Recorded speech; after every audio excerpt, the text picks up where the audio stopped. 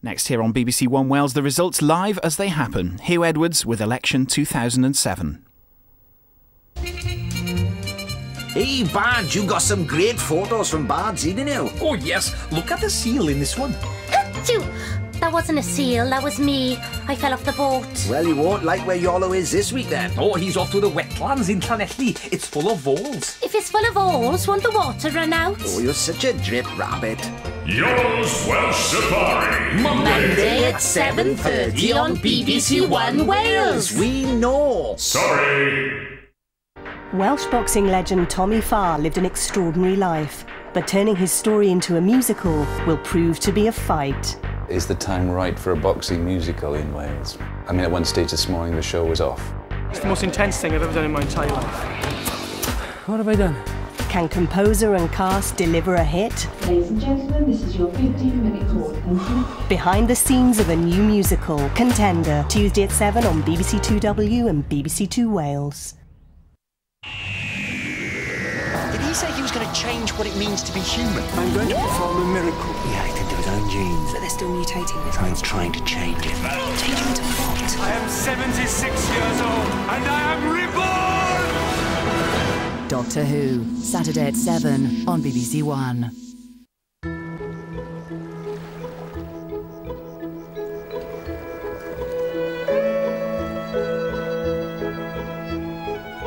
The polls are now closed and the results are about to come in. BBC One Wales will be updating you all through the night, and digital viewers can access detailed information via the red button.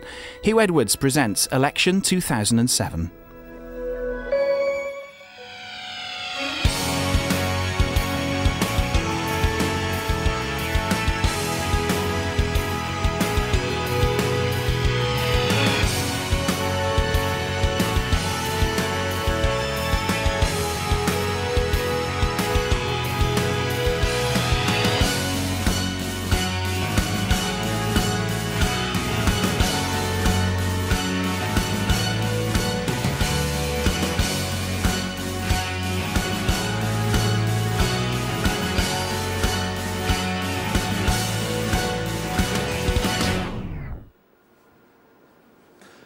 Well, hello, good evening, noswaith dda, and welcome to Broadcasting House in Cardiff, Studio C1, our home for the rest of the evening and into the small hours. It is election night 2007, and it's the third time that the voters of Wales, you the voters of Wales, have been to the polls to elect a new National Assembly. Let me tell you, 8 years ago, it was that Labour win. 4 years ago, very narrow. Tonight, very uncertain. We think it's going to be very exciting and an interesting evening, so stay with us. You'll get the results as they happen, and we'll be talking to all the big personalities, winners and losers, as the night develops. And tonight's results will dictate what happens to the governance of Wales for the next 4 years. They'll have a direct impact on all the lives of Welsh voters, so I think you can say the stakes are high. Will Labour have a majority in the new Assembly? Big question. Will there be a big Conservative revival? Can Plaid Cymru reverse the losses of 2003?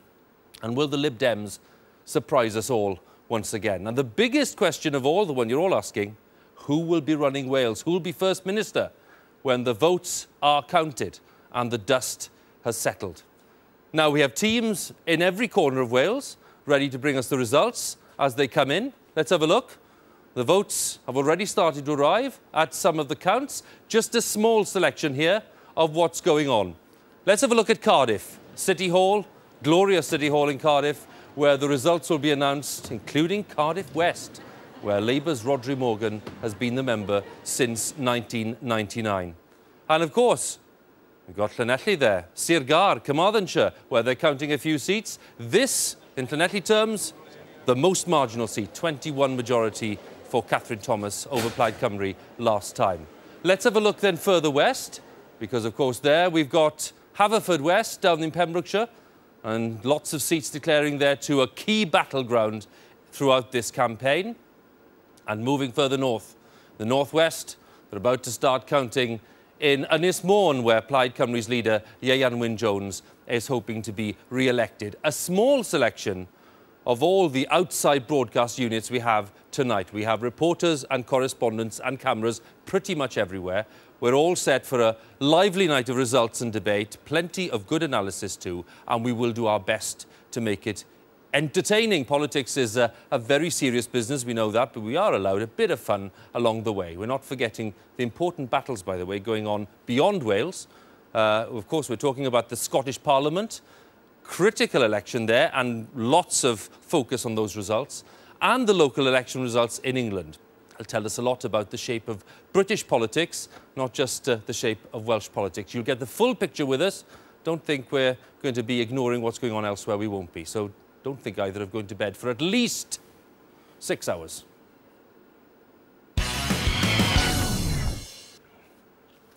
Well, now then, I should say, of course, before I introduce everyone in the studio, and there's lots of people to introduce and lots of little bits to explore, before we get into all of that, I suppose I should mention the fact that we have very sophisticated graphics this evening. Why is that important? Well, the graphics, all those images on screen, help us to tell the story.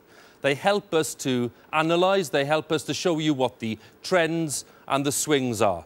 And the Supremo in charge of our graphics tonight, the one who's explaining all the trends, is Rhun ap Iorwerth. This is what he has to say. Well, a very warm welcome to you to our virtual assembly chamber in our virtual Cardiff Bay, a place where it can get a tad lonely at times, I tell you. So, through the miracles of technology, let's just summon up the 60 assembly members who were here in the last assembly. A very good evening to you all. We don't know, of course, who's going to be here next time, so the personalities story will bring you and see who's still smiling when dawn breaks. But, of course, we'll bring you the key battlegrounds too, the key constituencies from your Clwyd West and Wrexham in the north, Ceredigion, Preseli, Pembrokeshire, Llanelli through to Cardiff North. Those constituencies, all the constituencies, we'll be keeping a very keen eye on overnight tonight.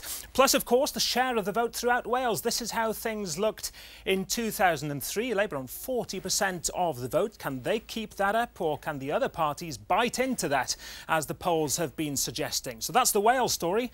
Not just Wales going to the polls today, of course. In England, local council elections. In Scotland, Scottish Parliament elections. A fascinating story, I'm sure, to be told in Scotland overnight. So I think you'll agree we've got plenty to talk about.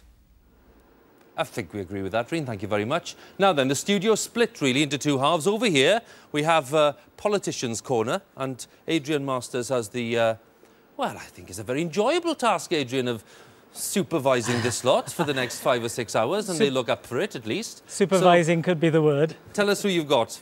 Starting from the outside, we've got 4 MPs here, so in some ways these people have got it easier and harder. Easier because they don't have to face the challenge themselves, harder because they can see their colleagues struggling or winning and celebrating. Starting on the outside, LEMBIT OPIK MP, the Welsh Liberal Democrat leader. Sitting next to him is Kevin Brennan, Government Whip, Welsh Labour MP for Cardiff West. Over on my left, we have Elfyn Llwyd, who's Plaid Cymru's parliamentary leader, and CHERYL, the Shadow Welsh Secretary for the Conservatives. I'm just going to get a bit of a flavour from each of them as to how they think it's been going. Kevin Brennan, you've heard all the predictions of doom for Labour. Do you subscribe to them? No, I don't think so. I mean, we're going to have an interesting night. Interesting night. It's a PR election, as you know, and it's very difficult to get an overall majority in a PR election. Is that I hope we're going to end up relations or proportional representation? Proportional representation. I hope we're going to end up, obviously, as the largest party in the Assembly. It would be nice to get an overall majority. We've never managed to do that in the 2 previous Assembly elections. But I think along the way we'll have a few surprises and certain predictions will be confounded. LEMBIT OPIK, you are always described as irrepressible. Are you irrepressible about tonight's results? Quietly confident. I think we'll keep what we've got and hopefully make a gain or 2 on top of that. It's certainly my sensation that the party is quite upbeat across Wales. I've made a few soundings and I look forward to seeing if that optimism is justified. Elfyn Llwyd, how's Plaid's optimism tonight? Well, it's been the best campaign that we've run for years. It's been professional and I pay tribute to the staff and to all the candidates. Whatever happens, I don't think we could have done any more. So from that point of view, I'm satisfied that we're going to do well. And CHERYL, the Conservatives, optimistic or otherwise? Well, we've had a fantastically positive campaign right from the north to the south, the east and the west in Wales, and it's been a very hard-fought campaign as well.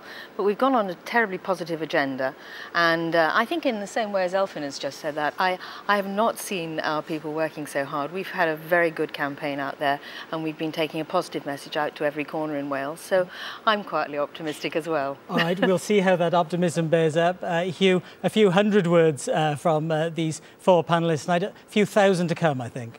And they were very polite and low-key, which is not like you, Elfyn, at all. It's early yet, Huw. OK, it's early, but we're hoping the temperature will slowly rise, OK? Thank you very much. Good. That's there, OK? That's that half. In this half, well, I'm not going to say it's my corner, it's our corner, OK? Because most of the time there are going to be three of us here.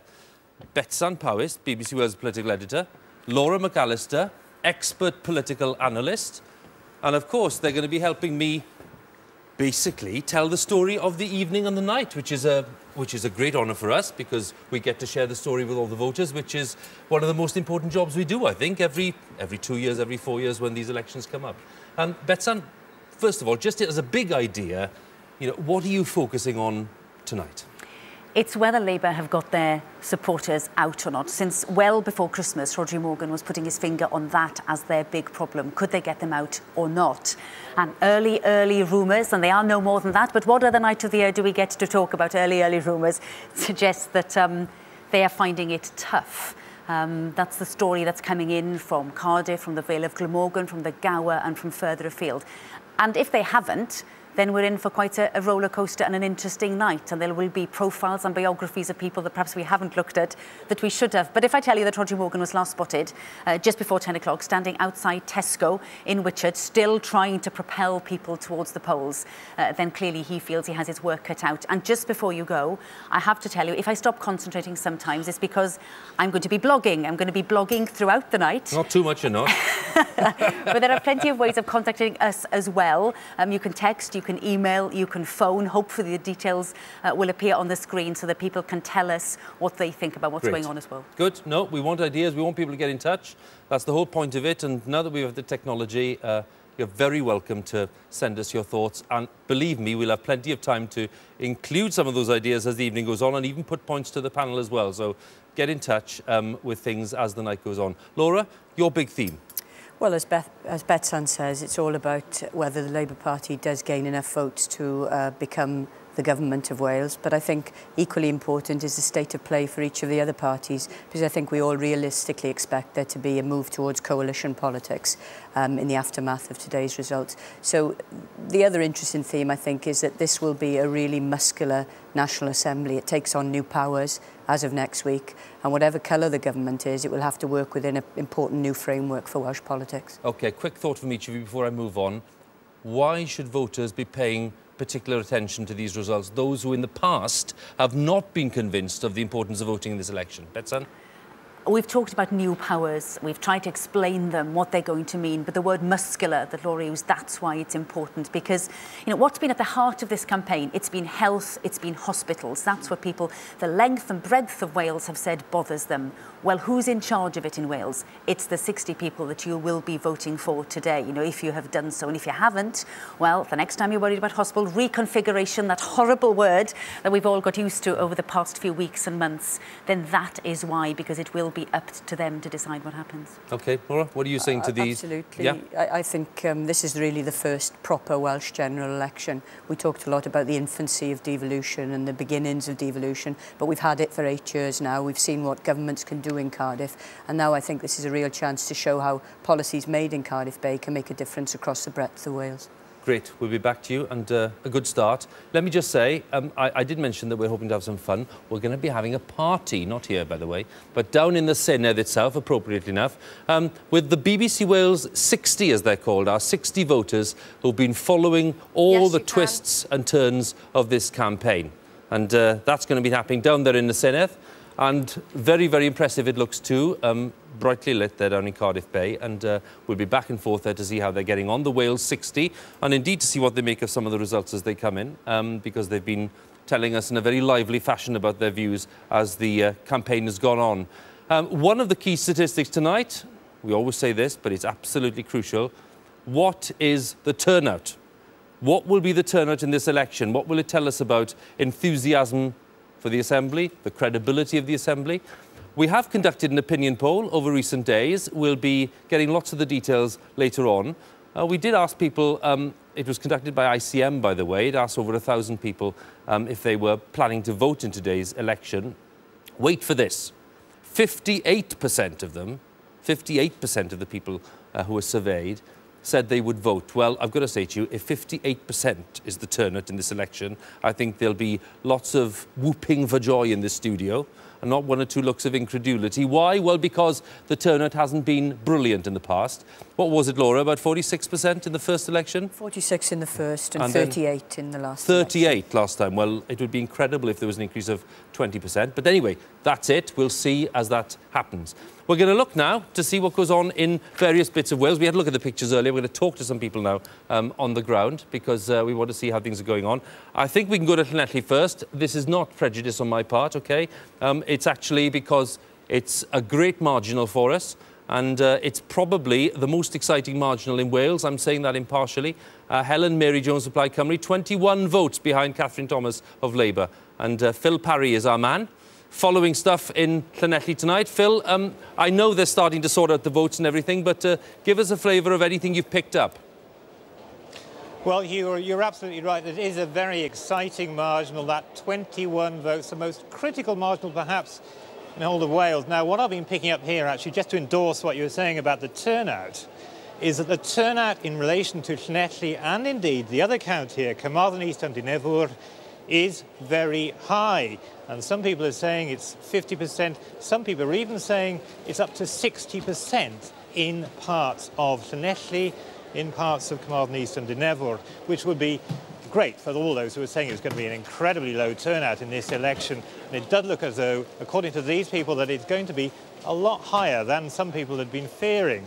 Now, as far as the as a count is concerned, as far as the candidates are concerned, all eyes will be on Llanelli in relation to whether Helen Mary Jones can overturn those 21 votes and go beyond. Now, she told me earlier that that 21 was engraved on her mind. It was such a trauma last time in losing it to Catherine Thomas by those 21 votes.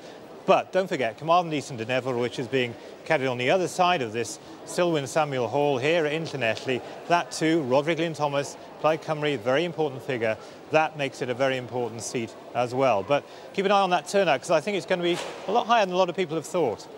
Well, we're very excited by that, Phil. Thank you very much. And we'll be back there as soon as you get anything else, which is that's a good place to start, isn't it? If there's anything like 60% in parts of Wales, I mean, it's not guaranteed everywhere, obviously, but I think it proves the point that we were discussing before we came on air, which was that, you know, where there's an exciting contest and where people realise that there's a bit of a fight going on, you know, the levels of interest increase, and it's directly reflected in the turnout, Betsan. That's it was 40% there last time, so if it's anything like 60, then, you know, 50 or 60, that would be good news for both sides. Absolutely. Really. Where are we going next? Shall we go up to Llangefni? Can we go to Llangefni? Because I'd like to go from south to north. That's what I'd like, and I think that our man in Llangefni is John Stevenson, and we're going to have a look at our wonderful Google map. Am I allowed to say Google map? I'm not sure if I am, but it looks like a Google map, and it's got some magnificent images of Ynys Môn. John Stevenson's there. John, noswaith dda, what's it look like? Absolutely. Well, you were talking about turnout a second ago. It's a bit early yet, given the fact that all the boxes are yet to arrive. But one of the senior council officers was telling me, as I arrived here, that they were projecting a turnout of about 50%, which is about the same as last time, but well down on the first Assembly election in 1999, which was just under 60%. So it's about 50% they're expecting here. It's a fascinating contest because what we've got here essentially is, as in every other part of Wales, of course, electing a constituency member. But what makes Anglesey special is the fact that Iorwerth Jones, apart from being the island's assembly member, is also the leader of his party and the man who is looking to have a very significant voice in the next government of Wales. I was talking to a senior figure in the Plaid Cymru campaign earlier on, who surprisingly maybe was telling me that Plaid Cymru are genuinely concerned by their failure of energising some of their own people to turn out to vote for Ian Wyn-Jones. The reason being, he was suggesting, was a sort of taking it for granted factor. Oh, Ian Wyn-Jones is okay, he doesn't need my vote. But on the other hand, one of the senior council officers was telling me that Plaid Cymru seem to have done rather well in the postal votes. So it swings and roundabouts. It is certainly an exciting and interesting contest here in Anglesey as the night goes on. Before I let you go, John, just to explain to viewers as well, because we've got these two voting systems, we'll have more to say about it later on in the evening. But of course, you do have the former leader of Plaid Cymru, David Wigley, who's on the list locally in North Wales as well. Now, how does that tie in with the Plaid Cymru performance there? Well, absolutely, and I'm not a mathematician, but essentially what's happening is that David Wigley's prospects of getting back into the Assembly depends very much on whether Ian Wyn-Jones doesn't hang on here. It's ironic that if Ian Wyn-Jones should lose in Anglesey, that makes David Wigley's prospects of getting him back in on the list so much better. Also, that if that Delyn is also crucial in this mathematics. If the Tories manage to gain Delyn, as there's people I was talking to earlier on in the week think is perfectly possible, that also increases David Wigley's chances of getting back on as a list member for North Wales. OK, John, many thanks. We'll be back to you later on and just giving us a flavour there of some of the mathematical permutations. Don't be put off, because we're going to be explaining the system, and I've done my homework in detail, and even I'm beginning to understand it. Well, maybe, but we're getting there, OK? Now, we're going to go down to Cardiff and talk to Sian Lloyd. Sian Lloyd is our correspondent at City Hall in Cardiff, where they are, of course, counting several of the important seats there, including Cardiff West, which is Rhodri Morgan's own seat. There's City Hall and, of course, Cardiff North, where the Tories have hopes. Sian, tell us what you've picked up so far. Well, good evening to you, Hugh. From the splendour of Cardiff City Hall, this is, of course, where Cardiff counts and where the South Wales Central Regional List will be declared. An exciting evening ahead, I think, because 8 seats being voted here, 4 on the constituency and 4 on the regional list. Now, I know you've been talking turnout already. I'm afraid we don't expect to be able to tell you anything about turnout until after 12:30 this evening. However, we have been told that the postal vote here is up from about 20,000 last time to 36,000 this time round. Now, the ballot boxes have arrived. The counting has begun. This is a highly marginal... Cardiff North looks to be a very exciting battleground this evening. It's a highly marginal seat for Labour. It's a top Tory target in the south. Sue Essex was the Labour AM from 1999. She was a finance minister in the Assembly government. She announced that she wasn't going to be seeking re-election this time. And Jonathan Morgan, who was a Tory AM on the regional list, announced that he was going to be standing for the constituency. It's an intriguing situation because, of course, Cardiff North was a Tory stronghold before 1997 when it was lost to Labour in the general election, and the Tories have been coming back here. We've seen it at council level. We've also seen them eat into Labour's majority. Last time round it was down to 600. Of course, we'll be bringing the news across the Cardiff constituencies. We're not expecting any results here until after 2 o'clock in the morning, Hugh. Well, Sian, we're counting on you to at least try to change that timetable for us and try and tell Cardiff that it'll look good for Cardiff as a capital if they can get their act together and get some results in before 1:30, let's say. Is that a good, ambitious target for them? I'll put the pressure on, Hugh. Good. Sian, thank you very much. Now, I think we're in a position now to go to Llandudno. Yes, let's go to Llandudno on the North Wales coast. We've been to Llangefni already, but we're going to Llandudno for very good reasons, because they are counting some very, very interesting seats there. And our correspondent in Llandudno tonight is our good friend Roger PINNEY. Roger, what have you picked up? Hugh, there's been a medium on stage next door in the main theatre here at Venue Cymru tonight, and you probably need to be a mind reader of some kind to work out exactly what's going to go on here. There are 2 seats being counted here. Aberconwy, that's a new seat formed out of the old Conwy seat, without what were Labour strongholds in Bethesda and Bangor, but including the Welsh-speaking Conwy Valley. There's also the Clwyd West seat. That's a key marginal. The Tories only need a swing of 1% to take that one from Labour. Let's look at Aberconwy first of all. And I've been chatting to a few of the candidates here tonight, and so far the most confident, at least, is Gareth Jones. Now, he used to hold the old Conwy seat. He lost it at the last election to Labour. he believes that he's going to be back in tonight. He really does. He says the key to this constituency is going to be how Llandudno polls. He says that could be a Tory area, but it's an area where he traditionally does very well indeed. There's also rumours to back up something that Betsan was saying earlier on about the Labour vote. There are suggestions that the Labour vote isn't holding up at all well, that traditional Labour areas haven't polled at all. There's a low turnout there. Questions in the Tory camp are what will Labour voters do if they don't want to vote Labour? Will they stay at home or will they go somewhere else to try and keep them out?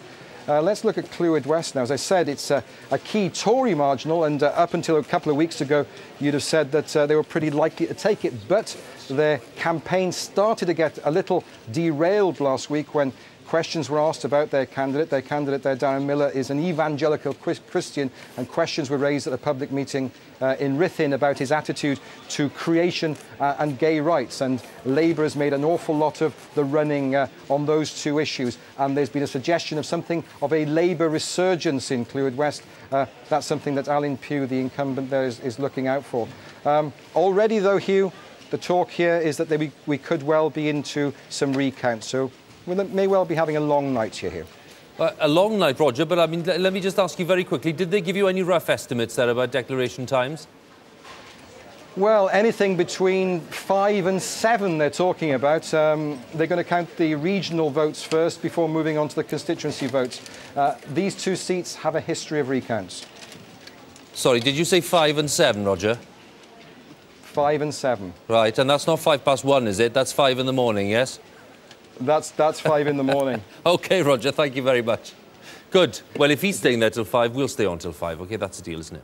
And now then. Last time was the 30th seat.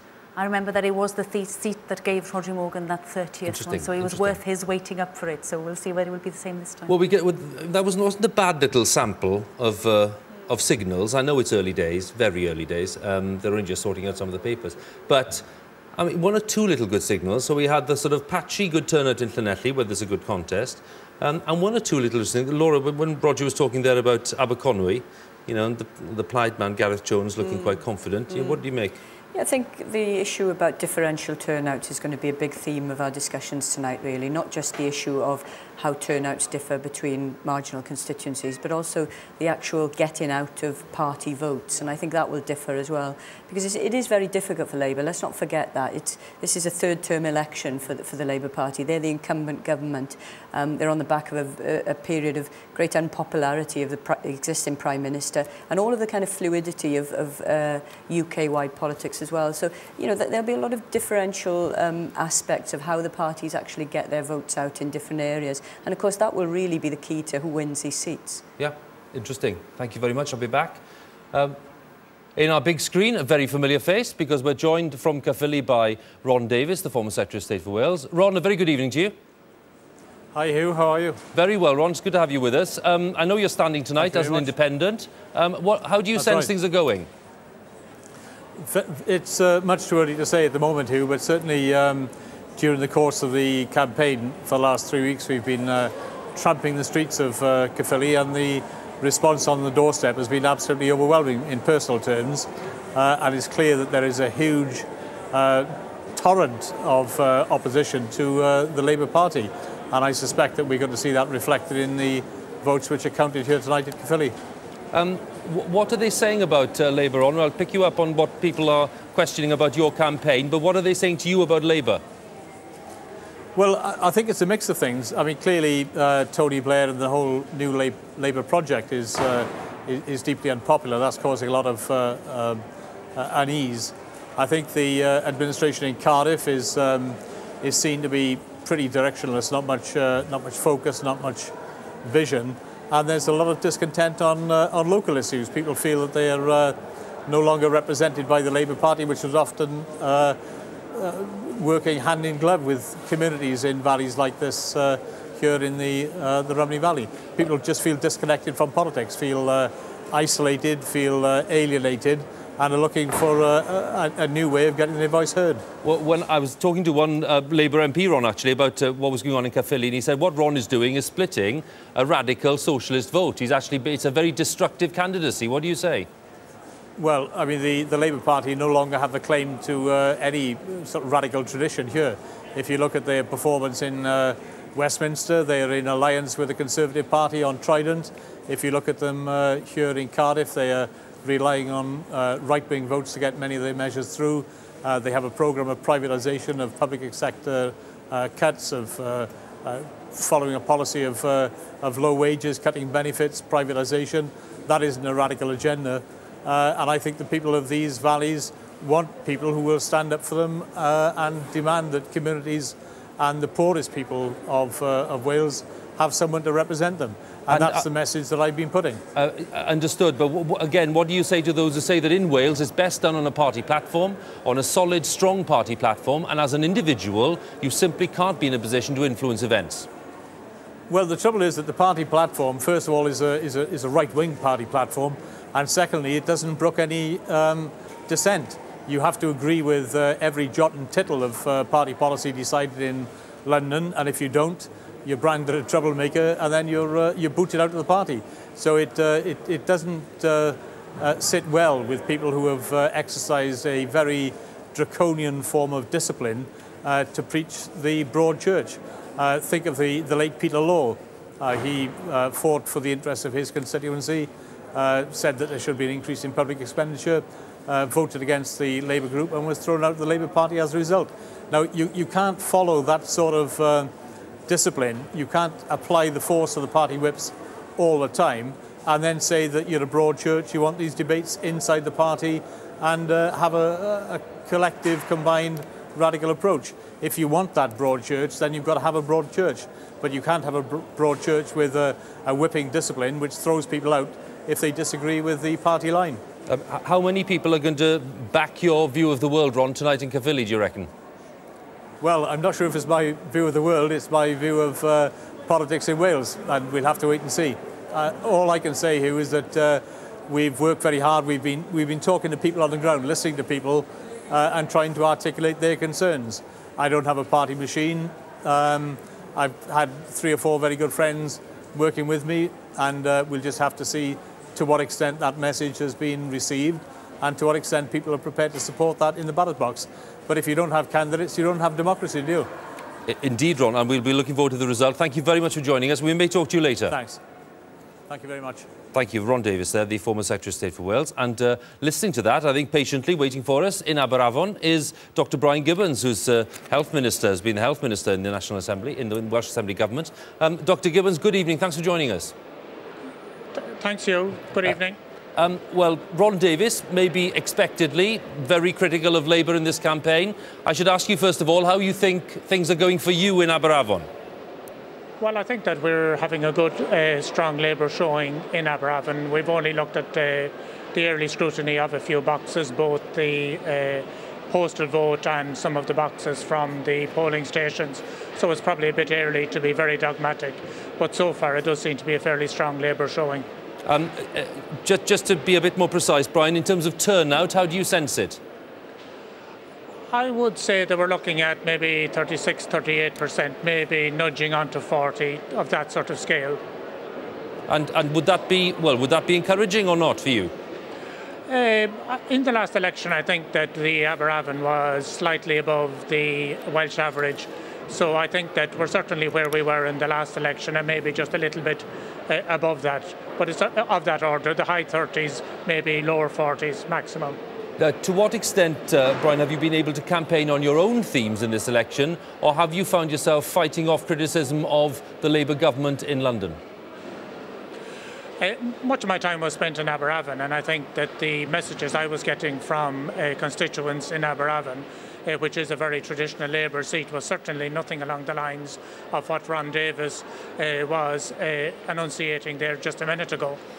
More broadly on the health agenda, I think that what interested me in the health agenda was that there was really nothing of substantial criticism launched against the policy being pursued, that very many of the accusations that were made were factually incorrect, and that it showed really that the opposition parties didn't really have a substantial alternative programme for health in Wales. Just overall, just beyond health and across the party platform, if you like, across policy, itself, Brian. Are you still hearing me? Yes, yeah. Sorry, yes, I just thought I'd check. Are you happy that Labour was able to put forward its entire policy platform effectively in this campaign, or do you feel that it was a bit of a struggle because of the unpopularity of the government?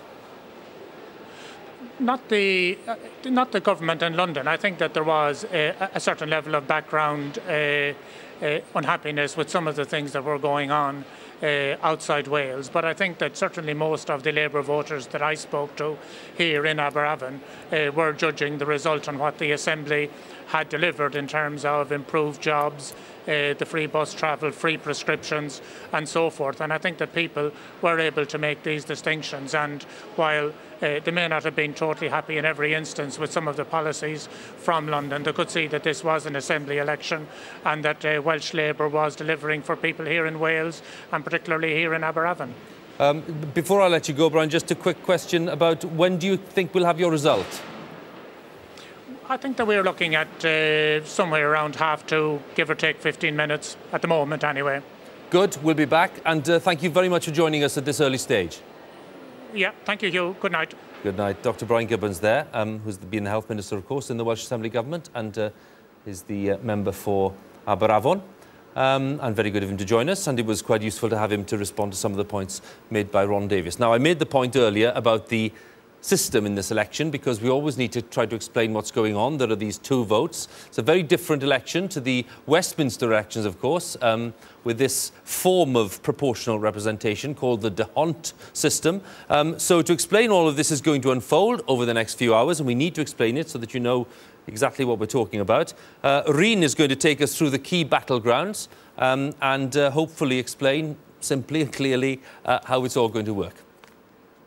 Well, you've mentioned the D'Hondt voting system. I'm very sorry to say that Mr D'Hondt himself couldn't be here tonight, so I guess it's up to me to explain the voting system and give you an idea of the key battles ahead of us tonight. So that voting system, these are the 60 members from the last Assembly, not all voted in the same way, of course. 40 of them, this is the first ballot paper, won in constituencies. 20 of them, the second ballot paper, got in on the additional regional list. That's the proportional representation bit.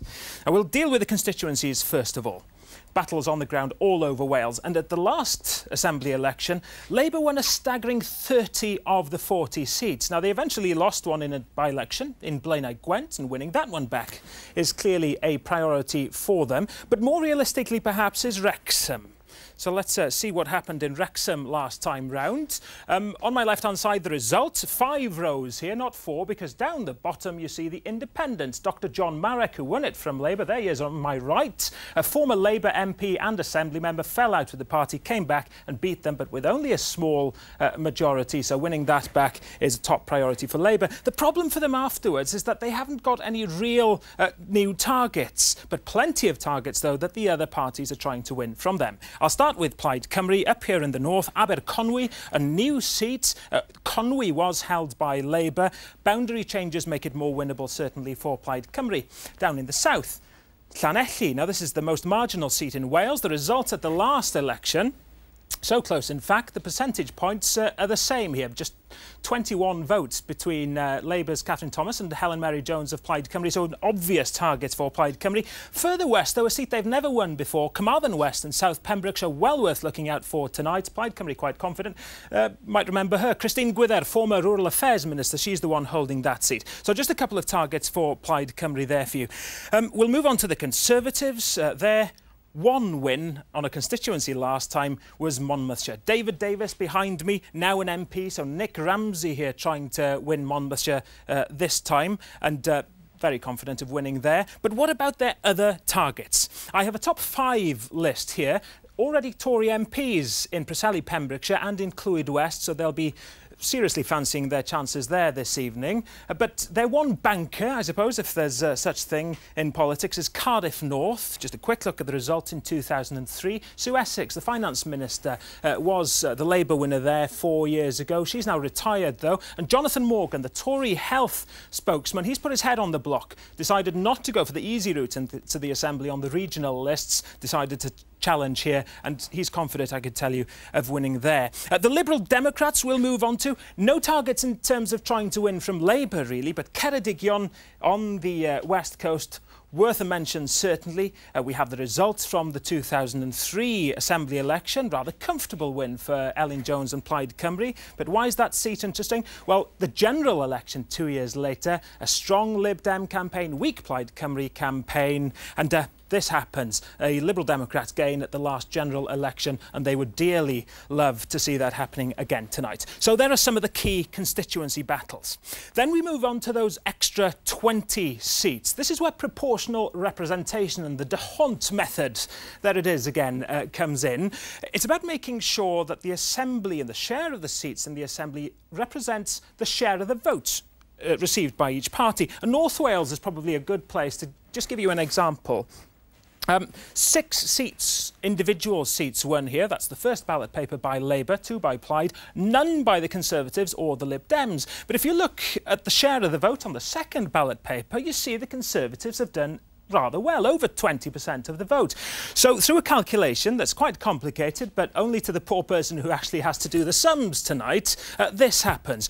Seats are shared out to make the share of the seats across North Wales more closely represents the share of the vote. So this happened last time. The Conservatives got an extra 2 seats. Plaid, Lib Dems, 1 each. None for Labour because they did rather well on the constituencies. The first ballot paper, thank you very much indeed. And that happens all over Wales. Now, we can't get the full picture until all the constituency results are in. Only then can they divvy out all those additional regional seats. Now, Labour can get an overall majority just on the constituencies. They've done it before. If they lose constituencies, they can gain on the regional lists, but probably not enough for them to be able to form a government on their own. Then you're into who can gang up with who to get those sums right and make sure they have a working majority. But then you're into talk of coalitions, and that's a different kettle of fish altogether. Coalitions? We're not going to talk about coalitions. People get very upset, Betsan, when you start talking about coalitions. They do. They write into my blog and complain that they're not interested until we've got the facts. Not. Absolutely not. What are they saying to you? Well, so far, lots of comments coming in, which is fantastic. Someone saying Rob in Swansea West saying he went to vote just before 10 o'clock. He was told turnout was up 30%, not good for Labour again, Swansea West. He was torn between Labour and Plaid. Yesterday saw the Plaid poster, Tony Blair, give him the send-off he deserves. Didn't like it, voted Labour. Gareth, who I suspect is former Labour MP Gareth Thomas, who's come out in favour of David Wigley, saying it's going to be one of those nights when it's just too good to go to bed, so he's not going to do that. And Huw Edwards, we think you're great. Please come and open our local show in Nantmail. There we are. Now you have to say yes. OK, I'll come. You email in and I'll try and make it, OK? Now then, I'm not trying to give you the impression we're having a party. We're not having a party here because the people having a party are down in the Senedd itself, which is a pretty amazing place. And look at it, at night, even more impressive than it is in the day, the Senedd building in Cardiff Bay.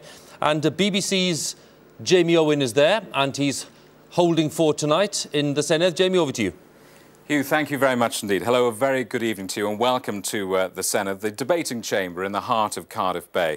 Look, just for a moment, forget all about the policies, forget about the headlines and all the spin. Let's be honest, tonight is about one thing. Tonight is about power. 2 million people up and down the country had the opportunity to vote today. Hundreds and hundreds of candidates pushed themselves forward. But as in the law of the jungle, only 60 people will be successful. And those 60 people will come here. This is their dream, to sit in these seats around this magic circle. This is where Wales is run from. And who wouldn't want to work in a place like this? Even if you're not interested in politics, this is the most fascinating and glorious symbol of a new Wales.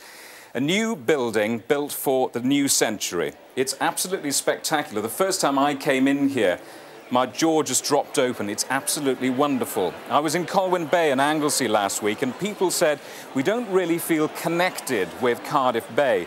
Well, you can allow yourself a wry smile because the floor, the foundations of this wonderful building are slate, hewn from the quarries of North Wales. There's a party going on here tonight. You're probably sick to death of political parties, but tonight this is a political party with a difference. There's no politicians at my party. Here we have the BBC Complaints Choir. They're just having a quick gargle before warming up for you a little later. We asked you some weeks ago to write in with your complaints about politicians. We put them to music, and tonight you'll hear the results. The other fascinating thing about this wonderful building is the walls are made of glass, none of your Westminster stone. Here you can see in to see our politicians at work. And more importantly, perhaps, they can see out to get a wider picture of the wider world. Tonight, the politicians are gone. There's a rather odd atmosphere here. It's like school at the end of term. All the name pegs have been changed, the desks have been cleared. The politicians have gone. Tonight, for one night, it's power back to the people. The Assembly has been taken over by the people, and those people are the Wales 60, our eyes and ears of this election campaign. Tonight, they're here. They've been with us over the last few weeks, charting every twist and turn of this campaign, telling us what's important to them. And I'm joined by a few of them here tonight who are here at our BBC party. A very good evening to you. Thank you very much for joining us. What will be your lasting memory of the campaign? What was most important to you in this 2007 campaign?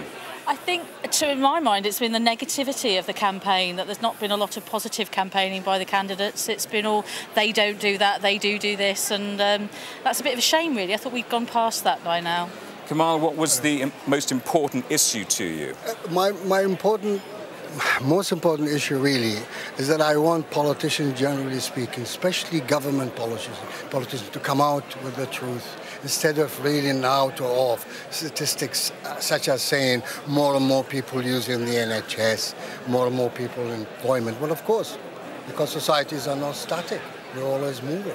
We have more population, therefore more and more using the NHS, more and more people in employment. What do they expect? Society to have more unemployed than employed? This is my problem. What did you think of the campaign? Well, I just thought it was so north-south biased. It was unbelievable. I live in the twilight zone in the middle of Wales. You know, yes. Nobody's been there. The politicians haven't been there. Nobody's been there at all.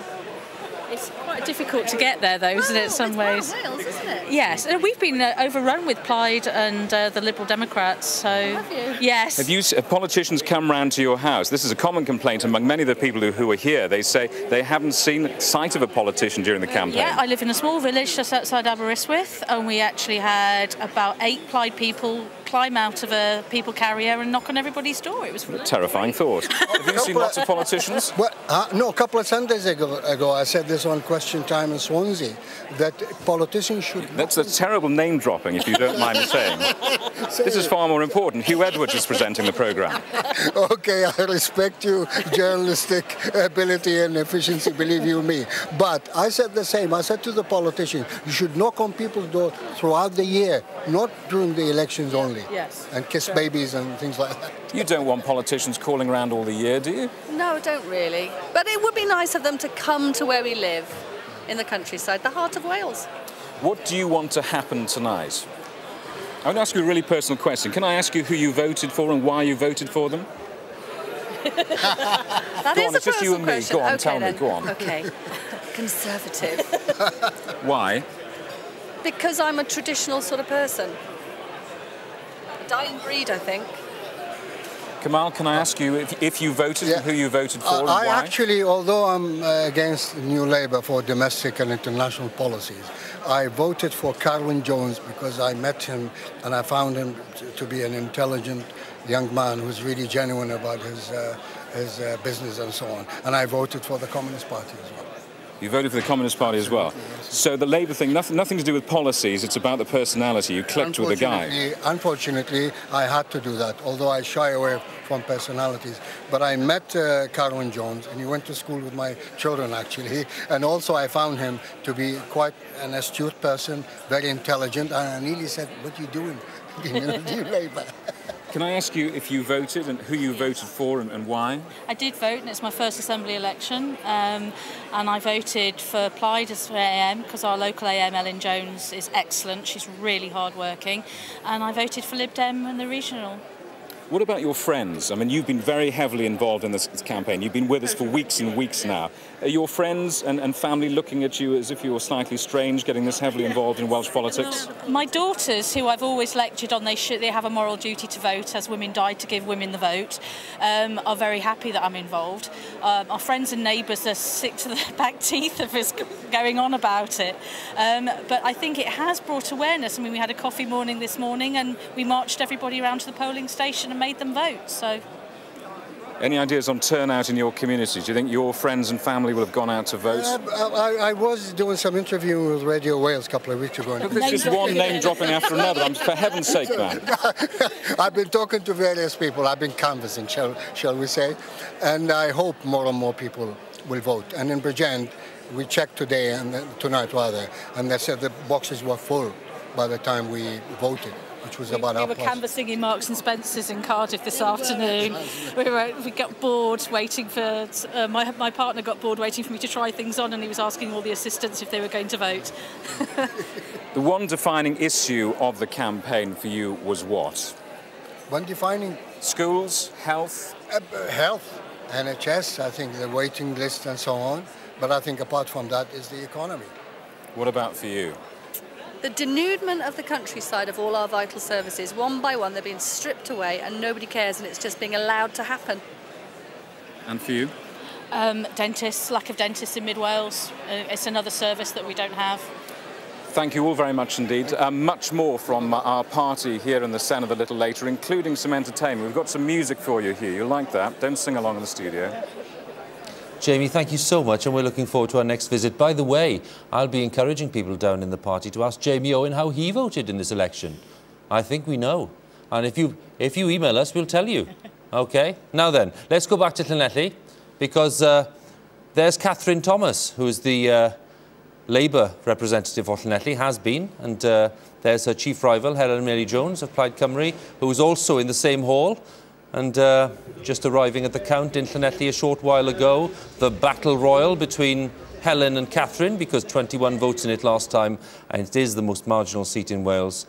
No sign of a result there for quite a while, but believe me, when it comes, all eyes will be on that seat. Has Labour managed to pull out all that vote in Llanelli, the vote that turns out at a general election for them by the 1,000, or is Catherine Thomas going to be the former member? We'll have to see a bit later on. Now then, for the moment, I think we're going to have a word with Adrian now, and Adrian's going to talk to his guests. After that, we'll talk a little more about the battlegrounds and maybe take a few more visits across Wales to see where the turnout may have differed. But anyway, Adrian, over to you. Huw, I think a few crumbs of comfort for all of our politicians in Politicians' Corner from the Wales 60 there. Elfyn Llwyd, I think one of the points that one of the voters there was making was that politicians weren't, or would-be politicians weren't, knocking on her door, and we've heard that quite a lot. Is there any truth in it? Well, I mean, I don't accuse the lady of telling untruths, but I think she lives in Bryn Creek in my constituency. And for sure, we did canvass Bryn Creek. So she might have been out, or she might have been partying with the BBC 60 or whatever she was doing. But certainly we did, and that is quite true. You do hear this, this yes. thing that the candidates are just delivering leaflets and not... Yes, no, I mean, we always do it. So I can't accept that that is the case. Is that important in this day and age? I think it is, because at the end of the day, you know, some people object to being canvassed on the phone. And I'm not personally, I think it's okay as an adjunct, but I don't think it's good in place of knocking doors. And David Wigley always said to me, and he knows a thing or two about politics, your vote goes up and down in accordance with the number of doors that you knock. And it's a fair old maxim, that. Is that true, LEMBIT OPIK, in your neck of the woods? Yeah, I think so. We've actually managed to get round. We had a bigger team this time. We managed to get around the doors and the towns and the villages more, I think, than the last time we had an assembly election. Obviously, we'll see what happens. But I do think that, as Elfyn says, it's quite important that we get around. It's the human connection that really wins or loses an election. And there's another home truth here as well. Whatever we've done in the last 4 weeks is less important than what we've done in the last 4 years. So you can affect an outcome at the margin during the election itself. But what we'll really see tonight is a verdict on the various parties and our performance overall. And I think that's one of the reasons why tonight's interesting.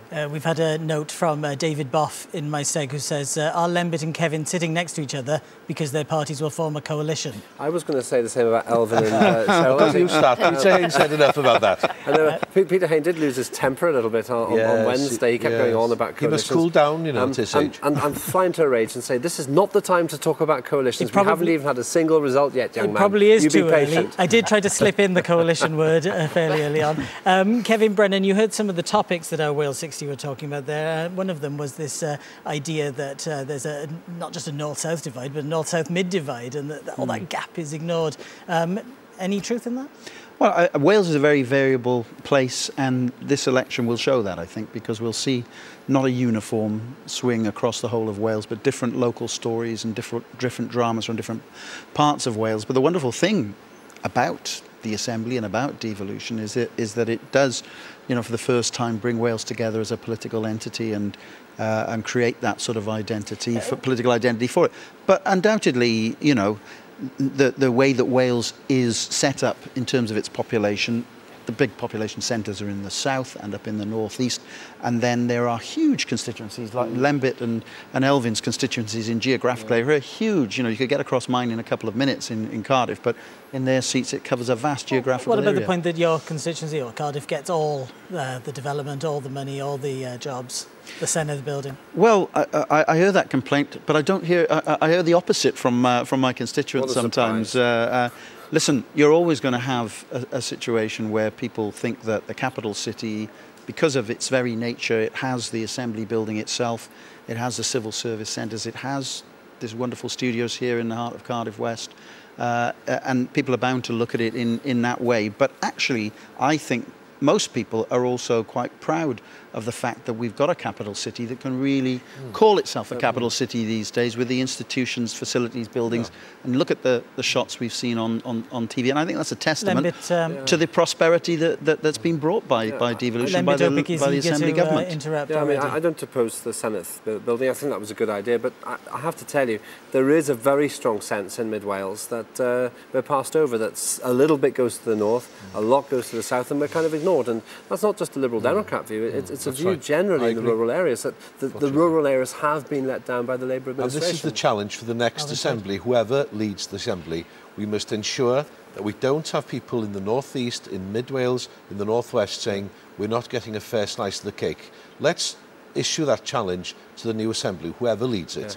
Let's, you know, unify the country. As Kevin said, it's a unification process at the end of the day, and you'll only do it if you're fair, if it's equitable. CHERYL, GILLAN, we're all getting on famously here. You're all speaking politely. LEMBIT OPIK says at the moment. Oh, it's early days. It's early days, yes. What about the point we might even coalesce, you know. I don't know if I'd like to see that. No, probably not. No, listen, it's a family show. Peter Hain in Welsh Questions on Wednesday, which is now yesterday, was repeating parrot fashion a mantra about there being some coalition between Elfyn and myself. So there's not. And it was extraordinary. No, not at all. I'd like to register I didn't raise this topic. No. And yes, he did. Somebody else did. And it was an extraordinary state of affairs. I mean, he just kept blindly repeating the same expression over and over again in some sort of manic fashion. And the truth of the matter is that Nick Bourne has laid out a terrific independent manifesto that stands on its own 2 feet and has a positive message for Wales, and has completely ruled out propping up a Labour government, but not Welsh Assembly working government, in coalition with nationalists, which is an extraordinary thing for a Conservative and Unionist party. But there's been, we know there's been a Lib-Lab love-in going on for quite some time as well, which was quite an interesting fact. Well, look, I wasn't going to go into depth on the coalition issue. I didn't want to peak too early because I'm sure we're going to discuss this, but let's just have a quick response to the point that was being made by one of the Wales 60, which that she's been struck by the negativity of the campaign. Well, I have as well. I mean, I felt that our campaign was really positive, and we were just going on what we had to offer and laying out a positive agenda. But I think there's been some pretty negative advertising going on. You agree and with I think, that? and I think the Labour Party negative campaign. Yeah, and the Labour Party has really been stuck in the past. Well, I've been amazed. If I just enlarge on that, you know, Kevin laughs and Kevin and I get on famously, but Peter Hain's line from day one was, don't vote to Plaid because you let the Tories in. Absolute bunkum. People are not that stupid anymore. Well, but Peter Hain's not here to defend himself. If I could respond briefly, we'll all say we run positive campaign because all the parties have their messages and their policies to get out, and we've been wanting to get out the message about the better Wales that's been built under Rhodri Morgan's administration. But it was also an extraordinary political fact of this campaign, I think for the first time ever in Welsh history, where we had the potential, not denied by either party, for the Conservatives to get back into power as ministers in a government with Welsh nationalists. Right, That's a remarkable thing. I mean, OK, LEMBIT OPIK, very quickly. The negativity just a minute, point, Cheryl Gillan, let's see. The negativity point does always bother me, and I've made this point within my party and elsewhere as well. I have to say it was a very positive campaign from all parties, including the Conservatives in Mid Wales, and I think that works better with the voters. Yes, it and does. I wish we did that more. Which is why the Lib Dems can campaign so negatively locally usually. All right, hold your fire. Hold your fire for later on. The uneasy truth, Huw, is failing a little bit here. Fragile coalition, even more fragile. Well, I've got to say, lots of emails coming into my own email inbox. Hey, I didn't tell you to do that, did I? Anyway, they're coming. Are LEMBIT and Kevin sitting next to each other because they're signalling that they are closing up to form a coalition? Now, we'll go back to discuss that later, guys. And don't try to blame BBC Wales for the seating arrangements, OK? Right, we're going to move then, right? Thank you very much. OK, let's do as promised, and let's pay a visit to several other counts. We're going to join Melanie Dole. And where is Melanie? Well, she's keeping an eye on Newbridge, I think. Islwyn, aren't you, Melanie? Indeed, Huw. Here in Islwyn, we are hoping that we might actually even bring you a result, within 2 hours, because Islwyn was the first place in Wales to declare at the last Assembly elections. We're hoping for something like 1:15, the same as last time. And Huw, as you know, anything can happen. Until 8 years ago, here, this was considered as one of Labour's safest seats in the whole of Britain. And then the unthinkable happened. Plaid Cymru stormed to power with a 35% swing. Now, 4 years ago, Labour regained the seat with a 7,000 majority. That was about 55% of the vote. But they're still haunted, I think, by what happened that night. Now, tonight, it's a bit of a three-horse race, I think, because Plaid Cymru have got a very strong candidate in Alan Pritchard. But the man who's everybody's eyes are on tonight is Kevin Etheridge, because he's an independent, but he's backed by the People's Voice. Now, we all saw what happened in Blaenau Gwent, where People's Voice actually returned not just an Assembly member, Trish Law, but the parliamentary member as well in Di Davis. And I think people are wondering tonight if that could happen. But I must say, a few minutes ago, I had a look around the tables here, and Labour are certainly holding up very strongly. And just to clarify, Melanie, what is your sense of the overall turnout there? Does it look good, or what do you think? Well, the postal vote indeed has really shot up from 4 years ago. 57% last year, and at the last Assembly elections, and it's now over 70%, 72%. So that's extremely high. That has in fact gone in favour of Labour as well. Turnout, though, at the moment we're about to declare that, we consider it may be a bit lower than the 37% 4 years ago. OK, Melanie, that's great. Thank you very much. We'll be back to you later on. Now, I think we're now in a position to join, I think it's Hywel, isn't it? Is Hywel Griffith? Where is he? In Ebbw Vale. Well, that's brilliant, because one of the most interesting seats of the evening. Hywel, tell us what you have so far. Well, Huw, Noswedda, good evening. Welcome to the Sports Centre. I've just been told that a week ago there were 500 people packed onto the floor here for a boxing contest, and really tonight it seems like a battle between two main contenders. Mel gave them a mention earlier on. Trish Law, the independent candidate who took the seat in a by-election last year, following in the footsteps of her late husband Peter Law, and then the Labour Party, who he split from, of course, in 2005. Will she hold on to the majority of just over 4,000, which she gained last year? Well, I've been speaking to people in the last few days from all the parties, some voters. I even nipped up to Hannah's Style Studios, a hairdresser's in Abertillery this afternoon. Not, as you could probably tell, to get a short back and sides, but it's one of the polling stations in this constituency. A few voters there telling me they feel very strongly for one side or the other, so the vote is still very much split, but maybe not as much antagonism as we've seen last year and the year before against old rivalries within the local Labour Party. This time, if there is an anti-Labour vote, it's a more general feeling across UK issues. The war in Iraq has come up, and still the need for jobs in this constituency. So those are the issues that people here are voting for. In terms of what's happening on the floor, if you take a look over my shoulder, we've been busy counting here for about an hour now. It's not a huge constituency. We'd expect them to declare around the 2 o'clock mark, hopefully. And who will win? Well, people had been suggesting to me that Trish Law's done enough to hold on to this seat. However, Karen Bender, the Labour candidate this time around, told me yesterday she was extremely confident that people are coming back to her. So the contest is still very much alive here. Hope you'll come back to us later on to find out how it's going. Certainly will, Hywel. Thank you for that. Diolch yn fawr. Hywel Griffith in Ebbw Vale, where Trish Law is hoping to stay on as the Assembly member. That's a fascinating contest. See how that works out with Labour. Let's go to Wrexham and talk to Arwyn Jones there. Arwyn, what have you picked up so far? Well, the early indications that we've got here, it was interesting to see the BBC poll saying that the number absolutely guaranteed to turn out was 58%. The earliest indications that we have here of turnout, and this is in the very first polling stations to come in to be counted here behind me, was that it was as low as 24%. Now, these are very early indications, and it's worth remembering here perhaps that Wrexham in the last 2 Assembly elections has always been a little bit lower than the national average. They've been counting here since just gone 10 o'clock. Wrexham prides itself on being one of the earliest constituencies to be declaring who's won. Those officials who are brave enough to give us a prediction this evening are predicting that Wrexham might be around about the 2 o'clock. Well, now, just picking up from that as well, Arwyn, I'm just wondering what people are saying there about the nature of the campaign and, you know, how that is going to play out in terms of the way these parties deal with each other.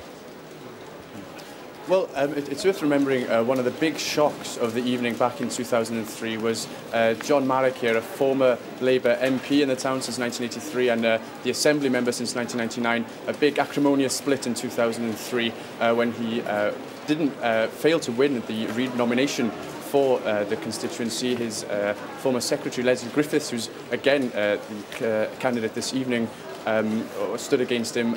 He then stood as an independent candidate, and the big shock was that he won there. Now then, these are the issues that will be dictating what's going to happen here tonight. The turnout, we've seen it's very low. Might that be in John Marrick's favour? Because those who are going to vote for him will come out and vote anyway, whereas perhaps the lower turnout means that Labour haven't come out and voted. We'll see how that plays out this evening. Another factor that's been quite important here in Wrexham is it's worth remembering there's a very large Polish community. Estimates vary between sort of 6,000 and 12,000 about how many have come here since the EU accession countries came in early 2005. They've come here in their thousands in order to work on the very large industrial estate that we've got here in Wrexham, geographically one of the largest in Europe. And will they be voting? They're allowed. They've got the vote here as long as they register. And we're hearing that there are about 1,200 EU nationals who have voted here. John Marrick has been very busy sort of trying to court that Polish vote. There's a Polish social club on the ground floor of his constituency office. He's printed electoral leaflets in Polish. And those Polish people who I've been talking with have been saying, well, yes, they're quite supportive of John Marrick. He's been helping them a lot over the past 2 years with forms, with passport applications and so on. So will that go in his favour? We've got a very narrow majority here in 2003. 970 thereabout. Is that Polish vote going to be significant? We'll have to wait and see. Oh, interesting stuff, Arwyn. Thank you very much. Arwyn Jones in Wrexham there. Down to Pembrokeshire, to Haverfordwest, and we're going to join our colleague Gareth Jones, who is keeping an eye on the counts in Haverfordwest for us. Gareth, good to see you. Tell us who's counting there and what's at stake. Well, good evening, Hugh. I tell you, there's a lot at stake for 2 Labour women here tonight. They're fighting for their political lives in the Assembly. Tamsin Dunwoody and Christine Gwither, of course. Let's talk about Preseli, Pembrokeshire first. Tamsin Dunwoody, I think you might be able to see her behind me. That's the back of her, with her mother. The Dunwoody family always turn out in force on these occasions, of course. That's her mum, who is, of course, the Transport Select Committee chairman. That's Gwyneth Dunwoody. And Tamsin Dunwoody also brings a couple of her children along. She's got 2 tonight here. She's got 5 children altogether. But she's in earnest conversation there, I think you can see.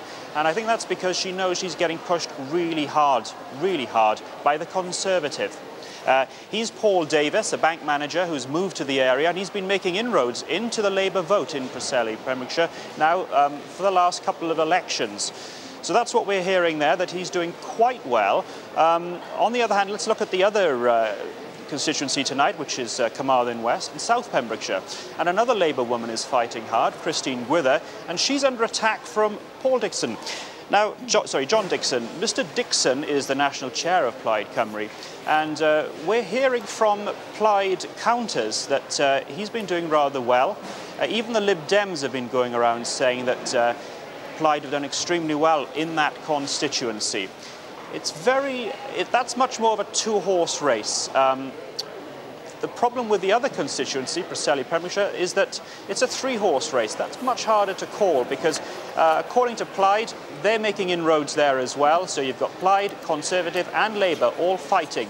We're only talking about a 1% swing needed away from Labour for Tamsin Dunwoody to lose that seat. Gareth, good to talk to you, and we'll be back to you straight away. Now, let me tell you, we're getting lots of useful information in the studio here, and Betsan's getting lots sent to her from various people. Betsan, what are we picking up? Well, I'm just hearing the word Newport an awful lot. Before we came on air, there were rumours about Newport West, where, yes, there was every possibility that the Conservatives would push quite hard, but those rumours seem to be that they were doing better than pushing quite hard. That's the seat of Rosemary Butler, who was you know, a very formidable character in the last Assembly and has been there all along. But now I'm hearing about Newport East. Oh. And what's particularly interesting about Newport East is that the rumours are about the Lib Dems, but that the turnout there could be very, very low. Now, this is a huge if. It's one of those huge ifs. But something I don't think anybody would have seen coming is that should the Lib Dems pick up Newport East on a very low turnout, and that the turnout on the second vote is equally low, then is Mr Mike German just starting to wonder whether he should get his calculator out? Well, I mean, and even before we get there, if we're even talking, Laura, about that kind of result in Newport East, that's pretty dramatic. It would be a tremendous shock, but, you know, we've had shocks in all three elections, and, you know, this is going to be no different, really. But I think, you know, more likely, and I've heard the rumours that Betsan's referring to there as well over the course of the last week, more likely is a very strong second for the Lib Dems, but well positioned not only for the next Assembly election, but for the next UK general election as well. But who knows, it's all to play for in these seats, especially when there's low turnout. Great stuff. They were pushing for a second regional seat there, which would have had Mr German and Mrs German in the Assembly, but it looks as though you know, they will both be looking at their figures very carefully. That is fascinating. And so let's just remember that we've heard that, and, you know, it may not come as such a shock when it happens.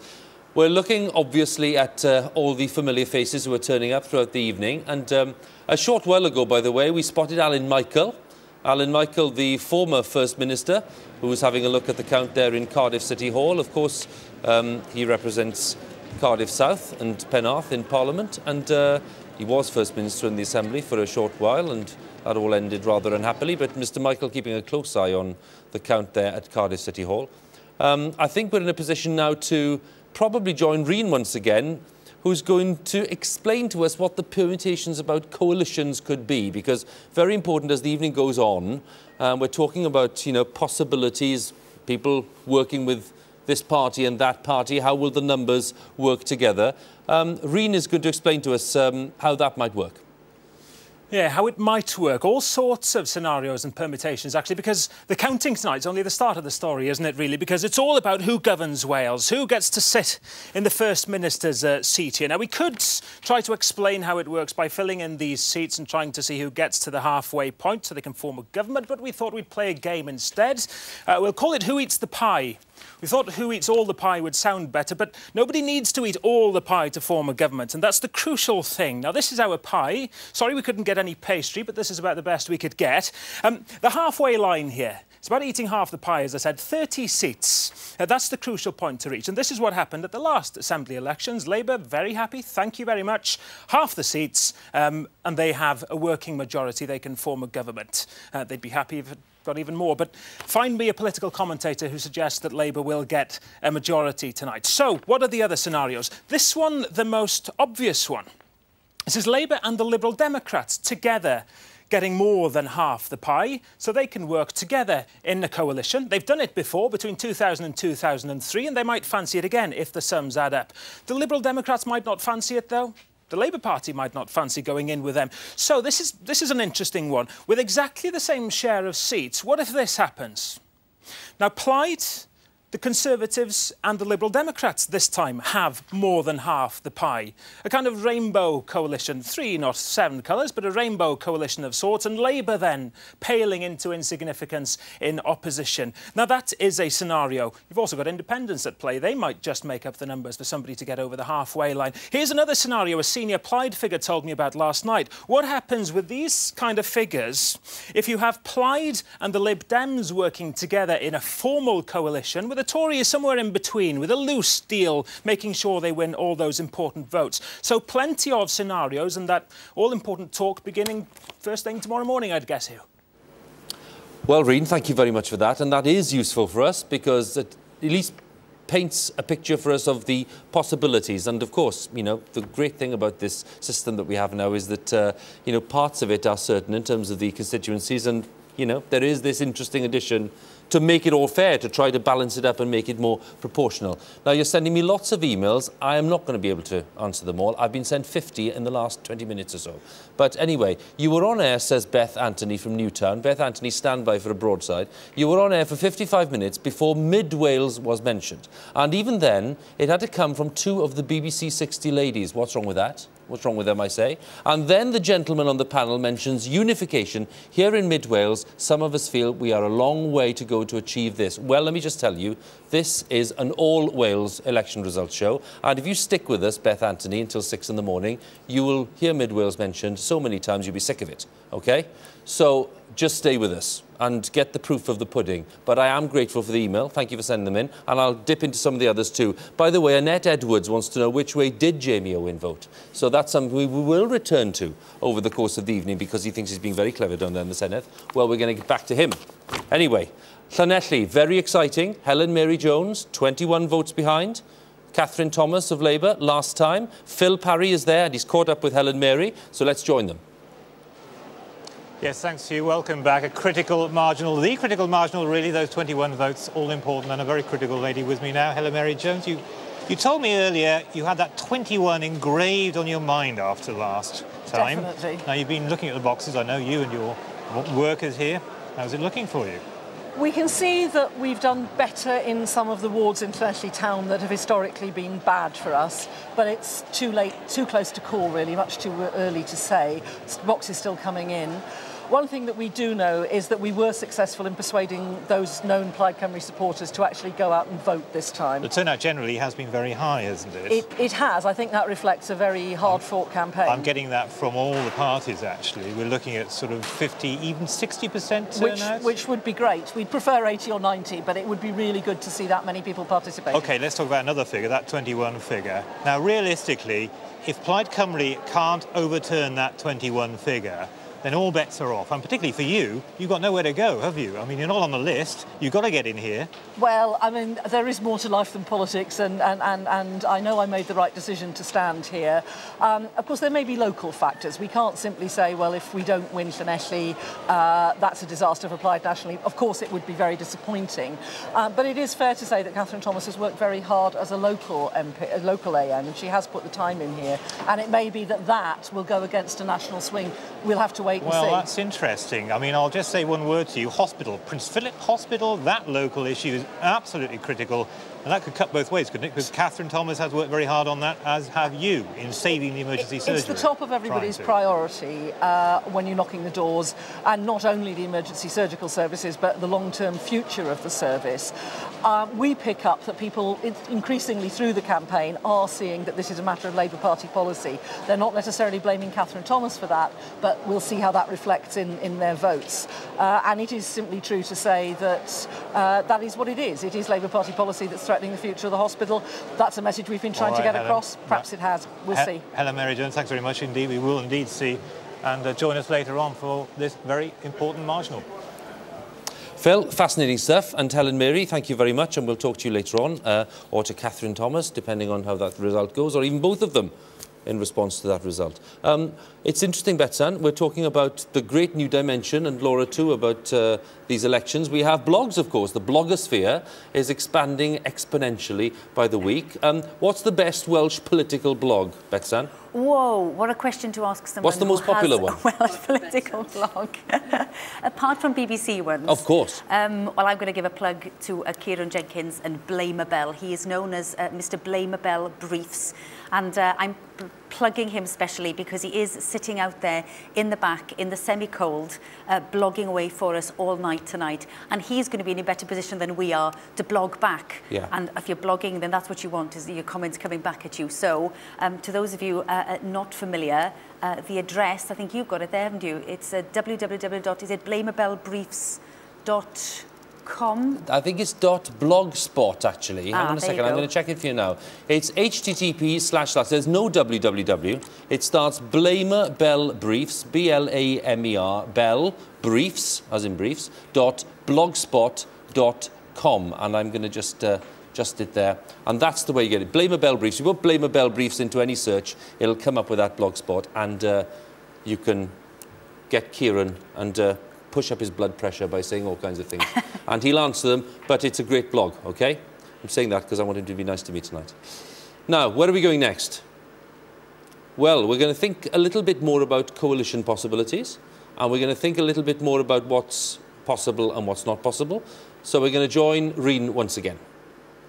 I know Blamer Bell's been blogging a lot about coalitions, actually. I took you through our possible pie scenarios here a few minutes ago. Who could work with who after the votes are counted tonight to form a majority and run the Assembly for the next few years. But we wanted to find out what people think of the idea of coalitions. And in this poll prepared for the BBC for tonight's programmes, we asked people whether they fancied having one party working alone in government or two or more working together. And some interesting results, actually. This is what we came up with. Almost half wanted just one party working, but more than that wanted the idea of two parties working together. So it's obvious that people are quite keen on the idea of having coalitions. Well, this is what this poll suggests.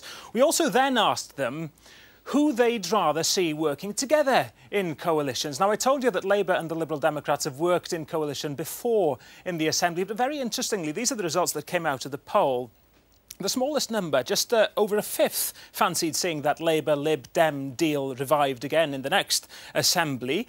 Labour Plaid Cymru, this is fascinating. This was the highest response, despite Labour rubbishing claims last week that they'd been thinking even about working with the nationalists. That brought about the highest result. Almost a third fancied that Rainbow Coalition, which really would be a political revolution in Wales. So, OK, it's a poll. It gives us a suggestion, doesn't it, of the way people are thinking. Food for thought tonight, Huw. Rhun, thank you very much. That's great. And it is food for thought, plenty of food for thought, and plenty of permutations there, plenty of possibilities. Betsan, you know, I know people tend to get slightly irritated when we go on and on about this before the results are in, and maybe they've got a point. However, we are looking at a possibility tonight, you know, where the pattern of cooperation will be different. You know, that could well be the case. And if so, you know, what is the most intriguing permutation for you? Well, let's start with the most obvious, which is Labour turning to the Lib Dems again. You know, if the maths dictates that that would give them a working majority, then it's very hard to imagine anything else happening. But the maths might dictate that that might not work for them. So what do they do then? Now, there was a story during this campaign that there were prominent Welsh Labour members who would actually prefer talking to Plaid, not a coalition. That wouldn't have to be a coalition. It could be some sort of deal struck between them, where Plaid wouldn't have members in the cabinet, but it would give Labour the numbers and the safety of numbers in return for example, say, agreeing to an early referendum in the next Assembly on future powers, a la Scotland. It could be a discussion around funding for Wales and that sort of block. There would be an awful lot on the table, you suspect. The Labour response was very, very strong. Story not true, rubbish, nothing in it. And if you would have watched, you know, the programmes that you were presenting, and you did notice the body language between Rhodri Morgan and Ian Wyn-Jones, it wasn't good. So those are fairly obvious. But what if there really is a Labour meltdown? Then what are we looking at? Well, then you're looking at, whichever you call it, a triple alliance, a tripe alliance, as Rhodri Morgan had it, a rainbow coalition. You're looking at those guys over there coming together and talking. And that would be, you know, you've heard about the New Zealand model. That is not Rachel Hunter, as someone suggested to me on my blog. It is a way of the smaller parties coming together and working. And, you know, could there be some sort of future like that in Wales? Even if not this time round, people are moving towards the thought that there could be that sort of future. It's interesting. Laura, quick thought? I think what's fascinating is that we're learning as we go along in this. And, of course, Wales and Scotland are learning at a pace that's very different to anywhere else. But we're having to look at international examples. Betsan mentioned New Zealand, but a lot of the Scandinavian countries, too, have different forms of coalition governments where there can be one formal coalition, but a satellite informal agreement operating at the same time. And all of these are potential possibilities tonight. We simply don't know until we see the maths. Well, we look forward to seeing the maths. We're going to ask our panellists in a second, our politicians, what they think of all these coalition thoughts, because I know they're dead keen to discuss it. But before that, we're going to join Roger Pinney in Llandudno, because Roger's going to be talking to two of tonight's candidates, and they can maybe give us a few signals. Roger, what do you think? Well, maybe, Hugh. They've been counting here for just under 2 hours now, and I think they may well still be waiting for the last box in the Clwyd West constituency to come in. But I've got with me two of the candidates from the Aberconwy seat, Aaron Hughes for the Liberal Democrats and Gareth Jones for Plaid Cymru. Gareth, I'll speak to you first of all. You were elected for Conwy into the first Assembly. You were out by just 72 votes in the second Assembly, now trying to get back in. Earlier on, you were telling me that you were quietly confident. You've seen some of the first boxes. How do you feel now? Well, I'm still confident.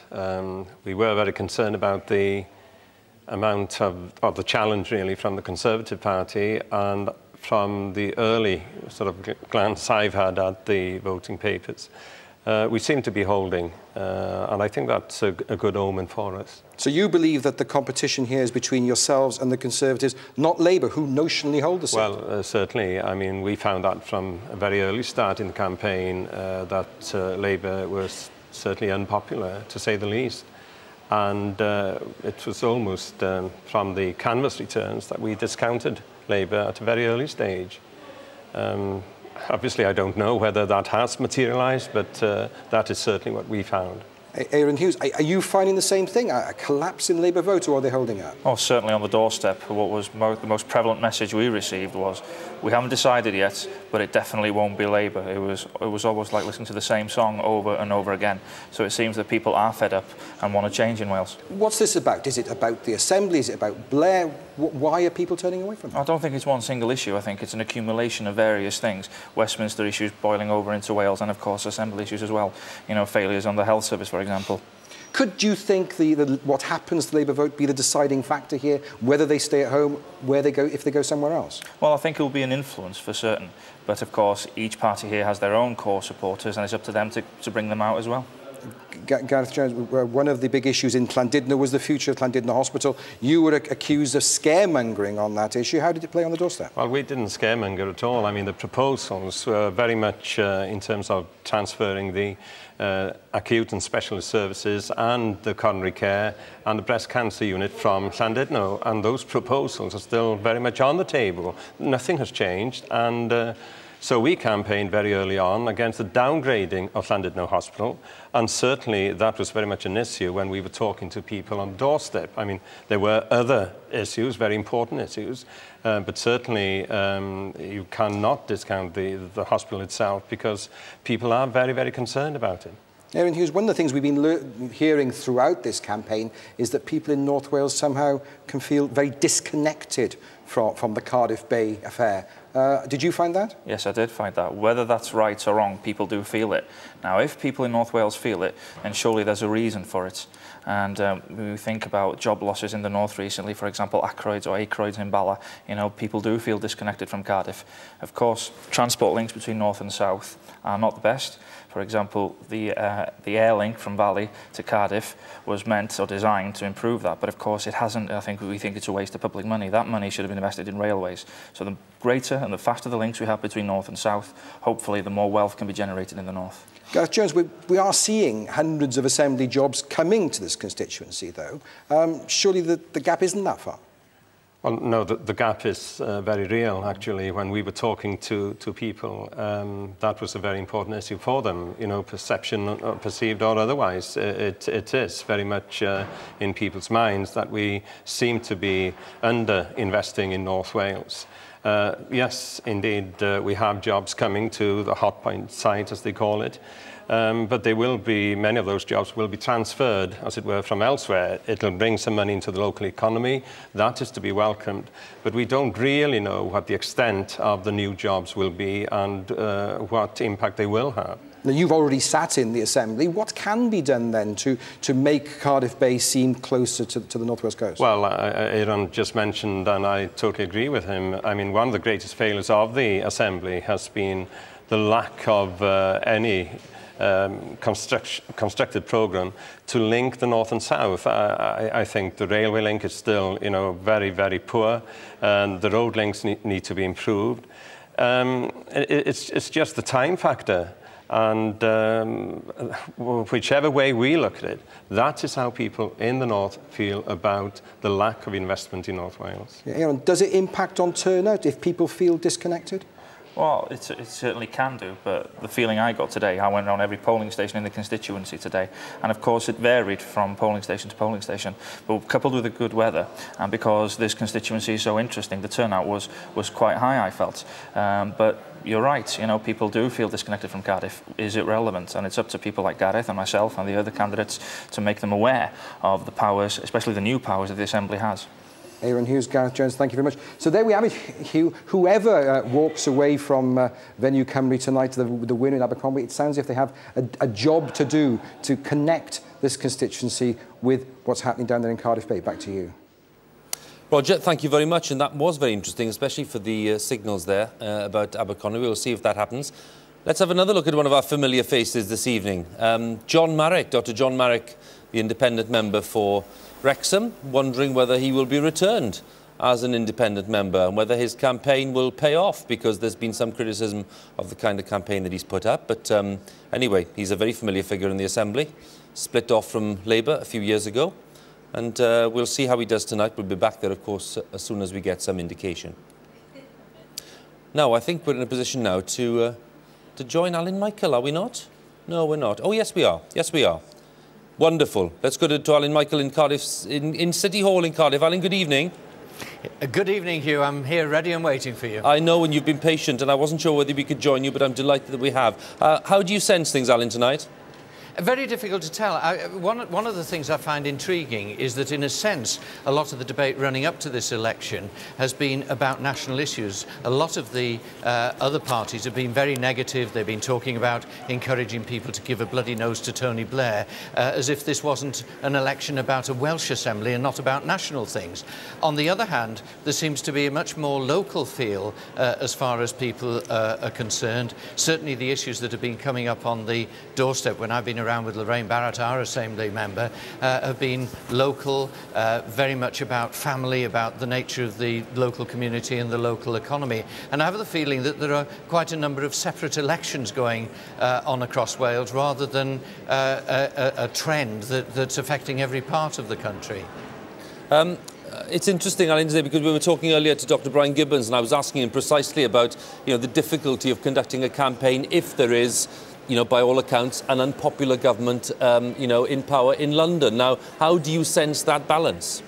Well, that's certainly true. I mean, we are getting such negative coverage, especially as we come up to the 10th anniversary of Tony Blair's entry into power, which more or less discounts all the tremendous achievements that have been made over recent years, the investment in education, in health, the incredible strength of the economy compared to what we took over, and achievements that really ought to resonate in Labour's heartlands, things like the minimum wage and so on. So it's been 10 years of tremendous achievement, but that seems to be talked down all the time. Now, I think the public generally hear all that, but they also care about local issues and the issues that affect them. And I get the feeling that people are not quite as destabilised as that sort of negative debate might create. I think the problem is that many people think things are reasonably okay, you'll be all right, we don't need to go out and vote. And I think that's the problem for Labour, is it's easier to motivate people to go out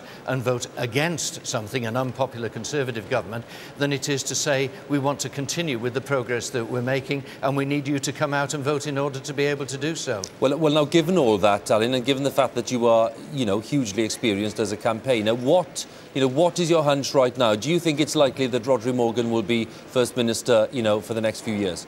Well, I think it's still too early in the evening to say, because even if you can make predictions about individual seats, you've got to then calculate the knock-on effect of that onto the regional lists. I would still be hopeful that Rhodri will be in power, ideally a Labour government on its own. Perhaps that may not be quite achieved, but I think when you think that this is happening in the middle of the third term of a Labour government, and we've never had a full second term before, and governments are traditionally unpopular in mid-term, really Labour in Wales is doing remarkably well given the size of the challenges it faces. But what they're doing best is delivering in partnership. Good to talk to you, Alan. Thank you very much. We may talk to you later on again. Thanks a lot. Thank you. I look forward Alan to Michael, the former First Minister, the former Secretary of State for Wales, who is, of course, in Cardiff City Hall this evening because he's having a look at the votes that are coming in his own city, in Cardiff itself. Now, just a quick one, lots more emails coming in. I'm really grateful for them. Although I've now featured on that blog that we very nicely plugged earlier, which was Blame a Bell Brief. So what was he called again? Kieran? Jenkins. Right, Kieran. And Kieran says this, a plug from Huw Edwards. He obviously doesn't know what a blog is. Thanks anyway. Well, I think I do, Kieran. It's when you sit at home for hours on end, just basically being incontinent on the web. Isn't that right? Isn't that what a blog is, Kieran? That's right. Anyway, you come back to me on that. And in the meantime, we're going to join our distinguished panel again. Adrian? Huw, the panel here of MPs are so plugged into the matrices of the parties that they've had to pop out and check that the Blame a Bell, it's influencing me now, check that the Blackberries, etc. are working. You are getting information coming in. Kevin Brennan, what are your sources telling you? Well, nothing very hard coming through at the moment, but I think it's close in a number of places, and it's the problem at this time of night when we're not getting any hard information or results coming through. You've heard about Blaenau Gwent at this stage? Blaenau Gwent, very tough for us to come back there with Trish Law only having been elected by quite a large majority last year, and we have a very good local candidate there, Karen Bender, but I think it's a big hill to climb at this stage to get back there in Blaenau Gwent, and I think we anticipate that Trish Law will get back in at least this time anyway. Are you hearing of any surprises, any shocks? Not as yet, but I think we're in for a long night. As Alan was saying earlier on, we're fighting this election at a very difficult time. It's mid-term, third term of a Labour government, and in a period of transition, if you like. But we'll have to wait and see what the results show as the night goes on, I think. LEMBIT OPIK is your... what is that? That's not a BlackBerry, is it? It's kind of I'm going to sell Nokia 9300. Right. Is it working in here? It is working, actually. So you're getting top secret messages? We're all probably being irradiated by it now, but it does seem to be working. I have had one major shock, actually. I've discovered that we're going to be here till 7 a.m, thanks to what Huw said before. That's a shock. In terms of politics, it's not clear what's happening in Ceredigion. It's very close. It's obvious that the Lib Dem vote is massively up on the last Assembly seat, but we don't know. It's a two-horse race, as everyone knows, between us and Plaid Cymru. That's going to be very interesting, and as I say, either way it'll be close. And nothing about our other seats at the moment, except I think that Jenny Randerson, this won't come as a surprise, Jenny Randerson in Cardiff Central looks very likely to hold that seat, and with another very large majority. But there's one surprising seat. Newport East seems to be... We keep hearing Newport East. Now, this was a bit of background. This was a seat that you have got a couple of wards in. I know it well. It's where I live. It's a constituency I live in myself. You've got a couple of wards. You've got a chance to bring the vote up, but we all thought that you were going to bring the vote up there to try to help you with the list. Well, that's right. We've had a targeted approach, as everyone knows. It's been the secret of success for the Lib Dems for a long time. It looks like we've done very well. I don't know if that means we've won or not. I don't want to oversell it because we'll find out later on. But there's no question at all that the only people who can beat Labour in Newport East are the Liberal Democrats, and there's an outside chance that we will. OK, well, we'll keep a close eye on that. Alvin Cloyd, have you been getting signals and messages, smoke signals, any hints, any whispers? A couple of hints. One, that we're doing very well in Islwyn. Another South East Wales seat? Neck and neck with Labour, apparently, at this stage in the game. And on the other side of the south of Wales, the Carmarthen West and South Pembrokeshire seat, we seem to be doing very, very well there as well. So it's going according to plan. Have you had any confirmation of some of the seats that the others were talking about, Blaenau Gwent, for instance? Yes, and also what LEMBIT was saying about Newport East, it may well be... That's what I've heard as well, that it may well turn out to be a Lib Dem victory there. Just staying with Islwyn, one of the complicating factors there, as in many of the other seats, is the independent, Kevin Etheridge, who's been standing there. Is he... the people that were actually saying that they would support him had sort of equal distaste for Labour and Plaid because they've had experience of both? Well, I couldn't say, because he himself used to be a Lib Dem, so it's all a bit complicated and cloudy. What I can say is that Alan Pritchard, our candidate, is an excellent candidate. well known in local government circles, very sincere, hard-working, real grafter, and a man who delivers on promises, and it may well be that he's persuaded the good people of Islwyn this time around. Sincerely hope so, because I do know he'd make an excellent member of the Assembly. Caused shock before, it might cause shock again. Let me Just a short word about Kevin Etheridge now. He's a self-made man, I know him quite well, used to be a Lib Dem, but if he gets a good vote, it's because he's built it from the ground. I've always been impressed with his campaigning techniques, and I say that even though he's not a member of the Lib Dems. He is a great campaigner, there's no doubt about that.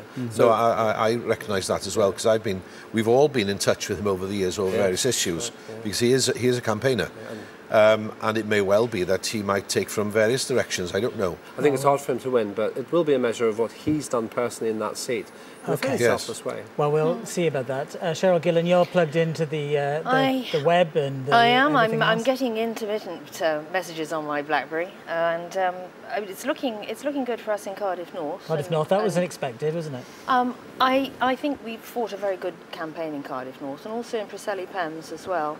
I don't think the Plaid vote looks as if it's coming through there. I've heard similar things about Blaenau Gwent and Trish Law.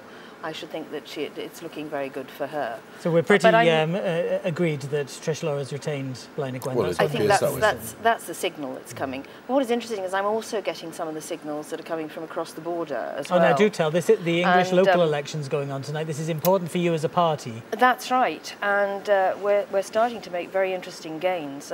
We've gained a seat in Sunderland, and a couple in Brentwood and 3 in Tamworth. And we've taken control of Chester, I understand, which is the first time since 1986. And we've taken 7 seats in South Ribble, and we've got our first 18-year-old councillor elected. It comes to something William when Tory Lloyd. councillors make you feel old, doesn't it? Well, I was going to say, Adrian, when you start to look at Tory councillors and they look young, you'll know that's a problem. But it looks like there's some very exciting gains going on for the Conservatives now, right across the board and up in the north. This has been the wider elections. We're obviously mostly concerned about the Welsh elections. The wider elections have been seen as a test for David Cameron, haven't they? I think obviously this is a midterm, and we've got the largest number of councillors, and we're at a very high base, and it's difficult when you're at such a high base, but we're quietly confident again of moving forward, and I think that we're obviously starting to make some good gains in the right seats. Let's talk about UK matters then. Kevin Brennan, obviously this Welsh general election isn't happening in a vacuum. Rhodri Morgan himself said he didn't want the noises off of Tony Blair's career and Iraq, and whether Gordon Brown would make a good Prime Minister, all that sort of thing. Didn't want it interfering. Has it? Well, it's inevitable that the national picture at a UK level is going to influence people, and anyone who goes out campaigning in the Welsh Assembly elections, as we all have, will know that those issues get raised by the public, and let's be fair about it, the political parties themselves have raised issues that are nothing to do with the Welsh Assembly election out there on the doorstep. I think that the interesting thing is that actually for the Conservatives at a national level, their performance in the polls is nowhere near as good as ours was at a similar stage when they were in power. And similarly, we're nowhere near as low as they were when they were in power. And what is one fact of every election, every general election in the last 50-odd years in this country, is that the governing party has recovered from midterm towards an election. So it is a pretty crucial night, actually, to take a snapshot. And unless the Conservatives perform outstandingly in the elections tonight, then they've got a problem in recovering, because the government will recover, I think, as people focus more on who governs Britain as they come towards a general election. And so it will provide an important picture strategically, not just a snapshot tonight. LEMBIT OPIK. Yeah, I think the biggest problem for Cameron is that he has an incredible mountain to climb. He actually needs to gain 2,000 seats tonight, 2,000 seats, to get to roughly the same position that Labour were in when they beat the Conservatives last time in 1997. There's another problem, in my view, and this is obviously an opinion, but I feel it strongly. The Conservatives and the Labour Party have been converging on all the major issues. They both support Trident. They both support nuclear power. They both voted for the war in Iraq. Now, however much we want to separate what's going on in the Welsh Assembly elections, and indeed in Scotland, from the national scene, there isn't any doubt in my view that people are feeling a certain convergence there. There's an opportunity, of course, for the Lib Dems to take advantage of that. But what I'm concerned about is the kind of the sameness of the Labour and the Conservative propositions. Elvin Floyd, obviously the noise is off. These big issues have been something that Plaid has played on, because you want to see not these that things. much, because we've put forward our policies, 7 for 07, for example, the 7 costed policies that we would deliver, and we promised that we will deliver on them. But, you know, inevitably it does crop up, because Welsh Labour, there is no such thing, by the way, as Welsh Labour. It's been deregistered as a name. Oh, there's another kettle of fish there. No, what I'm saying to you is Labour is ruled by Tony Blair. There is no Wales Labour anymore, because it's been deregistered as a name. Now then, well... Our policies in Wales are devolved, as you know, and are decided by the Welsh Party answer me under a question. Rodri Morgan. Is there such a net registered name as Welsh Labour? It's an irrelevant point and a piece of sophistry on your part, Elvin, if I may say so. As I was saying, there's no such thing as Welsh Labour. Okay. So they're ruled by Westminster. The policies so in Wales... Westminster issues do crop up on the policies in Wales are made in Wales by Rodri Morgan and the Labour Party in Wales for the devolved Assembly. No, they're not. Quickly respond to the point that he made, which is that Wales Labour as an independent accounting unit, it doesn't exist anymore. It's quite technical, but it's a symbol. It is entirely a technical point, because the issue for a political party, it's not for this reason, if I may say, LEMBIT, if I may say for a moment, there is a Welsh Labour Party. If you look on the ballot paper, that's what it will say on the ballot paper. The point is this, that the policies of the Welsh Labour Party are made in Wales solely by the Labour Party Wales under Rodri Morgan. On a name tonight. They are voting on the Assembly government being run by Labour for the past 8 years, and they are voting on Labour's record. All right, LEMBIT, OPIK, we're going to have to leave it there. Thank you all very much. They always start arguing just as I'm about to hand back to Huw. Huw. Adrian, thank you very much. Great, good, lively stuff. Some good debate, and we'll have plenty more time later on in the evening. Keep the emails coming in, because we're going to just bring them together in a short while. We were with Jamie Owen earlier down in the Senedd, where that party's going on. We're going to join Jamie once again, because I think he's got an MP with him. Jamie? Huw, thank you very much indeed, and welcome back to Cardiff Bay and the Senedd, where the party is in full swing here. We're having a terrific time. The place is full of hundreds and hundreds of people who've come to watch the election programme, and I'm delighted to say that Adam Price from Plaid Cymru is one of them, who's taken little time out of being an MP to wander down to see how the Assembly elections are going. What would be a good result for Plaid Cymru tonight? Well, critically, obviously, we need to beat the Conservatives. I mean, I think it would be a tragedy for Welsh politics if the Conservatives were to come second. So that's one of the key issues. I mean, there are two questions in this election night. One of the most open elections, of course, in living memory.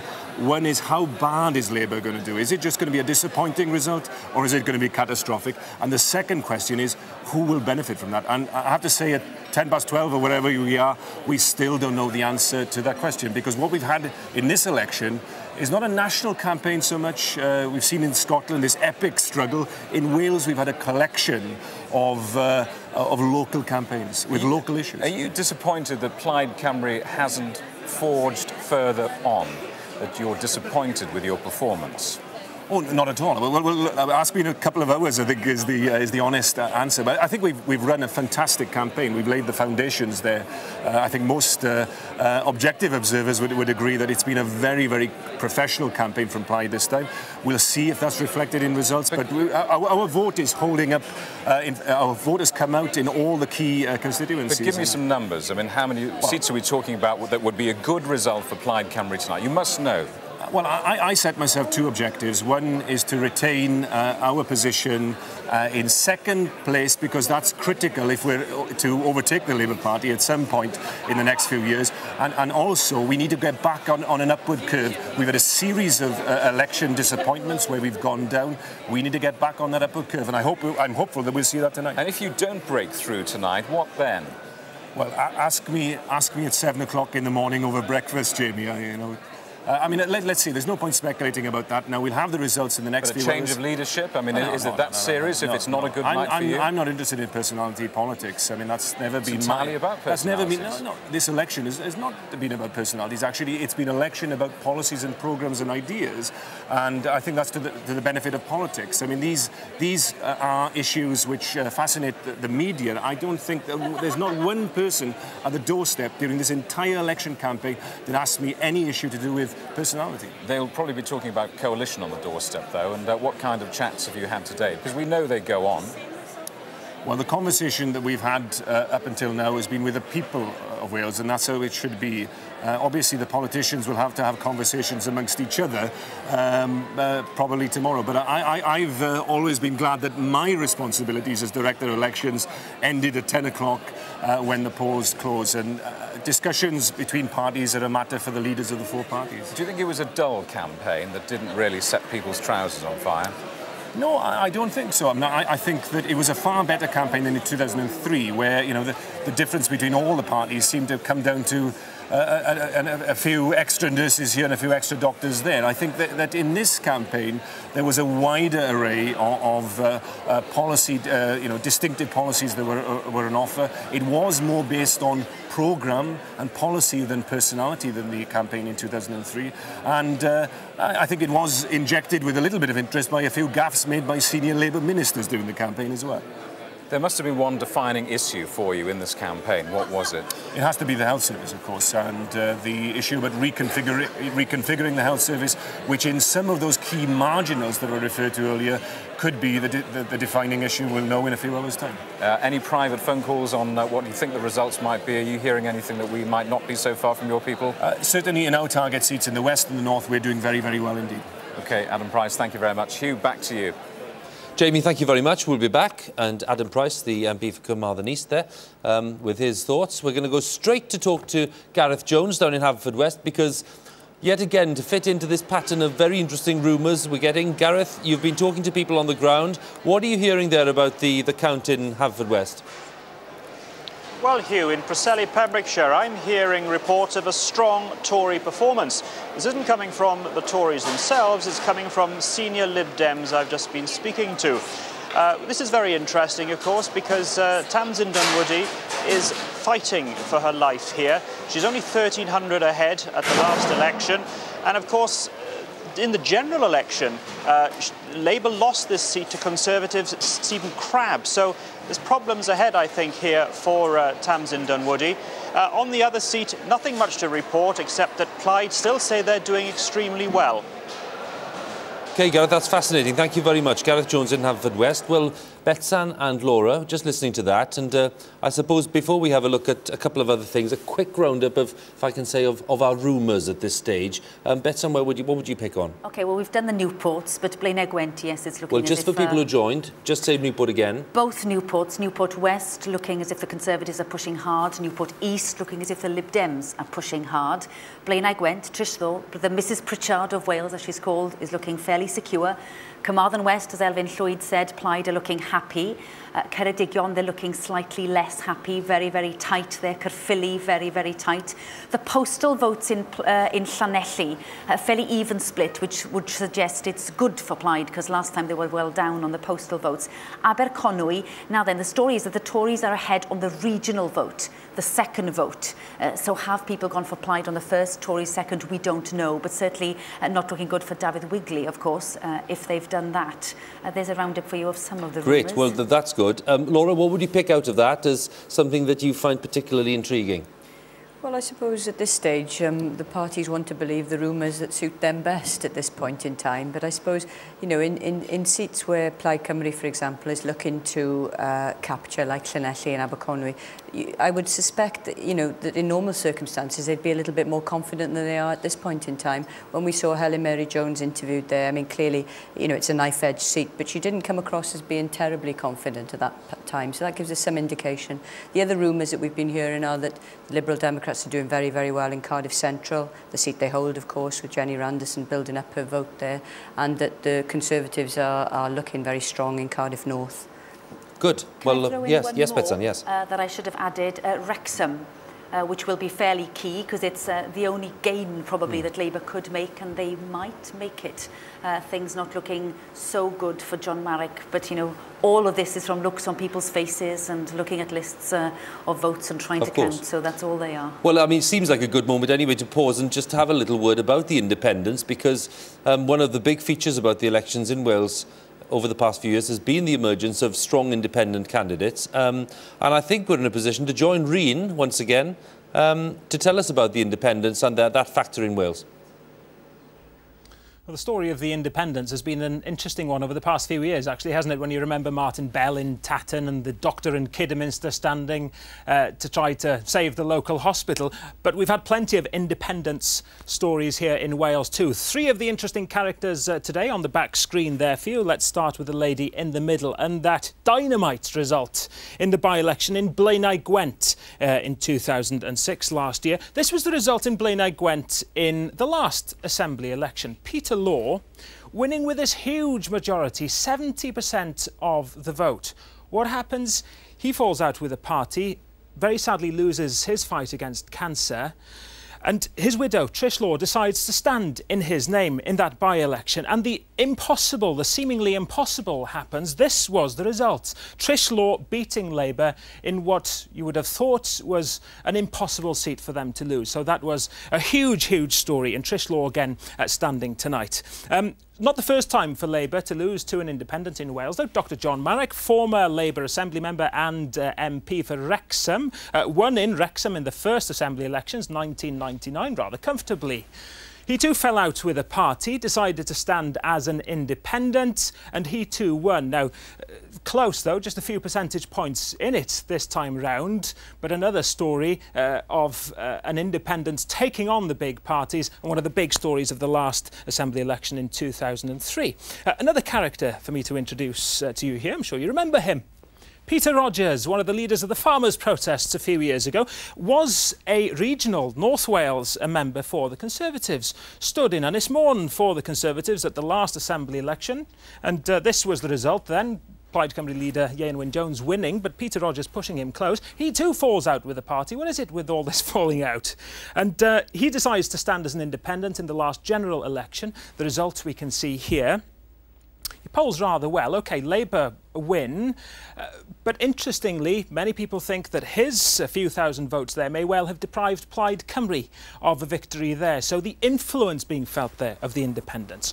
One last person for me to mention for you here. We all know him, Ron Davies, the architect of devolution. Now, his falling out with his party, the story of his private life and so on, very well chronicled, but he fancies his chances as an independent in his old seat of Caerphilly. The result in Caerphilly last time round, for Jeff Cuthbert, a rather comfortable win. Ron Davies thinks he could win here. Not many other people do, it's fair to say, but again, on the influence matter, it's an outside target seat for Plaid Cymru. Even if Ron Davies doesn't win, I wonder, you know, if there could be a bit of influence there again for Ron Davies. So the story there for you of some of the interesting independent candidates this time round.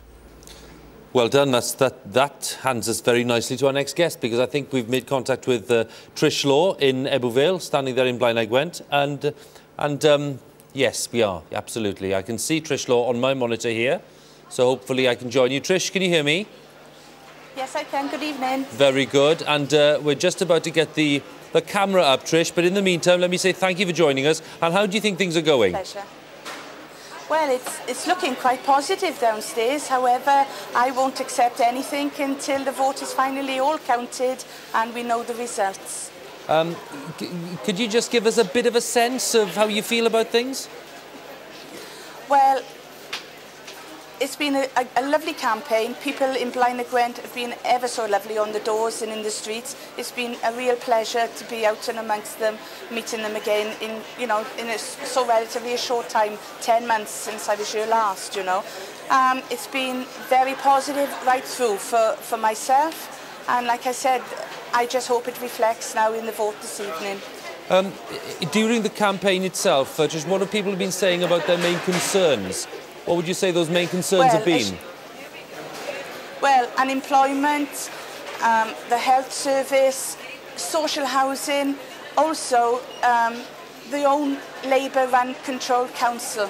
That's been a big issue as well. And how have you dealt with the Labour campaign, given that it's a very big machine? How have you dealt with that during the campaign? I've just gone about my job as I did last time. I must say this time it has been a lot easier because there wasn't as many press following me around, and there wasn't newspaper reporters everywhere I turned. So from that aspect, it has been rather nice this time. You know, but I've been very, very happy. Myself, the People's Voice, Independence, we've all been there, we've worked as a team, and the response has been A1 lovely. Are you in a position, Trish, to give us any idea about the turnout there today? What is your sense of how many people have been turning out? Well, I think the turnout is about 44%. And would that be a good outcome? Well, the outcome, as long as I'm returned, that's a good outcome as far as I'm concerned. You know, until the vote is actually counted, you know, we'll work that one out after. Well, I think it's certainly the case that if it's a 44% turnout across Wales, that would be a pretty respectable turnout, given what happened last time. Right. Trish, a last question, yes, if I could, because I know that you need to get back to have a look at what's going on in the count. But right, given your circumstances, the exceptional circumstances in which you took over the seat, you know, how much of a disappointment would it be if you didn't hang on tonight? I've done my best. I can't do any more than that. I've been there for people if they've needed my help. You know, I've asked the questions that parties don't want to answer in the Welsh Assembly, you know, so whatever happens, I can walk away if I lose and say, well, I did my best. Well, hopefully we can talk to you later, Trish, but it's great to talk to you. Trish Law, thanks very much. Thanks very much. That was Trish Law in Blaen y Gwent in Ebbw Vale, and we're going to talk now to Steve Fairclough, who's our man in Newport. Steve, we've heard lots of rumours about precisely what might happen in Newport. They sound very exciting. How can you help us with that? Well, it is very exciting here indeed, Hugh. We've got some very excited faces. We've got some very nervous-looking faces as well. The nervous-looking faces belonging to Labour. We've got two seats up for grabs here, both currently belonging to Labour. Newport East, Newport West. John Griffiths in Newport East, defending a majority of around 3,500. He has arrived here in the last half hour or so. He's not looking very happy. He's looking very concerned, and he says he's not confident of retaining this seat. The winners could be the Liberal Democrats. They're looking very, very nervously at the piles. They're looking very excitedly at the piles. They're not saying a great deal at the moment, but they have been talking up their chances over the last few days in this campaigning very hard in Newport East. In Newport West, it's a different set of happy-ish looking faces. They're the Conservatives. They are saying that they are pretty keen that they could be about to see some sort of upset here as well. They've been campaigning very hard. The candidate there, Matthew Evans, he is the leader of the opposition on Newport Council. He says he's been working very, very hard since January, out and about in all sorts of parts of Newport West, and he is he's made a significant impact in the last few days. He's been very pleased with what's happened. His supporters here today are saying that they are very, very, very pleased with what's going on. Well, that's very interesting, Stephen. We'll be back to you if there's anything, obviously, a bit later on. Let me tell you, we have got our first result of the night, but it's not in Wales. It's in Scotland. And it's Jack McConnell's seat. Let's have a look at the figures, if we can just punch them up on the board here, because there you go. Actually, that's the share. That's the share of the result, and as you can see, Labour on 48.1%, and it's a very easy win there for Jack McConnell, who has been First Minister in Scotland, and that's his seat in Motherwell. His vote, by the way, is down 6%. The SNP in Jack McConnell's own seat up by 7.8%, so that's a pretty significant result. If that were multiplied across Scotland, well, I think you'd see an extremely interesting result. Let me just confirm the figures for you. Jack McConnell, who's been First Minister until now, 12,574. The SNP's Marion Fellows in second place, and the majority there, 5,938. So our first result of the evening, and it comes from Scotland, where there's a fantastically interesting election taking place to the Scottish Parliament, and good competition for our own too. Betsan, what do you make of that? I was going to throw one more name into the pot, which we haven't mentioned yet, but we have been mentioning over the past couple of weeks, which is Delyn. Stories coming from Delyn, though not from the Conservatives, that the Conservatives have taken Delyn, so an awful lot of seats starting to change names here. And certainly from everything I'm reading from Scotland, is that, as you say, if that is replicated, if the Labour vote is down that much, and if it's happening for Jack McConnell himself on the SNP's vote, then it's going to be very, very tight there. I mean, it is, I mean, of all people, I mean, he is the figurehead for Labour in Scotland, Laura, but I suppose you are going to draw a lot of criticism if that's the case as well, but that's quite surprising, isn't it? discontent in terms of the Scottish Executive, but actually what's interesting is that those results actually reflect a lot of the recent polling, and Scotland actually has had the benefit of a whole series of polls, but the most recent ones show that kind of differential between the SNP and the Labour Party, so it could well be a reflection of a national picture as well, although it's very early to say that. Well, that's good. I mean, I think we'll need to get back up there and talk to a few people to see what that result means and whether it's possible that that kind of effect on the vote on Labour and on the SNP is what we can expect across Scotland. We just don't know. Let's go back to the Senedd, because that party is still going on as we expect more results. And we're going to join Jamie, because I think Jamie's got a choir with him. Jamie. Just for you, Huw. Thank Huw, you. there's nothing we like more in Wales than a damn good whinge. A couple of weeks ago, we asked you to write in with your complaints about politicians, and in a splendid investment of BBC licence payers' money, we've set all of those complaints to music. Earlier as the musical director. Where did all this start? Because it isn't a unique idea. It didn't start in Wales, did it? What I understand, it started in Helsinki, and then after that it's gone to Canada. There's even a choir from Birmingham doing it, and I've been looking on YouTube, and on YouTube all these choirs are actually singing all their complaints about their part of the world, and that's what we've done here with the song that we're going to sing to you now. So who were the choir? Where are they from? CHERYL from Cardiff. And who cooked up the music? The music is a traditional Welsh song, Molianon, and then the words then are by Ellen Rhys. I've always wanted to say this on a news programme. Take it away. Diolch yn fawr.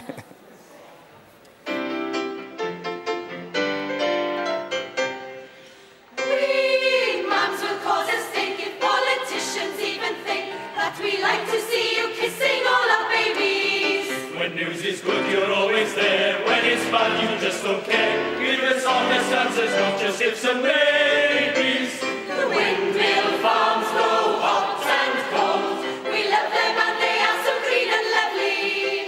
Oh no, their eyesores lay too tall. No use to us at all. There's no welcome on the hillside, they're too ugly. I don't want an ID card, CCTV's just as bad. March up for St. David's Day, make it a bank holiday. Council tax goes up each year, it's hard to be a pensioner. The NHS continually failing. Yes, prescriptions now are free, but who's paying now, tell me? Rural hospitals in Wales disappearing. Dog poo everywhere around. It really is so utterly disgusting. And there's litter everywhere. Are you listening, you up there? Getting rubbish in this Wales that we live in.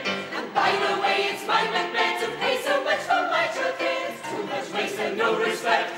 I'm a really bothered though. Apathy's what we expect. Pay rise is what I need. Well, that's just selfish greed. And please can you get rid of the Assembly? But others want to add the Assembly's not too bad. Just work together more and be less stroppy.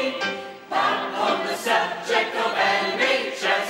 Oh why are we still waiting? For the dentist or the young, for the ambulance or dog, we're really getting sick of all this waiting.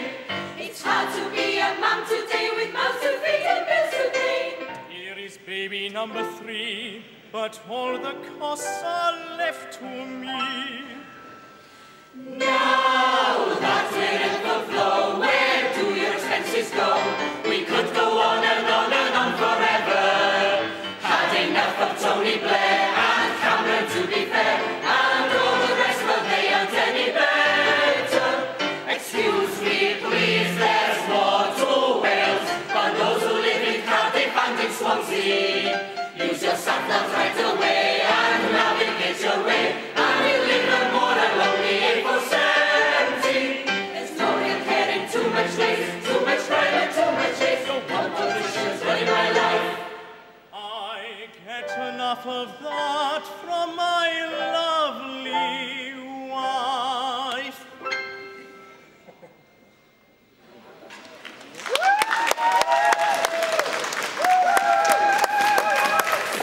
Well, tapping their toes rhythmically are my guests here. Rod Richards, the former government minister for the Conservatives, and Helen Gwyn, who works for the Electoral Commission. A lot of young people there in that choir. I wonder what the turnout of young people will be in the election today. Any thoughts, ideas? Hopefully, of course, there will be an increased turnout, but I think in terms of the performance, which was superb, but I think the content, the theme of the song was very important in terms of complaints. And I think it shows that people are interested in issues, be it local or national, which are in essence political issues. And the role of the Commission in the past few weeks has been to show those people who want to vote how to vote and to be able to communicate those concerns and complaints to the politicians, to candidates, to political parties. It's probably a Frenchman who does your job in Paris tonight, who's gone to bed after a couple of glasses of wine, celebrating an 80% turnout in the French election. You won't be doing that. I wonder why. I suppose he's a very happy Frenchman, but to be honest with you, it's not the role of the Electoral Commission to increase turnout. I think that responsibility rests squarely on the shoulders of political parties. The role of the Electoral Commission is to show people who want to vote how to vote. And we've been doing that over the past few weeks in terms of a registration campaign, getting them on the electoral register, of course, which is a precondition to actually voting on polling day. Rod Richards, you're, like me, a political bore. You've been a Conservative minister, an MP, an AM.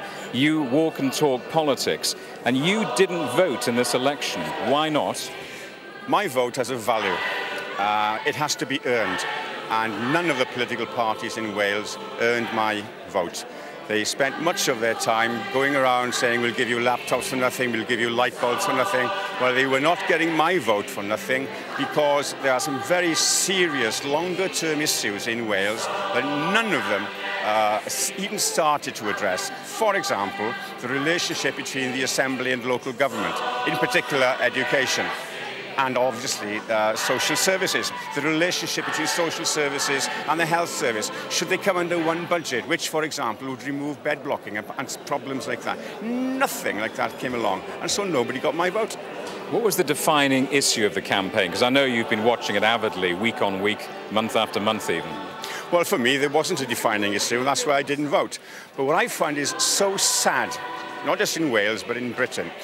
Whatever election you have, whether it's European, general election, assembly election, local election, the National Health Service is always on top of the priorities of all the parties.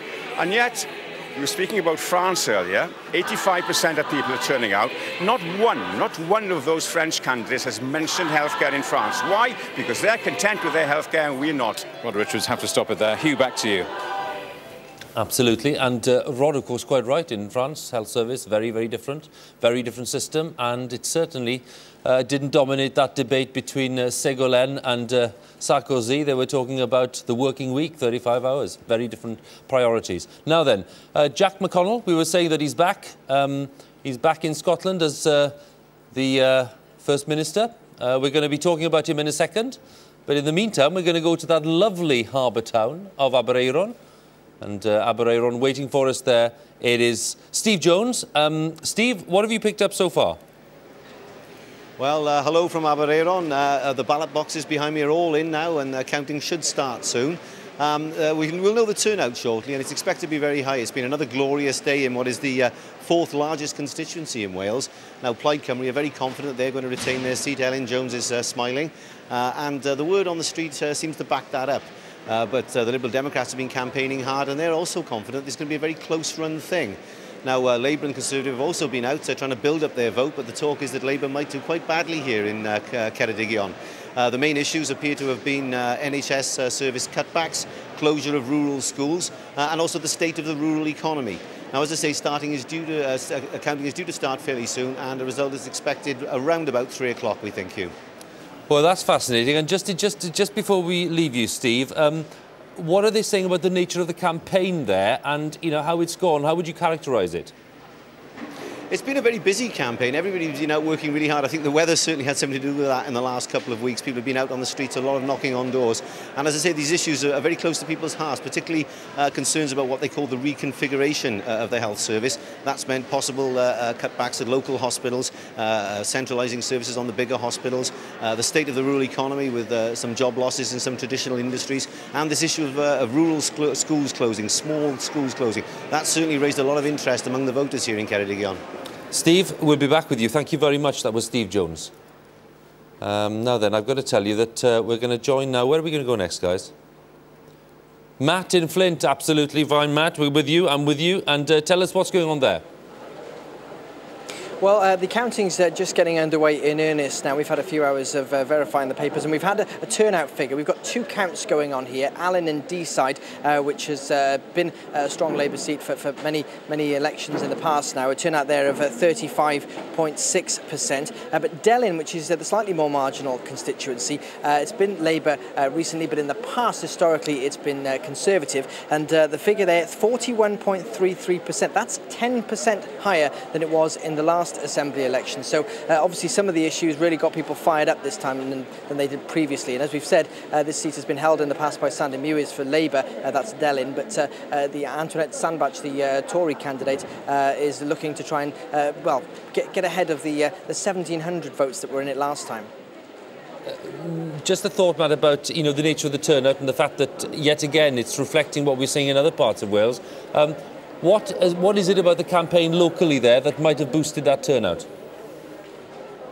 Well, I think there are a few issues locally that have been dominating some of the newspapers here. Flint Hospital is one of the community hospitals that people have been worried that it's going to lose services, lose beds, and that's something that's fired people up. And of course, we've had the recent troubles at Airbus, which, although it's not in the constituencies here, a lot of the people who work for Airbus are here. They're concerned about their jobs. They want someone who will fight their corner, really, particularly as they enter an uncertain phase after so many years of economic success. That's great, Matt. Thank you very much. I'm going to just break this little sequence because are we going to get our first glimpse of the night of the First Minister? Yes, we are. There we are. Rhodri Morgan arriving at City Hall in Cardiff just a few moments ago, being greeted there by officials. And Rhodri just turning up to see, of course, the count which he's most interested in, which, of course, is Cardiff West. If Rhodri has something to say, we'll be back there to try and talk. In the meantime, we're going to go to St Asaph. And we're going to talk to our man there, who's Mark Hannaby. Mark, tell us what you have. Huw, we've got 2 very different things happening in St Asaph tonight, as many of our viewers will be aware. On the one hand, of course, the Vale of Clwyd count should be relatively straightforward, unless Labour are having a real nightmare. Anne Jones, the AM last time, had a fairly good majority, 15% or so, so the Conservatives in second place would need to make up quite a lot of ground to unseat her. But of course, later on in the night, this is where the North Wales regional count will take place. And there are so many potential stories within the workings out of that count. Of course, the main one, perhaps in many people's minds, the situation that will face David Wigley, second on the Plaid Cymru list, the former twice president of Plaid Cymru. The people who know far more about the maths of these things than I do have suggested that the easiest way for him to get back into the Assembly is if Ieuan Wyn Jones were to lose in Ynys Môn. Whether that's likely or not, we don't know, but it's going to be nail-biting to find out whether it does happen. But of course, across the region, there's all manner of different constituencies that will impact very interestingly on the list. Aberconwy, we've got the Battle of the Joneses, Gareth Jones, the former Plaid AM versus Denise Idris-Jones, the Labour AM who won it last time round. Clwyd West, of course, where Alan Pugh, the former Culture Minister, is under quite a lot of pressure to win his seat. There's so many different possible outcomes, but just one for people to think about. If, for example, Aberconwy were to go to Plaid Cymru, if, for example, Clwyd West were to go to the Tories, we'd have the odd situation where Janet Ryder, top of the Plaid Cymru list, might be looking at Wrexham and hoping for a Labour victory. Because that would be the way that she would keep her own place in the Assembly. There's all manner of different permutations like that will be unfolding as the night progresses. It's going to be really fascinating. It might be a long night, but it really will be worth people sticking with us. Well, we certainly will. And Mark, thank you very much. In a few seconds, I'm hoping that we can talk to the MP for Llanelli, Neil Griffith, who may have something to say about the race there. That's coming in a few seconds. In the meantime, we're going to go back to Ynys Môn and we're going to rejoin John Stevenson. We were talking to John, well, quite a while ago now, the time's flying. But John, what have you picked up for us? time certainly does fly when you're having fun, and it's certainly becoming a fun, well, a significant night here in Anglesey. One of the figures I can share with you is that the turnout in Anglesey, I can now tell you, is 49% of those people eligible to vote. And the number of postal votes, again, is striking. 4,500 postal votes were sent out in Anglesey, and a staggering 86% of those postal votes came back. I said earlier that Plaid Cymru, according to one of the council officers, had done very well in the postal vote section, and I think that's a significant factor to look out for tonight. Two other snippets for you. It seems the Green Party are polling very respectably, and also the fact that the BNP as well seem to be polling well more than respectably, if the tables behind me here are anything to go by. Diolch yn fawr. We'll be back with you a bit later on. Thank you very much. Betsan, just listening to some of that and hoping to pick up some more signals as the night goes on. And we should be, you know, not too far away from the results within the next half hour or so. Are we getting a bit of a sense of where we might be midway through the evening? Where do you think we're heading? We're heading for Labour having to admit finally that they're not going to win a majority of 31, that they look like they're not even going to get the 27 that became their semi-public stroke private stance, that they will be heading lower than that, though we still don't know how they've done on the list and how much they pick up from what they lose. But if the news really is bad in Aberconwy, in Clwyd West, in Delyn, in Preseli, Pembrokeshire, suggesting that it might be better for them in Carmarthen West, but Cardiff North as well, Llanelli, Llanelli now sounding slightly better for Plaid, then really, you know, they might be heading down towards 26, 25. And if they are, and even lower, but if they are even heading to that territory, does that count as a bad night? You know, this is an important point because only Rhodri Morgan, I think, really knows what he meant when he said, I will know if it's a bad night. If it's a bad night, then, you know, I will go. He's said that he'll go in 2009, we know that, but it depends what counts as bad. And I talked to people fairly close to him today, and they said, look, we don't know either. We thought it best that he keeps his counsel on that, and I suspect that when he gets up tomorrow morning, if he gets an hour's sleep, that's when he will really know in his bones what's good and bad. But you just get the feeling that it's slightly more bad than good at the moment. Is that your sense, Laura? I think that's probably right. Yes, we could start taking bets, couldn't we, at which point in the evening that the Labour Party actually concedes it's not going to form a majority government, and I suspect that will be relatively early on once the results start trickling through. But there are a couple of other interesting points there, Huw, weren't there? But the kind of votes that some of the smaller parties are getting, we heard from the north there. Only rumours at this stage, but the performance of the Greens and the BNP. And of course, because our system in Wales is less proportional than the Scottish system, it's much harder for those smaller parties to actually make a breakthrough on the list. The threshold in Scotland is around 5%, a couple of percentage points higher than that, more like 7 to 11 in Wales. So that's why we haven't seen some of those smaller parties actually gain representation.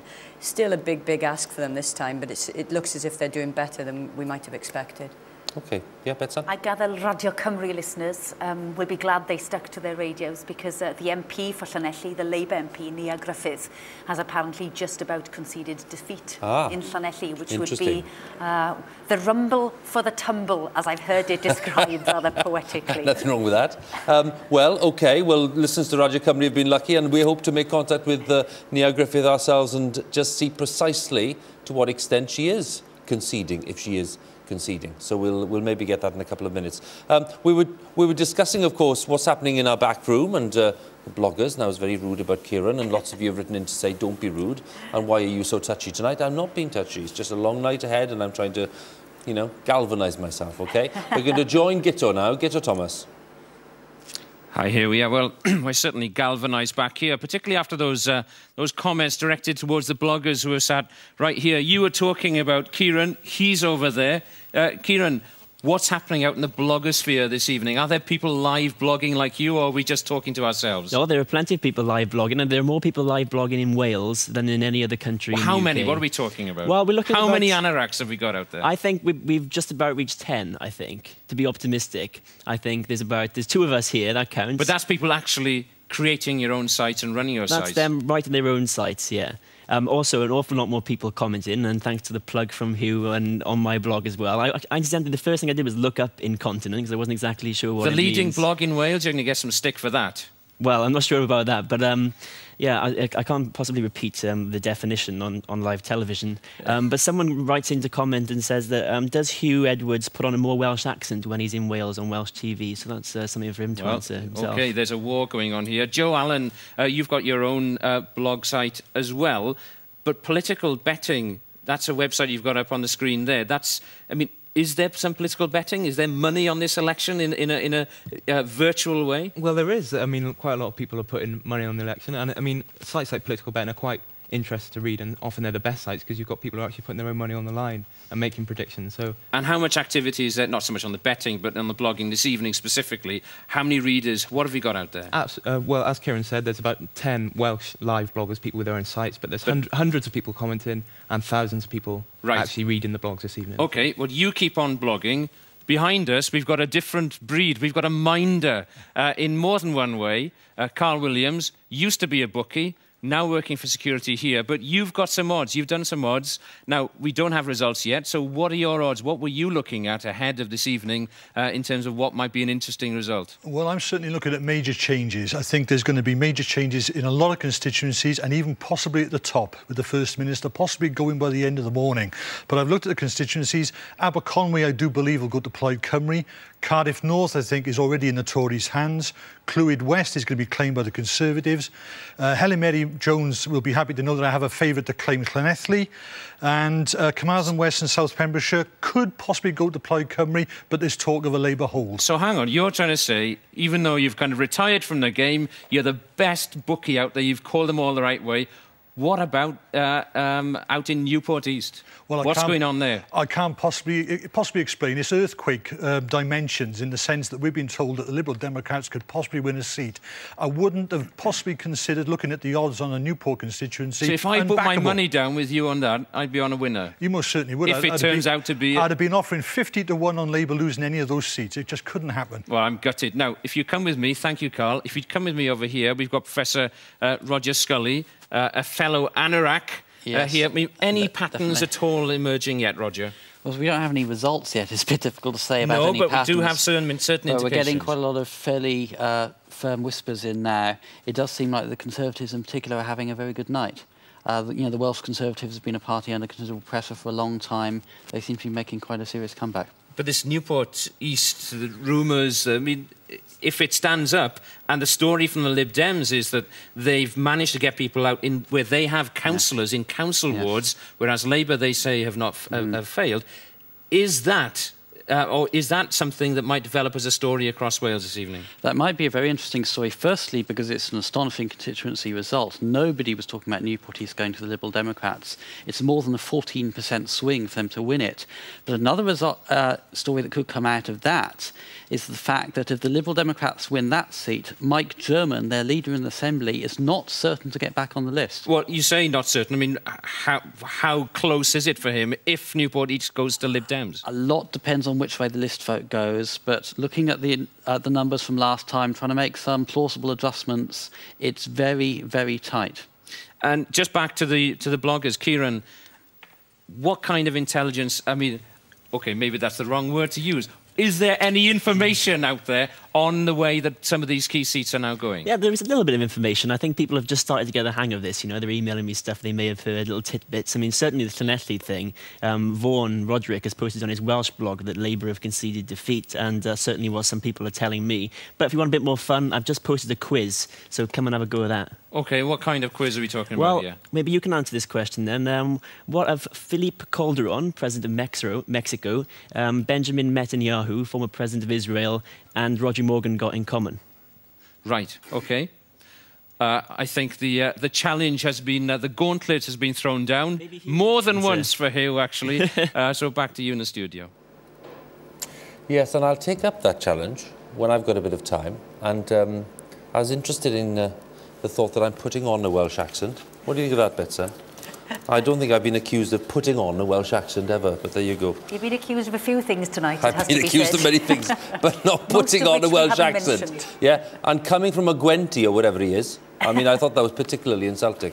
Because what's his accent? He sounds as if he was born in Reading and brought up in Berkshire.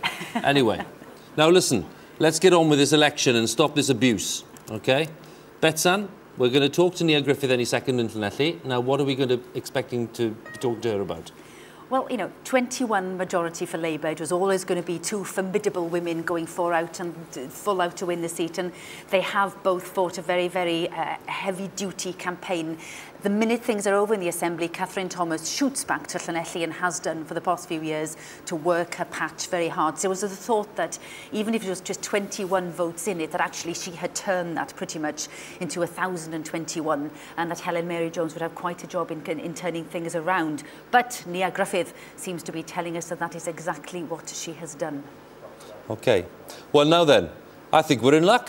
And I think we can talk to Nia Griffith, the Labour MP in Llanelli. Yes, I think we can. Nia, hello, how are you, Nia? Are you there? Good evening. OK, thank you, yes. Very good to talk to you. Thank you very much. We've just been plugging our lines in, so bear with us, and thank you for being so patient. How are things going there, do you think, in Llanelli?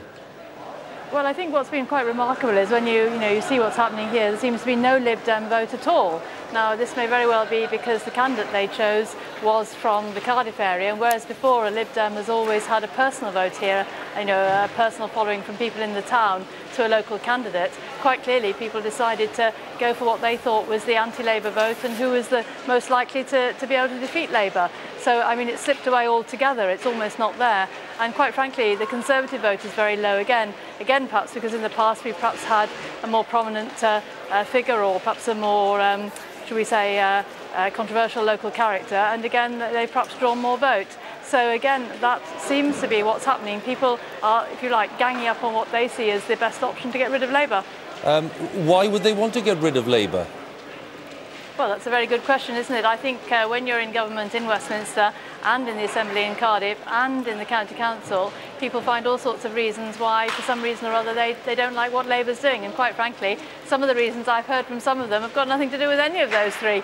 I think that's always the case after you've been in government for 10 years. It does get harder and harder. So where do you think that leaves Catherine Thomas then?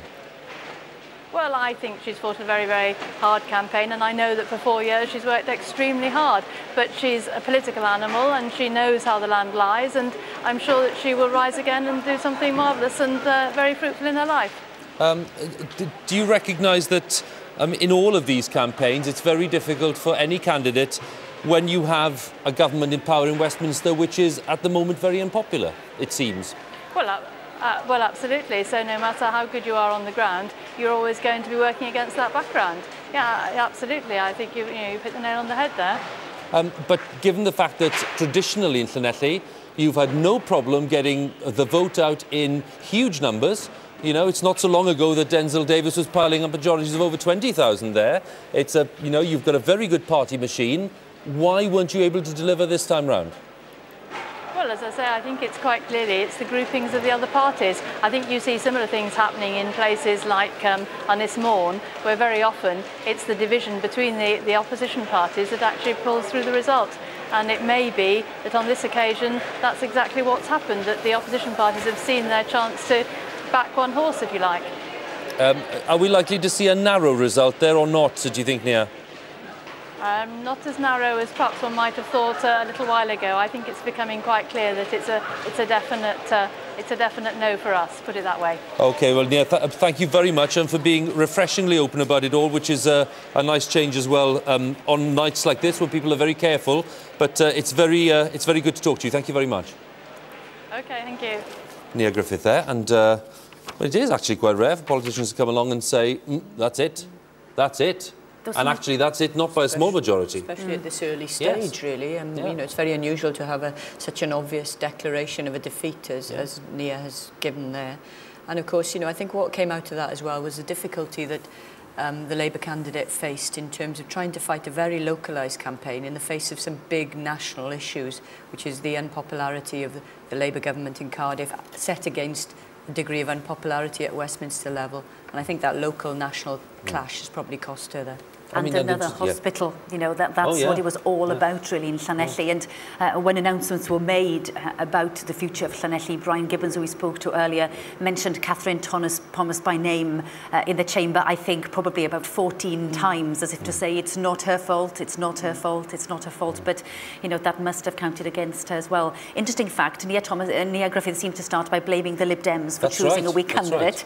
And stick up for him and say he was in there at the last minute because the first candidate, Samuel, seemed to disappear into the ether. But he is the son of the candidate in Newport East, who we seem to be talking a bit about. So, you know, father-son, both featuring somehow in the night stories. But we are getting in emails of people saying, gosh, more and more, where is Jenny Randerson? Are we all about to ask her whether she would stand and take over if Mike German were to lose out?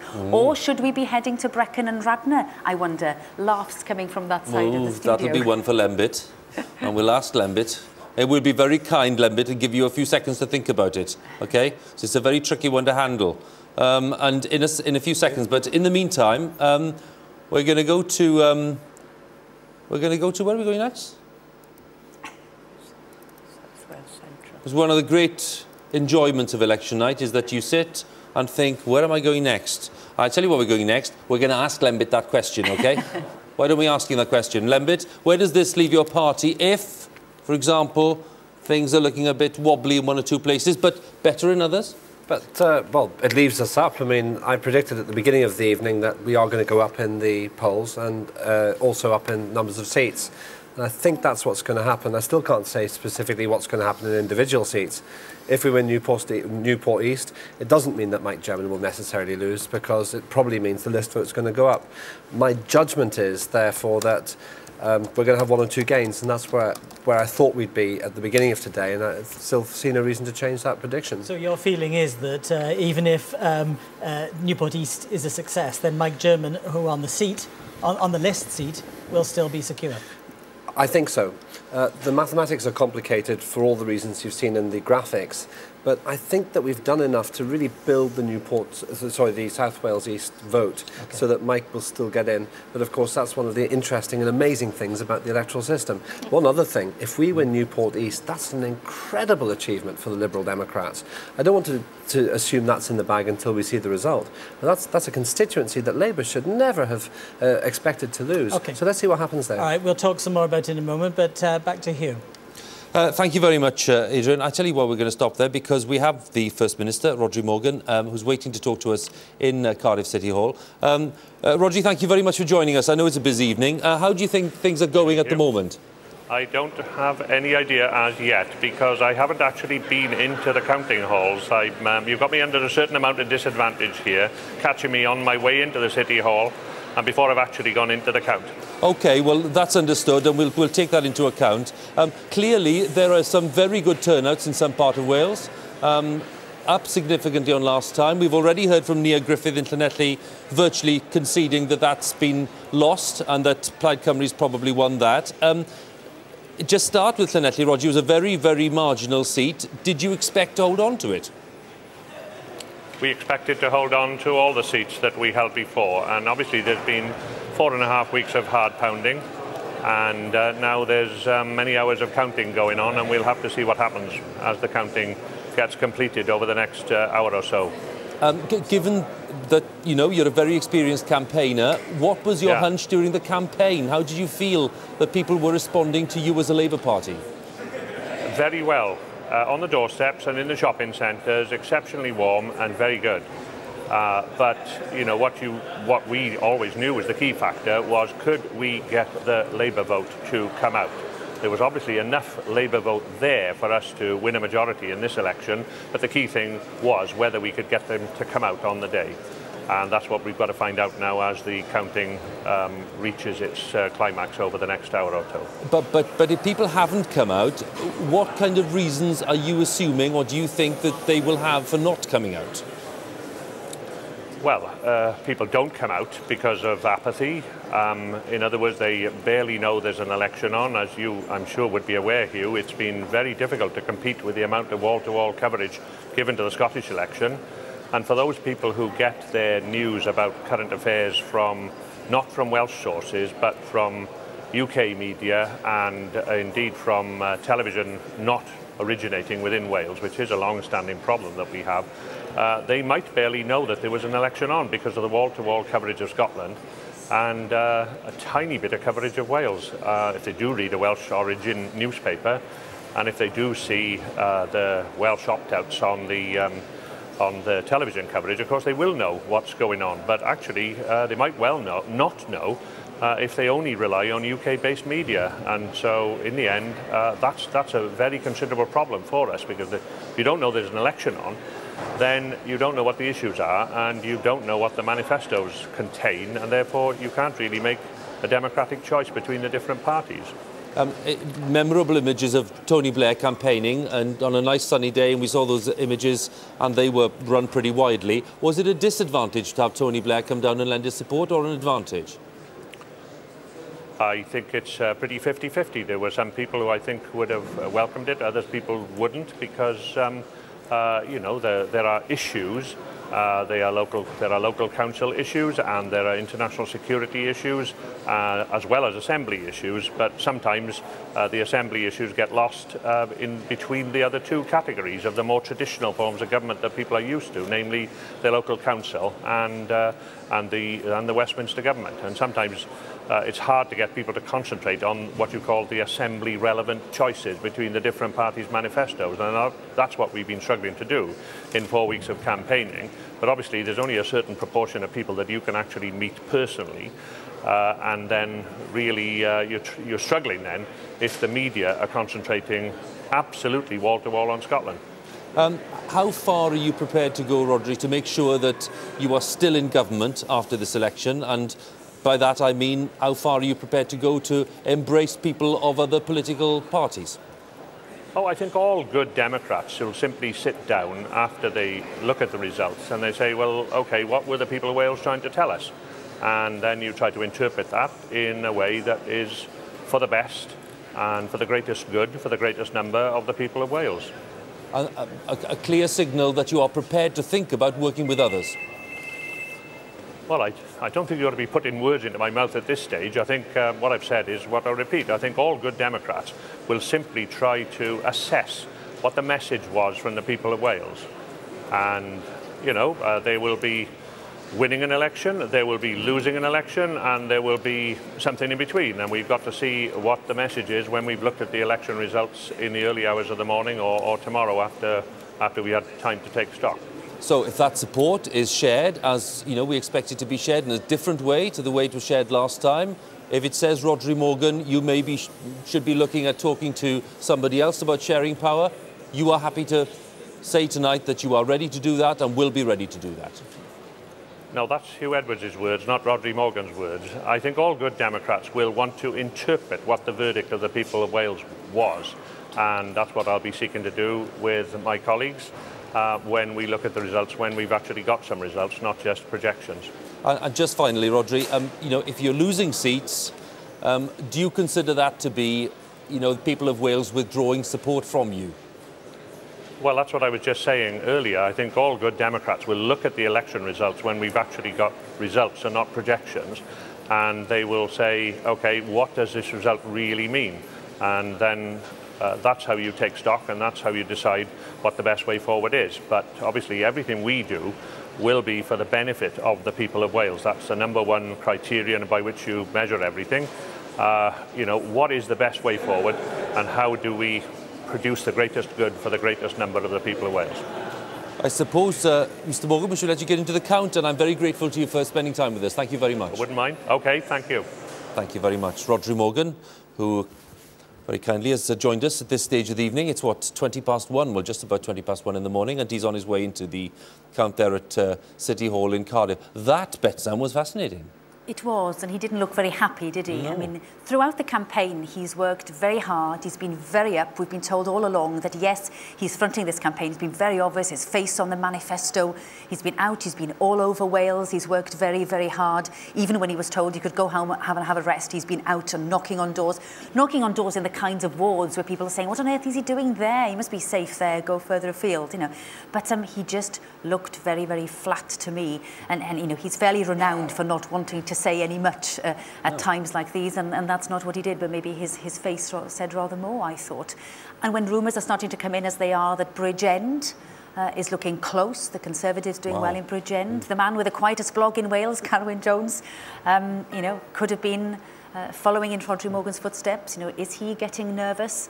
Swings and roundabouts, I know, but I'm starting to get the feeling there are rather more swings than roundabouts for Labour at this point. And when he says, we'll do what's right, we'll see what people will say and all the rest of it, which on the face of it is obviously the right thing to say, and it's a sensible thing to say, can we read anything into Rhodri Morgan's readiness to form a deal? Well, I think if it's necessary. Rhodri Morgan's got very good political antennae, I suspect, and he's had a sense this week of how the campaign's going, and he certainly looked more jittery during the course of the week. And now this early, before we even have a single vote, a single result in Wales, to be talking about doing the right thing, I think is quite significant. And of course, there's also this debate, isn't there, that's been going on in Scotland. We've heard it less in Wales about the moral authority to govern. You know, the party that gets the largest share of the vote, does it have a moral authority to govern? Does it have a moral authority to align itself with other parties? We've heard less of that in Wales than we have in Scotland, but I suspect that'll be raised quite a bit during the course of the evening now. Well, I think it's a good point, actually, to ask our politicians in the studio to respond, because I thought Rhodri's remarks were pretty fascinating. Yes, he was careful about some of them, but Adrian, let's go over to you and see what, well, for a start, what Kevin's got to say. I think it's a good place to start. Kevin Brennan, close political colleague and friend of Rhodri Morgan. What did you think about the points he was making there? Well, I thought Rhodri said what I would have expected him to say. Everybody who knows him knows that he's somebody who is very, very committed to democracy, and that he would look at the results. On these occasions, you know, often a night is, you know, in politics, not as bad as it looks on the night. It's often not as good as it looks on the night. And particularly in an election like this, where we've got a proportional representation election, where there's going to be all sorts of swings and roundabouts, as Betsan said, going on, until the dust clears, we won't really have an opportunity to assess what's happened. And I know that Rhodri will want to do that in the cold light of day, not in the middle of the night, and certainly not before any results have even been announced of from any of the constituencies across Wales. What do you make of his comments about the presence of Tony Blair, very limited presence of Tony Blair during the campaign, that it was 50-50? That wasn't a ringing endorsement, was it? Well, I guess that's vintage Rhodri, isn't it? I mean, sort of. I mean, we all know what he's supposed to have said if he was a spin-doctored politician, but he isn't.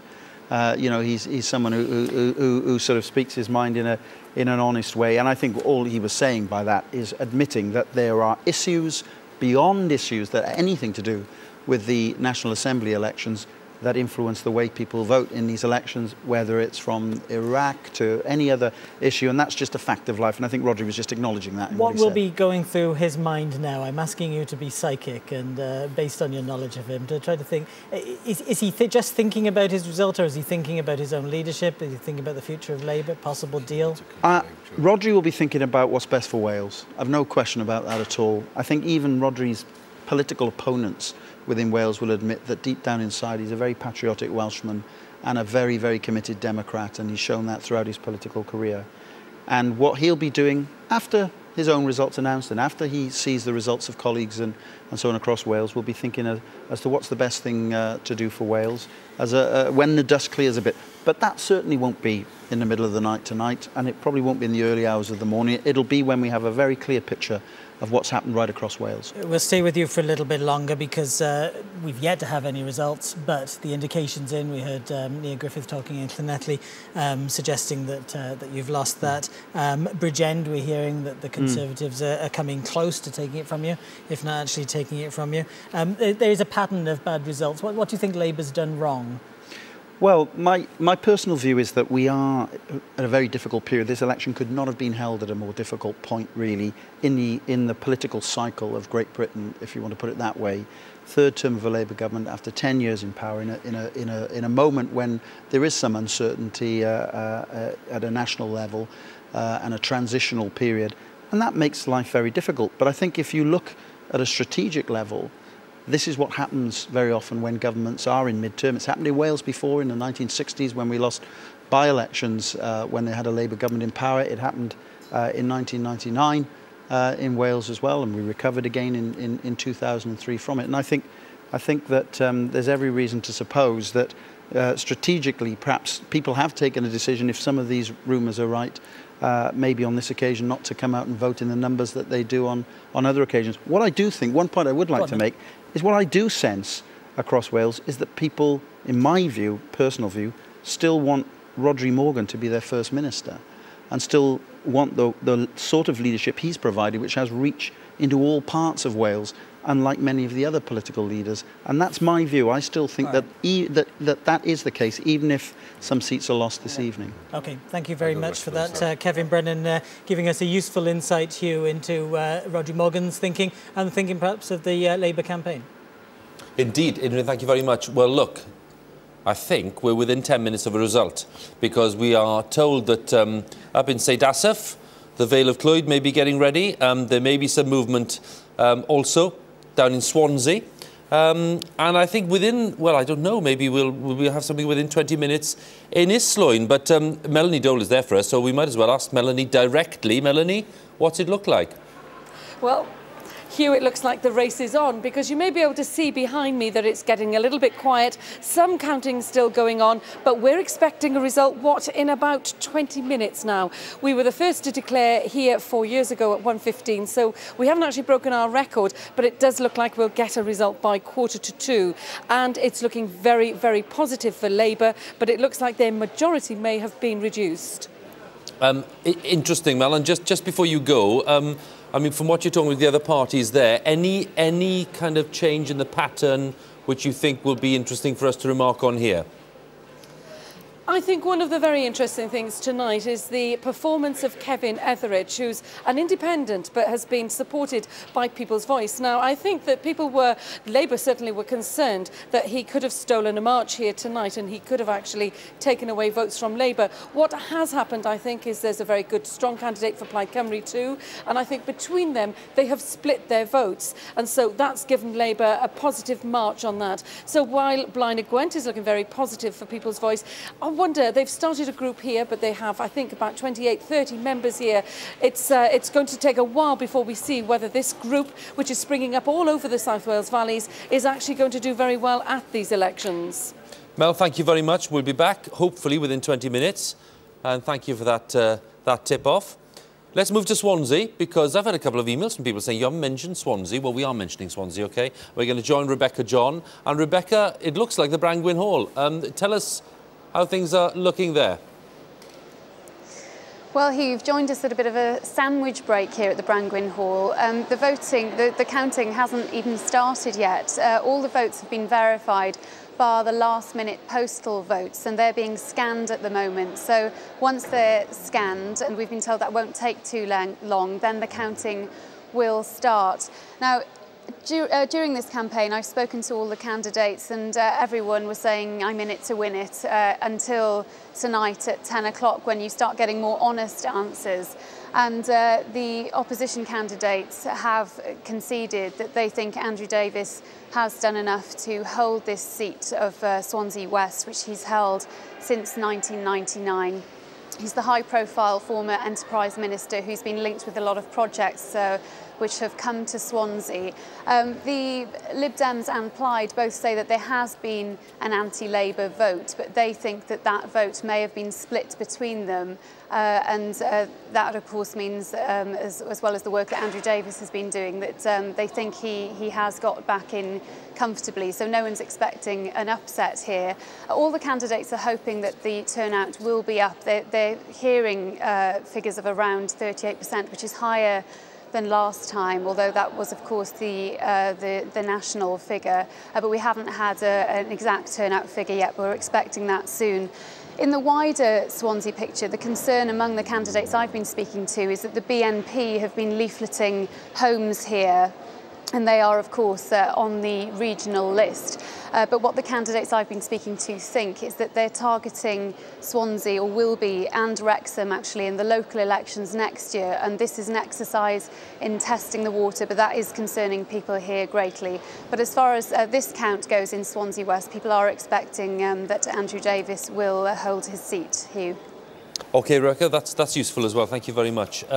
Now, as we said earlier, there are thousands of English council seats up for grabs tonight, and of course the Scottish Parliament as well is being elected. And David Cornick in Westminster is our man at Westminster and keeping tabs on all these things for us. David, first of all, could you give us a sense of what's come in on the English local elections first? Yep, as you say, thousands of seats up for grabs. Huw, 33 million people in England eligible to vote. Not all of them will, of course. One or two results starting to trickle in. Interesting one in John Prescott's backyard, and that is that the Liberal Democrats have taken Hull. They'll be running the council there.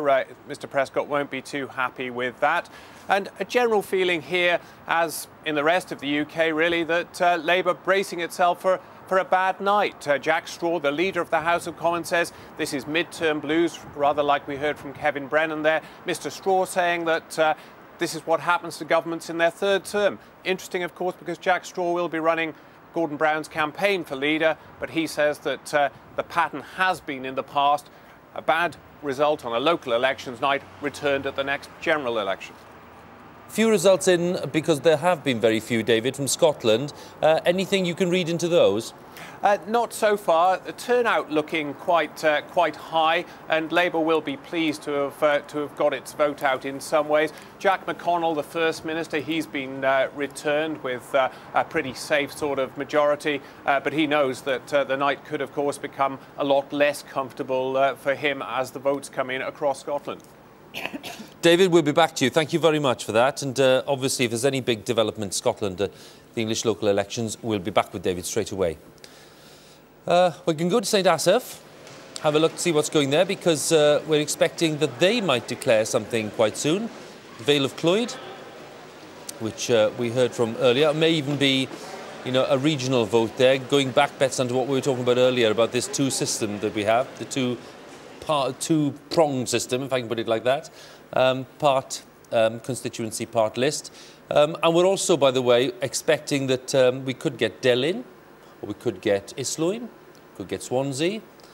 All of these things are possible. And in the next few minutes, I think, if we're lucky to, we may even have a word with Plaid Cymru's leader, Ieuan Wyn-Jones, because it's 1:30, and we are still expecting our first result in this third set of elections to the National Assembly. Last time, I think I'm right in saying that our first result was at about 1:15, and that was Islwyn. So Islwyn are desperate to get to the front of the queue again.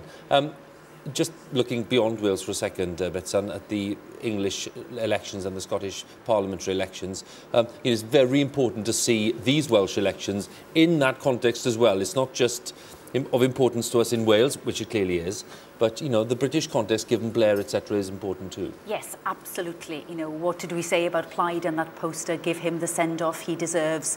They clearly thought that it was important to flag up Tony Blair. Labour, Peter Hain, Rhodri Morgan, from the conference in Llandudno onwards, were standing on that platform and saying, look, this is not an election about Tony Blair. It is not an election about, you know, cash for peerages or anything else. So it is, you know, it is about Welsh issues. But they had a dilemma, didn't they? The more they said that, the more they flagged up the issue. So would they play it down and not mention it? You know, some played it one way, some played it the other. Some Assembly candidates were saying to us, it's not being raised on the doorstep at all. Nobody's mentioning it.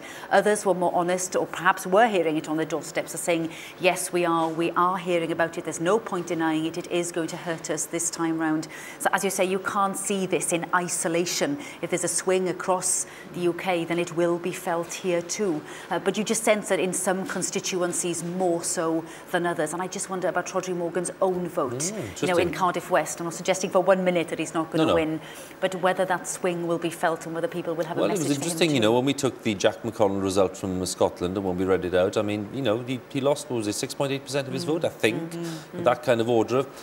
You know, and yes, it's, you know, you can see what the pressures are, but yeah, it'll be interesting to see what happens to Rhodri's vote, Laura, actually. It will, and of course this is an important election for another politician, namely David Cameron, because in both the local elections and in the Scottish elections, he has to position the Conservative Party, the new Conservative Party under his leadership, in a position where it's ready for the next general election. It can't afford to slip back in the locals, and it certainly can't afford to be wiped off the political map to all intents and purposes in Scotland.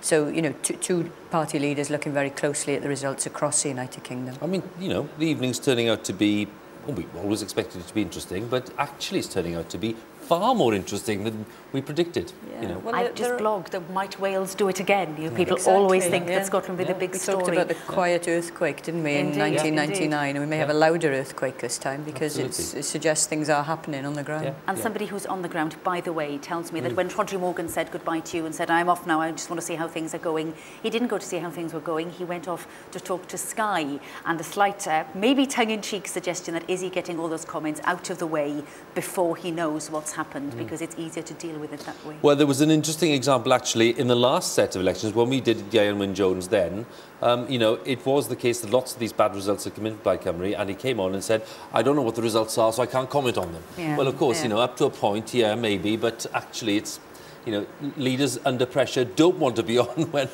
you can tell them you've actually lost 8 seats. What are you going to say about it? And they have good intelligence by this point in the evening. I think that's fairly clear. They must have pretty good intelligence by now. Just throw up some other names that people are asking about. Arfon, have we heard anything? We're hearing it's reasonably close in Arfon. Pontypridd, not much coming in from there yet. Dwyfor Meirionnydd. I think the guys over there might know more. Absolutely right. I was going to say, before we get, if we get it, Slowing Gentlemen and CHERYL, we will interrupt you rudely, okay? But in the meantime, just some thoughts on, you know, where we are and where you sense things are going, Adrian. Yes, Huw. We wouldn't be offended if you interrupt us rudely or otherwise. CHERYL Gillan, you're getting some signals about some strange places. Well, not that Bridgend is a strange place, but that you weren't expecting to. No, Newport West, maybe. To be fair, we've had an exciting campaign and I think tonight is going to be an exciting night for Welsh Conservatives. We haven't had a single result in yet that we can actually put our fingers on and say this is where it's going, but on the ground all the messages that are coming back are that all the target seats and all the seats that we've been looking at and working really hard in are very closely fought or looking as if they may come our way. So it's an exciting night to be a Welsh Conservative at the moment, but it's also exciting across the border in Wales because we're making gains in England. We're making gains right across the board there, and we're now controlling 19 councils in the north of England, and it looks like we're starting to make our comeback in the north as well as throughout the rest of the country. Alvin Clwyd, it's very difficult to predict any kind of with any certainty, but signs are looking encouraging for you as a party. Yes, they are. I mean, I said at the beginning that we mounted a very good campaign and that we would win seats, and that's my firm belief. I'm going to have to interrupt you because we've got your leader waiting to speak to us. Back to you, Huw.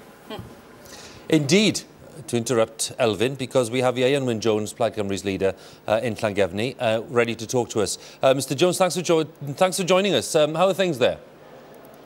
Well, things are looking very good, Huw. Obviously, I'm not in a position to say what the result is, but as I say, the indications are that we're doing extremely well here.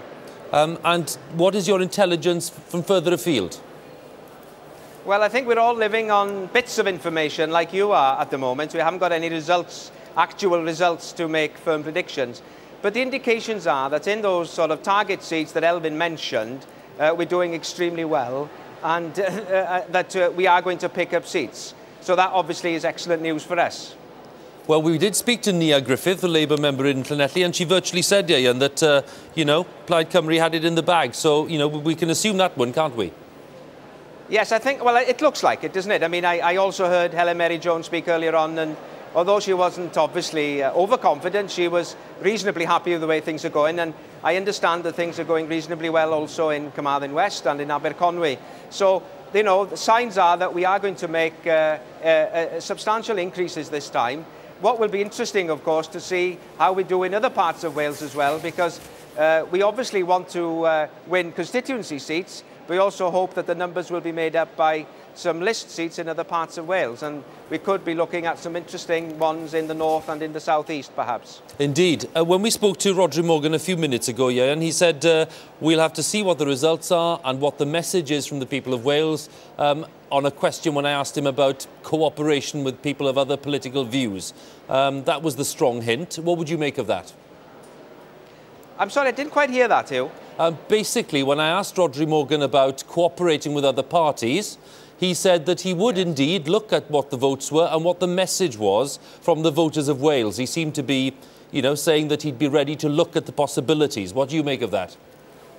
Well, all I can say is, and repeat what I've said throughout the campaign, and I think what I repeated on your debate programme, was that, so far as Plaid Cymru is concerned, you know, if we don't get an overall majority for any party, then we all have a responsibility to look at that result and to see whether we can put forward a stable government for Wales. And the two things that I've ruled out completely are that we wouldn't serve under a Conservative First Minister and we wouldn't prop up a Labour government that's lost an election.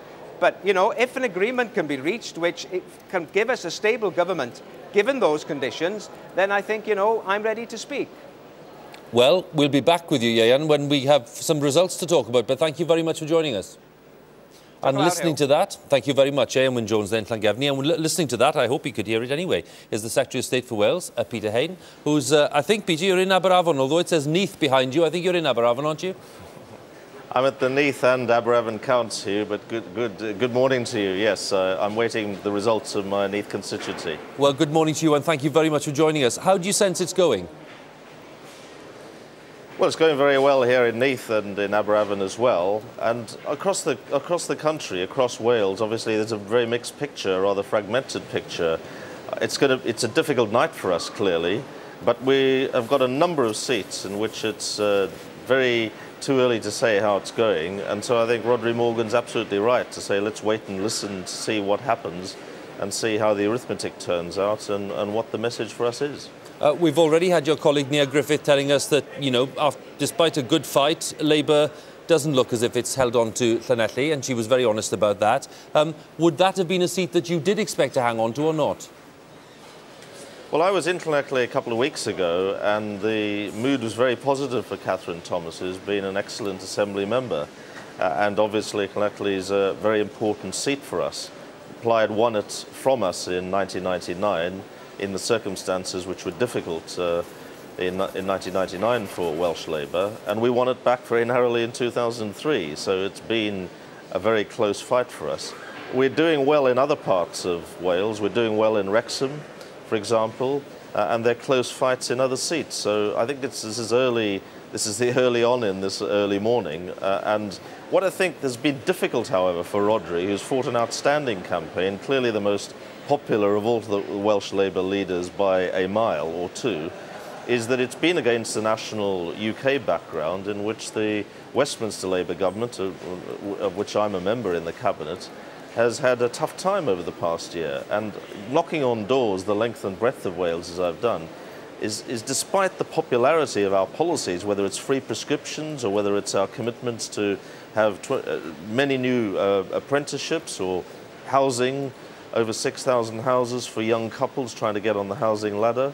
All of those policies are very popular, but it's been difficult to get the message through, given the way the national media has focused on Scotland and also on the situation at Westminster rather than on Wales. I mean, understood. How far do you think Rhodri Morgan and his colleagues should go to making sure that they're still in government in Wales after these elections? I mean, you know what I'm saying. How far should they reach out to other people? Well, let's see what the arithmetic turns out to be. We've fought a strong and a positive campaign to get a majority Labour government under Rhodri, and I think his leadership and our policies and our record in Wales, which has been outstanding. I mean, Wales is now more prosperous, it's doing better than anybody can remember, possibly ever before in our history, and many of our policies are popular, and Rhodri is popular, and we fought a very good campaign, but we'll have to see what the verdict of the people is. We'll have to see what the final arithmetic is to see whether we can win a majority or whether we fall short of a majority, and then we'll reflect and consult the party and decide what we do. Mr. Hain, Peter, thank you very much for joining us, and maybe we'll talk later, but it's good of you to spare time to talk to us now. Pleasure, Huw. Pleasure. Good to talk to you. That was Peter Hain, Secretary of State for Wales, and who holds down other big jobs too in government, talking to us from Aberafon, waiting for his count in Neath. What are we waiting for? Well, we're waiting for a result, frankly. And this is the scene in St Asaph, where we're expecting the Vale of Clwyd to declare very shortly. We're also expecting Islwyn down in South Wales to declare, and maybe one of the Swansea seats, hopefully. So a selection of them are in the offing. A few interesting little figures for you, because I haven't used my lovely computer graphics tonight, and I thought I would. So look, have a look at the story so far in terms of the turnout, if I show you this. There you go. There, look at that. Blaenau Gwent, 44.8%. in the constituency, a turnout figure there, which is pretty impressive. 40% in the Vale of Clwyd, which are expecting any second. 38.8% in Wrexham, 35.7% in Alyn and Deeside. Alyn and Deeside not exactly a brilliant performer when it comes to turnout. I think it's fair to say. And if we look at the Delyn, look at that, 41.3%. Arfon, 49%. Yeah, that's interesting. Neath, 43.7%, which is Peter Hain's seat. All the figures so far are higher than 2003, which also underlines, by the way, what people are saying in Scotland. And just to underline that Nia Griffith, the Labour MP for Llanelli, suggests that her colleague Catherine Thomas will lose her Assembly seat to Plaid Cymru's Helen Mary Jones. And we've had Rodri Morgan telling us it's too early to start hypothesising about the outcome. It's been difficult to compete with the Scottish election for attention in the media. Well, I think, you know, that's not an unfair point. There's been a huge focus on Scotland, but there you go. Betsan, just, you know, given that Peter Hain there was basically saying, let's wait for the results. Yes, we know that. Again, a pretty kind of sober approach, I thought. Yes, I just wonder whether, you know, they made this decision to keep going with the line, vote Labour, we do what it says on the tin, or a vote for somebody else and you'll get somebody else in charge. And if you keep saying that and they keep talking, as they did until the very, very bitter end, into the last couple of days, about a Tory-led coalition, how do people respond? If they feel like they seem to be feeling, and it's still early days, no results in, then they might well listen to that message and think, yes, well, maybe we do feel like a change. And was it the right tack to keep going with that message until the bitter end? Lots of messages coming in on the blog making that sort of suggestion. But one rather spooky thing here, which I feel I should mention, I was just mentioning, you know, the comments are coming flooding in. It would be nice if the results came flooding in. The very next email, was spam offering me free Viagra. So did you forward that to me? That was slightly spooky, I have to say. Good. Or forward it to the panel. They look as if they could do with a bit of a revival. Anyway, listen, I think we cut you off in your prime earlier on, so why don't we just return to Adrian now, and then we'll, if we have time before the count, we'll have a word with Rhun as well about the Plaid Cymru conundrum. But by all means, pick up, Adrian, with where you were. No drooping here, and we'll go back to where we did leave off with, which was with Elfyn Clwyd. We interrupted you to go to your own party, but at the same time, you were talking about the campaign and the kind of campaign you've been talking about that you've conducted. It's been the best, the most professional that we've ever mounted, I think, and we've tried to stick on the issues. We offered 7 particular policy issues we'd like to see brought forward, all costed. And we have genuinely tried to keep it sort of positive rather than negative, to be honest. Yes, of course, we said it was time for a change. Yes, of course, there were many things that you have to say to criticise about New Labour in Wales. The health service, for example, is not good. Education is not good. A breakdown of the votes cast for each party list in the Vale of Clwyd constituency is as follows. British National Party, 1061, 1,061. Ceidwadwyr Cymreig, Welsh Conservatives, 7,269, 7,269. Communist Party of Britain, 68. Cyngrair Pobl Gristnogol, Christian People's Alliance, 89. Green Party, Iorwerth, 508, 508. The Labour Party, y Blaid Lafur, 6,539, 6,539. Plaid Cymru, Llais y Gogledd, Plaid Cymru, North Wales Voice, 3,892, 3,892. Socialist Labour Party, Plaid Lafur Sosialaidd, 204, 204. UK Independence Party, Plaid Annibyniaeth y Du I Bedol, 676, 676. Welsh Christian Party, proclaiming Christ's Lordship, Plaid Gristnogol Cymru, datgan ar glwyddiaeth Crist, 164, 164. Welsh Liberal Democrats, Democratiad Rhyddfrydol Cymru, 1,682, 1,682. Mae rif y papurau pleidleisio o athodwyd a heb gael eu cyfri gennyf yn yr etholiad yma fel y ganlyn. Heb yn ord swyddogol dim, wedi pleidleisio i fwy nag un blaid, 37, ysgrifen neu nod ymhaff fodd y gellu adnabod y pleidleisiwr 1, heb nod neu yn ofer oherwydd ansicrwydd 176. The number of ballot papers rejected and not counted by me at the election was as follows: want of official mark, 0, voting for more than one party, 37, writing or mark by which the voter could be identified, 1, unmarked or void for uncertainty, 176. Felly cyfanswm y pleidleisio athodwyd oedd 214, and the total therefore of the ballot papers rejected was 214.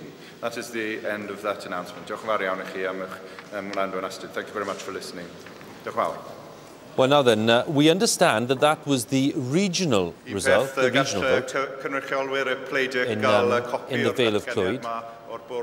And the returning officer just calling some of the party representatives to a meeting. But the Vale of Clwyd regional list is what we understand that result was. Now, some of these counts are declaring their regional vote first, so bear with us, OK? That wasn't a constituency result, it was a regional result, and we'll get the figures up for you on the screen. Basically, those figures are going to be put into a big pot regionally and shared out. And it's very, very difficult to make any sense of those figures initially until we see, you know, how they are fitting with the pattern across the region. A constituency result, obviously, is easy because somebody wins straight away. So bear with us. It's typical that our first result of the evening is a regional result, which is not exactly helpful. Anyway, that's where we are. Hopefully, Islwyn will be up in about 5 minutes. We were talking about, you know, Plaid Cymru's challenge in this election.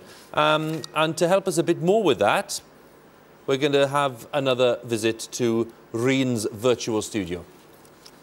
Still trying to get over how long that list of results was. He will be here all night, I think. Anyway, let's look ahead to Plaid Cymru's hopes in 2007. And perhaps it's useful to look back at 1999, at the results that were way beyond Plaid Cymru's expectations, winning in places like Islwyn and in Rhondda. And a look at the Rhondda result in 99, almost half the electorate backing Plaid Cymru there. But, you know, this is Labour heartland. This was the result in 2003, reverting to form, and Labour again with a big majority. So big losses in 2003 for Plaid Cymru. This is about rebuilding. Tonight, and several levels to the rebuilding, I think. First of all, the obvious seats, Aberconwy, the old Conwy seat, new boundaries, easier now for Plaid Cymru to win. Llanelli down here, just 21 votes, the Labour majority, again, one they simply have to win. It's as simple as that. Move on to the next level. Branching out a little bit, Carmarthen West and Pembrokeshire South, this was the result in 2003. Quite close, wasn't it? Just 3 percentage points in it. Again, a few boundary changes there favouring Plaid Cymru. So that's another one that they're hoping to target tonight. Then you move on to the more difficult level for Plaid Cymru. Your Rhonddas, your Islwyns. OK, they're not going to win there. But one I'll mention, Swansea West. This was the result in 2003. A fair Labour majority, but it's got to be a target for Plaid if they're ever going to be the biggest party in the Assembly. And one well worth looking out for tonight to see if they really gain any ground. The problem, just like for the Conservatives, if they do well, though, in these individual constituencies, like in the West, well, here, Mid and West Wales, they'll start losing regional seats. They had one last time. If they win in Llanelli and Carmarthen South, well, they lose that regional seat. North Wales as well, I shall mention. David Wigley, this man here, hoping to get in as a second regional list member. Very tough indeed. They only had one last time. The quirk of the system, though, what would make it easier for David Wigley to win is if they start losing the seats they had or don't make the gains, say, in Aberconwy. And Ynys Môn, always worth a mention. The party on Ynys Môn worried about a low turnout there. Now, could that make it tough for Ieuan Wyn-Jones to get into the Assembly? That would be a story, wouldn't it? Ieuan Wyn-Jones loses, opens the door to his predecessor, David Wigley. Rhyn, diolch yn fawr, thank you very much. OK, I'm going to update you on the timings, although several of you emailed me to say, please don't give us timings because it frustrates us when it doesn't happen. Anyway, I'm just going to tell you what people are saying on the ground, OK, so that you know what we are working to, because we're in a much more transparent kind of process now. Islwyn, they're saying 8 to 10 minutes. And they're also talking about the Vale of Clwyd. That's the constituency result, not the regional result that we obviously just had. And what's the other one they're talking about? Wrexham. Oh, thank you very much. That's Dr. John Marek, and to see whether he can hang on there. So all of these seats, we are expecting some movement on in the next 10 minutes or so. Now, clearly, it's not in our control, but those are the timings that we are hoping, OK? Once we get those results in, yes, we are then in a position, aren't we, Betsan, to start looking at swings, majorities, and trying to project a little. That's right. I've got a result of kind for you, which I promised not to mention until there was a result in Llanelli, and I'm wondering if we feel there's enough of a result in Llanelli for me to be able to reveal this. I think so, really. Okay. It's a group of pollsters studying Welsh and UK politics at Aberystwyth, and they were trying to understand how polls worked. So a couple of weeks ago, they were told, well, have a dry run. You know, so they did that, and they did it in Llanelli, just 300 people. And they sent us the results and said, oh, don't take any notice of this, but this is just what we've done. We just thought it might be interesting. And they were, keep these to hand, because, you know, we might get the real result anywhere before the night's out, hopefully. Plaid, 51%, Labour, 35%, Tories, 9%, Lib Dems. And we took one look at it and thought, oh, they'll scrape a 2-2, maybe. But it may yet turn out that they deserve a first. Well, listen, we'll see. We'll see. I've got some figures for you from the constituency, from the regional result in the Vale of Clwyd. Let's have a look at them. Because they're on the graphic there. Let's have a look at them in more detail. So this is the regional vote in the Vale of Clwyd. Conservatives in the lead on 7,269. Labour just behind them, 6,539. Plaid Cymru on 3,892. The Lib Dems just over 1,600, just under 1,700. The others on 2,770. The share, the regional share, again, this is not a constituency result, this is a regional list vote in the Vale of Clwyd, the first real result we've had in this election. 32.8% to the Tories in the Vale of Clwyd, 29.5% to Labour, and 17.6% to Plaid Cymru. So what we don't have there is the change since last time, which would be quite handy, but maybe we'll get it in a short while. Betsan, yeah, I mean, those figures were interesting, and you know, it begins to look, you know, slightly more realistic. That's right, because all along what we've been hearing from places like Llanelli was that it was very, very close, yes, but the Labour machinery had gone out and was working very hard.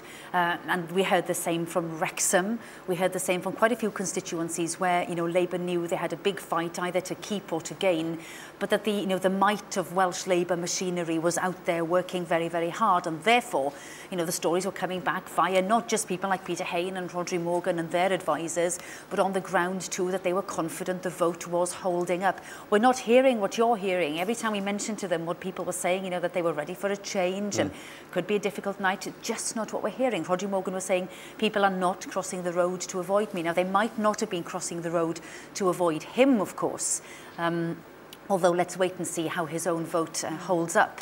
But they might have been, you know, crossing the road to avoid others. OK, good. We'll be back, Betsan. Still waiting for the other results coming in. We're hoping from Islwyn and the Vale of Clwyd.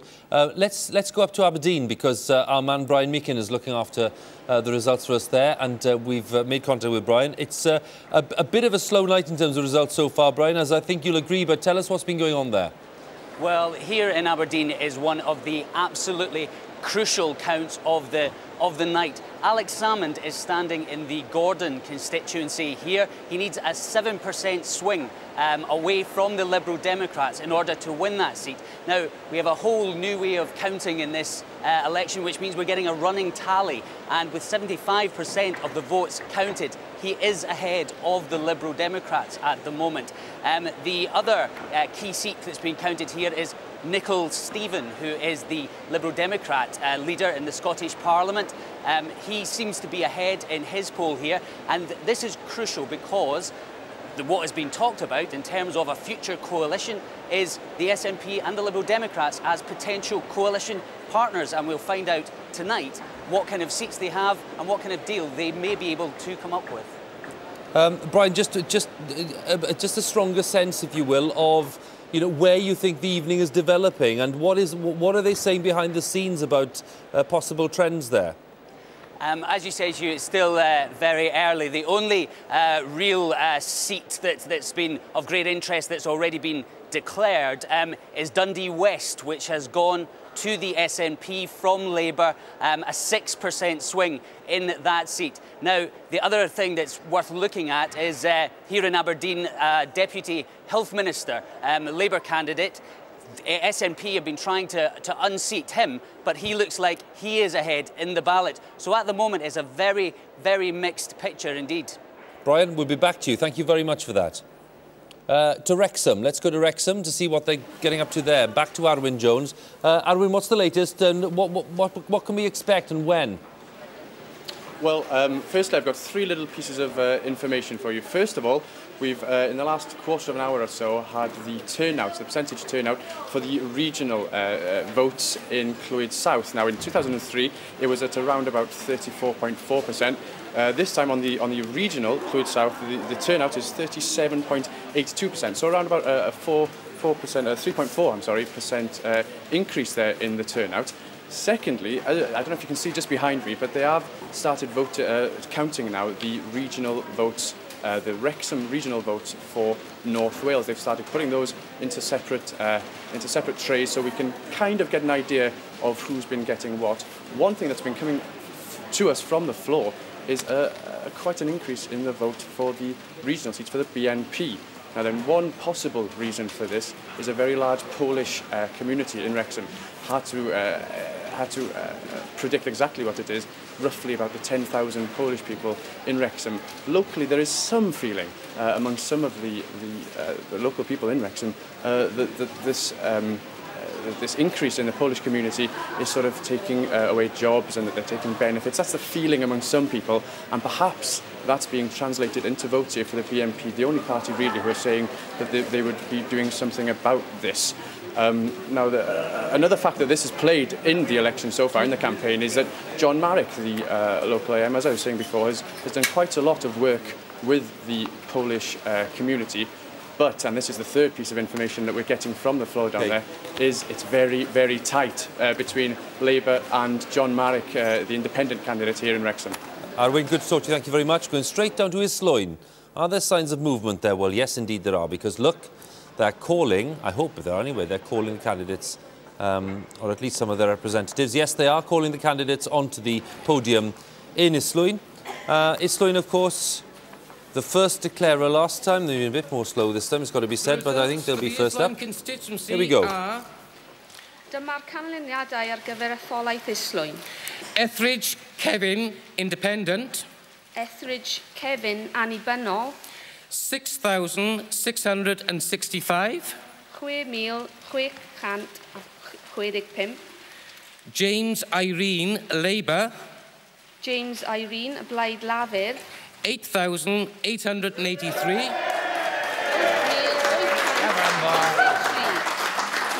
Maguire Mark, Welsh Liberal Democrats. Maguire Mark, Democratiaid Rhyddfryddol Cymru. 1,135. 1,135. Pritchard Allen, Plaid Cymru. Pritchard Allen, Plaid Cymru. 5,084. 5,084. Williams Paul, Welsh Conservatives. Williams Paul, Ceidwadwyr Cymraeg. 1,797. 1,797. I hereby declare that Irene James is the duly elected Assembly Member for the Islwyn constituency.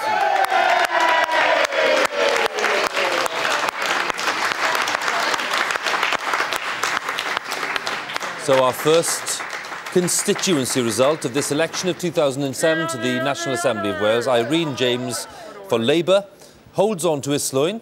But if I'm right, Betsan and Laura, with a much reduced majority. Shall we just listen to what she's going to say for a few seconds? Him and his staff have worked very hard, not only today and this evening, but all through the campaign, and I'd just like to pay huge tribute to them because they really have worked hard. So can we all give them a round?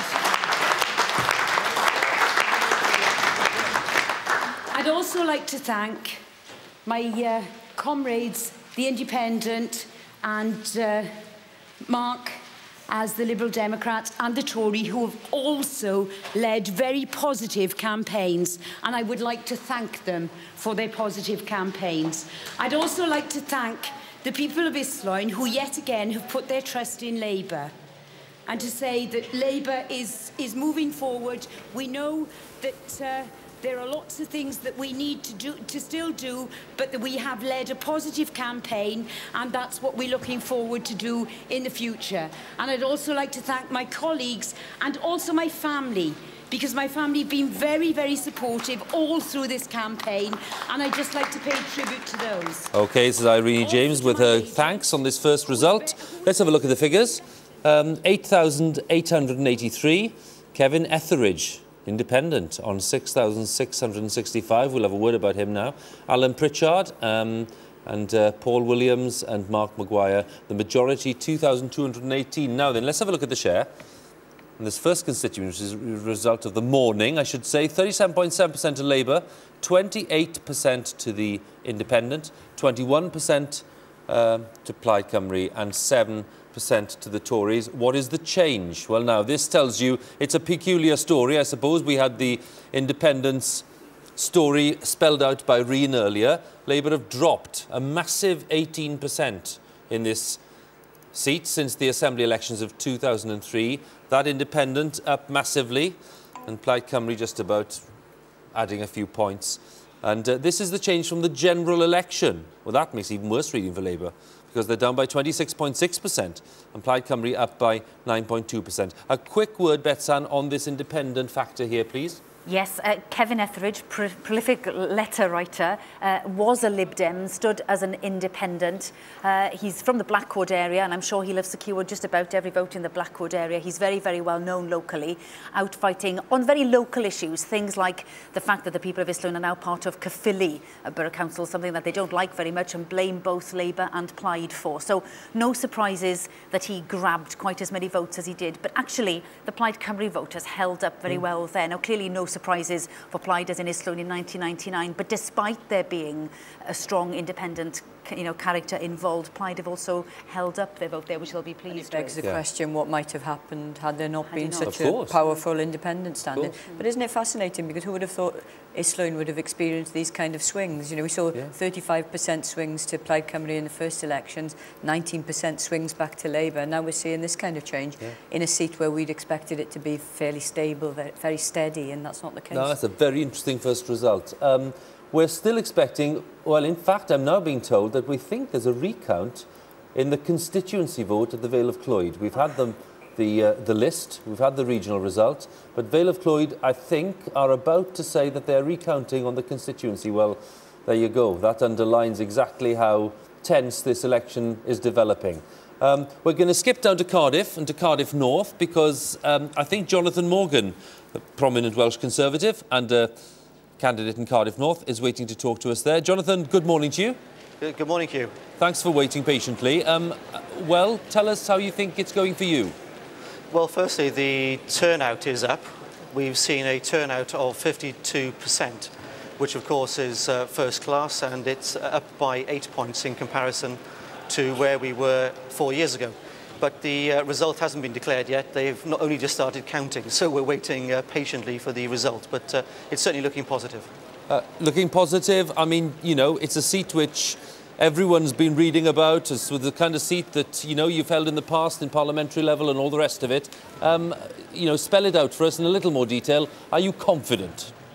I think we could be in for a very good result in Cardiff North this morning. We've worked very hard. We've fought a very positive campaign. We've been the most active political party in Cardiff North during this election. And we've been very surprised at the large number of Labour voters who have been switching directly to us. So I'm fairly confident that we'll get the result that I was hoping for this morning. And what's the intelligence you've received from further afield? Only the news that obviously Delyn was looking very interesting. I think certainly the seats in Clwyd obviously now looking very interesting. But what this does show is a revival of Welsh conservatism. This isn't just about Labour collapsing, it's about voters shifting from Labour to other parties, and I think we have been beneficiaries of that. We certainly have here in Cardiff, and I think when the results are known, across Wales, it will demonstrate that there are now Labour voters who are actively voting for the Welsh Conservative Party, which is a change that we've been trying to create for quite some time. And what's the principal reason for that, if it's happening? I think there are a number of factors. Firstly, that people now accept that the Welsh Conservative Party is a major force in Wales. We have changed our outlook on devolution. We have, with a new leader in David Cameron, a new outlook as a UK Conservative Party. I think we're taken a lot more seriously by the Welsh and by the British electorate. And there is that revival under both Nick Bourne in the Assembly and David Cameron in Westminster. And as a result of that, I think that people are feeling a lot more confident about voting for the Welsh Conservatives. Jonathan, good to talk to you, and maybe we'll have a word later on, but we'll be looking at your result with interest. Thank you very much. Thanks, Huw. It was Jonathan Morgan in City Hall in Cardiff, standing in Cardiff North. And of course, some of us are old enough to remember Cardiff North when it was held by a Tory at Westminster level, and I think it was Michael Roberts and Gwilym Jones. But then there was, I think, Laura and Betsan, there were Tory MPs. There was Cardiff Central, Ian Grist, and Cardiff West, Stefan Terlecki. Stefan Terlecki. Now that's a name to conjure with. That's didn't Rodri beat him in 1987? That's right. Yeah, colourful figure involved with Cardiff City at the time. I seem to remember. That's right. Yeah. So maybe the march of the Tories is underway, and it's very interesting. Well, it's interesting the way in which the Tory party has really positioned itself again as a Welsh Conservative party. I mean, it's very openly Welsh now, and that, of course, is an immediate consequence of devolution. It served the Conservative Party in Wales very, very well, giving them representation again. I mean, and I think the interesting reporting from Scotland, just 6 or 7 months ago, noticing that the Tory party in Scotland actually is a very different creature and hasn't really, didn't seem to have responded in the same way to the process of devolution. The Welsh Tories seem to have, embraced it much more warmly. I was looking back at stories from 2005 with Nick Bourne taking on the party, really, and saying, look, you have got to become more Welsh. And you can become Welsh Conservatives, you can become more Welsh, it doesn't make you any less Conservative. And we all know that, not everyone in the party did agree with him, and not everybody in the party agrees with him now. He has his enemies within the party. There are bits of Wales that he prefers to others, but, if the turnout tonight and if the results go his way, then he'll stand up and say he's been vindicated, clearly. Now, Vale of Clwyd, let me just tell you what I'm just being told about the Vale of Clwyd. There is a recount there. And as I understand it, it's because there is a difference of some 50 votes between Labour and the Conservatives in the Vale of Clwyd. And that's in the constituency result. We've had the list. That's been done and dusted, but this is the constituency, the seat itself.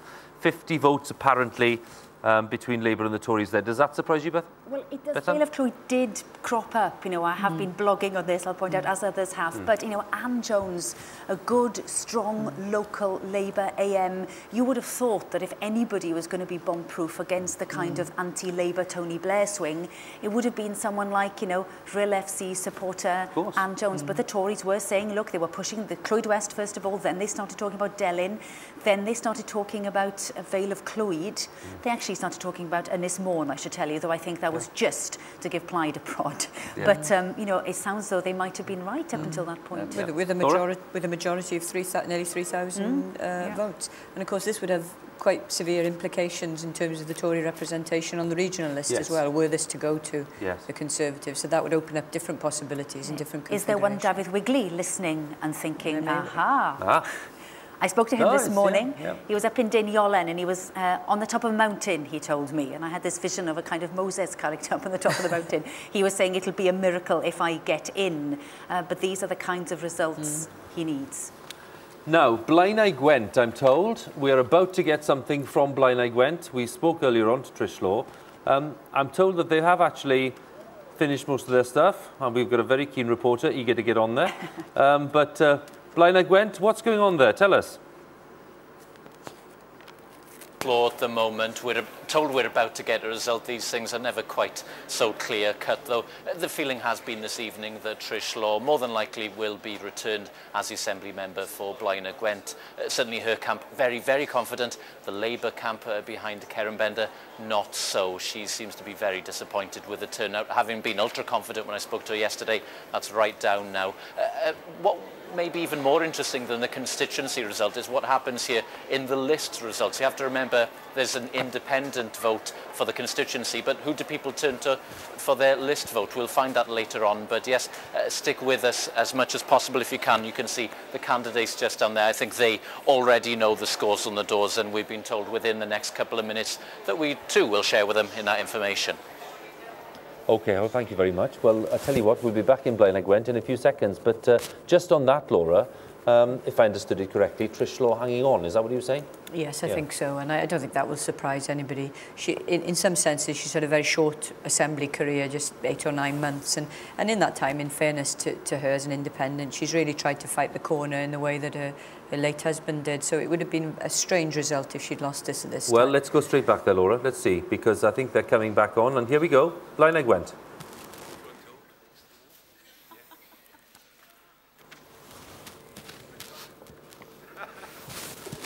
Once we get the microphones on. I think we've got a mic problem. Are we ready in Blaenau Gwent? Is it?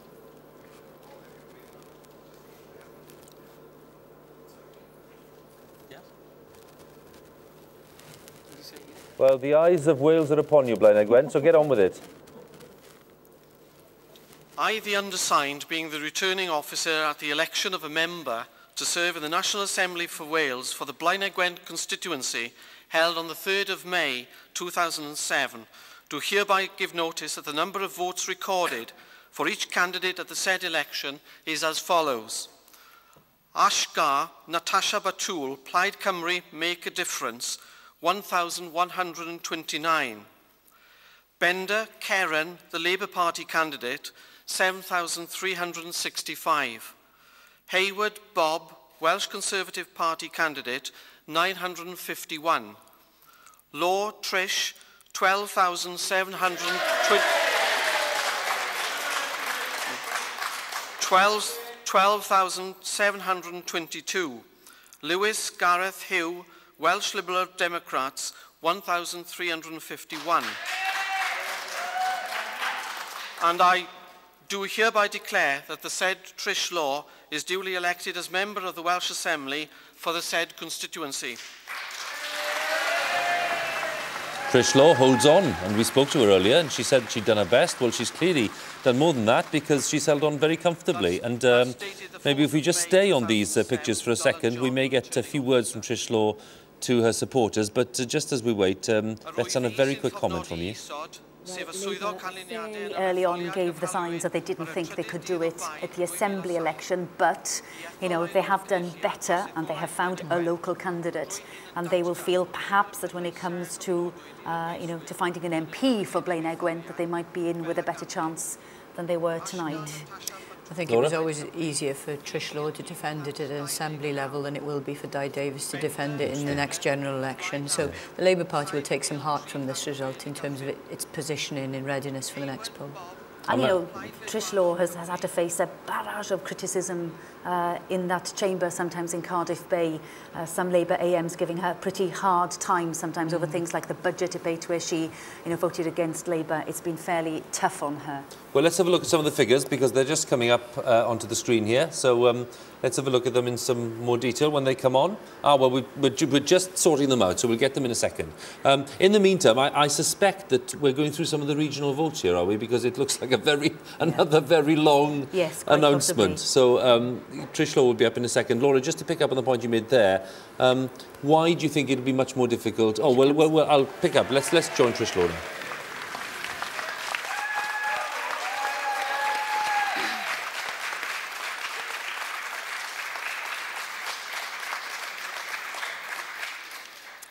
I would like to thank the returning officer and his staff for the excellent way that they have conducted the count tonight. Many thanks to those who have staffed polling stations across Blaenau Gwent today, and my gratitude to the police for keeping an eye on proceedings tonight. My grateful thanks to my agent Don Wilcox and his deputy John Mason, and my army of helpers and supporters, not least among People's Voice.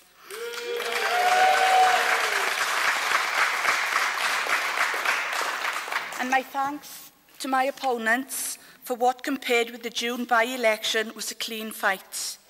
The people of Blaenau Gwent have have again sent a message to the main political parties that they really must start putting people before politics.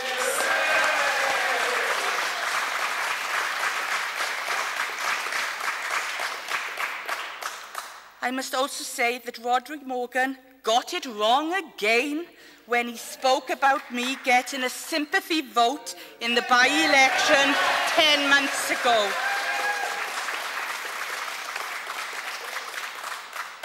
I have fought this election on my own merit and on my own record over the past 10 months, and the people of Blaenau Gwent have again put their confidence in me, and for that I thank them from the bottom of my heart. Thank you all very much.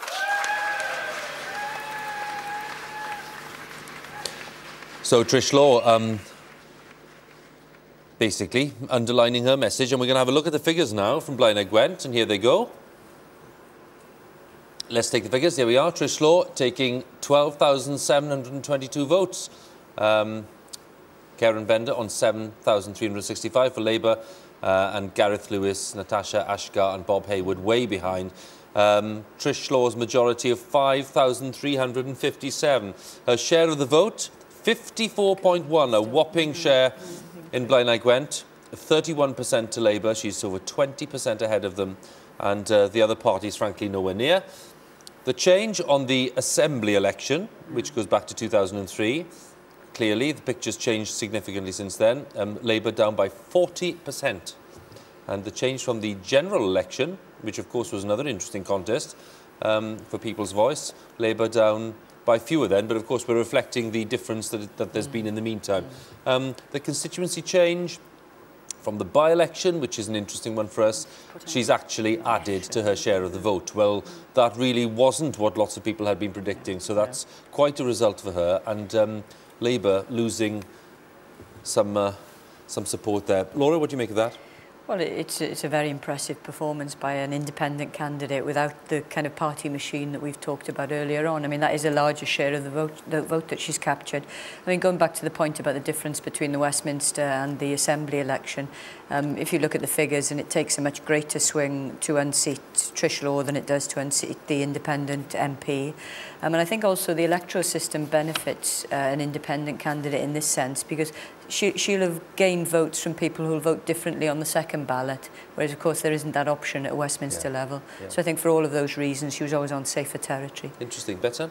I think she got to say what she really wanted to say, and she said it in her way, a short speech, typical of her, but she wanted to say that she stood on her own 2 feet. You know, Peter Law's name wasn't mentioned in any of her leaflets, and that was because that's what she wanted. And on a lighter note, I should tell you that I gather she plays bingo, and she's had 2 big wins in the past couple of weeks, so she was on a winning streak. So well, she's on a massive winning streak. That was a very impressive share of the vote. Our first constituency winner this evening, well, I say this evening, this morning, it's 2:20 for goodness sake, was in Islwyn, and it was Irene James for Labour, and I think we can join Irene now, actually. Irene, good morning. Thank you for joining us. Thank you. Congratulations. I'm sorry, it's a little difficult for me to hear, so... That's fine. Somebody... I will shout, Irene, and say many congratulations. Why do you think you were returned this time?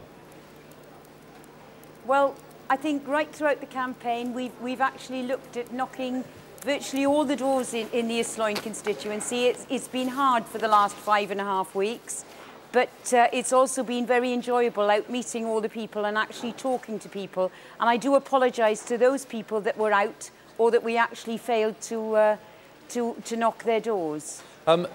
Unfortunately for lots of your party colleagues, Irene, there are some poor results for Labour, it seems, across Wales. Why do you think that might be? Well, I haven't heard of any of the other results, I'm sorry, because we've been here at the moment. So, I mean, I'm going to have to look at that later on.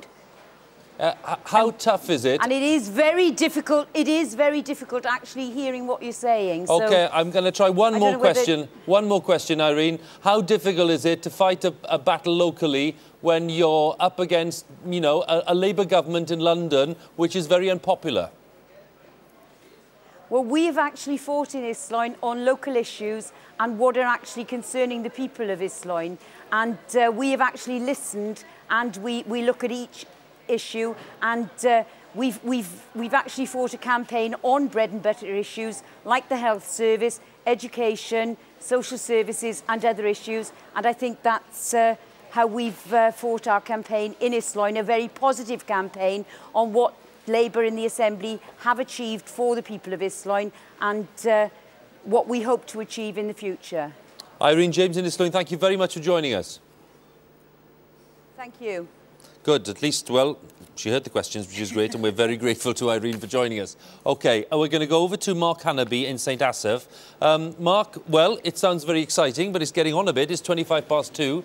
What's going on there now?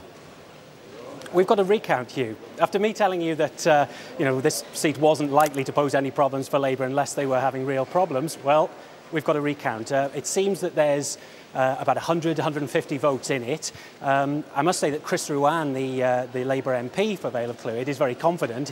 He's done his little calculations, totting up bundles, and he thinks that that those 100, 150 votes will go Labour's way. In fact, he thinks that some votes have already been found in the recount that have gone Labour's way. He says that there was a batch with applied paper on the top that were Labour underneath that have been miscounted.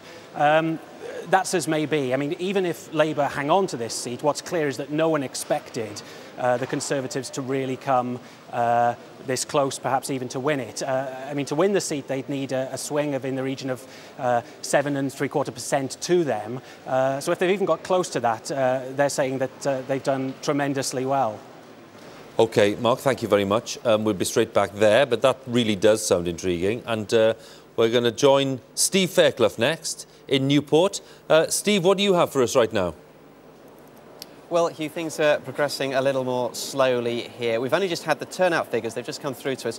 Newport East, 37.49% on the constituency level, and Newport West, 40.6%. Now, those figures are both up on the last Assembly elections. In Newport East, that was 30% 4 years ago, and Newport West 35%. So there has been an increase in turnout here. We're starting to see some of the regional candidates appear as well. Mike German, the leader of the Liberal Democrats in the Assembly, has just walked through the door a few minutes ago. And also we've got William Graham here from the Conservatives. He's one of the sitting regional list AMs. But the counting is getting underway in earnest now. Over here we've got Newport East. This is the seat which is rousing the most interest here at the moment. There's a lot of worried faces in Labour. John Griffiths, the sitting AM for Labour, not at all convinced that he's going to keep that seat. The Liberal Democrats could be the winners there. In the other seat, Newport West, the Conservatives, not saying that they're going to win the seat, but they say that they're going to certainly make a big dent in Labour's majority. Rosemary Butler there for Labour is reasonably confident that she is going to hold on to it, although the Conservatives do say the counting is still very much underway, so they really don't know exactly how they are going to take it, but they're going to run close. Steve, thank you very much. Cynon Valley, we've just been told that Labour has held on to the Cynon Valley. Let's have a look at the figures. That's been declared just a few seconds ago. Christine Chapman holding on very easily, taking over 11,000 votes, and Liz Walters in second place, and Neil John in third place. Let's have a look at the actual share. Plaid Cymru coming second on 27.8%, but Labour easily in front, 56.7% of the vote. What does that mean since the last Assembly election? Well, it means that Labour are down by 7.8%. Plaid Cymru up by over 6%. The Tories up by nearly 4%. The Lib Dems losing a fraction. From the general election, this is the change. Again, Labour down by about 6%. Plaid Cymru up significantly from the general election. The Tories up fractionally, and the Lib Dems actually taking a bit of a knock there too. So, Cynon Valley, Labour hanging on, no surprise there. But again, what do we make of the pattern of the voting? I have to say, I was in Aberdare with the BBC election bus a few days ago, and really the comment most people made was that they hadn't really felt touched by this election at all. There was very little sign in Aberdare of there being an election, no posters. Everybody knew that Christine was going to hold on there, really. But again, Plaid doing okay. That's the sort of seat where they're going to have to do much better, though, if we're going to see more churn in the seats nearer to Cardiff. Interestingly, turnout in the Cynon Valley was 38.4%. 4%, which is fractionally up. Yeah, just fractionally. Pretty much unchanged from last time. And I think we'll see that in some of what's regarded as the safer valley seats, where there's been no real challenge by any of the opposition Exactly, parties. and in contrast, you know, Laura, Llanelli turnout just being told it's 49.39. Exactly. So basically 50% turnout. Reinforces our point, doesn't it, about where there's a real contest, where people can get their teeth into some serious issues and proper campaigning. We'll see that kind of turnout. Elsewhere, we'll probably see a fairly static picture. Well, plenty of celebrating in Blaenau Gwent because Trish Law has been garlanded with flowers. There she is, being greeted by lots of her supporters there in Blaenau Gwent after her very comfortable win. Very impressive win, actually, and she made a point very succinctly. Big thumbs up.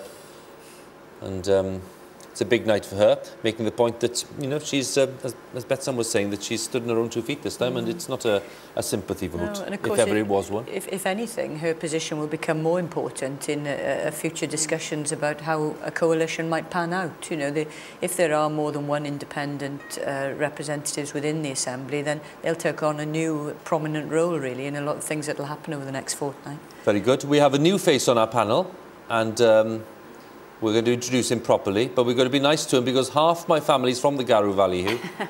So I expect a bit of respect, okay? Absolutely, for the Garw Valley, definitely. Okay, good. You're welcome, very welcome. Adrian, over to you. Nothing but respect in this corner of the studio. Yes, Huw Davies for Labour, the Labour MP for Iorwerth and Government Whip has joined us. Kevin Brennan has gone off to talk to some other people. I don't know where else there could be that would he'd rather be.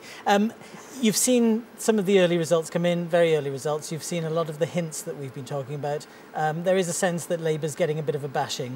What's the reason? Well, it's a little bit all over the place at the moment, but it's certainly the case that if some of the ones that are being talked about at the moment do come true, then in constituencies where there are certain issues or where there's been heavy campaigning, Newport East is an interesting one. We haven't seen the result, and I'm not giving up on John Griffiths yet because I think he's a very good Assembly member. He's run a good campaign, but it's a constituency which has been heavily targeted. I know when I was discussing with your colleague Roger Williams early on that it wasn't one of your key targets, but it has been one where the Lib Dems have been enormously active, not only recently, but month after month after month. So maybe we shouldn't be surprised that that vote being squeezed, but I wouldn't give up there.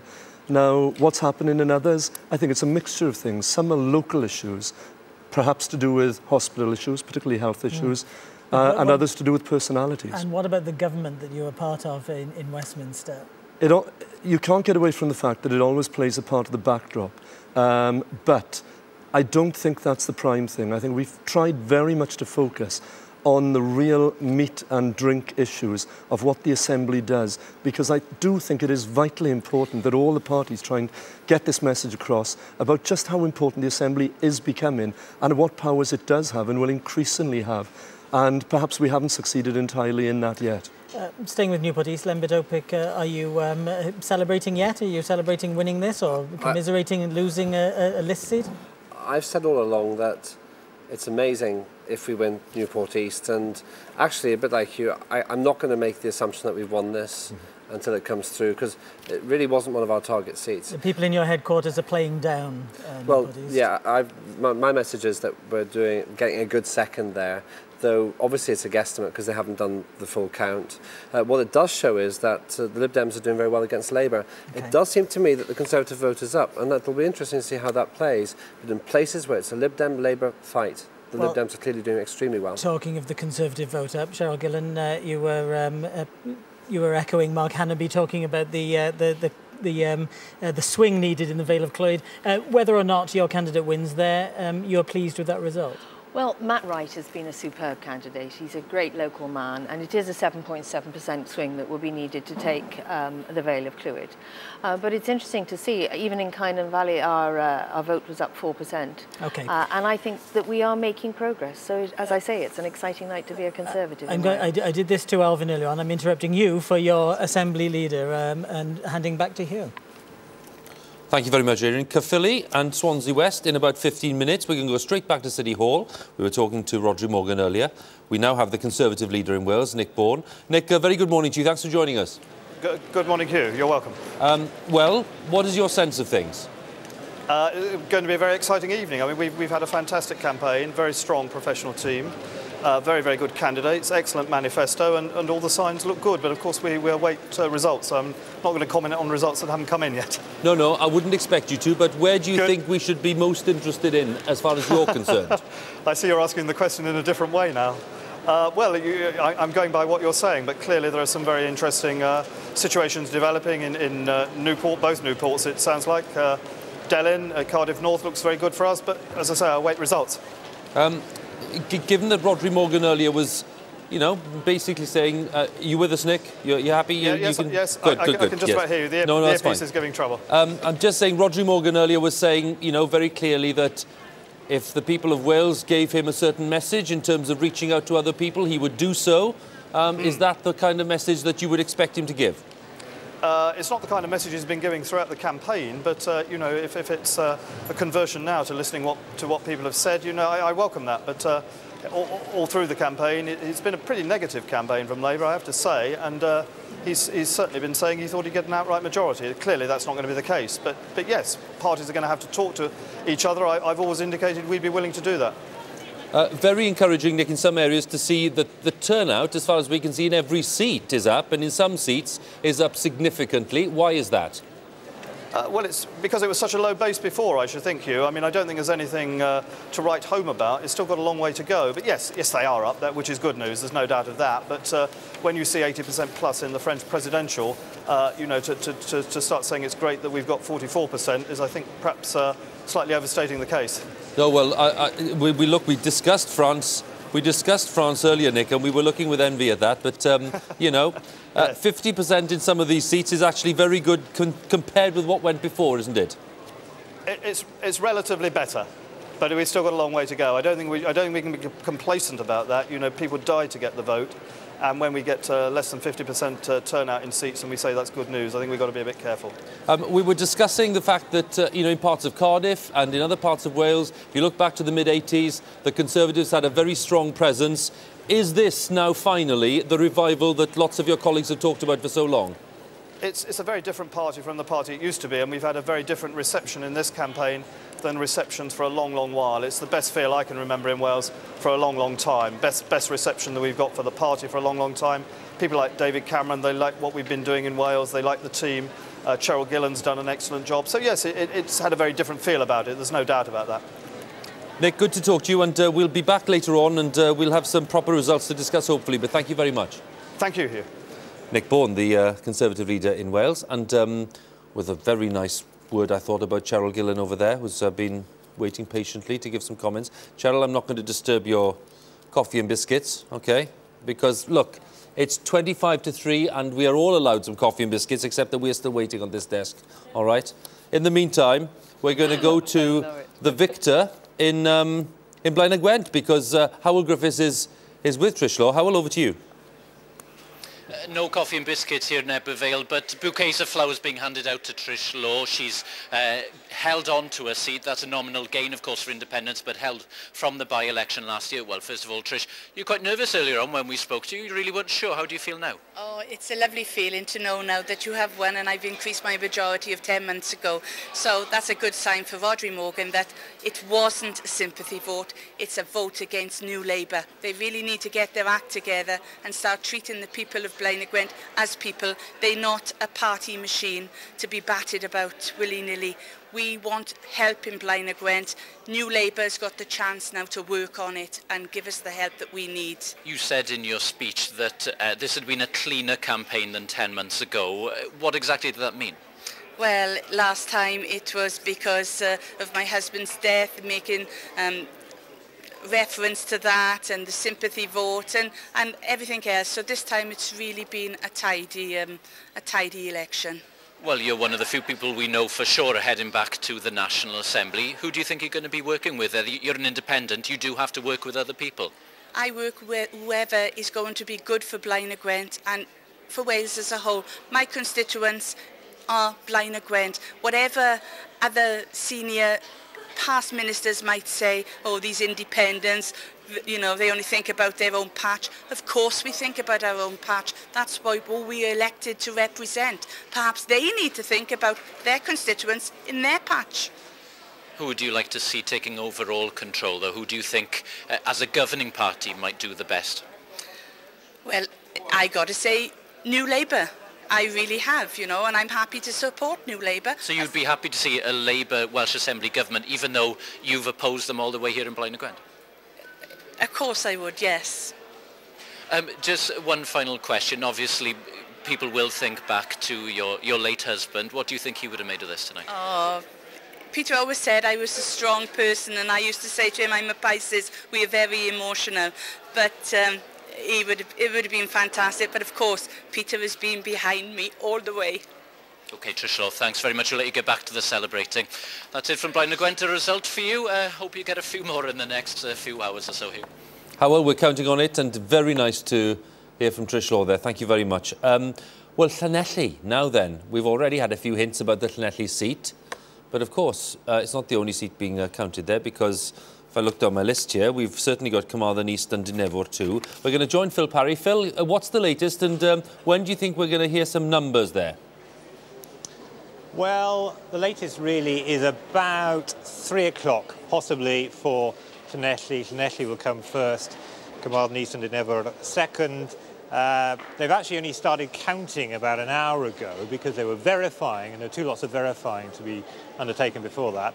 And of course, as I think you've seen, the turnout figure now does look as though it was much higher than last time, but just under 50%.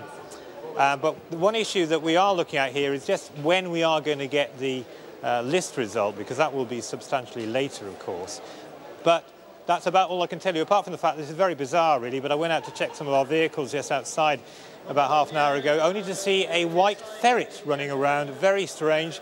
There must be some sort of metaphor in that. I don't know what it is. If someone's lost their white ferret, it's outside the Sylwyn Centre here, outside the count. Very strange.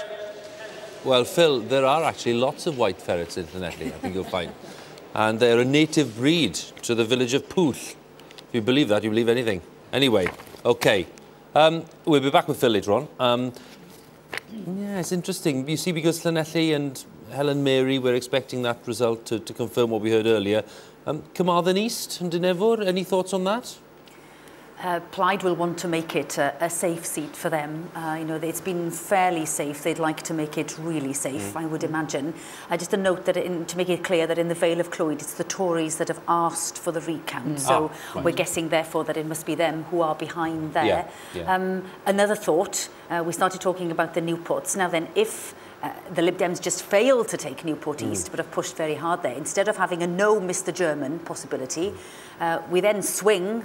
An hour is a long time in politics to the possibility of Mr and Mrs German, because it's his wife who is standing on the list as number 2. It's Veronica Watkins. So they could be sharing on the petrol into work, a fairer, greener Wales and all of that, couldn't they? Yeah. But that's how things can change. Carmarthen West, perhaps Plaid looking less confident there. So some of those seats where, you know, things were always going to be hard for Labour, they're just starting to hang on to some of them, which will be vital for that count of, 26 weeks. Just again, reading between the lines, all right, it just looks that in quite a few of these seats, you may well see the emergence of, you know, a handful of really slim Labour marginals come out of this election. Yeah, I think that's almost certain, Huw, in that, you know, we saw a change between the marginals of 99 to the marginals of 2003. What we might see now is a completely new picture where we have some of the 99 ones and some of the 2003 ones. But going back to your point about Plaid Cymru in southwest Wales, you know, if Plaid does win Llanelli, what it'll be looking to do is kind of join the gaps then all the way around to Ceredigion, because these are seats where, you know, the Plaid Cymru is very well placed. You know, it may not capture them this time, but it would expect to be in a strong position next time, if not now.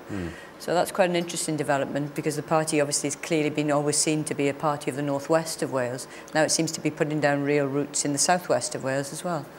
Just on the Vale of Clwyd recount, because the Tories have asked for it, I mentioned 50 votes, and did I hear the reporters say they were thinking about 150? 150, yeah, I've also seen when someone's mentioned 100, so it's clearly somewhere around that region.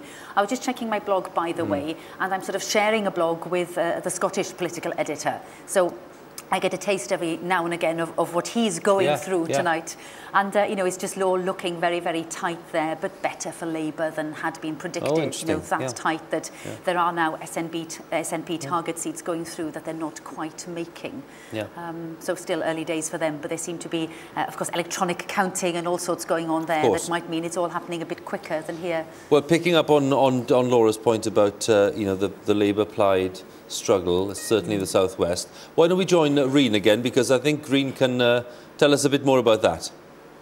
Yeah, just looking at possible signs of the Plaid Cymru Labour tussle that might lie ahead of us tonight. It's very, very early to be looking for patterns, but, you know, we'll look at the Cynon Valley result that came in earlier. A very comfortable win for Christine Chapman. She's returning to the Assembly now. Over 50% of the vote for Labour there. But it's the swing that we're looking for in looking for patterns as the results come in overnight tonight. And this is what has happened in the Cynon Valley. Labour have dropped quite significantly, almost 8% down on the vote. We can see it just the other side of the panel here, the Labour drop, there it is. And Plaid Cymru up over 6% there. Now, we don't know if that is a pattern that will be repeated over Wales. That's just one seat, but it's a talking point, isn't it? If they were to get that similar swing, which is 7.2%, yes, they'd get their Llanelli. Plaid Cymru would get their Aberconwy and Carmarthen West as well. But interestingly, they would be getting results in that Swansea West constituency. I was talking to you early on. 7.2% would be enough of a swing. This was the result for Swansea West in 2003. Andrew Davies, the Enterprise Minister standing for Labour there, 7.2%, as I say, would be enough, but we don't know yet. That's just going on the Cynon Valley result. If that swing were to be repeated, though, that's the kind of thing we could see tonight, Huw. Rhun, thank you very much. I think quite a few bits for the panellists to talk about at this stage. Adrian, what do you reckon? I think you're right. And one person I've been neglecting the last couple of times you've come to me is Elfyn Llwyd. And we know this is the respect area, isn't it, where we give everyone equal time. You've been getting quite good news throughout the evening, throughout the morning now. What's the latest as far as you can see the pictures? Well, I mean, we haven't had any, apart from the two declared results, that's to say Islwyn and Cynon Valley. Rhun mentioned the swing, or rather, I should say, the increase in the plaid vote in Cynon Valley. A similar increase, I think, in Islwyn as well. So it's early to talk about patterns, but those two are encouraging.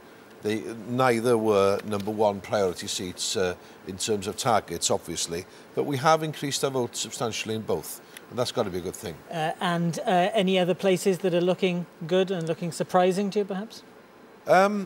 Well, other than the Carmarthen West seat, we're not sure what's happened there, of course, and I'm still hopeful that that Nia was correct in what she said about Llanelli, clearly. And of course, I've been working personally very hard in Aberconwy, and I really hope we'll win that seat, because he's an excellent candidate, and he'll be a very, very good Assembly member. One of the times when I cut you off in your prime, you were talking about the campaign. You were talking about focusing on 7 key points. Some people accused you as a party of not being ambitious enough. Well, if you agree, if you say you will deliver them in the first term of the Assembly, you can issue pie in the sky ideas and say we'll do everything tomorrow. All these have been costed. We must remember that they come from a finite budget, of course. It comes from the block, it's got to be provided for, and those 7 matters have been properly costed, and we say we will deliver them. So, fine, why not get those 7 out of the way? They may be out of the way in the first year, certainly in the term of the Assembly, and there are substantial things, such as assisting students out of student debt, cutting back on emissions, laptop for every school child and so on, free childcare for everyone, and all of these have been costed, things we say should have happened a long time ago. Huw Davies, while we're talking about campaigns, there has been a lot of comment that is coming to us on email, and we've heard throughout the campaign about negative campaigning. Nobody here will put their hands up to negative campaigning, will you? No, nobody ever does, do they? But I think actually the Labour campaign has been very positive. The manifesto put forward has been very positive, and that's what we try to focus on. But it has, I have to say, been difficult, particularly in certain areas. And one of the things I think that has hindered the positive campaigning is where we have had the instances where where you have health reconfiguration, it's an immensely emotive subject. Nobody wants to risk the issue of one of themselves or one of their loved ones being in any danger to life or limb. But that can very easily get exaggerated into real panic. And I have to say, that's what we've seen in some areas. And that's a real pity, because it diverts from the positive messages of manifestos. With respect to, I'm sorry, you can't get away with that. In my own area, for example, of Meirionnydd, Blaenau Ffestiniog Hospital is facing closure, Tywyn Hospital downgrading. Down the road, another one that serves our constituency, Llandudno. You can't get away with that. The documents have said they're being downgraded or closed. And for Brian Gibbons to say we're scaremongering, or Rodri Morgan, absolute nonsense. Okay. LEMBIT has the same experience in Mid-Wales. Let's give Huw a chance to respond. Yes, but this has been a theme across the whole of Wales. This has been a constant theme on the doorstep everywhere where health configuration has been going out. And I have to say, and the difficulty with this is, how do you fight a campaign on positive messages? How do you talk about what you're genuinely going to do? You've talked about your manifesto commitments and so on. When what you're actually doing is saying that there is an attack here by Labour designed to close hospitals regardless of clinical expertise, regardless of clinical opinion, and regardless of local input as well. And get the Tories, that old nonsense that you've been insulting the people of Wales with for so many decades. It didn't work this time, evidently. No, I think thank heaven for that. Okay. I think just to be fair, Huw has to admit that even in the Labour manifesto, don't all gang up. You spent considerable time concentrating on the Conservatives and using the Conservative name as a threat with voters. Yes. And I think that is a very negative campaign. And most voters think I have to say, indeed, I think the reason that we have focused on that, because we think it's a genuine threat and because we think people in Wales have a very long memory still now about what it was like under the last Conservative administration. You're fighting the politics of the last century. The issue here is that complaining about, for example, hospital closures isn't negative campaigning when it's really happening, as it can be happening in Llanidloes in my area. Okay, but there's a second point here as well. We can't get away from the fact that people are unhappy with some of the big macro policies. For example, in Westminster, and you'll probably be paying the price for that to some extent. All right, I'm sorry, I'm going to have to stop it there because we're finished that discussion for now. We have to look forward to the rest of the night, and we'll hand back to Huw. Certainly do. Swansea East has declared, and Labour have held on, but let's have a look at the figures because we want to look at them in detail. Val Lloyd, 8,500 votes for Labour. Helen Kerry-Clark on 3,600 for the Lib Dems. Danny Bowles, 3,200, and then the Tories on just over 2,000. Let's have a look at that all-important share. There you have 41.5% to Labour. The Lib Dems on 17.5%, and Plaid Cymru on 15.5%. The Tories on just about 10%. That's the change from the last Assembly election. Labour down nearly 6%, the Lib Dems down nearly 7%, Plaid up a bit and the Tories up a bit, and the Independent, we'll come on to that again, yet another independent theme, up by 7.8%. The turnout 35%, did you see that? So that's not brilliant by Welsh standards tonight. No. Swansea East, compared with the general election, Labour down quite a bit, 15%, and Plaid Cymru actually up quite a bit on their result. And then I can also Can we go to Merthyr? Yes, we can actually. Labour have held on to Merthyr Tydfil. Huw Lewis has been returned on a turnout of 38.9%. His vote is 7,776, and the Lib Dems, I think, in second place. Let's just confirm that on the share. There you go. 37% to Labour, 15% to the Lib Dems, 12.5% to the Independent. Yet another strong Independent appearance. Plaid on 12%. The difference from the last Assembly, Labour down a whopping 23.5%. Lib Dems up a bit, the Independents 12.5% up. Plaid down a bit, bad result for them there. Tories down by nearly 3%. Change from the general election, again Labour taking quite a knock. The others pretty much unchanged, the Tories down a little bit. Others, of course, reflected in that independent thing.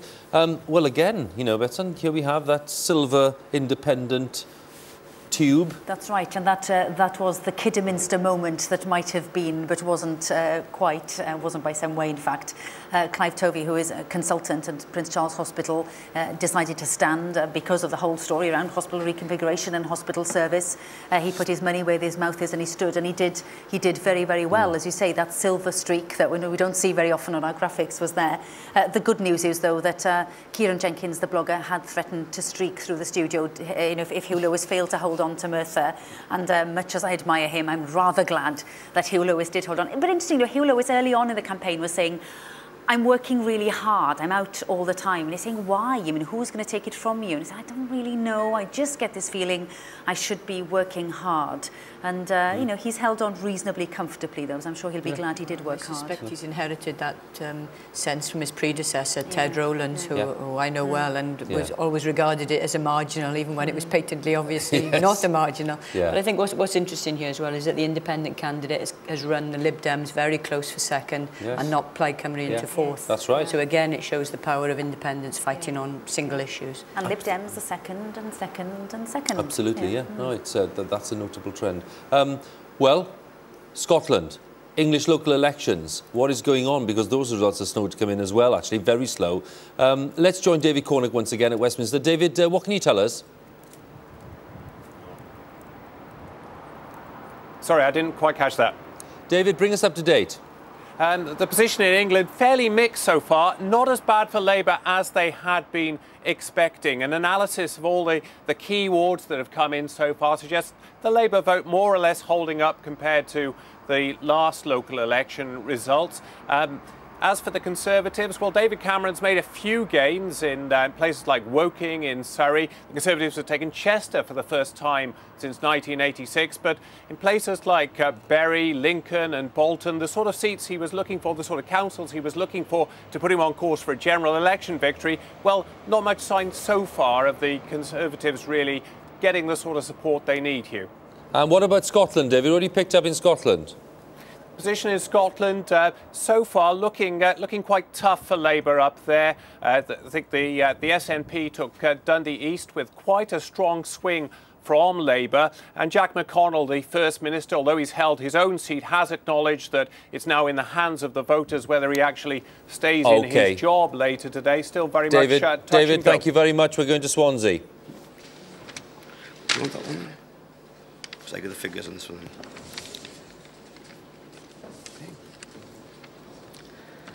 Right. Ar wyf fi, Huw Griffith Evans, sef dirprwy swyddog canlyniadau etholaeth yn etholiad a gynhaliwyd dyddiau y 3 o Mai 2007, yn ysbysu drwy hyn fod nifer y pleidleisiau a fwriwyd dros bob un o'r ymgeiswyr yn yr etholiad uchod fel y ganlyn. I, Georgie Thomas, being the Constituency Deputy Returning Officer at the election held on the 3rd of May 2007, do hereby give notice that the number of votes recorded for each candidate at the said election is as follows. Davies, David Andrew, the Labour Party candidate, 7,393. 7,393.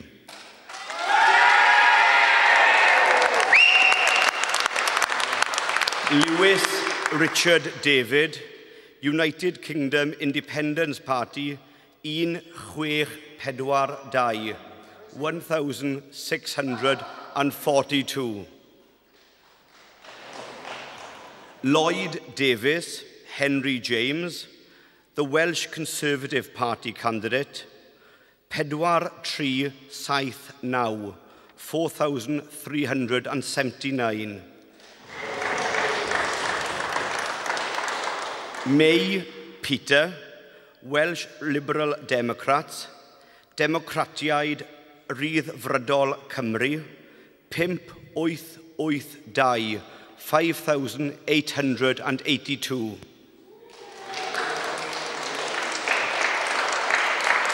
Tytherington, Ian Richard, Plaid Cymru, the Party of Wales, 3583, 3,583. Ac yr wyf yn datgan trwy hyn bod yr ymgeisydd David Andrew nod yn uchod wedi ethol yn briodol. And I hereby declare that Andrew Davies is duly elected. So, Andrew Davies, prominent minister in the outgoing Assembly government, is re-elected. We'll be back in Swansea in a second because I want to update you on a few other results. They're just starting to come in now. We've had the constituency result in from Swansea West, which is that one. Let me just take you through the figures very quickly. Let's have a look at them. Andrew Davies on 7393. Peter May in second place on 5882. And the share, 32.3 to Labour, 25.7 to the Lib Dems, again in second place.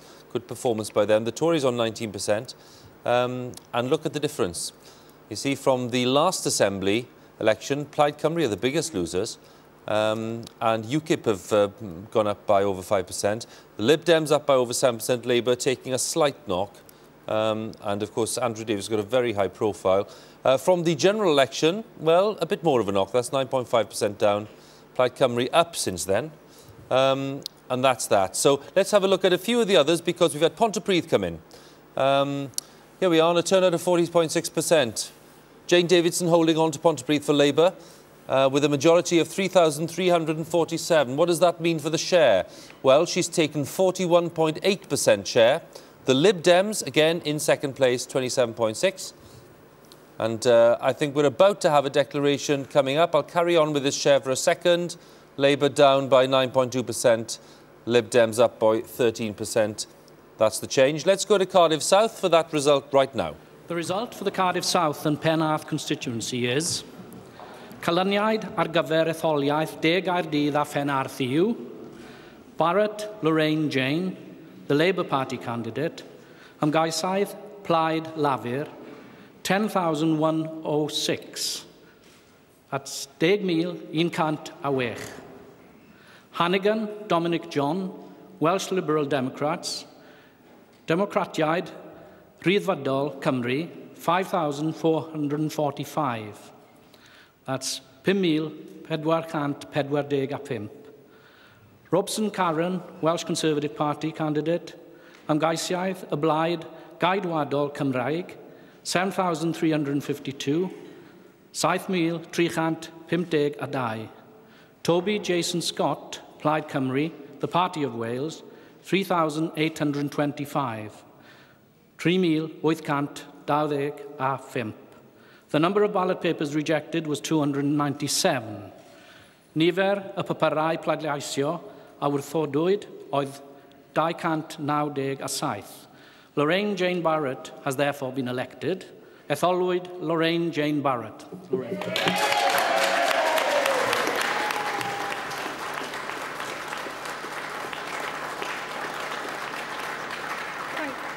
Thank you very much. Thank you very much, Returning Officer. I'd like to thank Byron Davies as Returning Officer and the Electoral Officer and all his staff, who I think this year particularly have had a very, very difficult task, particularly with the new rules for postal votes, and I think they've done them very professionally and done us all proud, really. I'd particularly like to thank my campaign team, obviously. They worked so hard. I've got to buy them all new shoes, I think. I couldn't buy them before the election because it was illegal.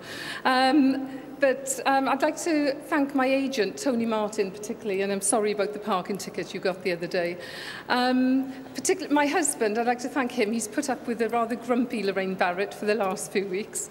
But thank you very much, Paul, for all your support. I think we've worked quite well on this campaign, all the candidates together. It's been a clean fight, if you like.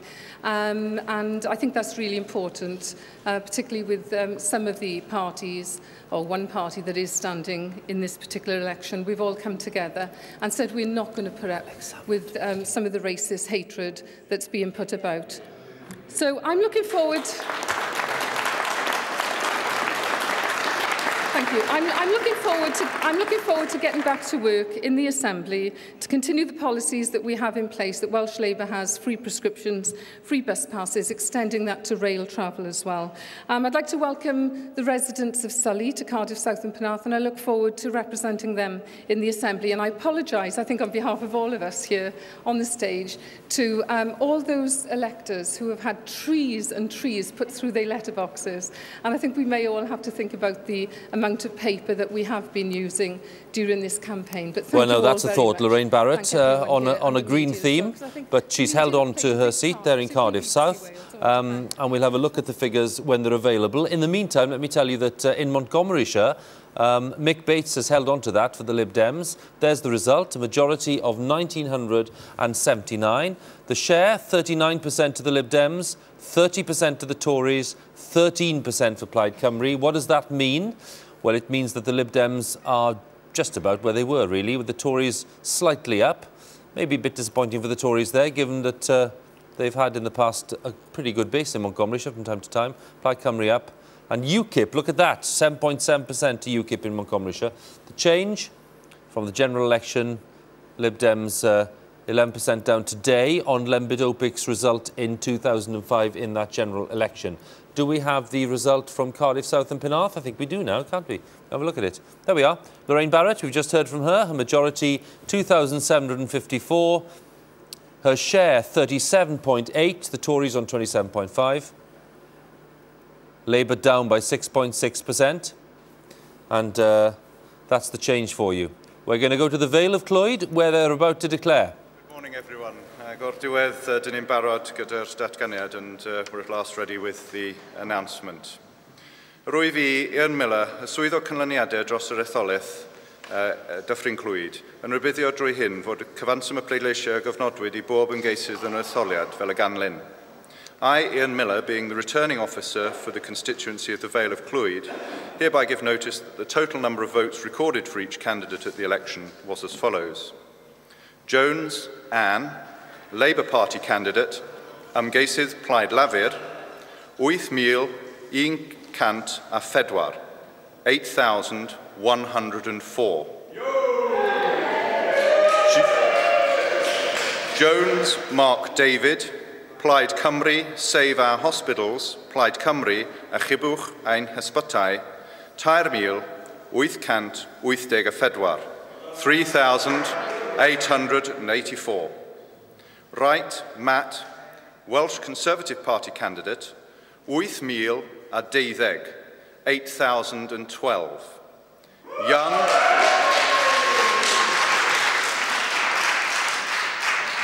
Young, Mark John, Welsh Liberal Democrats, Democratiaid Rhyddfrydol Cymru, 2,275.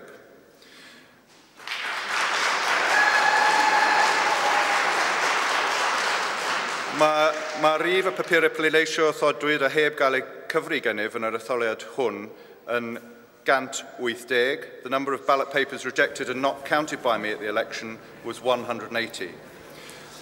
So Ian Miller, the returning officer in Vale of Clwyd, well, what a result. I think that's a majority of 92, actually. 92 majority to Anne Jones of Labour. Fought off that challenge by the Tories. Matt Wright for the Conservatives getting over 8,000 votes, 8,012. Anne Jones for Labour on 8,104, the narrowest of margins. I tell you what, we're going to come back to my figures here in the studio because I can give you the result across the border there across the coast there in North Wales from Arfon. Let's have a look at the result in Arfon. Alan Fred Jones for Plaid Cymru holding on with a majority of 5,018 over Martin Eagleston, who actually was seen to be a strong Labour candidate in that constituency. But let's look at the share. 52% to Plaid Cymru, a huge share of the vote. Labour on 26%, the others trailing quite badly. Let's look at the share. Plaid Cymru have actually increased their share from the last election, last Assembly election. Labour have dropped, the Tories have dropped. UKIP, again, look, putting on 4%. Now, from the general election in Arfon, 20.4% on the Plaid Cymru vote from the general election performance. Labour down 7, the Tories down roughly 7, the Lib Dems down even more, over 8%. That's there. Now, can we confirm what these Vale of Clwyd results are? Yes, here we go. Anne Jones, a majority of 92. Our maths isn't that bad, is it? Matthew Wright, the Tory, on 8,012. And look at the share, 36.4 to 36%. 17.4 to Plaid Cymru. What's the change? From the last Assembly election, Labour have lost nearly 10%. From the last general election, Labour have lost nearly 10%. So that's interesting, isn't it? Betsan and Laura, plenty for us to talk about now. Let's pick up, first of all, on that remarkable result in the Vale of Clwyd.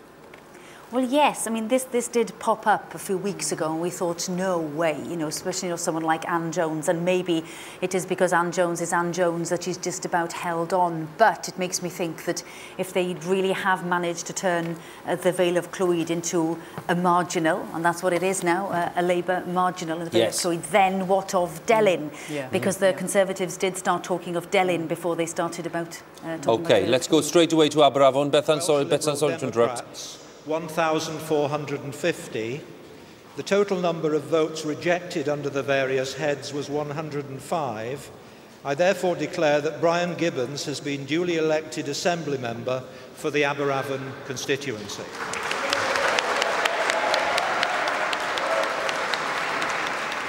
Dr. Brian Gibbons, the outgoing Health Minister, maybe he'll continue in that role, who will see. Elected in Aberafon. Let's just listen to what Dr. Gibbons has got to say. Thank you very much indeed, Returning Officer. I'd first like to start by thanking you and your staff for what has been a very long and demanding day.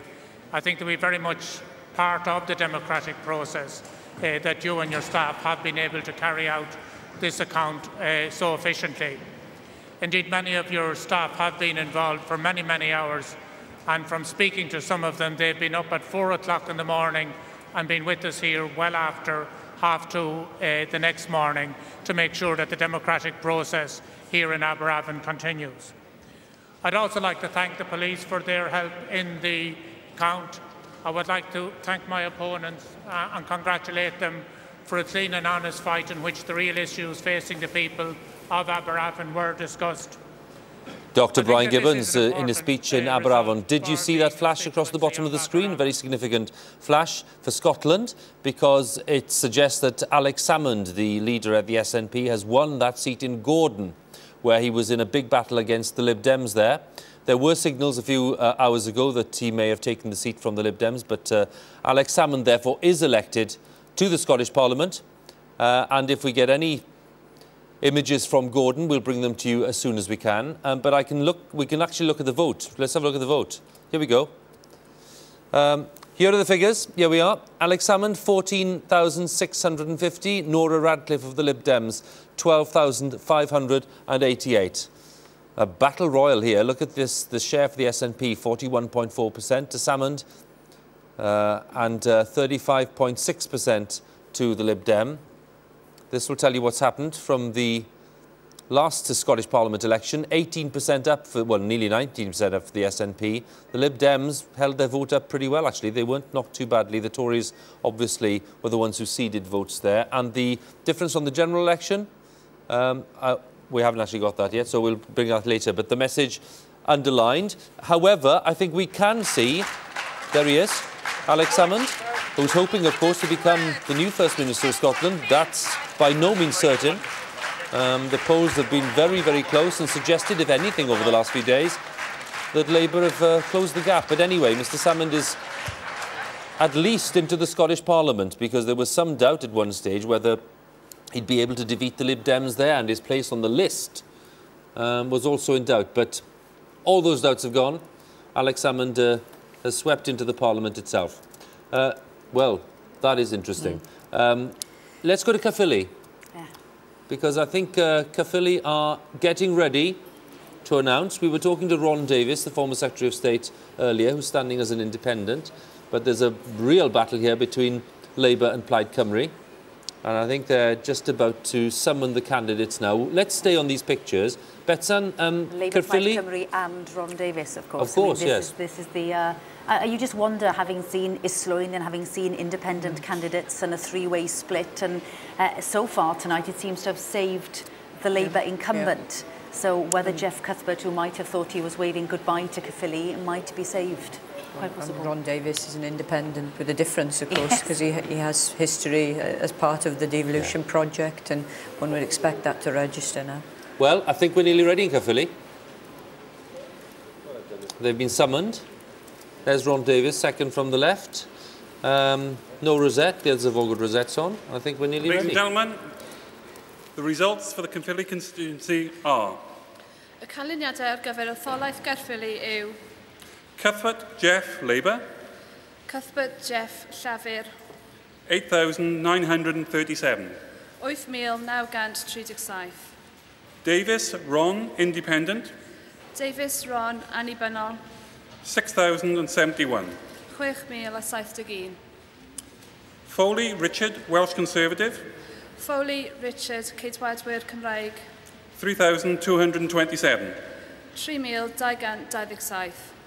Price, Huw, Welsh Liberal Democrats. Price, Huw, Democratiaid Rhyddfrydol Cymraeg. 1,687. 1,687.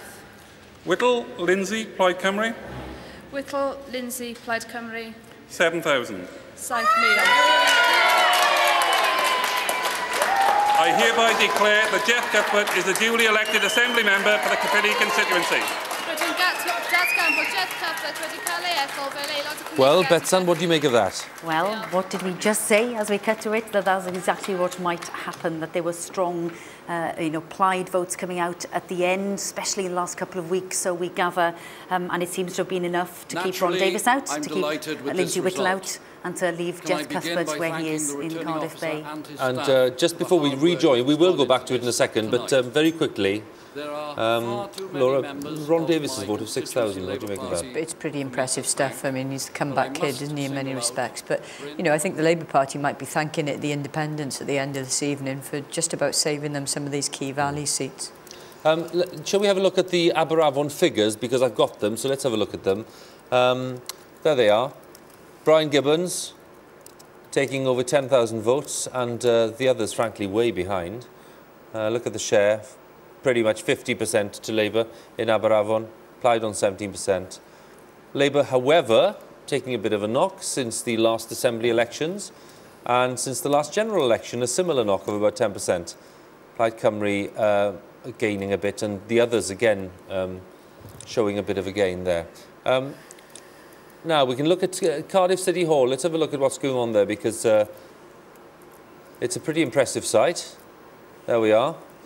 We've already had Cardiff South, but we're still expecting Cardiff West, and we're still expecting Cardiff North, aren't we?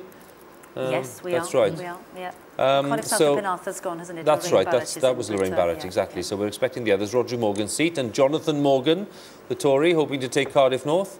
I've just got the precise figures from Caerphilly, so let's show them to you. Here we go. Jeff Cuthbert holding on with a majority of under 2,000. Plaid Cymru at 26%, and I think that's Ron there, isn't it? Ron Davies at 22%? Yeah. So Labour losing 12% from last time round in the election to the Assembly, and that independent vote there is Ron Davies's. Plaid Cymru basically not doing much, but from the election, general election, putting on nearly 8%, Labour down a pretty substantial 22% if you compare it with the general election. I think I've also got the results from Dwyfor Meirionydd. Now this is the seat, a new seat. It was Meirionydd Nant Conwy, and there's Lord Ellis Thomas, the presiding officer in the National Assembly, holding on, no surprise there. 13,000 votes and a majority of 8,868. His share of the vote, well, look at that, nearly 60%.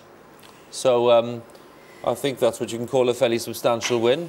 And the Lord will be very happy with that, I think, Elvin. I think we can safely say, yes? Yes. Good. And a change from the last Assembly election. He's even put on a few votes.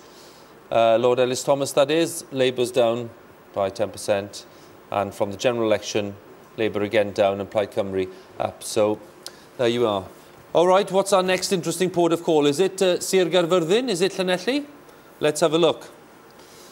Well, they've been called to the stage. I'm assuming it's for Llanelli, isn't it? Yes, and it's not for one of the Carmarthen seats. But again, Betsan and Laura, the thing here is, if we are assuming that Neil Griffiths was right, that Labour have lost Llanelli, that margin is now going to be very interesting, isn't it? Yes, it is. That majority is going to be very interesting. Yes, I mean, Labour have been talking about 27, you know, the difference, the huge difference really between 27 and 25. You know, it sounds ridiculous, just those 2 seats, but there is something about even at 27, Labour talking and whispering in the last few days about trying to go it alone on 27. Been an awful lot of whipping, it'd been an awful lot of hard work for them to get people to turn up, and they would still be regularly losing votes, but and having to, you know, come to terms with maybe one of the independents every now and again, but down to 26 and 25, just you know, less able to do that. So the difference between those 1 or 2 seats and is it just really narrows crucial. the options, doesn't it, for potential coalitions, because the Labour Party is then very dependent on the Liberal Democrats holding their vote as a potential partner and gaining maybe 1 or 2 extra seats to push it up to that magic figure of 31. So it's about, you know, limited options for coalitions rather than options for actually minority government as well. Just to stick with the specifics of Llanelli for a bit, because I do find this interesting that, you know, when they come to a general election, Labour has no trouble getting that vote out. The majority there is nowhere near what it was in the 80s, even though there's certainly the 70s. You know, you're not having 25,000 Labour majorities, but it's safe majorities for Labour still. And yet, you know, at Assembly elections, there's a very different ballgame. Well, you know, there's a lot of talk about, in election speak about second-order elections, but actually what we're seeing really is multi-order elections, where voters actually do look at the tier of election and decide on that basis. And I think that's going to develop even further, you know, as we move into the kind of local arena as well.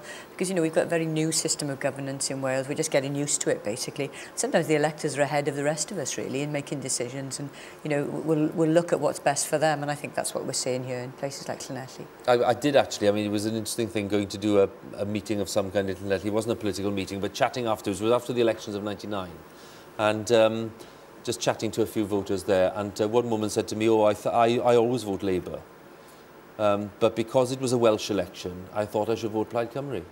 And you know, there was that kind of distinction between what the election meant and what it was meant to be, and she was very happy to vote one way at one election and one way at another. And you know, we've sometimes been a bit slow to realise that this flexibility does exist. You know.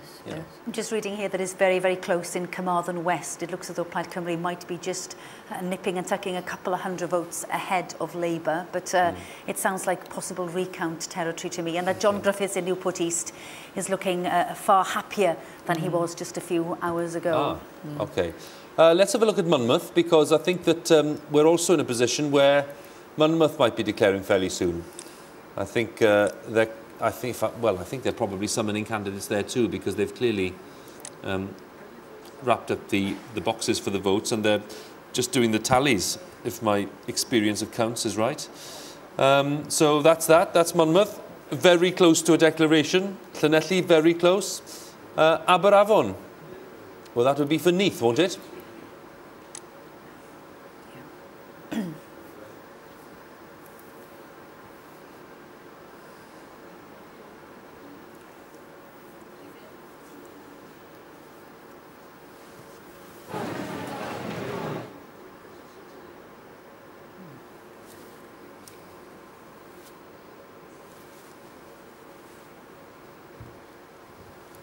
Well, clearly problems with the microphones. I therefore declare that Gwenda Thomas has been duly elected Assembly Member for the Neath constituency.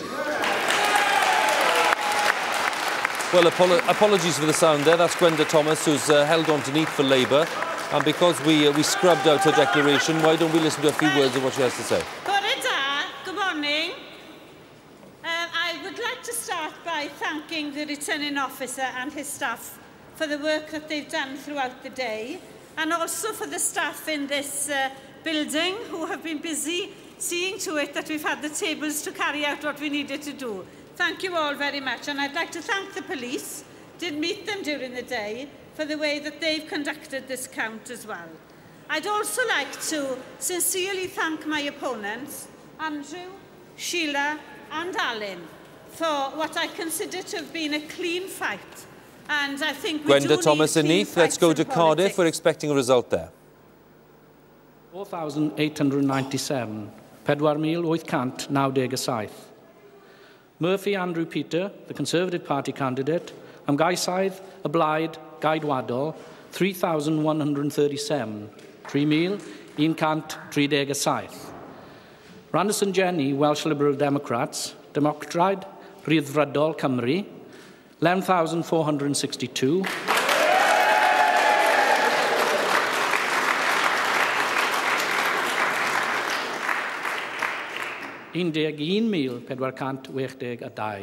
Whitfield Thomas Stanley, Plaid Cymru, the Party of Wales, 1,855, 1,855. The number of ballot papers rejected was 181. Nifer y papurau bleidleisol a weithredoedd oedd 181. Jenny Randerson has been elected. Etholiwyd Jenny Randerson. Jenny Randerson being elected there in Cardiff Central, and we'll have a look at those figures in a short while. But let's cross over to Llanelli, because the candidates in Llanelli in this very exciting contest are being slowly brought to the front of the hall. They're at the Selwyn Samuel Centre in Llanelli. We just caught a glimpse there of Nia Griffith, who is the Labour MP for Llanelli, who told us earlier that she thought the game was up. But anyway, there is movement. And I tell you what we're going to do. We're going to stay with Llanelli for a second, but I'm very quickly going to show you Gwenda Thomas's result in Neath, because we missed the declaration itself, which was a shame, but here are the figures. Gwenda Thomas, 10,934. Alan Llewellyn, 8,990, and Andrew Siverston on 2,956. The share, Gwenda Thomas on 43.4%, and down 7.7% on the last Assembly election, Plaid Cymru up. And from the general election, Labour down 10%. That's Peter Hain, of course, in 2005, his 2005 result. Plaid Cymru up a significant 18.6% from the general election result. So that's the result from Neath. And we heard a few words from Gwenda Thomas earlier. We're going to go back now to the pictures from Llanelli, which are on our big screen here, because I think that we are very close to a result there. We've just seen the last arrangements being made just by the returning officer, just to get the candidates in place and to make sure that everyone's happy for the declaration to be made. But no hint of a recount here, which tells you everything, given that last time it was a 21 majority. There's no hint of that kind of margin this time. No, and in Ceredigion, also we gather that Plaid Cymru are looking much happier. And just a rumour going around that Labour might have lost their Ernest, I've forgotten the English word deposit. for it now. Thank you very much. Yes. Their deposit in Ceredigion. So, you know, just a rumour doing the rounds. Oh, there we are, Helen Mary Jones. Can we see her face? Oh, let's have a see. Let's have a look. Let's have a look. Is she looking? Oh, well. There's no bounding across the floor as there was in 1999. That very memorable shot, but that's her assistant, and he's certainly looking pretty relaxed. Yes, I think, yes, they're looking quite happy, aren't they? I think so. They're looking quite relaxed. Let's have a look. Let's wait for Helen Mary to turn around so we can get a full profile. Yes, well, she's looking actually quite sort of serious and statesman-like. Of course, she's she not took looking a big depressed, gamble, is she? didn't she? You know, she was an AM in the last Assembly because she was on the list. This time she had to make a choice. Was she going to take the safe option and a job for life, really, had she stayed on the list? She decided not to do that, and Bethan Jenkins, who is now on that list, will certainly have that job for many years to come if she should want it. And she's chatting there to Roderick Glyn Thomas, who's also awaiting his Carmarthen result. Is he looking relaxed, or does he have a furrowed brow? I'd be surprised if he had. I doubt it. I think it was only actually two of the sitting AMs who chose that braver route, if you like, wasn't it? Jonathan Morgan in Cardiff North and Helen Mary Jones. Most of the others who were contesting marginals decided to stick with the safer bet of the list, of course. Let's just, well, I'll tell you what, we've got a couple of minutes, I think. I'm going to gamble, all right? Let's have a look at the Cardiff Central result. Look at the figures. Jenny Randerson held it for the Lib Dems with a pretty hefty majority. Look at that, 11,500 votes, really, to Labour Sue Lent on 4,897. So Jenny Randerson's share of the vote over 50%. Well, that is pretty impressive. And Lib Dems, you know, down a few percent on last time, but still a huge result for them. And from the general election, actually, has put on a few votes. Labour down by 12.5% in Cardiff Central. That seat, of course, at one stage not too long ago, held by the Tories. And of course, if it's replicated with the second seat, with the second voter, we don't know that it is, but if it is, then it all goes into the pot now, and the Lib Dems are keeping an eye out for another, regional seat. So those huge gains, we've got to watch out for that second vote as well. Can we have a look at Monmouth to see what's going on there? Because I think that that also looks tantalisingly close. They've assembled on the stage, and we can't be far away from that, surely. Just a few last-minute comments. And as far as Monmouth is concerned, the seat vacated by David Davis, of course, one of the more prominent and outspoken and lively members of the last Assembly. That's right, and he had two jobs. He was known as David Two Jobs, given he was an MP and an AM. And then the minute he gave up one of them and stopped being an AM, or announced he was going to do so, what did he do? He went off and started to volunteer with the British Transport Police. So he still has 1.5 jobs, even if not 2 jobs. It'll be quite interesting to see whether the Conservative candidate here, can hang on in there and still have quite such a majority as David Davis has got. He's clearly, he should be safe, but will he be slightly less safe? And this we're going to Ceredigion.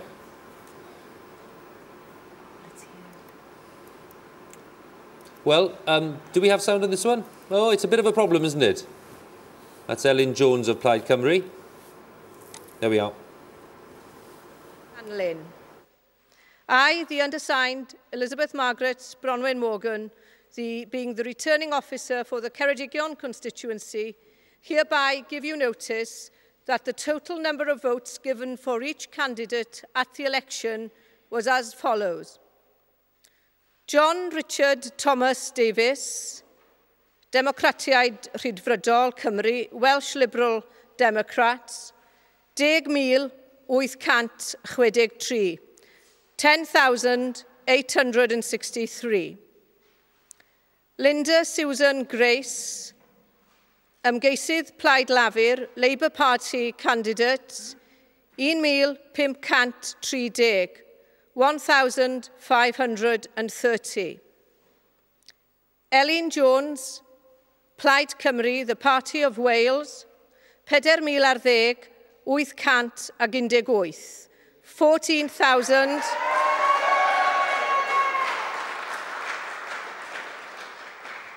14,818. Trevor Thomas Jones, Ymgeisydd Plaid Ceidwadol Cymru, Welsh Conservative Party candidate, 2,369, 2,369. Dafydd Emyr Morgan, Annibynnol, Independent, 528, 528. A datganaf fod Elin Jones wedi ei hethol yn briodol I wasanaethu fel aelod dros etholaeth Ceredigion. And I declare that Elin Jones has been duly elected to serve as a member for the Ceredigion constituency. That's the result from Ceredigion. Elin Jones from Plaid Cymru with a pretty comfortable win, actually. Let's have a quick look at the figures. Very quickly, because we're about to get Llanelli. Elin Jones on 14,818. John Davis, the Lib Dems, on 10,863. 49.2% of the vote for Plaid Cymru, 36 for the Lib Dems. And the change on the last election, Plaid Cymru actually increasing, the Lib Dems increasing even more, Tories and Labour suffering. From the last general election, 13% up. We're going straight to Carmarthenshire, to Llanelli, for the Llanelli result, which I think is coming up right now. Yr oedd fi, sef y swyddog canlyniadau etholaethol dros etholaeth Llanelli yn hysbysu drwy hyn fod nifer y pleidleisiau a fwriad dros bob un o'r ymgeiswyr fel y ganlyn. I, being the constituency returning officer for the Llanelli constituency, hereby give notice that the number of votes recorded for each candidate is as follows. Jones, Helen Mary, 3,010, 839, 13,839. Morgan Andrew David, 2,757, 2,757. Thomas Catherine Bailey, 9,955, 9,955. Townsend Jeremy Nicholas, 1,051, 1,051.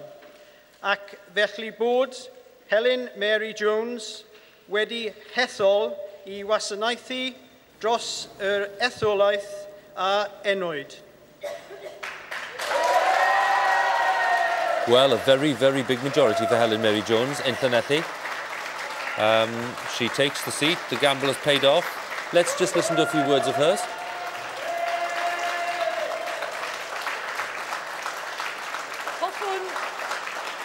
Hoffwn ddechrau fel sydd yn traddodiadol I gweud diolch yn fawr I pawb sydd wedi bod yn glwm wrth trefnu'r etholiad. Helen Mary Jones thanking everyone in Llanelli for the usual services, police and returning officer and all the rest of it, but it'll be interesting to see what she has to say about the politics of the seat, if we can get to that. But lots of results coming in, so you will forgive me if I move off very quickly. I'll tell you why, while she's doing the thanks, are we in a position to look at the figures? Yes, we are. Let's put them up very quickly. Helen Mary Jones on 13,839. Catherine Thomas for Labour, don't forget, a 21 majority for Labour last time. This time she's on 9,955. The share, 50.1% to Helen Mary Jones. That's a very big share, to 36% to Labour. 7.4% up on last time and 23% up on the general election. And there you go. That's pretty dramatic. I think we're in a position as well, if we look at what's happening up in Flint, I think the returning officer is getting ready there to declare. And yes, indeed, the candidates all being summoned, including Antoinette Sandbach, the Conservative. She's the very tall Conservative lady, easily recognisable in the middle. So let's wait for the result there.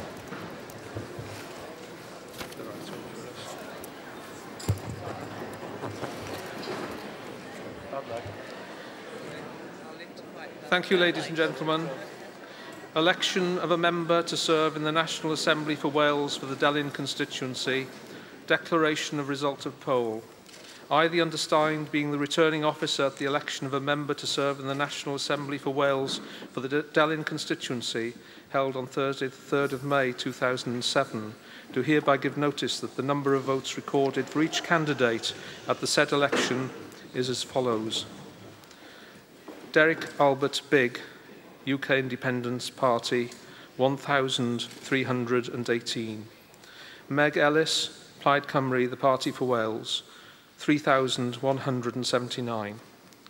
Ian Matthews, Welsh Liberal Democrats, 2,669. Sandy Mewis, Labour Party candidate, 7,507. Antoinette Sandbach, Welsh Conservative Party candidate, 6,996.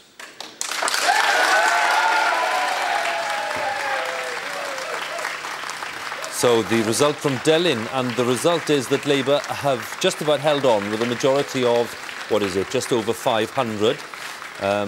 Very close result there, though. And the Tories came within those few hundred votes of defeating Sandy Mewis, but Antoinette Sandbach, you know, it was a good performance by her, and the Tories can be pretty pleased. They'd be probably very frustrated, won't they, Betsan, because to come so close there, where they've had a Westminster seat in the past. That's right, and you would have thought that they might have had higher hopes for Delyn than for the Vale of Clwyd, but not how it's worked out in the end. And just harking back to Llanelli, I have to say about those students, they were bang on, 51% and 35%. So there we are, a first is guaranteed for them, I think. Plaid starting to sound more positive. Carmarthen West looking good. Aberconwy, they say, might Alan Pugh, Culture Minister in the last Assembly, might he be pushed into third place in Clwyd West. Now we're looking to North Wales, and we really need to know about the regional results, because a lot will hang on that. This is where the Conservatives have been hoping to gain ground. So if they don't gain that many constituencies, what does it all mean for the list? That's what we need to understand now. OK, let's just have a look to see what's happening in Newport. Can we see? 2007 election for the Newport West constituency. And I'm going to do this in English and Welsh, but the majority of the digits will be in English in order to avoid any uncertainty. Canathliad Cenedlaethol Cymru, Trydydd Mai 2007, etholiad dros, etholiath Casnewydd Gorclwyn. Declaration of result of poll. I, Christopher John Freegard, being the returning officer at the election for the Newport West constituency of the National Assembly of Wales, Datganiad o ganlyniadol Paul, Iorwerth sydd am clofnod isod, sef swyddog canadiadol en etholiad, etholiath Casnewydd Gorclwyn, Ari, Canathliad Cenedlaethol Cymru, held on the 3rd of May 2007, do hereby give notice that the number of votes recorded for each candidate at the election is as follows. A ganhalwyd, Trydydd Mai 2007, drwy ffyn yn hasbaisi bod nifer I pleidleisio a gofnawad I bob cwmgasaid yn I dwy ddedeg etholiad fel a ganlyn. Butler, Rosemary, 9,582.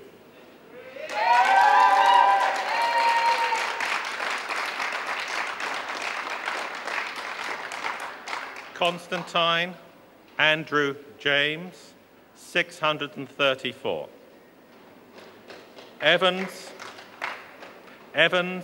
Matthew, 8,181.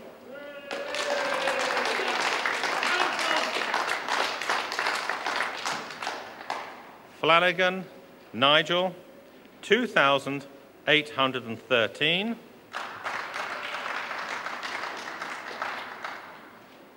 Hancock, Brian, 2,449.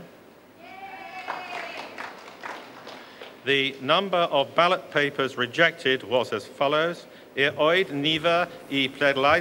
So that's Newport West, and if I understood the various statements being made there, I think that Rosemary Butler is held on for Labour. Is that right? Is that our understanding? Yes. Thank you very much. Good. Ynys Môn. Fod nifer y pleidleisiau a gofnodwyd I bob ymgeisydd yn yr etholiad hwn fel a ganlyn. I, Derek Jones, the returning officer at the election of a member to serve in the National Assembly for Wales for the Ynys Môn constituency held on the 3rd of May 2007, do hereby give notice that the number of votes recorded for each candidate at the said election is as follows. Abrahams, Mandy, Democratiaid Rhyddfrydol Cymru, Welsh Liberal Democrats, 912 votes. Austin, Jonathan Edward Newns, ymgeisydd Plaid Llafur, Labour Party candidate, 4,681, 4,681. Jones, Ieuan Wyn, Plaid Cymru, the Party of Wales, 10,653, 10,653.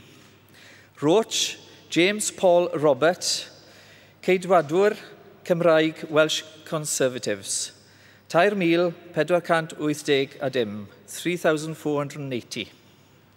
Rogers, Peter Standing, 6,261, 6,261. Wykes, Frank, UK Independence Party, 833, 833. Voting for more candidates than the voter was entitled to in terms of rejected votes, 22. Unmarked or wholly void for uncertainty, 63. That's a total of 85 rejected votes. Ac rwyf, drwy hyn, yn datgan bod Ieuan Wyn Jones wedi ei iawn ethol yn aelod i wasanaethu yng Ngynulliad Genedlaethol Cymru dros etholaeth Ynys Môn. Diolch yn fawr i chi. So, Plaid Cymru's leader, Iorwerth Wyn-Jones, is re-elected. And given his prominence in the new parliament, let's stay with us for a second. Mae'r amser wedi bod yn hir iawn yma heno, ond yn ni'n hynod o ddiolchgar i chi, Prif Swyddog Etholiadol, a'ch tîm am y gwaith ardderchog da chi wedi wneud unwaith eto i sicrhau bod ni wedi gallu cyrraedd canlyniad ac wedi gwneud y holl gwaith. So the usual thanks from Iorwerth Wyn-Jones to the party helpers and the others at the count. Dwi eisiau diolch yn arbennig iawn o Sky i John Wyn. And to his agents, etc. Well, I'll tell you what, while Iorwerth's doing that, I think maybe we'll have a very quick look at some of these figures. Let's have a look at the Delyn figures. On they go. Sandy Mewis holding on with a majority of just 511. 34% of the vote. Down for Labour since the last Assembly and certainly down since the general election.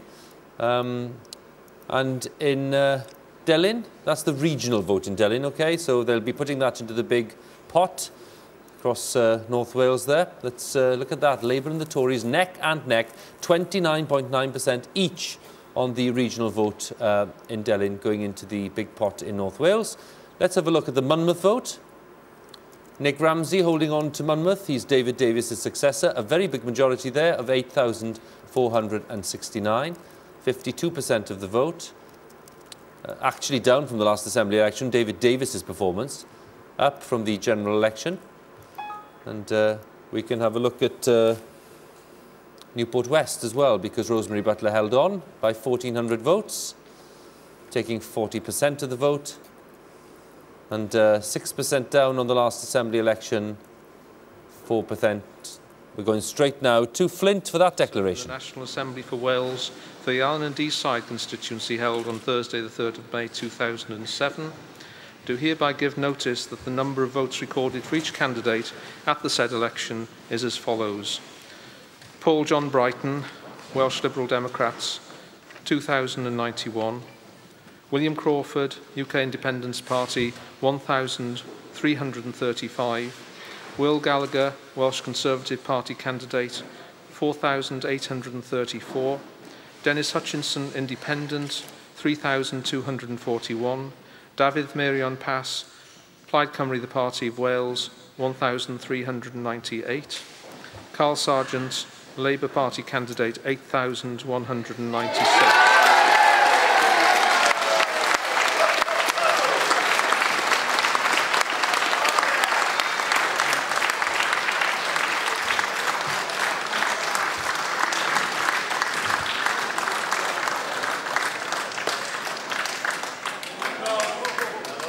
The number of ballot papers rejected was as follows.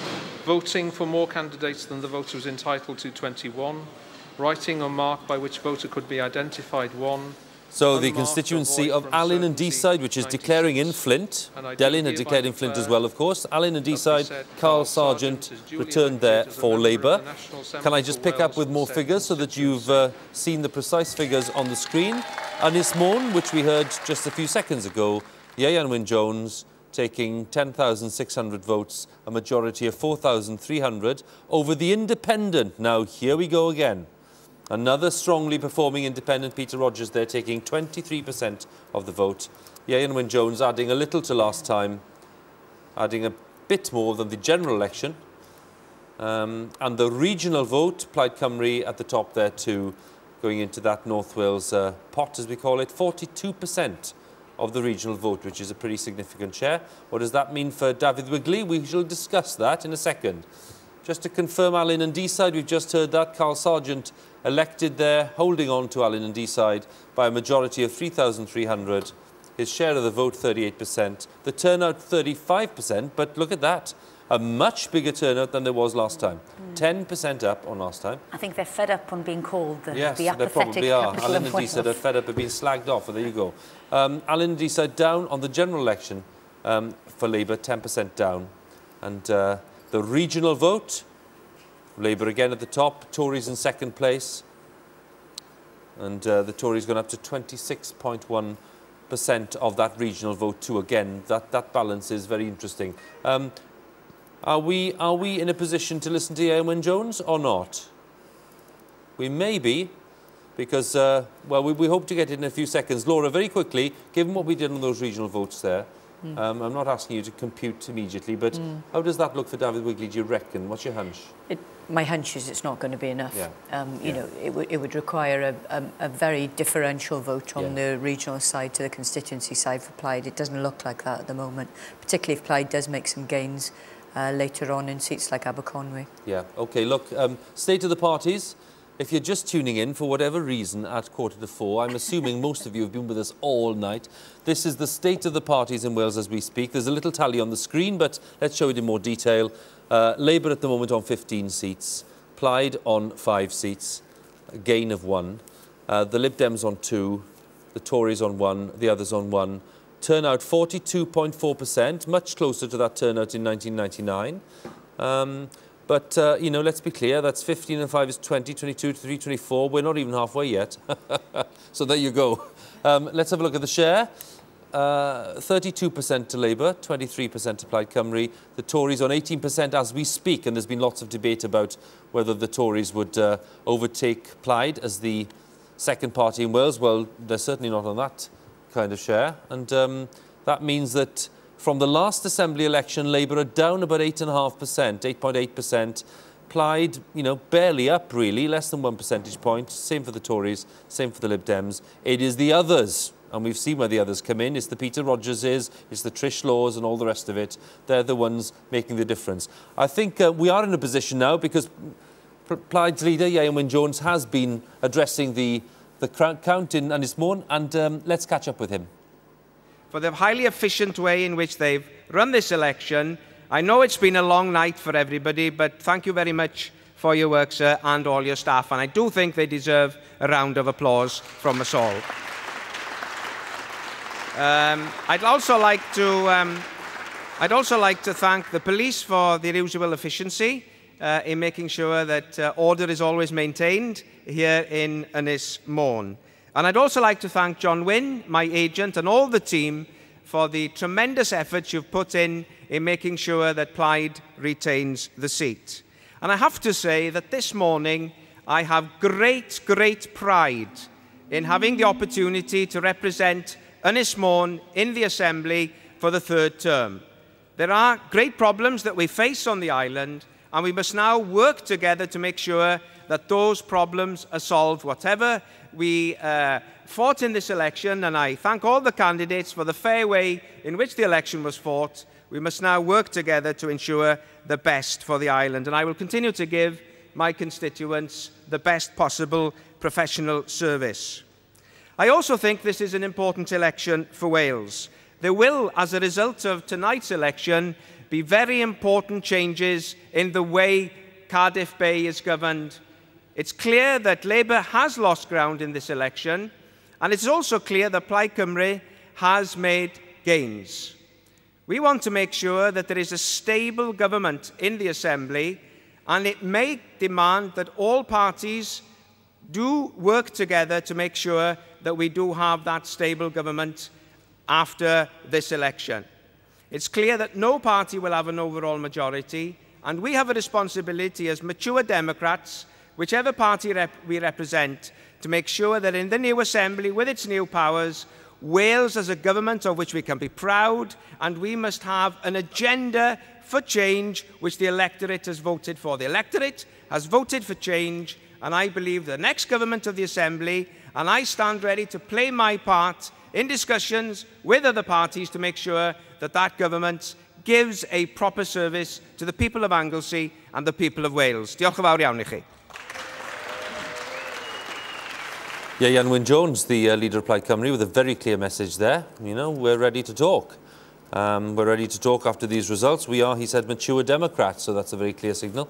We'll see where we'll be at the end of the evening, because we don't know, of course, what the final result is, and we don't know what kind of agreements will need to be done, if agreements do need to be done. But it certainly looks as if Labour won't have anything like enough seats to form their own government. We think Rhodri Morgan's seat in Cardiff West is almost ready to declare. We think that Newport East is almost ready. So why don't we stay with this, because we'll get this seat and see how well the Lib Dems have done. No, please, as you wish.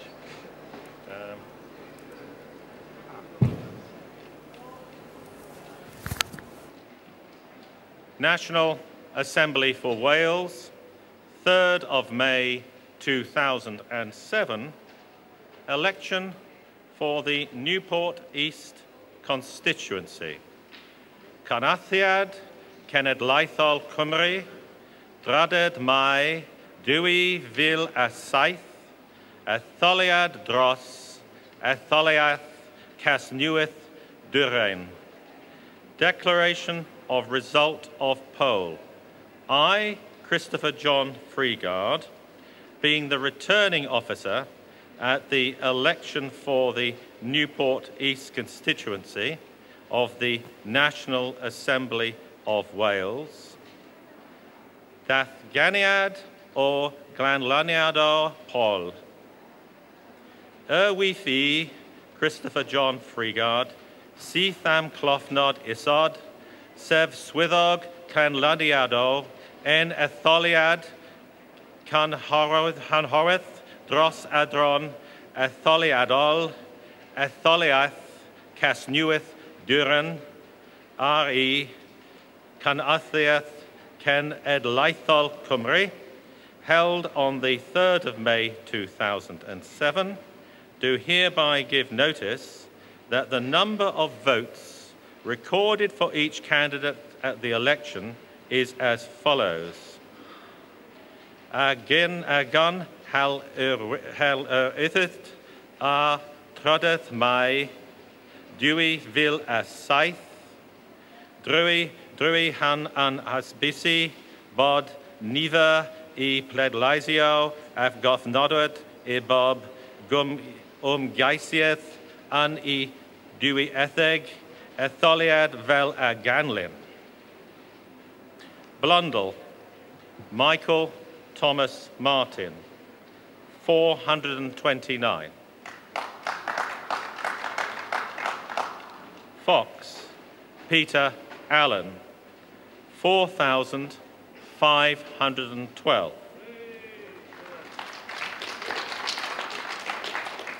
Griffiths, John, 6,395.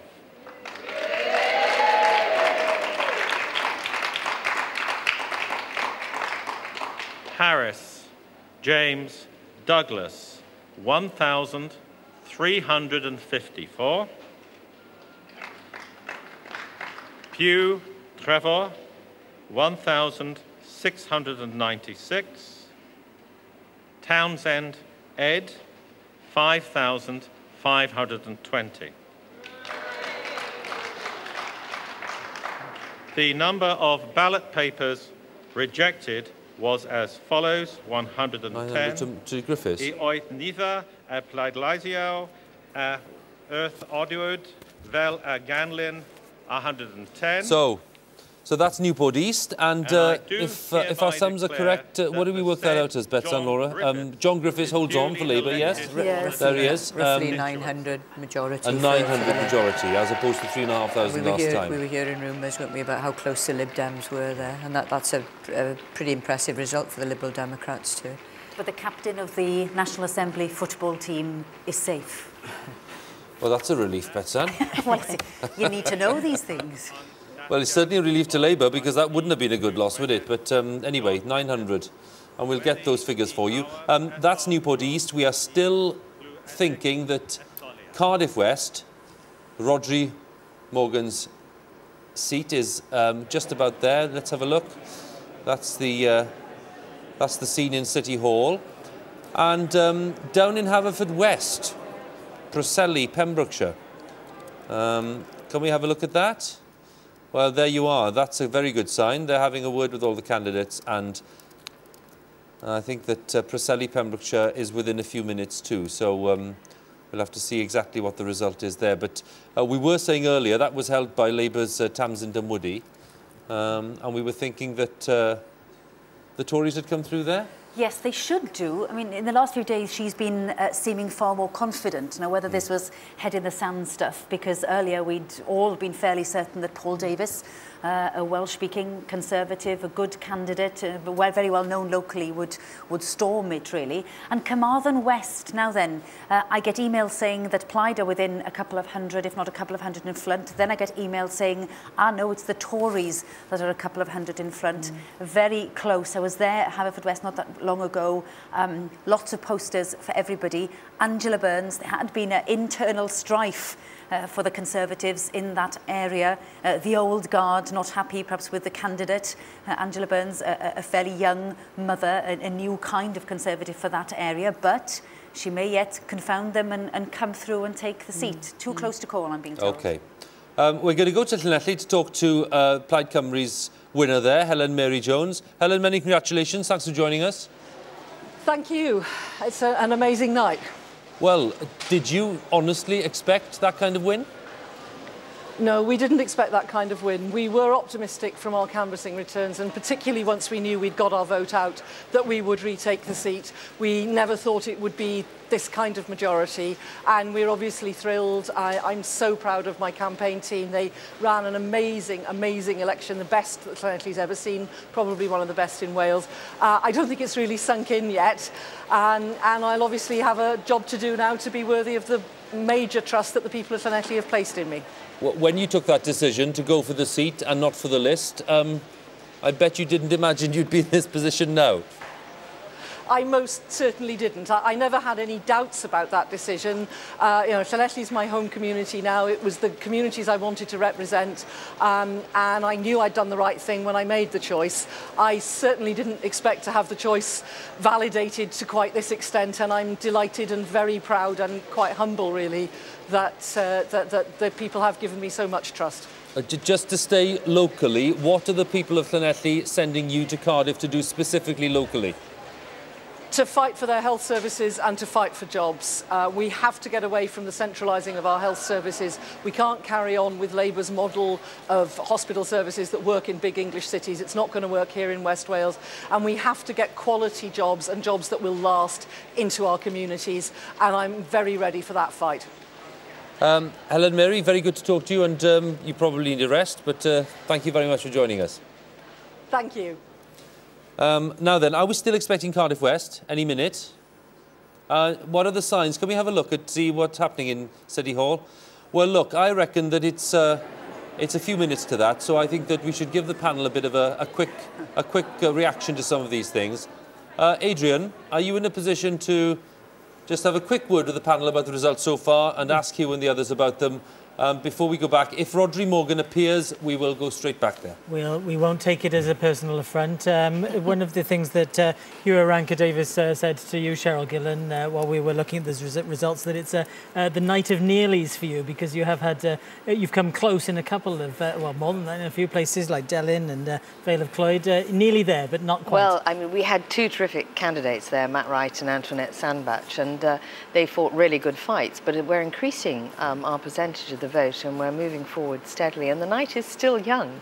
There are several other declarations to be made. What I'm delighted with is our result in Monmouthshire, where we've held on, and we've held on very well to our first past the post seat, and we will see what happens in the rest of the evening. But I think what we can say is that the Welsh Conservatives have been moving forward on their positive agenda, and it is a bad night for Labour. Elfyn Llwyd, bad night for Labour, good night for Plaid Cymru? Yes, I think so. In seats where we haven't actually come very near to winning, we've increased our vote in the vast majority of them. So that's a good thing. Natalie, obviously very good. Well, I'm delighted for Helen Mary. I mean, she took the risk. She's a gutsy performer, a great politician. I think she'll do very, very well in the next term as well. And I'm also pleased for GILLAN. Nobody quite knew what would happen with Rogers, Peter Rogers, the independent. We didn't know how it would pan out, obviously, and he took over 6,000 votes, which is quite substantial. If you took those out of the equation, things could have been slightly different. But I think the overall impression one has is that everybody seems to be having a reasonable night by Labour. That's the impression one gets at the moment. Although, having said that, They have already taken 15 or 16 of their seats, but I think it's going to get more and more difficult from here on in. We will come to Huw Davis for Labour, but I don't want to give the impression of them all ganging up on you first. But, I'm used to this. That's right. Talking of nearly there, Newport East, we've got ever so excited at the beginning. You did do very well there in Newport East. What does it mean to you to have got that far, second place? It actually means that we've got 5 really strong second places now that we didn't have before. Those are going to be target seats for us, and that means we've got some real material to work towards and gains that we can hopefully make at the general election and obviously in the Assembly elections after that. It's very pleasing to see Jenny Randerson come in with over 50% of the vote, again, really good result. And of course, I'm always relieved and delighted to see my great friend Mick Bates holding Montgomeryshire with more or less the same figures as we did in 2003. So far, we're on schedule to make gains as Liberal Democrats. Huw Davis, this is clearly a night when Labour has done badly, even in the places where it's held on. You've seen the vote sort of decrease. What message did you take from that? Well, I'm very pleased to see our candidates holding on. It has been an immense battle, and it is always a big battle when you are at this stage, not only of a Westminster government, but an Assembly as well. We were talking about this with Kevin Brennan. I mean, how much is it to blame the Westminster cycle of things, or how much of you? You can't blame everything. In the Aberconwy constituency is as follows. British National Party, 667. Ceidwadwyr Cymreig, Welsh Conservatives, 5,954, 5,954. Communist Party of Britain, 50. Cyngrair Bobl Gristnogol, Christian People's Alliance, 105. Green Party, Iorwerth, 567, 567. The Labour Party, Blaid Lafur, 4,108. 4,108. Plaid Cymru, Llais y Gogledd, Plaid Cymru, North Wales Voice, 6,712. 6,712. Socialist Labour Party, Plaid Lafur Sosialaidd, 175, 175. UK Independence Party, Plaid Annibyniaeth y Dy. Now, what we're having here is one of the regional lists again, and we went to it very excitedly because we thought we were getting a seat, but we're getting lists, which I'm not saying are not important, but they're very difficult to decipher. So while we're getting that, let me show you some of the result details that I have. I've got Newport East, where John Griffiths, as we were talking there, held on by a majority of 875. His share 32%, and a bit of a three-way battle there in Newport East. Labour's share down 12% from last time, 13% from the general election. I've got Torfaen because Lynn Neagle's held on to Torfaen with a majority of 5,000 plus. And the change, there she goes, 42.7 of the vote, and down about 9% on the last Assembly election. The turnout up 5% there again, look, 37%. And down 14% Labour on the general election. And another quick look at Gower, because Labour have held on to Gower, and these are the results. Edwina Hart, very popular, familiar figure in the Assembly, but look at that majority, just 1,192, the Tories in second place, Byron Davis. Let's look at the share. Turnout is 44.8%, which is pretty good by the standards of this election. 34% to Edwina Hart, 29% to the Tories, nearly 30%. Labour down 9%, the Tories up 10%. Down 8 and up 4, respectively, from the general election. And those are the figures we have so far. And while we are still expecting Cardiff West, let's have a quick look at Cardiff. I want to go back. We don't want to miss Rhodri Morgan's result. They've cordoned it off. And I tell you what, if Huw doesn't mind this, while we're on these pictures, Huw, just to stop chopping you off again. Why don't we ask you to pick up where you were and we'll stay on these pictures. Thank you. Well, thanks. I mean, what I was explaining was I don't think you can simply say this is one factor. You can simply say this is Westminster. It is a wide variety of issues. It is local issues as well.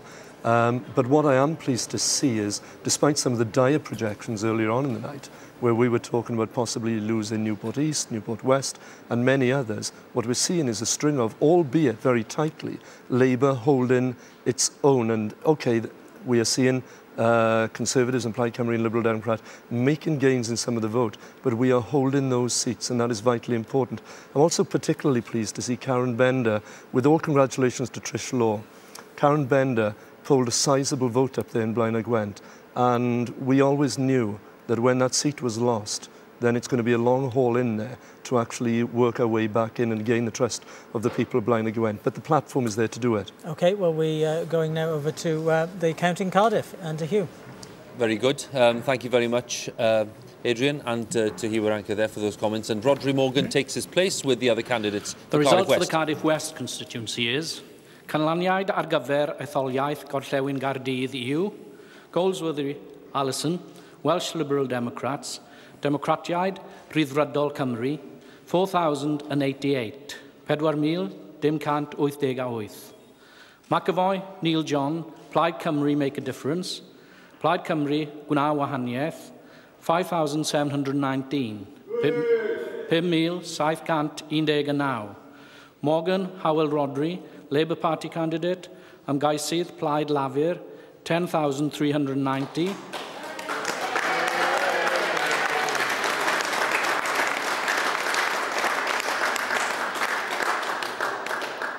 Deg mil, 390.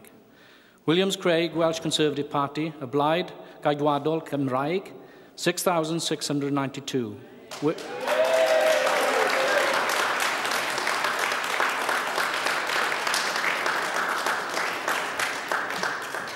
Wech mil, wechant, 92. The number of ballot papers rejected was 244. Nifer y paparau bleidleisio a wrthrodwyd oedd 244. Hywel Rhodri Morgan has been elected. Etholwyd Hywel Rhodri Morgan. Rhodri.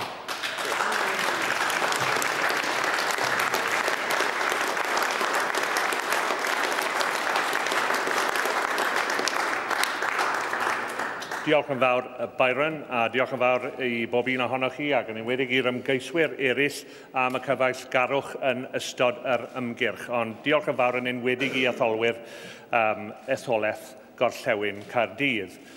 I do want to thank very, very deeply the electors of Cardiff West for showing their confidence in me for the sixth, and I have to say the final time, because I've announced that I will have done 24 years by the time 2011 comes along, and I know by comparison with marathon runners like Jim Callaghan with 43 years in Cardiff South, or George Thomas with 38 years in Cardiff West, that makes me a sprinter or maybe a quarter miler rather than the marathons that they actually went in for. But I do believe that I will not be able to stand with quite the same degree of enthusiasm in 2011. So there's a sort of symmetry about my career.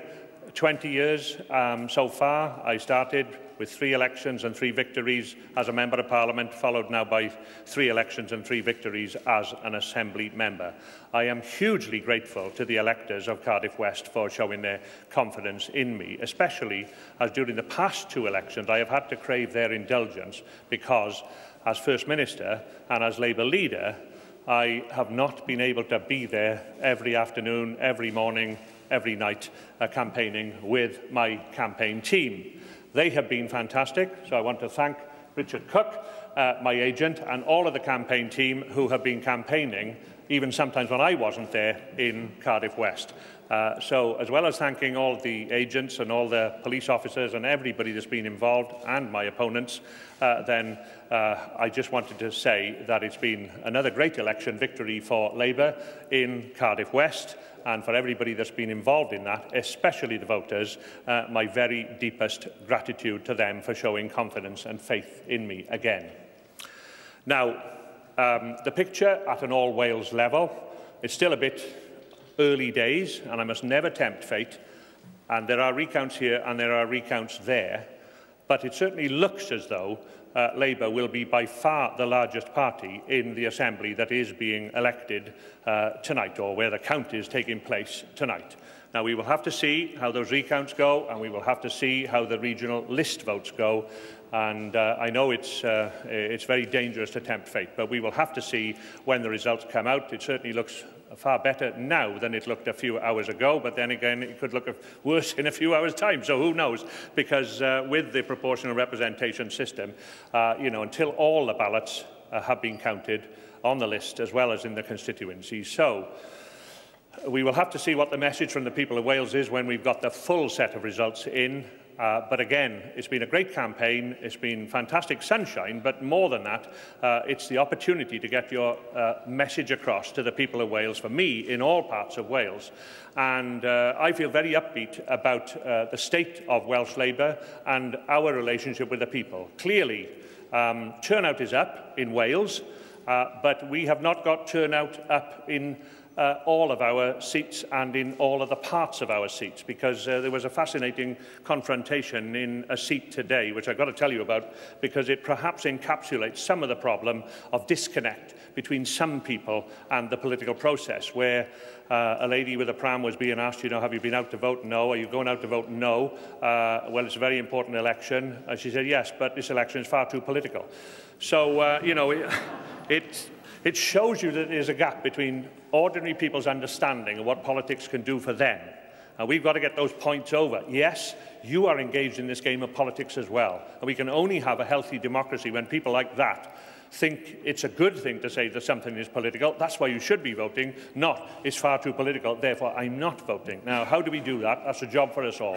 Anyway, thank you to everybody that has supported Labour. Thank you to all my opponents who have ensured that Cardiff West has maintained its reputation for very strongly held beliefs, but also a fair fight.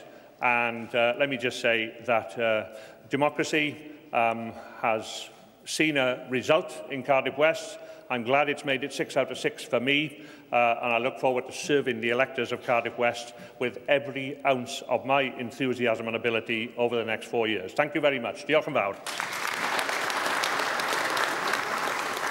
Rodri Morgan, underlining the fact that Labour is going to be the biggest party after this night of results, and sounding a little more upbeat than he was earlier on.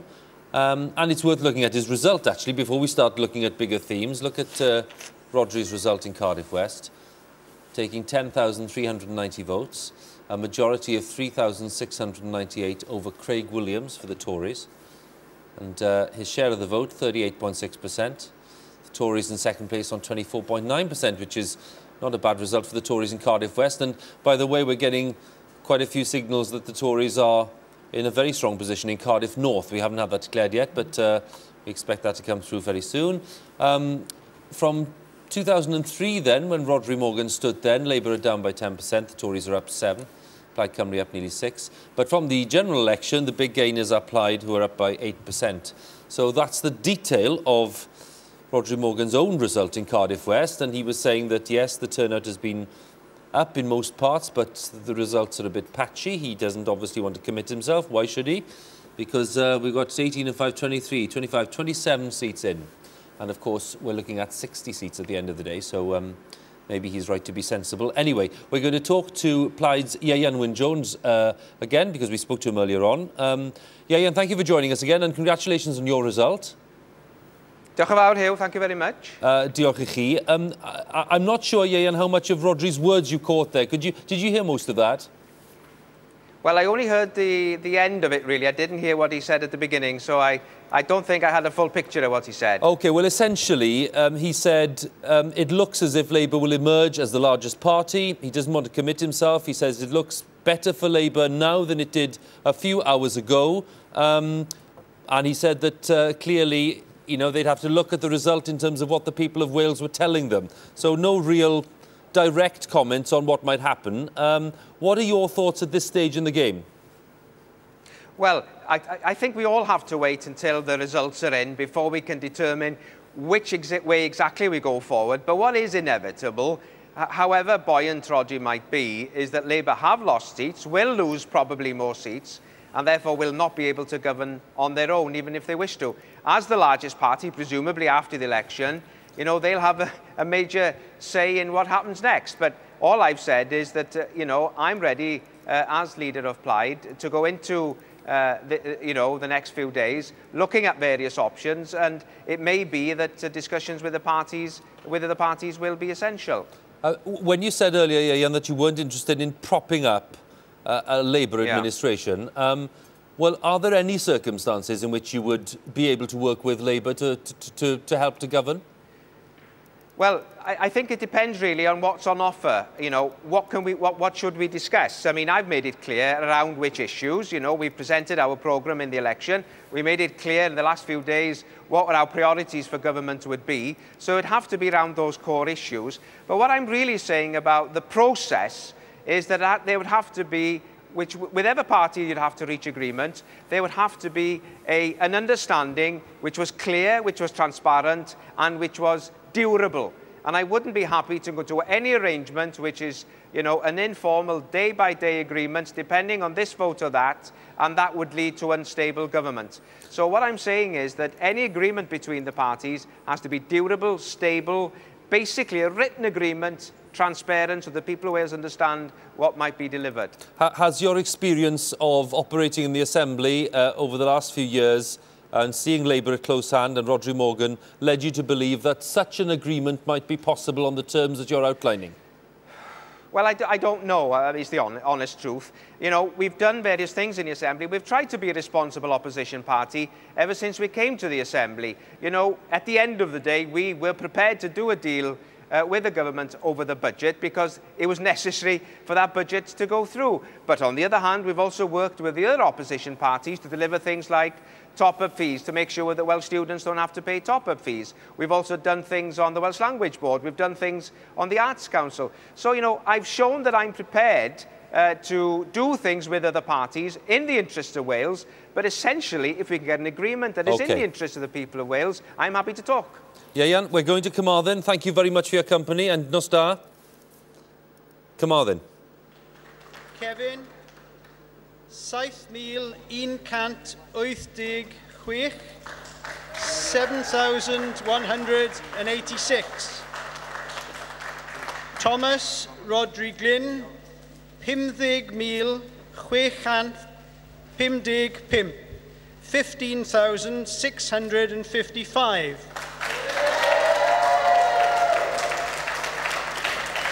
Walton Ian Alexander, 1,752. Ac felly bod Rodri Glyn Thomas wedi ethol I wasanaethu dros etholaeth a ennoed, and that Rodri Glyn Thomas has duly been elected to serve for the said constituency. Rodri Glyn Thomas, we've been hearing just from his leader, Iorwerth Jones. Well, it looks as if he's got a pretty substantial majority there in Carmarthen East and Dynevor. That's the Carmarthen seat. And I think while he probably gives his thanks, yes, to the officials and his agents and all the rest of it, we may rejoin him in a few seconds if we can, but he's held on to that. And I'm going to look at the figures so that we can underline them. Rodri Glyn, 15,655. And there are the other results coming in. Kevin Madge for Labour on 7,186, and the majority is 8,469 for Plaid Cymru, and that is 53.5% of the vote, which is a pretty substantial vote. Look at the turnout, 55.7%. I don't think I've seen a higher turnout tonight, have I? Is that a record? I think it's the highest so far. Yes, the highest we've seen. We're hearing a high figure from Cardiff North as well. But so Cardiff North may be high, but I mean, just to finish the run, Betsan, and then, so Rodri Glyn has added to his vote of 2003. Labour suffered a little. From the general election, which is the Adam Price seat, again, Plaid are up. So all round, that's a pretty good result for them. Shall we just have a very quick look at the turnout figures, because we were just looking at that. Well, there you go. Carmarthen East is the highest one. Ceredigion, neck and neck, so joint honours.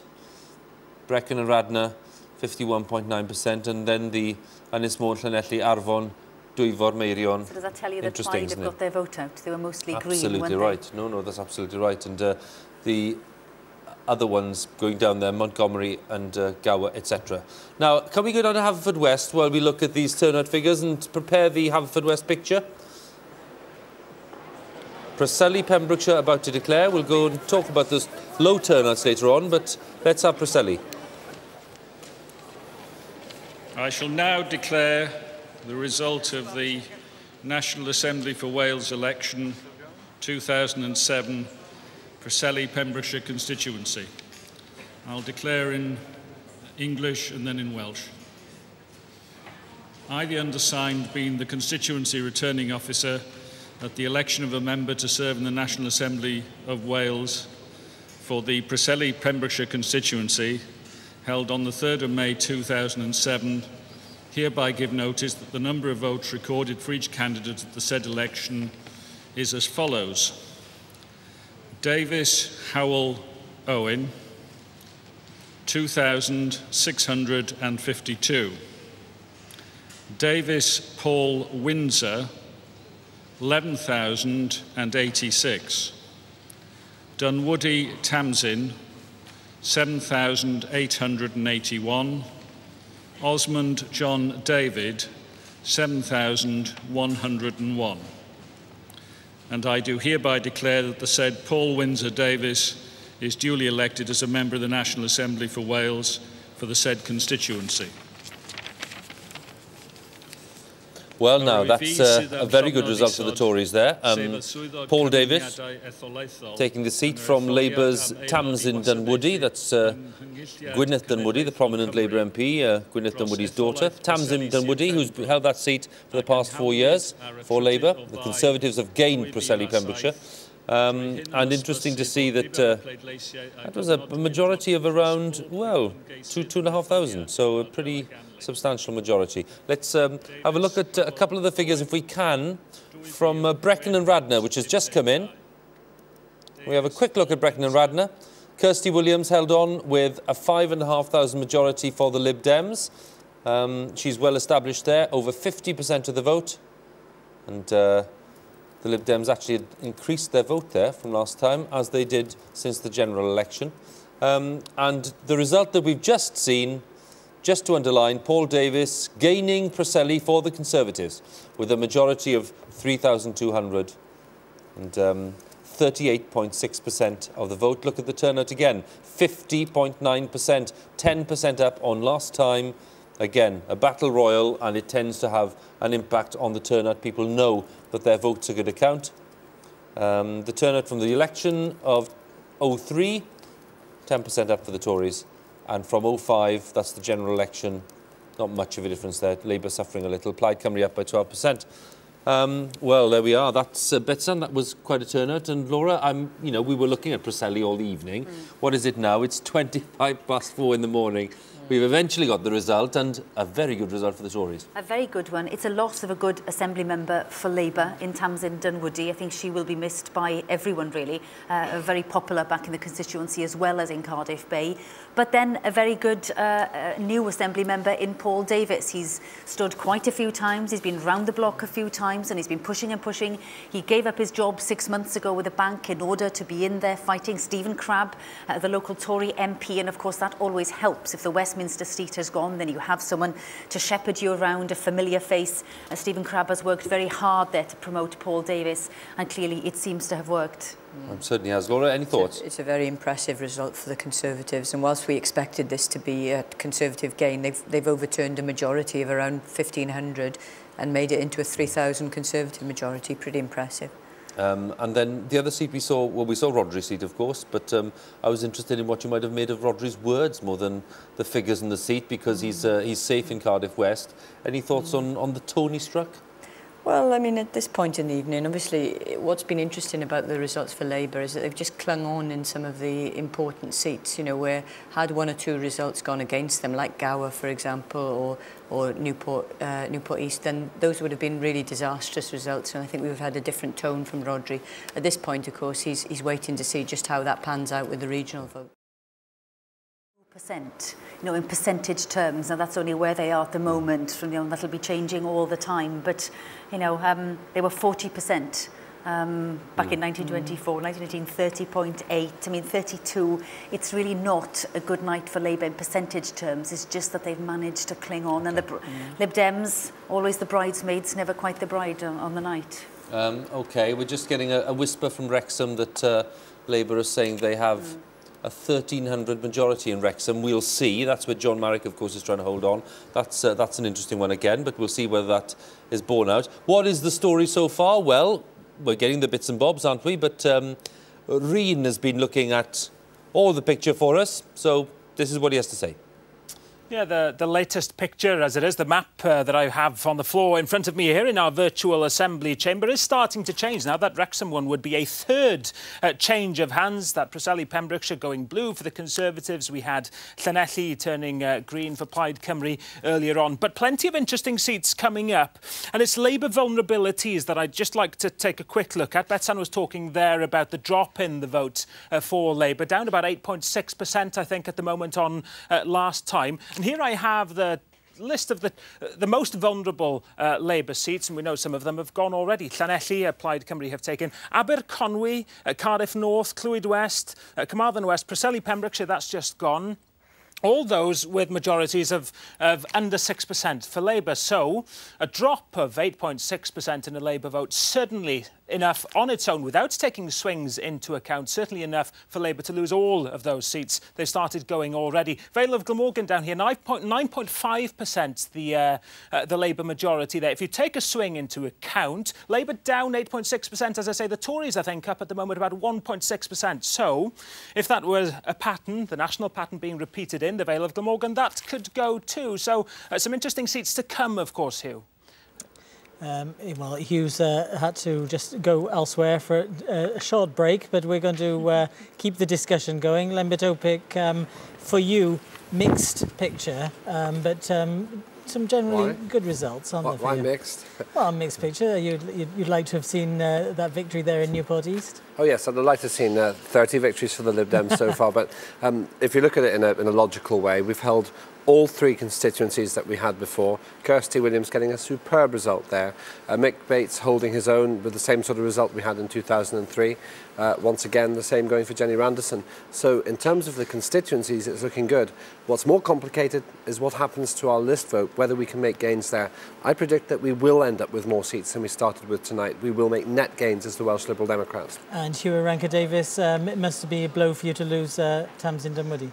Really is, because Tamsin is extremely gifted and extremely hard-working. She has a very good reputation. I think she's going to be very disappointed, but it was a heck of a campaign up there. I think the Conservatives have done well to make inroads there and to take that against a very good Labour candidate. I am intrigued, though, with the whispers that may be coming out of some other seats. It may not all be doom and gloom, and perhaps we'll see even a Labour gain somewhere else. And you're talking about what Huw was alluding to in Wrexham? Absolutely, yes, yes. And I'm very glad, despite the swings that we have had against us in seats, we have held on, and at the end of the day, that's what it's about. Elvin Lloyd, what sort of picture is emerging for you as a party?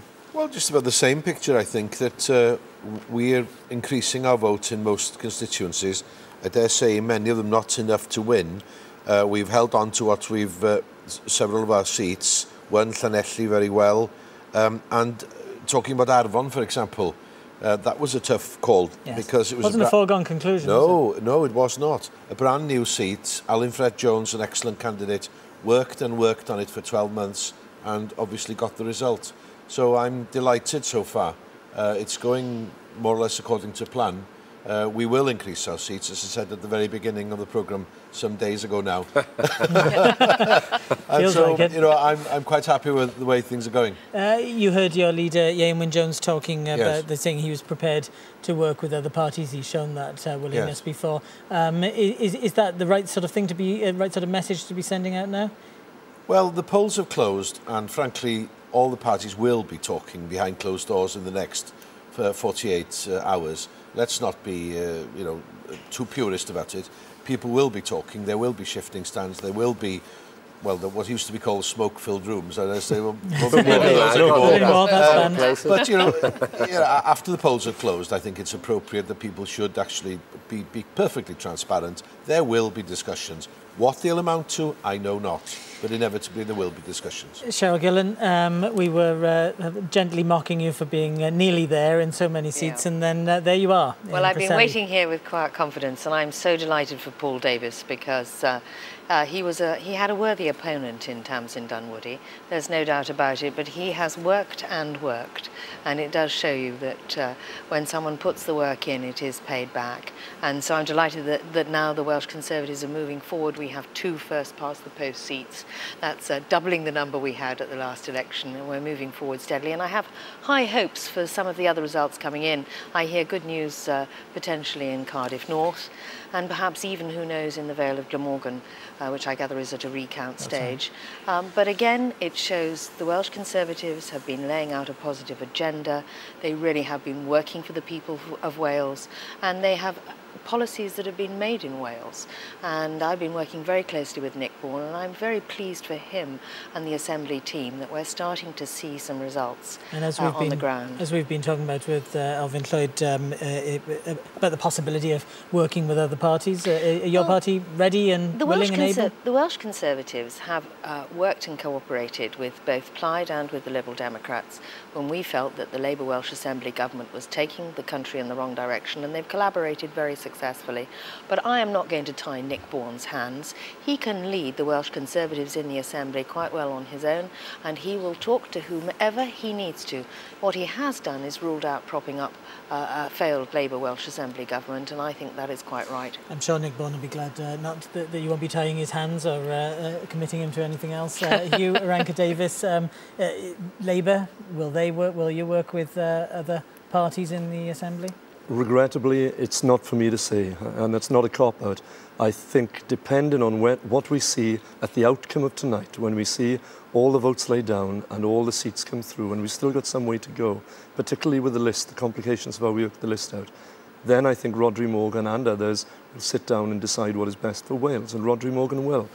Whilst he is an extremely strong tribal Labour politician, he's also passionately pro-Welsh and pro-Wales, and he will look at the numbers and decide what to do. And I think you saw from his speech there as well, he's lost none of his enthusiasm as well. He said he might lose some of his enthusiasm by 2011. Next time, and I think he's made that clear before, yeah. And fair dues to him as well. I think Huw is right, though. It's going to come down. It's going to come down to a lot of the list calculations, which are fiendishly complicated. I defy anybody around here. I certainly wouldn't like to make any predictions on the list, and that is why it's so agonising when you come down to these last, because it can just be a very few votes that make the difference. I'm sure DeHunt. We mentioned him much earlier on this evening. We've kept him quiet on that. Charles, right. I mean, at this stage, looking at my own party, we could end up with between 7 and up to 9 seats because the mathematics is so complicated. The list system actually isn't influenceable directly by any one party. It matters to every party what happens in the constituencies to other parties. So we're in a strange situation where the fact that Preseli Pems has actually gone to the Conservatives could be helpful to the Liberal Democrats. And you just can't work it out because there are too many variables. That's one reason that all your viewers are going to have to stay here with us till 7 in the morning. Thank you for the plug. Very good. And in terms of working, because I've asked the others, in terms of working with other parties, the Lib Dems have repeatedly shown their willingness to do deals, haven't they? Well, the only time that the Assembly actually worked in a stable fashion, the only time we managed to wrest the Labour Party away from the gangmasters of Westminster was when we were in coalition with them. What we're not going to start doing is having this discussion on the programme. What's interesting is Iorwerth Jones seems to want to have these negotiations down a camera lens. We're not going to do that. We're going to take our time. Let's be fair, LEMBIT, he was asked the question and he gave a straight answer. Right. There's nothing wrong with that, you know. But maybe I'm just being a bit hard on him. All I would say is, as far as I'm concerned, we need to have a sit down, see where the land lies. We don't even know the final mathematics of the Assembly yet. No, we don't know if Labour's going to have 20 seats or 26. In Wales. I think we've got to be mature about the politics in Wales. We're all Westminster politicians sitting around here. Yeah. It is the Welsh Assembly politicians and the Assembly members that are going to sit down and decide what they're going to do in Wales. If you're going to have devolution, then you've got to trust your politicians and trust the people. And as Laura said earlier on, the experience from other countries, notably some Scandinavian countries, where coalition politics is the order of the day. And they have stable government. Let me immediately apologise, Alvin, because I was a bit sharp at you before. And we don't have any sharpness in this corner. Well, we can do, but we have to. It's an iron fist in the velvet glove. We've had sharper exchanges in the past. Yeah, but we all get on the best of times. Well, I would say Elvin's absolutely right. In other countries, it's not a big deal for parties to work together. No. My personal view is then the inevitable consequence of a fair vote system is that parties have to be a bit more cooperative. Is Labour ready for that? Well, I was going to add there, we played all the way through this election for an outright win, and it wasn't a question of simply saying that. That's what we believed we would do and put the mandate out to people and see whether they would support that. Now, if it turns out, as it seems to be going in the morning, that we're not able to deliver that, and it was always a long shot, I have to say, within the voting system that we have, then the reality is, as Democrats, you reflect, you sit down the next morning and you see where we go from here for the good of Wales as well. And, I have faith in Rhodri Morgan that he will make the right decision, whatever that is, when he sees the arithmetic tomorrow morning. All right, well, we'll keep a close eye on it. We've had De Hont, we've had coalitions, we've had a New Zealand model, we've had a Scandinavian model as well. Here. Wow. Great stuff, Adrian. Thank you very much. Well, lots to talk about again, because we're still waiting for, a good many seats to come in. Lots of them, of course, on the list system, but some seats still to declare. At the moment, we've got Labour on 19, Plaid on 6, the Lib Dems on 3, the Tories on 2, and Independent, that's Trish Law and Blaenau Gwent on 1. Just think about this. The BNP, the British National Party, are getting record numbers of votes in the PR element of the Welsh Assembly. They've done very well in some areas, certainly in North East Wales. They've got 9.4% of the vote in Wrexham, 7.1% in Alun and Deeside, and in Clwyd South. So, it's a significant night for the BNP too. I need to take you through a few figures because the Rhondda, Leighton Andrews has held the Rhondda. Let's look at Leighton Andrews' performance. Here we are. On 12,875, his majority 6,215. Mr. Andrews, of course, a prominent and very lively member of the Assembly. And here's his share, 58.2%. Plaid Cymru on 30.1%. And then the others way behind. The change from the last Assembly election, Plaid have gone up a bit. Labour's gone down a bit, 3% each virtually. And from the general election, Labour down almost 10%. That's Chris Bryant's performance there we're comparing with in the general election of 2005. Plaid up 14% since then. I've also got Caerphilly to show you in some detail, which I should do, because that was an interesting result. Jeff Cuthbert held it for Labour, but Lindsay Whittle of Plaid Cymru was some 2,200 votes behind. And Ron Davies put in a very strong performance as an independent, 5,805 votes. And the turnout of 42% in Caerphilly, 42.1%, and Ron Davies took 22% of the vote. And as you can see, that's where the independent strip shows that big increase. Labour down 10% on the last Assembly election, and they are down 20% on the last general election, so quite a big difference there. If we look at just have a quick look at the state of the parties, because I think it's worth it, just to remind us. It's now 20 to 5 in the morning, there or thereabouts, and Labour have lost 3 seats so far. They're on 19. Plaid Cymru are on 6 seats. They've gained 1. Lib Dems are on 3. Tories are on 2. They've gained 1. And Trish Law is down there as a gain because, of course, it's been compared with last time. Is that right? Have I got that right? Yes, exactly. 2003. It's a bit misleading, but that's why. That's right. So in case anybody's got a query about that precise category. So far, this is the all-important share of the vote in Wales. Labour is on 31.9% nationwide. Plaid in second place on 23.4%. The Tories on 19.9% so far. 16% for the Lib Dems. UKIP on 1.5 and the others on 7.3. That's the share. And what is the change from the last Assembly election 4 years ago? Labour have lost 8.5% of the vote. Plaid are marginally up by 1.4%. Tories are up actually slightly more at 1.7%. Lib Dems up by 0.8% and the others are up by, UKIP down actually, and the others are up by 5%, which is 6% actually, which is Trish Law and Peter Rogers and all the other independents, Ron Davis, who've done very well this evening. Which is the count that we're expecting to go to next? Wrexham, let's have a look. Well, the summoning of the candidates is well underway. All we want now is for them to step briskly up those steps and take the candidates with them.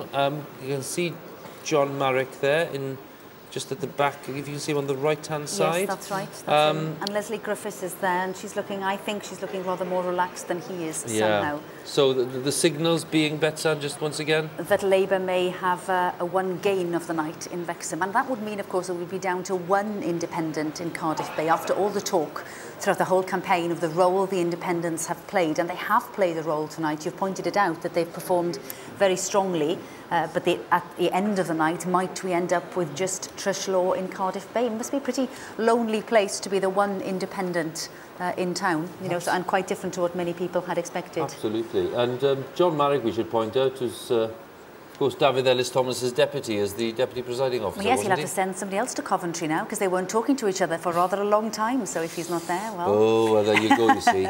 That's the murky world of Welsh politics. And rumours coming from the Vale of Glamorgan as well, which used to be a seat we'd always look at and think was very, very close, but had thought that Jane Hutt was always gaining ground and gaining ground. Might she have lost it this time, just by a few votes? So it looks like the best might be to come for the Conservatives, for CHERYL GILLAN, who's been sitting very patiently over there, but just rumours so far. Wrexham is about to declare, with Dr. John Marrick, the outgoing member. Let's see what he's done. So the declaration here in Wrexham at 20 to 5 in the morning. Good morning, ladies and gentlemen. I, Isabel Garner, being the returning officer for the Wrexham constituency, hereby give notice that the total number of votes given for each candidate at the election was as follows. Felicity Elphick, Welsh Conservatives, 3,372. Leslie Griffiths, the Labour Party candidate, 5,633.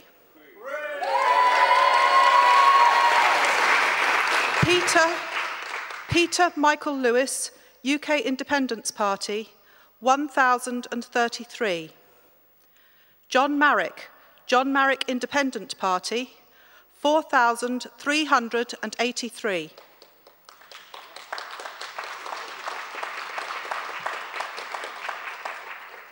Sean Aled Owen, Plaid Cymru, North Wales Voice, 1,878.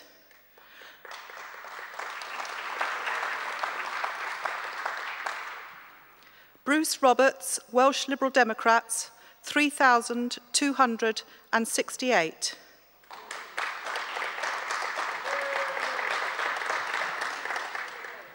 And that Leslie Griffiths has been duly elected to serve as the Assembly Member for the Wrexham constituency.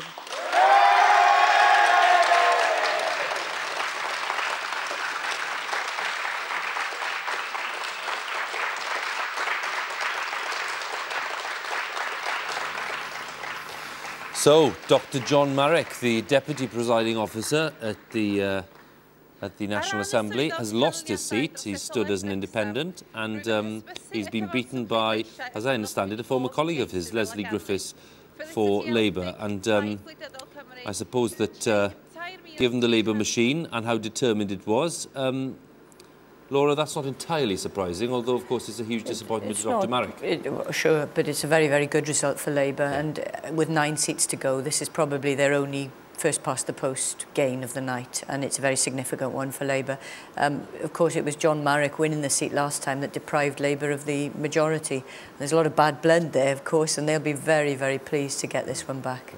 And it means there's no deputy presiding officer, of course, because that was his position, as you mentioned. So, a lot of fun and games there. Now, there have been lots of predictions of who might be interested. And the rules have changed. In the next assembly, neither the presiding officer nor the deputy presiding officer will be voting. So you won't get that position where votes are sometimes won because it happens to be this person in the chair or that other person in the chair when things were very tight. So there's there's something going begging there. I wonder who might be fancying that one. Well, very interesting. I wonder whether Mr. Rhodri Morgan is giving out any more signals. He's been talking to Sian Lloyd. This is what he had to say. Well, I'm joined now by Rhodri Morgan, who's just been re-elected to Cardiff West. Mr. Morgan, may I say congratulations. Thank you very much. I'm delighted. 6 out of 6 for you. How are you feeling? I played 6, won 6 is just a fantastic feeling, and I've announced that this is my last election because I'll have done 24 years, but to have won 3 times as an MP from 87, now 20 years ago, and 3 times as an AM, I just feel fantastically grateful for the wisdom of the electors of Cardiff West. The Conservatives have doubled their vote in Cardiff West this time. What's your reaction to that? I've got to look at the results closely ward by ward tomorrow. I suspect that it is probably not so much Labour voters turning to the Conservatives.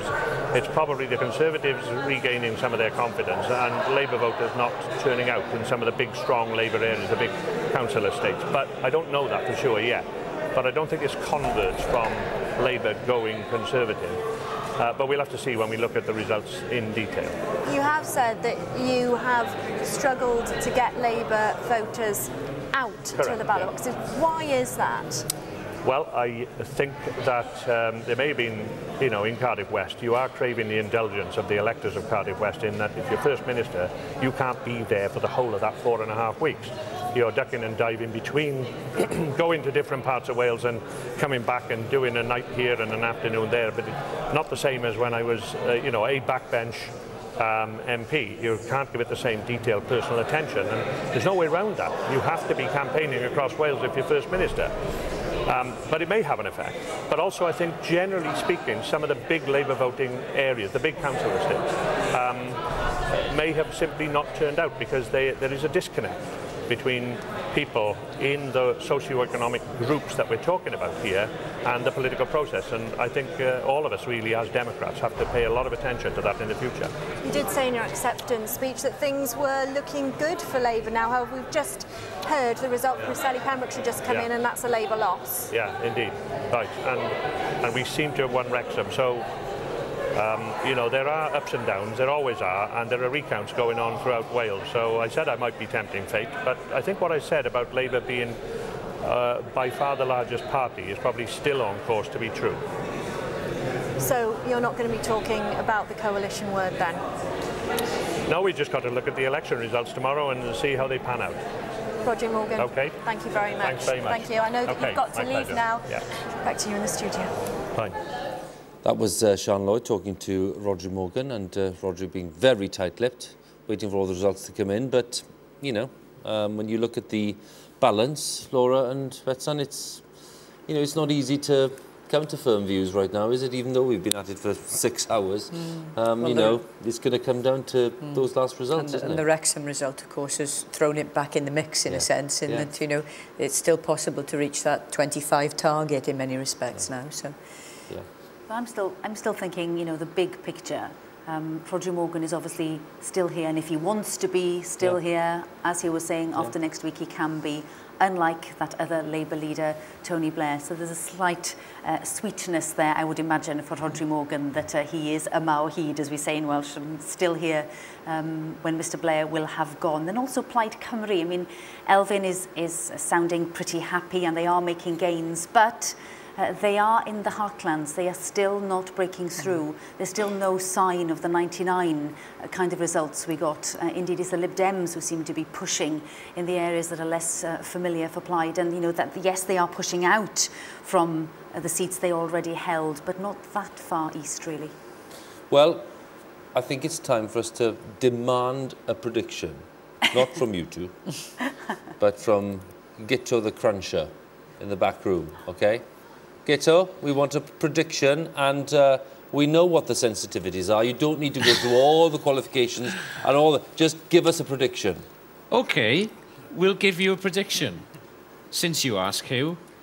Roger, but I take what you say, Huw, but we will have to couch this. This is at the position with 32 seats declared, 8 to go, and there are some key seats out there to go. But Roger, what's your latest thinking? Well, with all health warnings added and so on and so forth, our best estimate at the moment is Labour 26, Plaid Cymru 14, the Conservatives 12, 7 to the Liberal Democrats, and the 1 independent, Trish Law in Blaenau Gwent.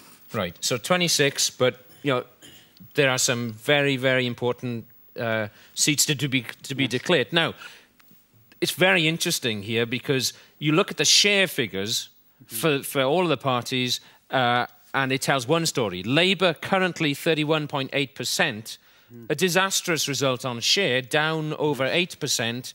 Plaid Cymru 23%, up a bit. Liberal Democrats 16%, up a bit. Conservatives 19.8%, up a little bit more.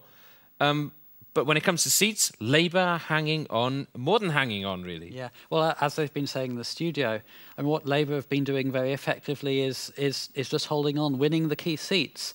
So we're likely to be at the end of the night in a position where Labour, with less than a third of the vote, is winning almost half the seats in what is supposed to be a proportional representation system. The results are going to end up looking pretty unproportional.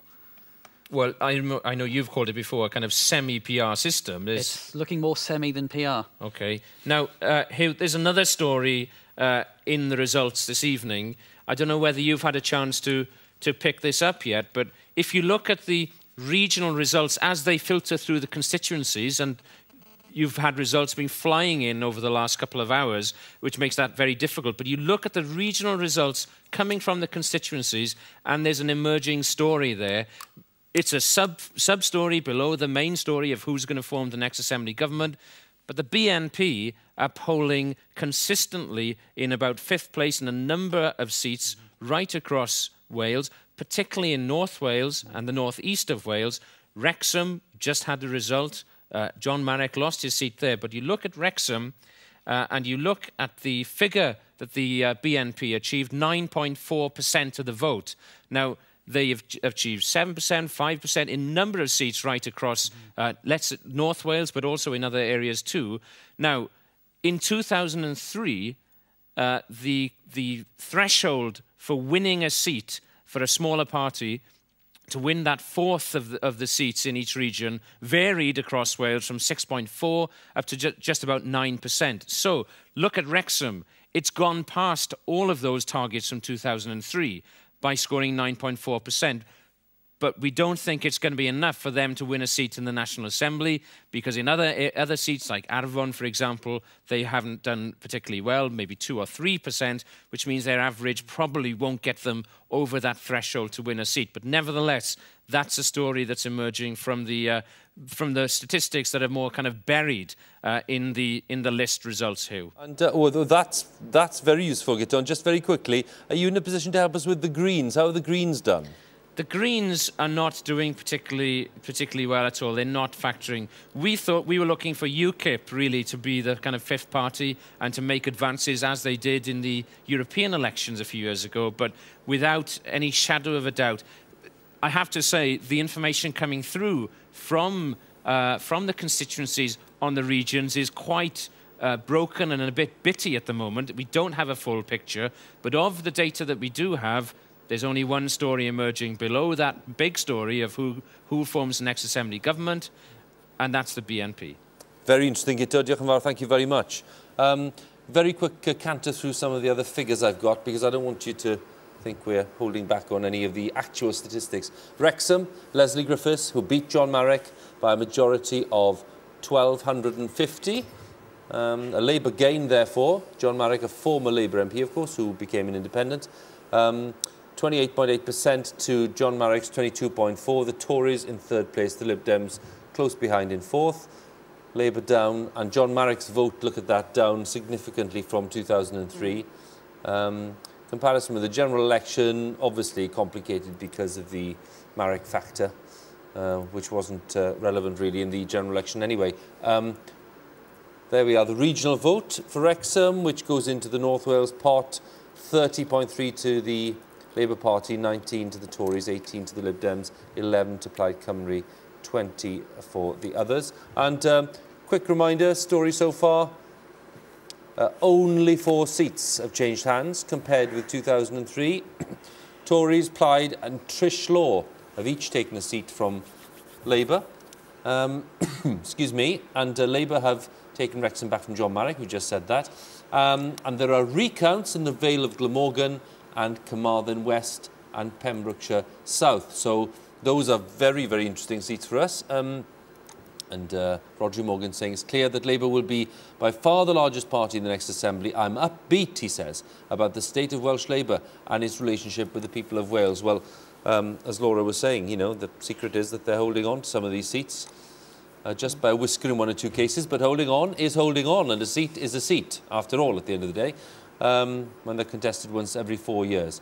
Now, we mentioned Carmarthen. Rhodri Glyn Thomas, who's held on to his seat for Plaid Cymru with an increased majority in Carmarthen East and Dynevor, has been talking to Phil Parry, and this was what they talked about. Rhodri Glyn Thomas had a comfortable victory here, a very comfortable victory. The work begins now, doesn't it, really? Looking for coalition partners. Well, I think there's going to be a weekend of hard bargaining now. That's down to the leaders of the parties to decide what sort of cooperation they're looking for, how we can create good governance in Wales, strong government in Wales, so that we can use these new powers we have most effectively. And which way do you see it going? Coalition with who and how? Well, we don't know. We don't know what the numbers are at the moment, and that will obviously feature in the decisions taken. But I think it's important at the moment we don't close any doors, we leave them all open. People talk to one another and we find out how we can create good and stable governance in Wales. That's what the people of Wales are looking for. That's what they voted for. No overall majority of anybody. Have they really voted for that? The kind of wrangling that we're about to see? Do you think that's what people voted for? Well, I hope it's not wrangling. I hope it's mature discussion between the political groups. And the important thing is that we have a strong government for Wales, a government which can lead, a government which can use these powers, a government which can bargain with Westminster, because that's going to be important as well. But in terms of posts, it always comes down to jobs, who gets what job, and do you think people really want to see that after the voting that they've done? Well, that's what the people of Wales have voted for. They voted for a situation where they don't want an overall majority for any political party. They want the parties to cooperate and to work together and to secure a better future for Wales. Rhodri Glyn Thomas talking to Phil Parry in Llanelli after the declaration of his seat. Now, we're mentioning some of these recounts. Why don't we rejoin Roger Pinney again? Roger's in Llandudno, keeping an eye on things there. Roger, nice to see you again. Tell us now exactly what you think we can expect. Well, Huw, I told you an awful long time ago now that the prediction was that the results here would come somewhere between 5 and 7. And they're going to come somewhere between 5 and 7. We expect Aberconwy to come first, probably in the next 15-20 minutes, and Clwyd West a little after that. But let's look at the Clwyd West seat first of all. Held in the last Assembly by Alan Pugh, a minister, a cabinet minister there. Privately, he's conceding defeat. He told me that he probably knew that he was out around about 2 o'clock. All the predictions are that the seat is going to go to the Conservative Darren Miller, and Plaid Cymru are talking about pushing Labour into 3rd place in Clwyd West. And on the regional vote, that certainly looks like being the case. So again, for the Conservatives there, let's look at Aberconwy. Gareth Jones looks as if he's got it. He's feeling confident. He said right at the beginning of the evening that he was confident. Again, right at the beginning of the evening, he predicted that it was between himself and the Conservatives, and it does look as if the Conservatives will be running in 2nd place there. The interesting thing up here is that the Liberal vote seems to be disappearing quite dramatically. Liberal Democrat vote seems to be disappearing quite dramatically. And that may have an impact then when we start tallying up the regional vote later in the night here. And Roger, I know we said between 5 and 7, and I pulled your leg earlier on, but do you think it's going to be, I mean, given the state of play there, are you expecting it to be, you know, closer to 7 o'clock or what? Any ideas? No, I would say closer to 6 o'clock. All the indications are that Aberconwy could well be declaring in the next 15 to 20 minutes, and Clwyd West maybe 15, 20 minutes after that. Aberconwy started counting its constituency vote first before Clwyd West got going. So I guess both could well come before 6. Roger, very helpful as ever. Thank you very much, Roger Pinney in Llandudno. And gosh, dawn is breaking over Westminster, and David Cornick is there. David, thank you very much for joining us once again. Let's deal with English councils first. Well, interesting scenario. Not quite as bad as Labour had feared, I think. Their share of the vote seems to be more or less holding up to the share of the vote they got when these councils were last fought. Mixed news too for the Conservatives. David Cameron's Conservatives have taken Lincoln. That was one of their target seats, but they failed to take Bury, and they haven't been taking seats in some of the city areas like Liverpool and Newcastle and Manchester. The Liberal Democrats, well, they did take Hull in John Prescott's backyard, but they've lost Woking, one of their target seats, to the Conservatives. So mixed news for all the parties, for Tony Blair and for Gordon Brown when he takes over. For him, well, it could have been worse, I suppose.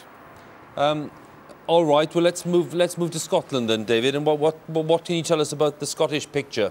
There it is a lot worse for Labour, Huw. Something like a third of the seats have now declared, and the message is so far that Labour and the SNP are virtually neck and neck. There's less than 0.5% between them in terms of share of the vote. There is no certainty who will be the First Minister of Scotland, no certainty who will be the largest party in Scotland. It will either be Labour or the SNP. Some very difficult times ahead for Labour in Gordon Brown's backyard. David, thank you very much. We'll be back to you later on, but two interesting stories developing there. It's just turned 5 o'clock, and we're going to talk to a very familiar figure, David Wigley, who's seeking election to the Assembly. And bore da, David, shwd ych chi? Da iawn, diolch. What does it look like, David? I'm going to talk about you and your individual candidacy in a second, but what does it look like for Plaid Cymru right now? Well, it's a fantastic night for Plaid Cymru. In the seats that we've been defending, our majorities have gone up substantially. We've had a fantastic win in Llanelli, where Helen Mary Jones has come through. And as a party, we've had a very good election indeed. As far as I myself am concerned here in the north, we've just had the announcement of how many votes each party have secured.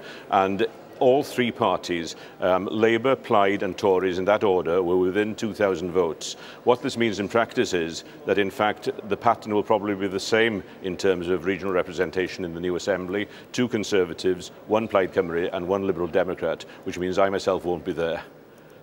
And obviously, from Plaid Cymru's point of view, that implies certain things in terms of its support. How do you feel about it personally? Well, in terms of support we've secured, is excellent. We were within 1,300 votes of overtaking the Labour Party as the largest party in North Wales. And in terms of seats, we've gone up from 3 to 4 here in the north. So my objective in standing has been secured. And if it's helped my party colleagues in other parts of Wales, all the better. I'm confident that the Plaid team going into the Assembly are now mature for government. We have a programme that can be put into practice. I hope there'll be an opportunity to work in a partnership government along with other parties in order to get some of these programmes implemented for Wales, which will certainly be good for the whole of Wales. There are lots of Plaid Cymru supporters, Mr Wigley, who'd think that the team would be immeasurably stronger if you were there with them. Well, that's very kind of them. If a few thousand more had turned out to vote today, possibly that could have happened. But we have to accept the democratic verdict, and we have to work within the system that exists. There are weaknesses in this system, and the Richard Commission recommended an STV system for Wales, and I think there's a lot to be said for that. And I hope that by 2011, possibly, we'll have moved over to that, because these regions, some of the regions, are far too large, particularly the Mid and West region, stretching from outside Carnarvon down to Llanelli. And it's impossible for people to campaign in those regions or meaningfully represent those regions. So I think there's room to look again as far as the system is concerned. But as far as I personally am concerned, I'm delighted with the success Plaid has had. Iorwerth Wyn-Jones has grown immeasurably during this campaign as a leader, and Plaid Cymru is ready to go into the next Assembly to be a very forceful part of it. Can you envisage standing again for the Assembly, Mr Wigley? Well, you never say never in politics, but I'm looking forward to going to my garden to catch up with the work that needs to be done at the moment, and to give any support that I can from outside to my colleagues who are in the Assembly. Well, enjoy the garden, and thank you very much for talking to us once again. David Wigley, diolch yn fawr. Thank you. Diolch i chi. And as we were talking to Mr Wigley, Cardiff North have been declaring, and I think we're in a position to join that.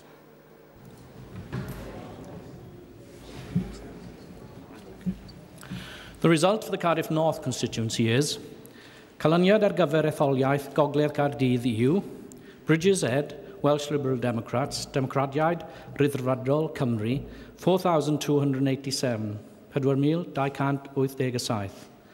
Huw Sophie Joyce, Labour Party candidate, ymgesydd Plaid Lafur, 10,409, 10,409.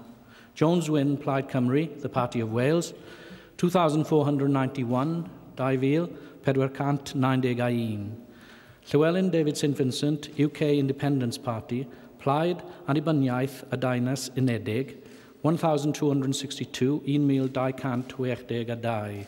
Morgan Jonathan Morgan, Welsh Conservative Party candidate, Amgaesiaid y Blaid Gwaedwadol Gymraeg, 15,253.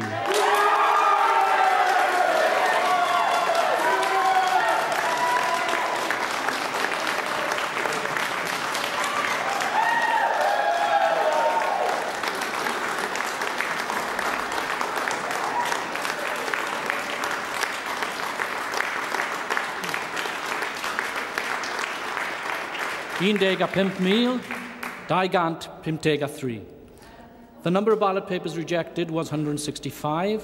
Nifer y paparau pleidleisio a wrthodol oedd 185. Jonathan Morgan has been elected. Etholwyd Jonathan Morgan.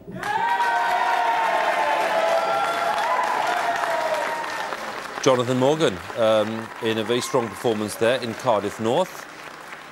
Taking his place in the Assembly, and very good result for the Conservatives there. Cardiff North, of course, being written up as one of those seats where they really did need to do well to see what the Cameron effect is in Wales, and some of the seats where they are traditionally stronger, but Jonathan Morgan there storming to victory. We'll have a look at the figures in a few seconds. I think in the meantime, I think we can go to Wrexham, can't we? Good. Leslie Griffiths in Wrexham, who's won that seat and beat John Marrick. Leslie, good morning. Thank you for joining us. Good morning. Well, congratulations. How did you win? Thank you very much. How did I win? I think it became very apparent that the people of Wrexham were very appreciative of what a Labour government had delivered for them from Cardiff, and that certainly was the message I was getting. Did you, I mean, it's obviously a sensitive issue to talk about, you know, personalities, because often people want to talk about policies, and quite rightly so, but how did the personality issue affect this election? I don't think it did at all. As I said previously, I think this was about policy, what Labour delivered, what Labour will deliver in the future. What are your priorities when you get to Cardiff Bay? Obviously, I want to be a real voice for Wrexham. One of my main interests is housing. We need more affordable housing in Wrexham, and that will be a big issue for me. Across Wales, Labour have basically hung on in several areas where maybe some people have predicted they would lose. There are some losses, inevitably. From what you've heard, Leslie, how would you rate Labour's performance? Well, I'm not really up to speed with results, obviously, but I think it probably could have been a worse night for us, and hopefully it's not too bad. And if, as seems likely, Labour could govern with the help of someone else, what would be your preference for that someone else? I don't know. I really haven't thought about that one. Are you sure about that? I'm positive, yes. OK, well, I'll take you through the list then. How do you fancy being coalition with the Lib Dems? How does that grab you? Well, it doesn't really, but I suppose we'd have to think about that one. OK, a coalition with the Conservatives. Let's see what you make of that. Absolutely not. Right, OK. And Plaid Cymru? Don't think so, no. OK, well, so LEMBIT is looking on rather... He's looking a bit hurt, Leslie, I've got to say to you, OK? Sorry. OK, but can I say you've at least broached the issue with us, Leslie, which is great. Thank you very much, and congratulations once again. Thank you. Thank you very much indeed. So that was Leslie Griffiths in Wrexham, and well, LEMBIT, I thought you came out of that actually better than anybody else. Well, but you came out of it with a kind of, well, sort of, all right, wasn't it really? She's euphoric with victory. You know, you tricked her in a moment of weakness there. I wouldn't say moment of madness, moment of weakness. Yeah. But, CHERYL, she was very... No, she didn't fancy that, CHERYL, at all. And Elvin, she didn't really fancy that either, did she? Well, no, but I don't think actually she'll be making the decision either. No, I think probably, Elvin, that's a pretty sort of reliable statement, yes. Not entirely useful to us at this stage, Elvin. Well, it's and not entirely in the spirit of the day. But anyway. It's best I can do. Adrian, I'm going to leave them to you. Yeah. We'll take them over then. We've been talking coalition all through the evening. Is it right to be talking about this at this stage? Well, you've been talking about it all evening, and now you can't be a dog in a manger when John Bell, Welsh Conservative Party candidate, 5,719. Frank Alistair Biggs, Welsh Liberal Democrats, 1,838. Nia Davies, Plaid Cymru, the Party of Wales, 3,894. David Rowlands, UK Independence Party, 1,209. Karen Sinclair, Labour Party candidate, 6,838.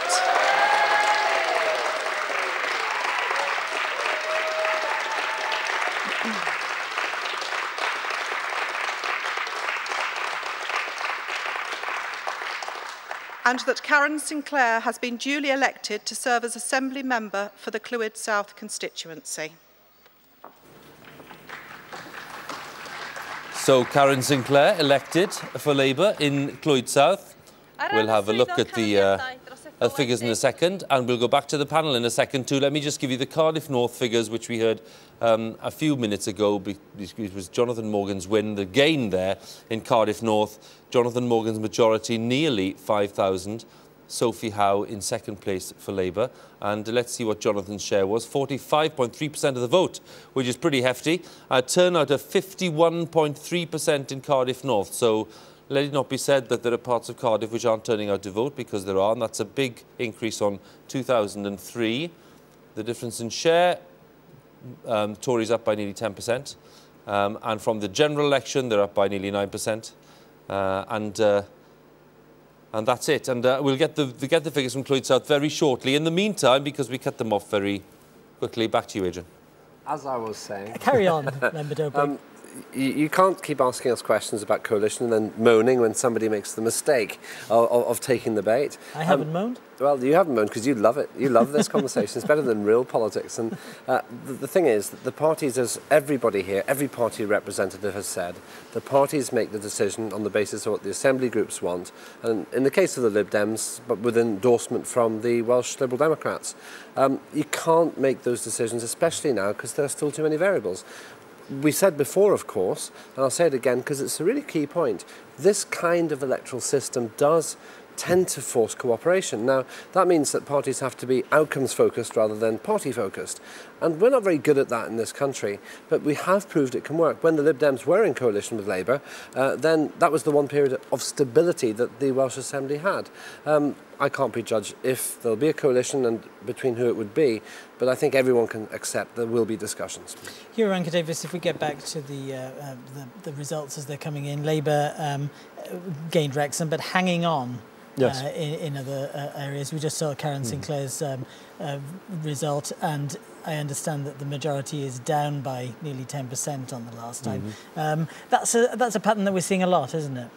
Well, it means we have to build back. It does mean that we've taken blows in seats where we have hung on.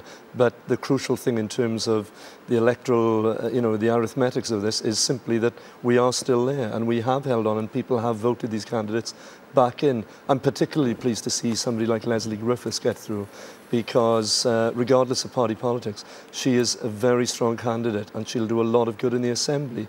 And I also think, I have to say, Sophie Howe, she had a baptism of fire in Cardiff North. She'll be disappointed not to have won it, but it really was right into the frying pan there, and I think we'll see more of Sophie Howe as well, because we need talented people like that. Without taking away from Jonathan Morgan's efforts. Yeah, absolutely. Did you give up on Cardiff North? Not at all. I mean, we really put the effort in there, but it was a real firefight.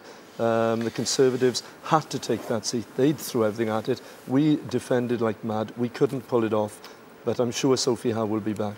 Good point to come to you then, CHERYL GILLAN. Well, 5,000 majority. Solid result for Jonathan Morgan, who has delivered superbly in the Assembly, and I think that that has paid off.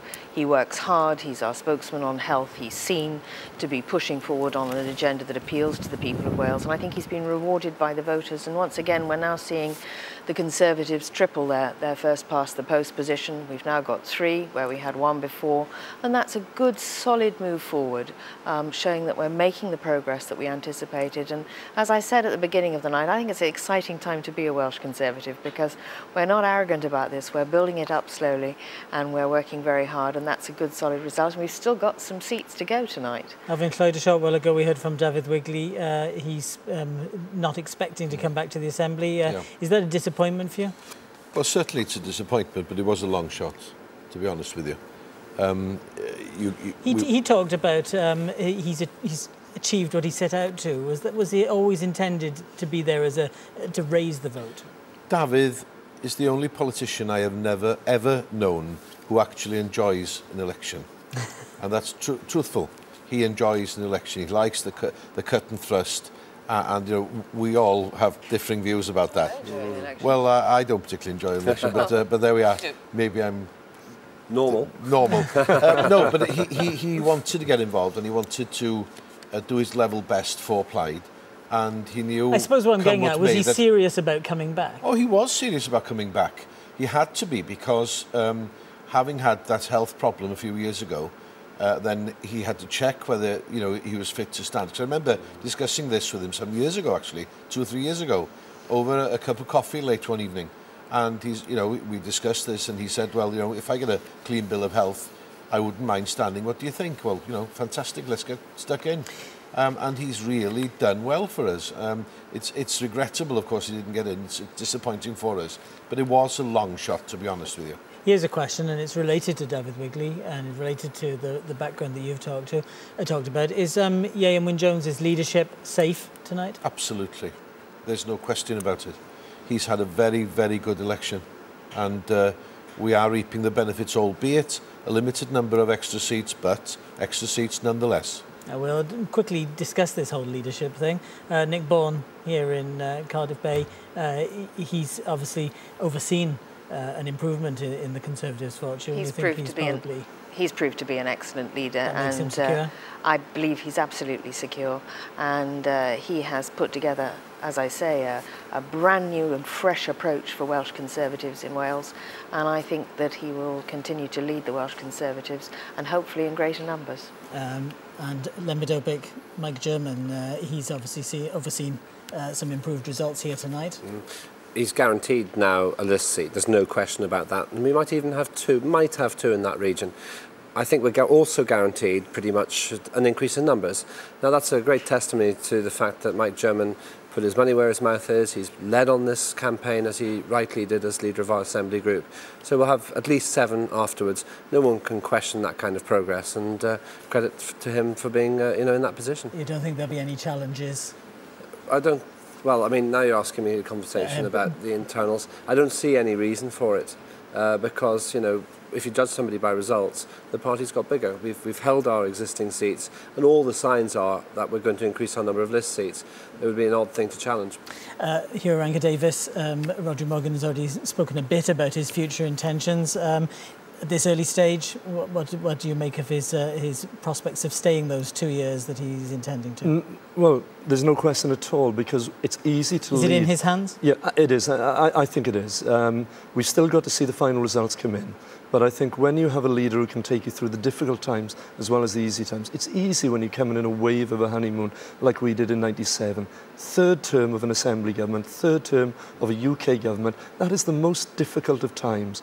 And if we come out of this tonight with a fair, solid base of seats that we can go forward in the Assembly, then I think Rhodri Morgan has delivered once again for the Labour Party.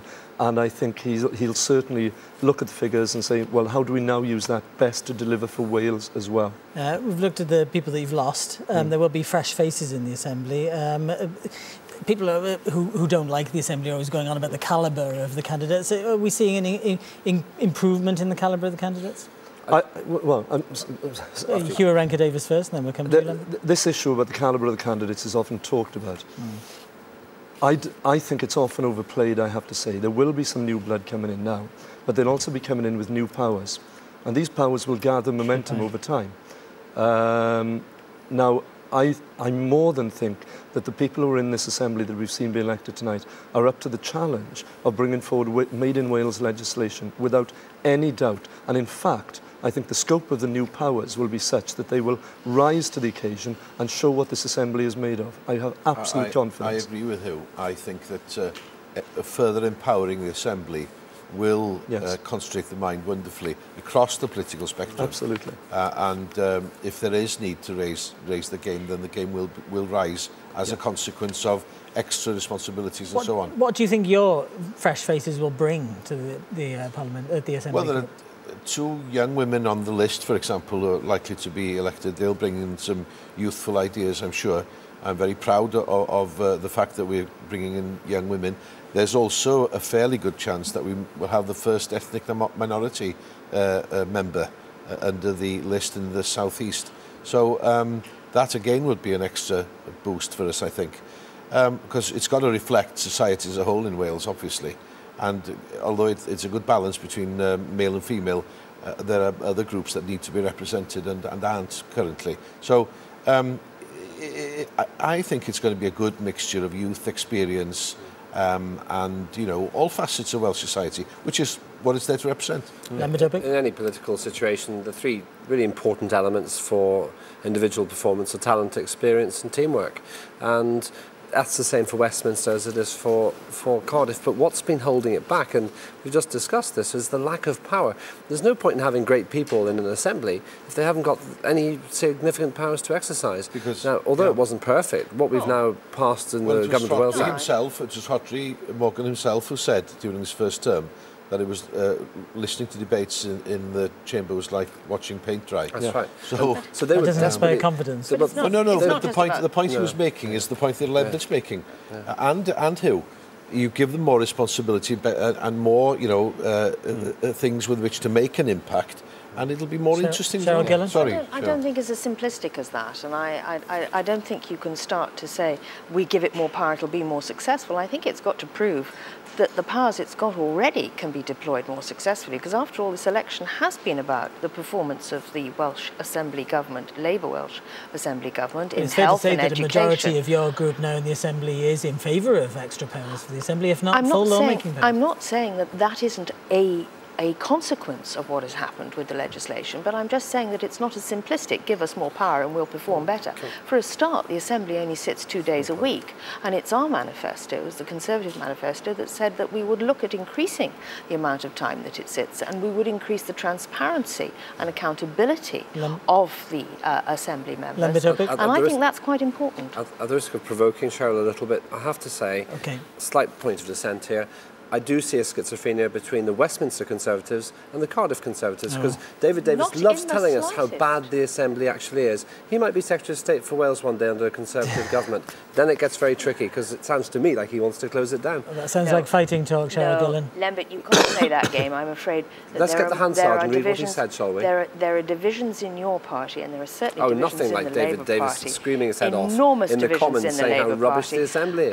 And just because we're moving ahead and winning, there is no need then to start to try and attack us in I don't deny you that, but I do very much challenge whether the Assembly be safe in David Davis's hands. I can assure you, I can assure you the Assembly is safe in my hands. Very good. Okay, thank you all very much. 5:20 and the tempers, well, they're not quite fraying. I think I'm overrating. Oh, don't exaggerate. Come on. We're angry with you for that now. Withdraw. Huw, they've all turned on me. You've got to watch them. You really have. You think you're all friendly and suddenly gets very nasty. Now, we're waiting for...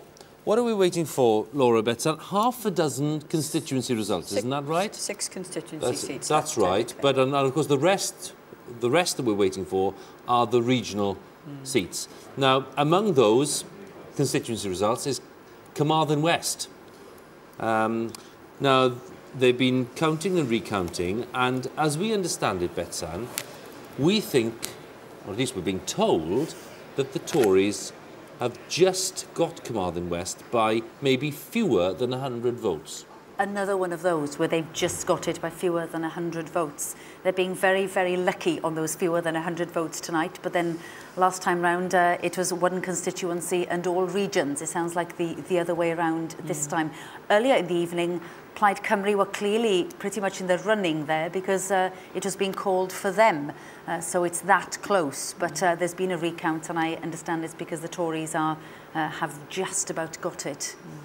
And there's a second recount in the Vale of Glamorgan, so that must mean... I heard a few days ago that the Labour agent had asked the returning officer to make sure that they might be ready for a recount. It's rather early to be foreseeing one, but looks like they might have been spot on. Well, there we are. We're hoping for Carmarthen West as soon as we can get it. Very quickly, let me just show you the Clwyd South figures. Karen Sinclair, majority of 1,119, and 35% of the vote there in Clwyd South to the Tories, 29.3%. Labour down a little on the last Assembly election, down a little more on the general election, and the regional vote breaking up basically as 29.4% for Labour, 26.1% to Clwyd South. We're still waiting for Aberconwy, and so... Oh, well, there we go. Let's go straight away. Declaration of results of poll, Aberconwy constituency. Fel y swyddog, canlyniadau etholaeth yn yr etholiad hwn, rwyf yn datgan fod cyfanswm y pleidleisiau a roddwyd I bob ymgeisydd fel a ganlyn. As the constituency returning officer at this election, I declare that the total number of votes given for each candidate is as follows. Huw Edwards, Democratiaid Rhyddfrydol Cymru, Welsh Liberal Democrats, 1,918, 1,918.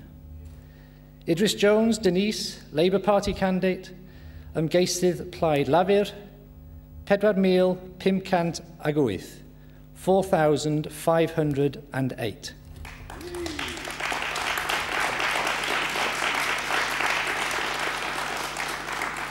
Jones, Gareth, Plaid Cymru, Sef Llandudno Hospital, Plaid Cymru Achubwch Ysbyty Llandudno, 7,983, 7,983. Jones Evans, Dylan, Ceidwadwyr Cymreig, Welsh Conservatives, 6,290, 6,290.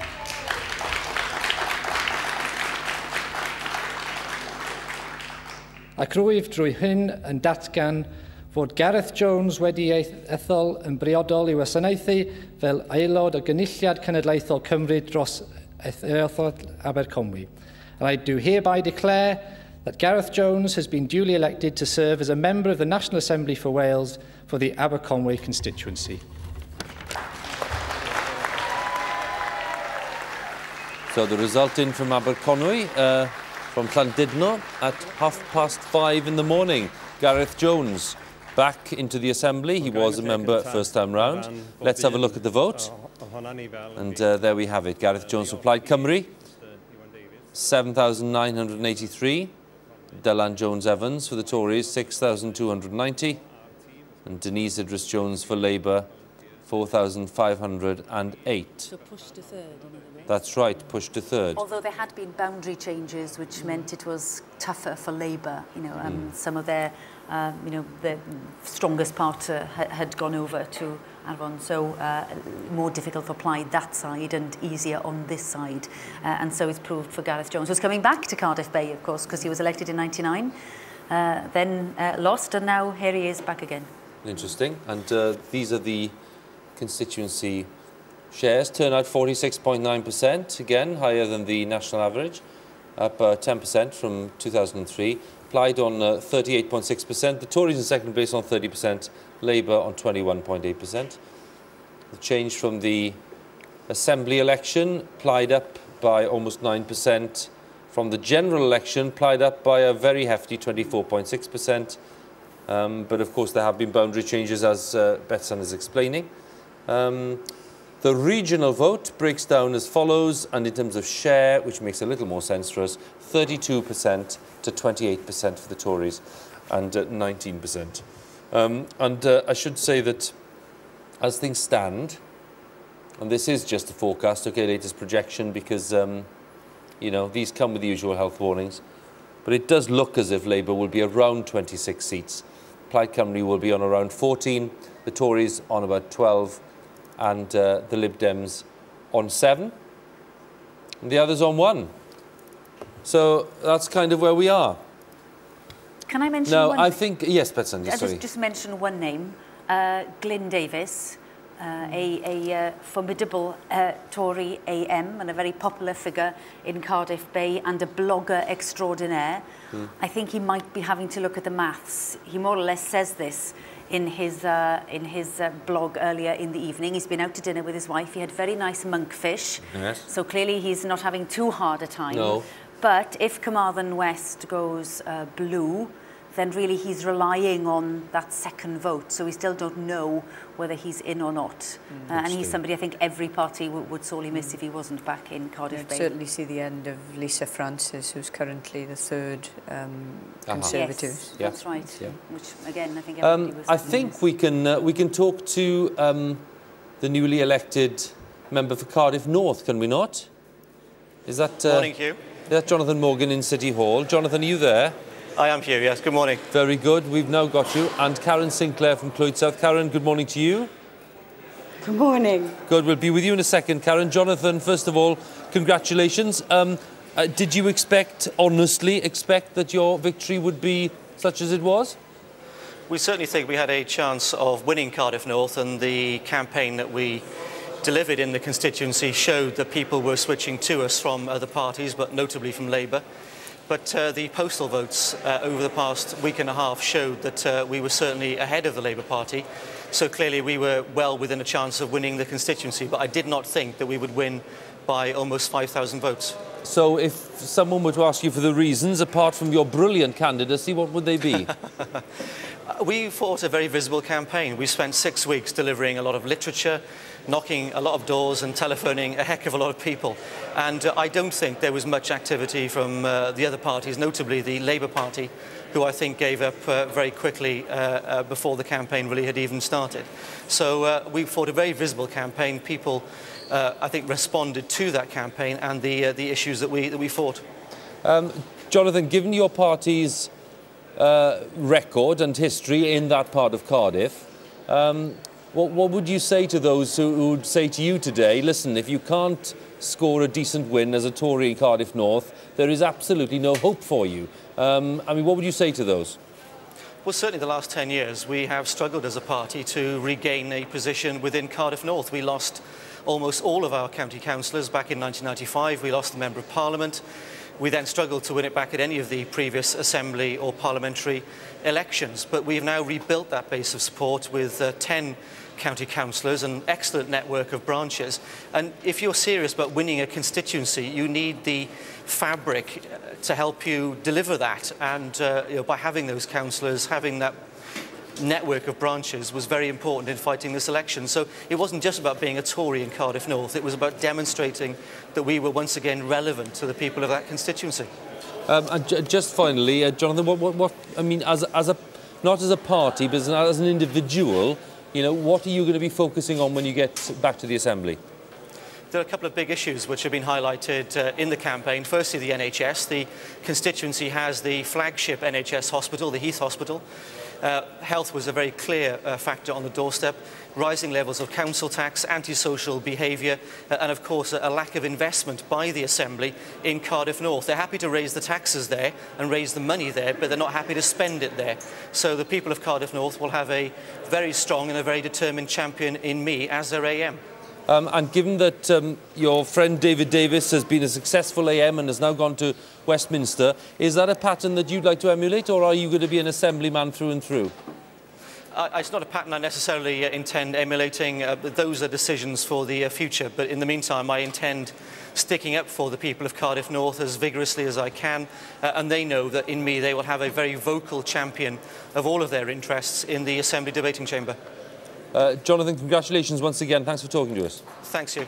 Well, Karen Sinclair in Clwyd South, you've been very patient. Karen, good morning once again. And I'm just wondering, really, if somebody asked you for the secret of success as far as Labour's concerned in Clwyd South? What is it?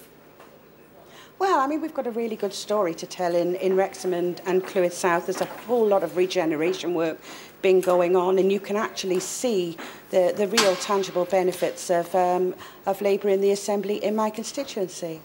How difficult was the campaign for you? We were quite warmly welcomed on the doorstep, and I felt that it was going okay. So I was, you know, I wasn't panicking too much by the end. It was quite, but it was tiring, and I think there are an awful lot of us now are absolutely exhausted. It's what time is it? 6:45, is that right? It's 25 to 6, but it feels like 20 to 7. Oh, there we are. But just picking up on that, I can't even see my again, watch at this point, I tell you. No, I'm just wondering, given that you've still got Tony Blair in office, and that government's got problems, no question about it. How do you focus people's attention on issues to do with the Assembly when they must be thinking about Labour UK-wide? Well, I think the Tory resurgence in our area has shown that an awful lot of the issues have been blurred a little bit by the Westminster issues, but we've tried to keep it well and truly on Assembly issues. And finally, Karen, just when you get back to the Assembly, what are your priorities there? What are you fighting on? Well, as always, I will be working for Clwyd South and all of the regeneration work that we're trying to do down here. Good to talk to you, Karen. We'll let you get to bed, and maybe you'll get to bed by 20 to 7. Thank you so much. Well, that's right. I can't even see my watch, as I said to you. Thank you for joining us. Thank you very much. Yeah, bye. Karen Sinclair there, the member for Clwyd South. Carmarthen West, we understand, is almost ready, so let's get down there very quickly. There we are, they're lining up. And, I shall now declare the result of poll for the National Assembly for Wales election, Carmarthen West and South Pembrokeshire constituency. I'll declare in English and then in Welsh.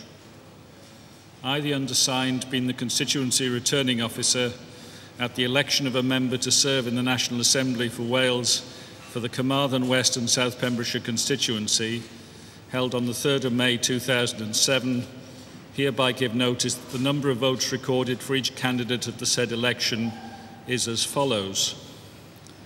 Burns Angela Jane, 8,590.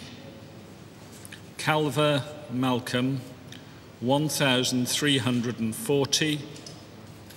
Dixon Andrew John, 8,340.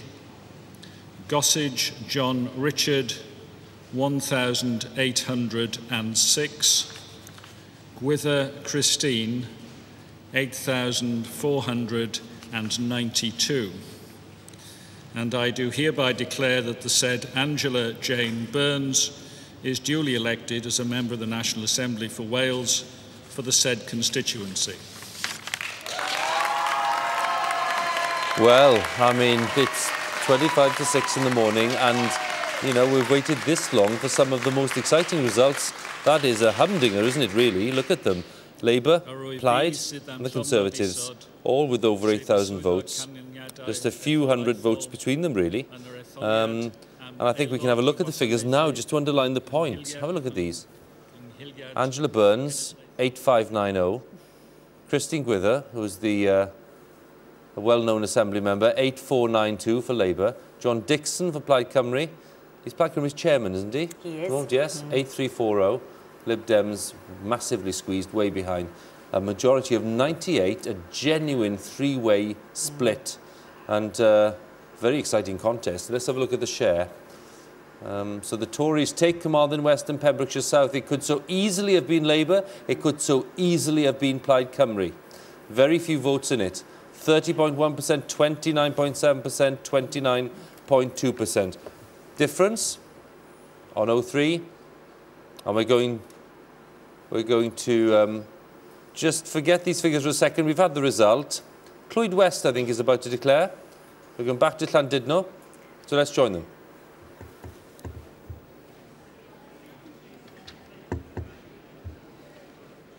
Barod, are we ready? Datganiad o ganlyniad ar pôl, etholaeth Gorllewin Clwyd. Declaration of result of poll Clwyd West constituency.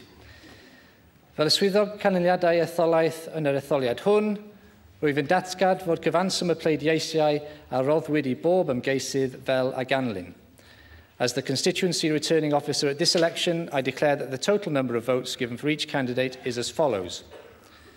Croft, Simon Phillip, Welsh Liberal Democrats, Democratiaid Rhyddfrydol Cymru, 1,705, 1,705. Edwards, Philip Rees, Plaid Cymru, the Party of Wales, 7,162, 7,162. Miller, Darren David, Ceidwadwyr Cymreig, Welsh Conservatives, 8,905, 8,905.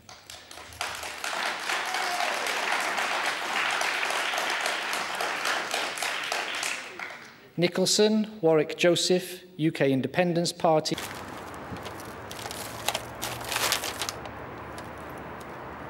Oh, well, need I say, we lost that link. But I think we can go back to it. Pew, Alun John, Labour Party candidate, ymgeisydd Plaid Lafur, 7,309, 7,309.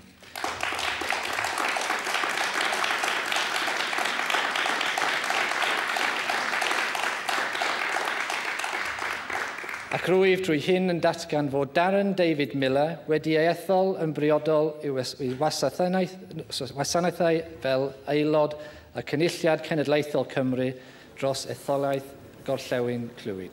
And I do hereby declare that Darren David Miller has been duly elected to serve as a member of the National Assembly for Wales for the Clwyd West constituency. Clwyd West, a Conservative gain. And Darren Miller has knocked out the Labour man, Alun Puw, who served in the Cabinet as Minister for Culture and Language and has been a very prominent and familiar figure. Well, Alun Puw is out of the Assembly and Darren Miller for the Conservatives is in, and we're getting a rush of Conservative gains, Betsan, at this point.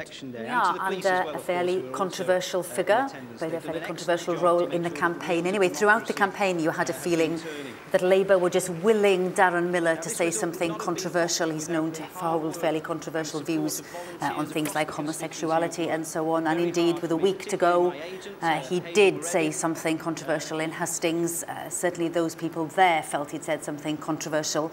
They've been saying that David Cameron has been avoiding the area, that he was an embarrassment, but clearly the people of Clwyd West decided that he was their man and he's on his way to Cardiff Bay. I've just had a message from the Conservatives press officer, Richard Hazelwood, who confirms that his brain is now officially mush. But I think that's because he's reasonably happy. I'm trying to find out from him about those list seats and the tight one or two that are left, but clearly his brain is just about as much mush as Gitta Thomas's brain is by now. We should get the precise figures from Clwyd West because we'd like to have a look at them in a few seconds. Laura, what did you make of that? Well, the two results that have come in most recently here, the Carmarthen West and Dynevor and Clwyd West, you know, they're the two real genuine three-way marginals now.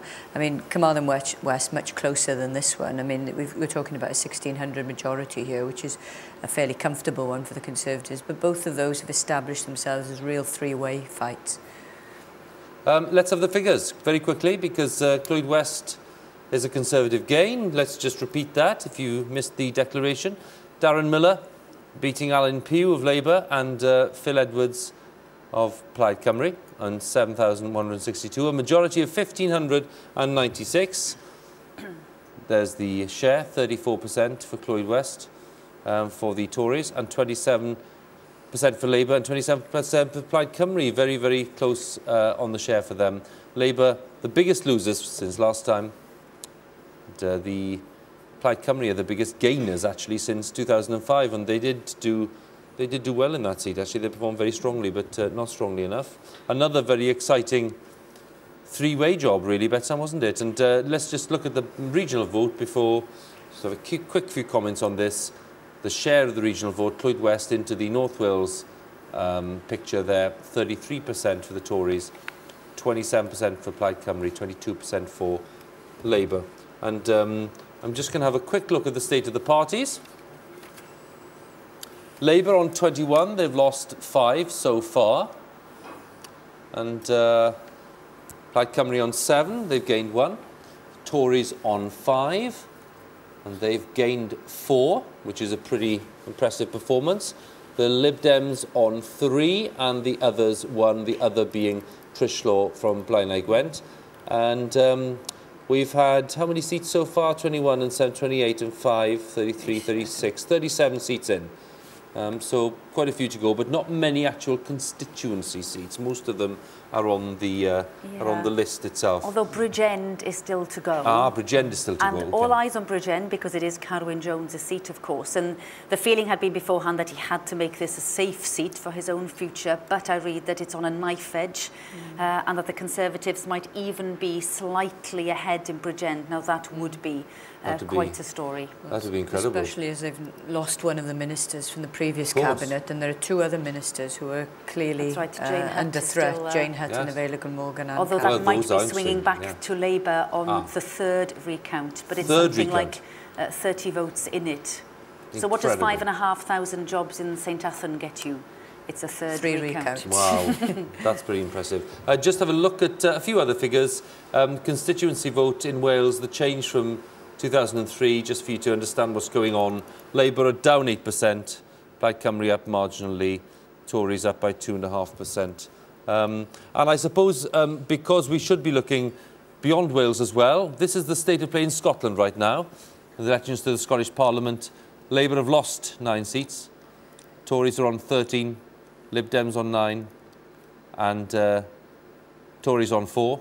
And that's confirming for you where the results are in Scotland. 33.2% to the SNP, 32.6% to Labour, 16.2% to the Tories. So far, I stress, so far. And given that we're looking at that Scottish picture, I think actually we can join the SNP leader himself, Alex Salmond, right now. Mr. Salmond, very good morning to you. Very good morning for the SNP. Well, listen, we saw the result from Gordon, so many congratulations on that. Thank you. How are you doing elsewhere? Oh, brilliantly. I mean, we've won some sensational gains in Fife Central, right next door to Gordon Brown's constituency. I don't think anybody was predicting that. Stirling constituency from 3rd place. And we've won the deeply symbolic seat of Glasgow Govan, our prize on the Clyde. So it's a great night for the SNP in terms of seats, but I think more fundamentally, this looks like, and you know, we don't have the final results yet, and we won't have them till well into tomorrow. We're having a full recount here in Aberdeen Central, for example. It looks like Labour may have lost a popular vote election, a parliamentary election, for the first time for 50 years. And that's an extraordinary thing, and obviously an amazing result for the SNP. But as you stand now, do you think that you are in with the prospect of governing in Scotland or not? Well, we're certainly in with a prospect. You know, we have this D'Hondt system that you're fully aware of in Wales, of course. You have our full sympathy.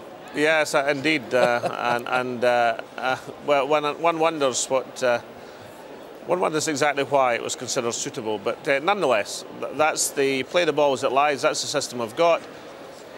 Tomorrow, we'll find what the party vote, the list vote, does to the distribution of seats. And there, of course, we believe, although, again, we don't know because there's so many votes not counted, but we believe that on the list vote, the SNP may be as much as 7 points ahead of Labour.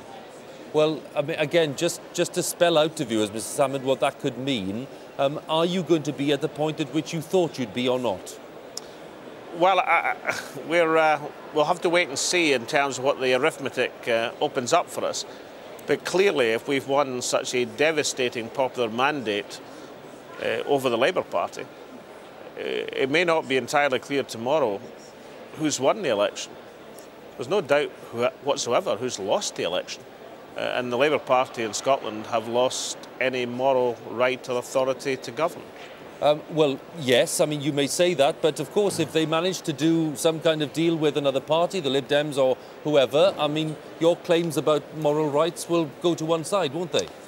Well, that's true in a simple arithmetic way, but it's very difficult, I think, for political parties to ignore a clearly expressed wishes of the people. And if indeed the results turn out and the votes turn out as we're projecting at the present moment, it's very difficult to see how Labour could struggle on in power, having lost the popular assent in Scotland. Very difficult indeed. They would have lost a barrel load of seats, and they would have been beaten in the popular vote for the first time for over half a century. Now, in these circumstances, do you think people in Scotland would be happy if Labour just continued as if nothing had happened? It was interesting, Mr. Salmond, in the last few days of the campaign to see lots of politicians, Labour politicians, jumping up and down to say very forcefully that you were being arrogant, you were presuming too much, you were taking things for granted. In retrospect, do you think maybe that the tone of your campaign could have been adjusted in some way in that final week?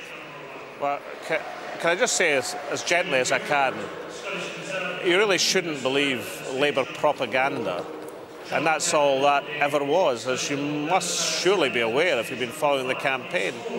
The only comment about the SNP campaign from the press, apart from the Labour-supporting tabloids, of course, the only comment of the SNP campaign in the press is how modest we were being about our prospects and how careful we were being about our claims. And of course, we know from the YouGov poll, which you'll be familiar with today, published in the Telegraph, or yesterday, Thursday, that when asked who'd run the best campaign, the most constructive, positive campaign in Scotland, a massive, overwhelming majority of the people of Scotland, regardless of party affiliation, said that the SNP campaign was the one that did most to inspire the election. So I think the judgment of the people in the SNP campaign looks very substantially positive, and if we've won the popular vote, I would have thought that's probably more important than whining by Labour politicians. Well, I consider myself rebuked, Mr. Salmond, but... No, gently rebuked, I hope. Well, it's good to talk to you, and thank you very much for sparing time to talk to us, and we will look with interest to see what happens. Thank you very much. A great pleasure, thank you. Alex Salmond there joining us, the SNP leader, and maybe Scotland's next First Minister. We don't know, and that's the intriguing part about it all. OK, where are we? What's the picture? Rhun, tell us all. Yeah, we do know a few of the people who are in our virtual assembly chamber by now. Time for us to introduce a few new faces. Behind me here, not a new face, but a new Assembly member for Llanelli, formerly a regional member, Helen Mary Jones. Big broad smile on her face. I'm not surprised. She's had a good night tonight. And moving on across, who have we got? Ian Wyn Jones. Windswept there, I think. Roderick Glyn Thomas next to him. And moving over, who's that at the back there? That's Leslie Griffiths. She's the new Labour member for Wrexham, sitting in the formerly independent seat of her former boss, Dr John Marek. So a very warm welcome to you to Cardiff Bay. She'll want to go and sit eventually, though, with her Labour colleagues, I'm sure. So let's have a look at the Labour bench. There's a special mention, I think, for Dr Brian Gibbons, who's had the broadest of all the smiles on his face throughout the evening tonight. But who's behind him? And just to the left, we have a new blue member here. That's Paul Davis, the new member for Preseli, Pembrokeshire, sitting in the midst of the Labour bench because he's taken the seat, the Labour seat of Tamsin Dunwoody. Moving on over, somebody hiding at the back there, I think. That's Gareth Jones, just returned to the Assembly after a 4-year break. He's the new member for Aberconwy. Rhodri Morgan in front of him. Rather presumptuously, perhaps. He's taken the First Minister's seat already, but he's there because that's where he was last time. Next to him, though, Jonathan Morgan, he's moved. He's the new Assembly member for Cardiff North, and behind him, a new face for many people, Angela Burns. She's the new member. One of the big wins of tonight. The Conservatives taking Carmarthen West and Pembrokeshire South. Moving on over, we've got another blue member in the front bench, and this is because another cabinet member has been ousted, Darren Miller. Another smile, and who's surprised after his win in that extremely close contest in Clwyd West. So Darren Miller there, just making up the final of the new faces here in the chamber in Cardiff Bay. A few more seats to be filled. Of course, a few individual constituencies to declare, but the all-important 20 regional seats still to come. So we don't know who all our friends will be in here for just a short while yet, Huw. Rhun, diolch yn fawr, thank you very much for that, which is pointing to us who we should be looking out for, and just some of the possible permutations there, which is very interesting. Now, let's have a quick look at the story so far to underline what Rhun was saying, and a couple of headlines. Labour have lost 4 seats and seen their majority slashed in many of the seats they've retained, but they have taken Wrexham from John Marek. A few other lines for you. On Plaid Cymru, they've won 6 seats so far. They include Llanelli and the new constituency of Aberconwy. For the Tories, they've gained 3 extra constituencies. They've taken Carmarthen West, Preseli, Pembrokeshire and Cardiff North from Labour. And for the Lib Dems, well, they've kept the 3 constituency seats they won in 2003, and the party's hoping to make gains on the regional lists. Ah, the regional lists. I hear you all cry with enthusiasm. What's happened to those? Well, we don't know. We're still waiting, OK? When we said it was a long process, we meant it was a very long process. What are we waiting for now? We're still waiting the North Wales regional list is about to be announced. Let's have a look to see what's going on. Are we ready to do it? The North Wales regional list? Ceidwadwyr Cymreig, Welsh Conservatives, Burnham Eleanor, Welsh Liberal Democrats, Democratiaid Rhyddfrydol Cymru, Ryder Janet, Plaid Cymru, Llais y Gogledd, Plaid Cymru, North Wales Rice.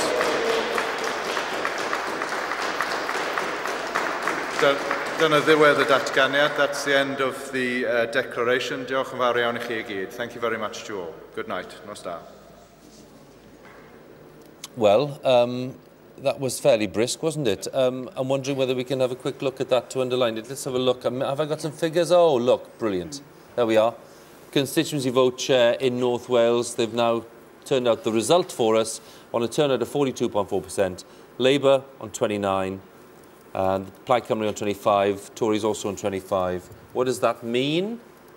Well, it means that Labour are down 5% on the last Assembly election. Plaid and the Tories up a little, the Lib Dems down a little. And here's the result, therefore. Labour at the top by 51,831. Plaid just closely behind, and the Tories on a very similar number. What does that mean in terms of the share? Well, look at that, 26.4 to 25.7 to 25.6. Very tight. So no change, no change at all. These are the people going on the list, and of course, as Betsan points out, they're the same ones. They are, and there are those who say that David Wigley always knew he'd never make it to Cardiff Bay. I don't think I quite believe them, but there we are. But that he was always there to shore up Plaid's vote, so that should they gain grounds, and they have in Aberconwy, that they could still keep their list seat, and that is what's happened. I mean, it's difficult to imagine that David Wigley's primary aim in life is to shore up other people's votes. That's what I think too. But at a very generous gesture, if it is. But I can't believe that lots of people in Plaid Cymru didn't want to see him on that list. Laura? I think that's absolutely true, but I mean, it's also worth mentioning that Plaid Cymru, just like the Labour Party did previously, took a very brave line in terms of promoting women candidates. And of course, David Wigley was a victim of that, but at the same time, that's been a mechanism for getting a lot of new women in both the Labour Party and Plaid Cymru into the Assembly. Well, it's striking a balance, isn't it? I mean, that is absolutely essential. Although, I mean, how many Plaid Cymru people have said to me in the past few weeks, if you've got somebody of that calibre who wants to get back in, you try to facilitate a path for him to get back in, somehow, you know. Sure, but maybe the list was never the right option in that sense. Or maybe another list would have been an option, I don't know. I mean, that's interesting, isn't it? Can we talk to Mark Hannaby? Is he around? Because Mark's been keeping tabs on all of that for us. Mark, are you with us? I am indeed, Huw. What did you make of all that? Well, after all that I flagged up earlier on about all these possible permutations, as you and Betsan have just said, it's as you were, the same North Wales members, Brynley Williams, Mark Isherwood for the Conservatives, Plaid Cymru's Janet Ryder and Eleanor Burnham for the Lib Dems. Janet Ryder, of course, as we indicated earlier on, may have been relieved that Labour did take that seat in Wrexham from John Marek. But we've ended up with the same players we had in the last Assembly. Looking across the list, there's one interesting talking point that I think may get a bit more attention in the hours ahead, which is the number of votes that the BNP polled on the North Wales regional list. Nearly 10,000 votes. Putting that in context, that's about 2/3 of what the Lib Dems got on the regional vote. It's about 1/5 of what the Conservatives, Labour and Plaid Cymru got on the vote. Their figures were very similar, as you'll be aware. I asked David Wigley about that a little earlier on. He said he was surprised and disappointed by it. He also said that he thinks that the mainstream parties do have to engage with some of the issues that the BNP have been campaigning on over the last few weeks. Obviously, they've tried to make political capital out of EU enlargement and migrant workers in North Wales. So he's concerned that, that the showing was as high as it has been. OK, Mark, thank you very much for that, and very useful to talk to you about it. And tell you what, I think we made contact with Alan Pugh, who's just been defeated in Clwyd West. Let's just try and make contact with him anyway. Yes?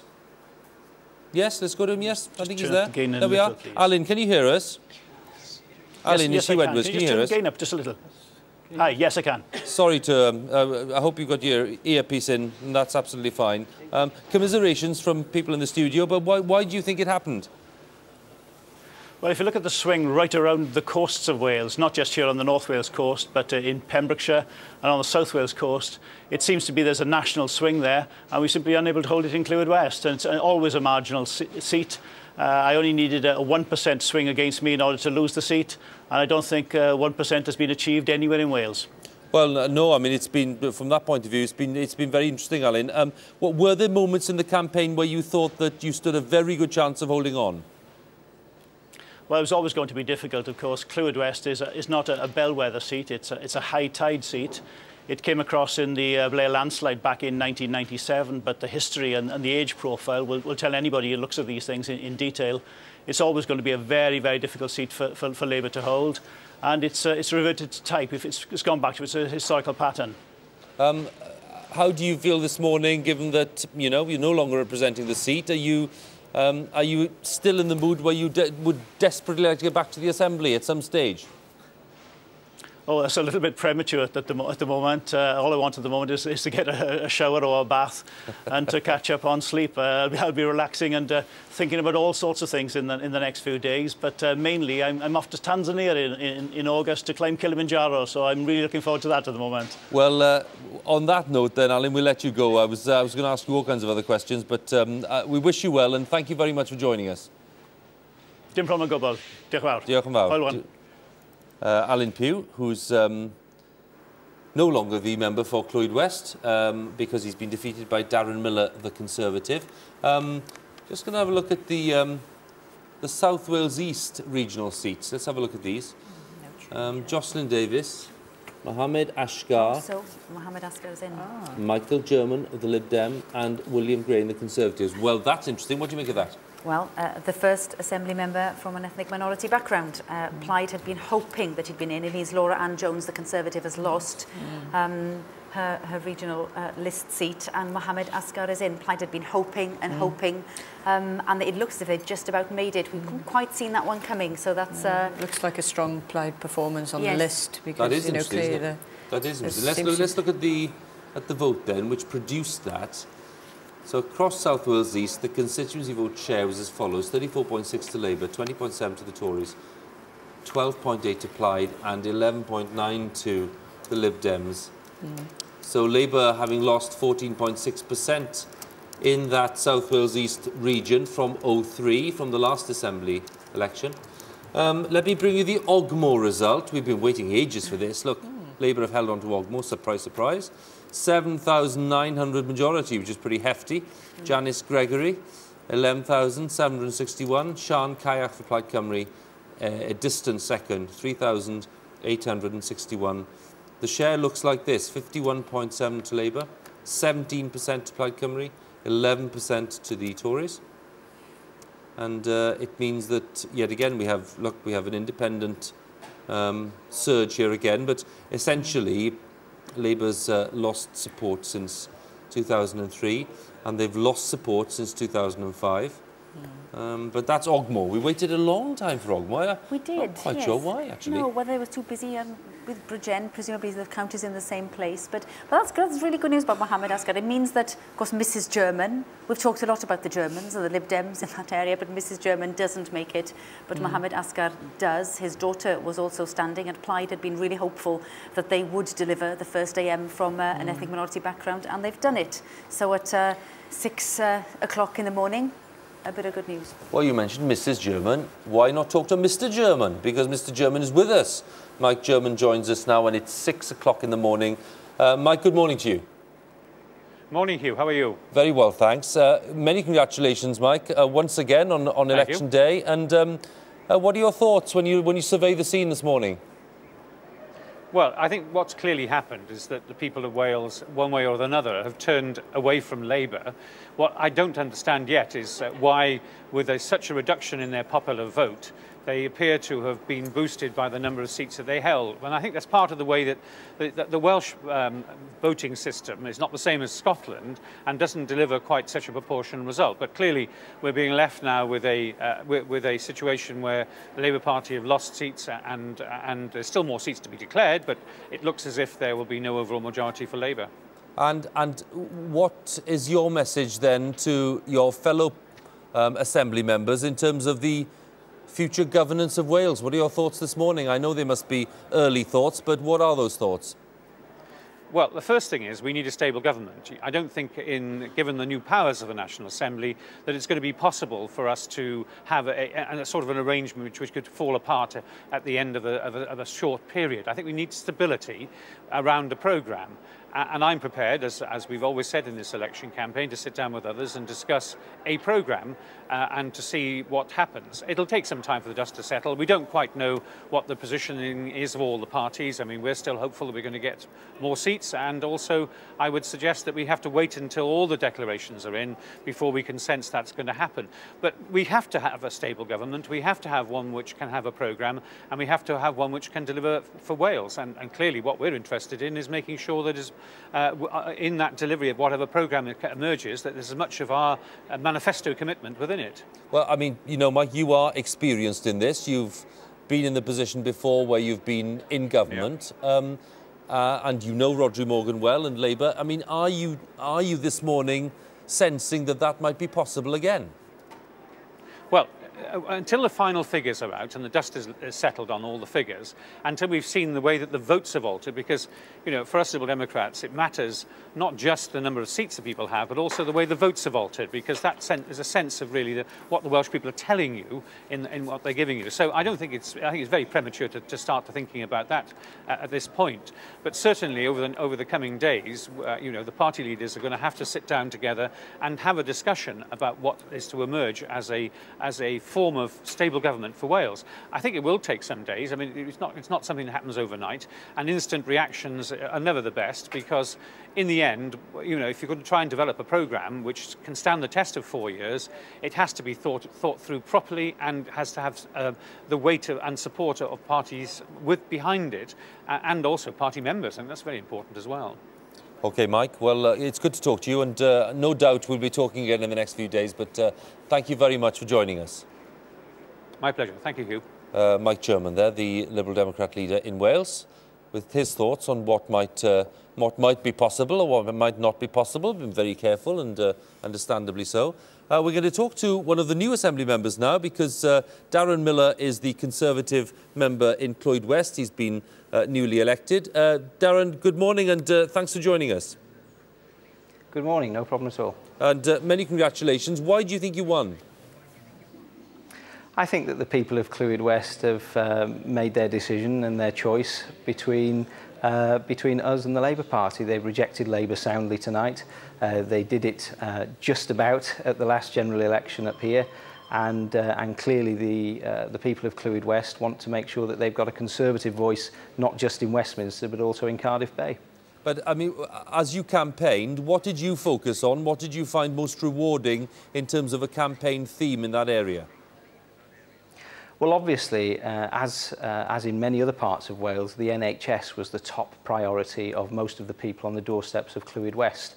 I mean, in Clwyd West, just down the road, in Abergele. There's a hospital which is under threat of closure, and there's another hospital just outside of the constituency which has also got the threat of closure looming over it. And those were very important factors in people making their decision in voting Conservative yesterday. Darren, they tell me that you've become a controversial figure in this campaign. I couldn't possibly comment. But are you intending to be a controversial member of the Assembly? I've always spoken my mind and stood my ground, and I see no reason to change that once I'm in the Assembly. Of course, I'm looking forward to working with the other members of the Conservative group and looking forward to working in partnership with David Jones, our Member of Parliament in Westminster. And the fact that, am I right in saying that David Cameron didn't campaign with you in this campaign, is that right? That's not right at all. David Campaign has sent out letters to thousands of constituents on my behalf just over the past few days. And of course, he expressed his support for me throughout the campaign. It's simply not true to say that he hasn't campaigned for me. OK, well, I'm slightly pulling your leg, Darren, but anyway, we congratulate you on the victory, and thank you for joining us. Listen, can I just let you into secret, everyone at home, can I let you into a secret? When CHERYL GILLAN starts making threatening gestures across the studio, OK? Me? When I'm having a go at one of her boys. Threatening? That just goes to show the kind of pressure we're under at the BBC, all right, from these politicians. Now then, who are we going to go to next? I'll be back to have a go at CHERYL now. Well, now we were talking, Betsan, weren't we, about the first member of the Assembly to be elected as member of the ethnic minorities in Wales. Yes, from Peshawar. Can I just add a thought to that? One of the next things I saw was that the BNP came within 2,580 votes of winning a seat on the North Wales regional list. So, really? 2 thoughts there. Well, with that in mind, it's good to talk to Mohammed Asghar, who's on the Plaid Cymru list. Mr Asghar, good morning to you. Thank you for joining us. Good morning to you. Yes. Well, now, how does it feel to be a member of the Assembly? It's a matter of fact, it's a work of a team and a dedication of few people and Plaid Cymru's motivation, and I am lost of word at the moment. This last few minutes I've been told I've been selected or elected, and I'm thrilled and I'm very excited, and I don't know what to say at the moment, but well, I'll be serving with my heart and soul for the ethnic minority, which are the integral part of United Kingdom or Wales. And if I can contribute anything to put things together, it'll be my great pleasure and it will be my great pleasure. What are you hoping to achieve then, Mr Asghar? What will you be trying to achieve in the Assembly yourself? Well, first of all, we'll try to get this Assembly into Parliament, which is our party's main manifesto, and see how we work. And this is first step forward, and I'm sure plenty talents and other party will know, Labour, Lib Dem and Tories, that there are people, and believe you me, better than me, who are professionally more qualified and contribute to the society, to understand each other and harmony, peace, loving and development, not only for the family, for the community in large and the nation. Mr Asghar, we hope you enjoy your experience. It's good to talk to you. Many congratulations once again. Thank you, David. Thank you very much indeed. God bless. Well, now, that was an historic moment, Betsan. It was. You know, there were lots of soundings at the time of the Richard Commission, and Laura would know about this, about the lack of Assembly members from black or ethnic minority backgrounds. And there was a thought that this time again it might not happen. But it's good to see that Mohammed Asghar has made it to the Assembly. It'll change the character of the chamber. I think it will, and it's been particularly stark in the sense that we've had so many women present, majority of women now, and yet no representation at all of the different ethnic groups across Wales. So this is a major step forward. It's a substantial one. And as we said earlier, ironic that it's happening at a time when we have a party which is standing on a much more exclusionary platform, coming very close to winning votes. Indeed. Let's pop down to the Senedd, where, well, it's easily dawned now. Carl Roberts is there with I think he's with Adam Price, isn't he? Yes, Carl? Yes, I am. I'm here with Adam Price. As you say, it is the dawn has dawned, if you like. Adam Price, is it a good day for Plaid Cymru? Oh, certainly. The sun hasn't quite peaked through the clouds here in Cardiff Bay yet, but certainly the sun is shining on Plaid Cymru. The projections are for us to achieve at least 14 seats, possibly 15. And great pleasure to follow Mohammed Ashka, affectionately known in Plaid Cymru as Oscar, of course. It's a great honour for this party, for my party, to produce the first ethnic minority member of the Assembly. But we've made gains in all parts of Wales, and critically, of course, for us, we've secured our place in the critical second place. I was being told by pundits for the last year and a half that the Tories were going to overtake us with the Cameron effect and the rest of it, and we've actually proven them wrong. We've sustained our position. Second isn't good enough, obviously, but we've laid the foundations, and we've proven that only Plaid Cymru ultimately will be able to challenge the Labour Party and actually come first.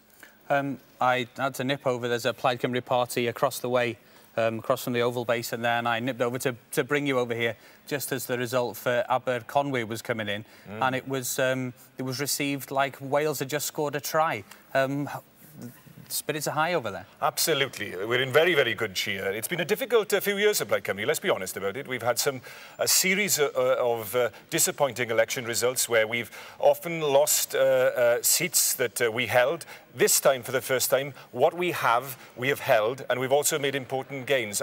What we've done, of course, we've improved our national campaign. I think most people would accept that we've run the slickest, the smartest, the finest campaign at the national level, but also critically, in Wales, elections are won on the ground, and we've shown that we can actually improve our activist base and our organisational structures, and what we need to do now is roll that out the length and breadth of Wales. When you say elections are won on the ground, I don't think you're going to win this election, are you? I mean, coming second, what sort of position does that put you in when it comes to talks about forming a government? Well, you know, I think we had to be realistic. I mean, I actually set myself the goal of increasing our tally of seats and sustaining our position as second. It would have been a tragedy for Welsh politics, not just for my party, but for Welsh politics as a whole, if the Tories had come second, because what we would have had, Welsh politics would then have become a pale imitation of Westminster politics, and I think many people, even outside of Plaid Cymru, wouldn't want to see that. That was the goal for this election. The goal for 2011 is to beat the Labour Party and come first. OK, well, we'll let you get back to your party now. Enjoy the celebrations. Back to you in the studio, Huw.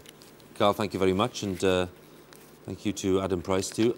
Just 2 constituency seats left, and I think I'm right in saying this, colleagues. It's Vale of Glamorgan Bridgend and the Vale of Glamorgan. And Bridgend. So they're obviously very tight. What's the latest intelligence on Bridgend? We don't know. Well, Labour are saying that they are holding it. The Conservatives are saying it's on a knife edge, but that they're ahead. So we can guess that we don't know who asked for the recount, but it always helps to know. We don't know yet. Yeah. Vale of Glamorgan, 3rd recount, but that the 3rd recount might have pushed it back towards Labour. OK. Well, that's interesting. In the meantime, I think in terms of just the general scene, we're going to just give you a little roundup because we'll probably go off air in about, I don't know, 15 minutes time maybe before we keel over. Let's pop down to City Hall in Cardiff because Sian Lloyd is there. Sian, you've been waiting patiently. What signs now of the list results in Cardiff? Well, I can bring you up to date with that, Huw, because we have been told that the regional vote for South Wales Central is not expected here to be declared at City Hall any time soon. They have the votes for Cardiff counts that they're all ready and in. However, there can be no declaration because there is this problem in the Vale of Glamorgan. We understand that the 3rd recount has not been agreed, and of course it's very important for every candidate that there is clarity. The staff there have been working through the night. I've been told by the returning officer here that they haven't had a break. They decided that they wanted to go straight through, but it seems that contingency plans are now in place, that fresh people will be brought in from 8:30 to recount in the Vale of Glamorgan. So it looks like nothing more from City Hall on the regional list tonight. Sian, thank you very much. Even this morning. Well, there you go. That's how it is, really, isn't it? And just to underline, Bridgend yet to come. Vale of Glamorgan, as Sian was saying, they're taking a long time. And not sure whether Sian mentioned this, but we are being told the counters have been sent home in the Vale of Glamorgan. If that's the case, well, that's a lot longer to wait. That's a long wait, you know. I quite fancy following them, really. Yeah, well, there you go. Well, I don't blame you at all. South Wales Central, Mid and West, South Wales West, 4 seats each, that's 12 seats. Those are all on the list, yet to come. But we've got a fairly good picture now, haven't we? We kind of know where we're going to. So why don't we have a little word, wrap up really with our guests, our very patient guests on the panel, before we wrap up and say bore da and goodbye. So our final thoughts, Adrian, from your guests. Final thoughts, such as they are, Huw. Yes, what's the story from each of the parties? Huw Ranka-Davies, a message for Labour, I think, tonight. Well, it is something of a message. It's been a tough night, but it hasn't been the complete meltdown that many pundits were forecasting. And I'm pleased that we've held a number of seats with very tough battles on. Yeah. And we also see a couple of new faces in. Wrexham was very encouraging as well. And I think it's something we build on. I think the message for tonight, I have to say, the biggest one of all is we now need to regroup. We're looking at a period where nationally we will have a new leader soon and a new Prime Minister. And that is an opportunity to take the party forward that I think a lot of activists will be quite inspired by. LEMBIT OPIK, the Liberal Democrats, still going to be the smallest party, but much cause of optimism for you. We'll make gains. You can work the maths out. We'll be on either 7 or maybe 8 seats. Depends what happens in Mid and West Wales. So that's a good night for us. And also our share of the polls gone up at a time when we've been under quite a lot of pressure. So I think that's a testimony to how Mike German has been leading the Assembly group. I think it's a great credit to our campaign team. They've been really superb. And I think it's also encouraging for those people who really want an alternative from the converging Conservative and Labour parties. You know, we do offer a genuine UK-wide alternative and a truly federalist approach within Wales. And it looks like some people liked it and enough people liked it to give us a game. Alvin Lloyd, Plaid Cymru has managed to reverse some of the losses, as Adam Price was saying, that you've made over the last few years. Cause for satisfaction for you? Yes, I think so, and I'm delighted that Mohammed Ashka has been elected as the first ethnic minority member. Absolutely delighted at that. We won a seat in the southwest, of course, won the seat in the north, and came within a whisker of 2 other seats from Labour. So, and also held all the seats that we had. So.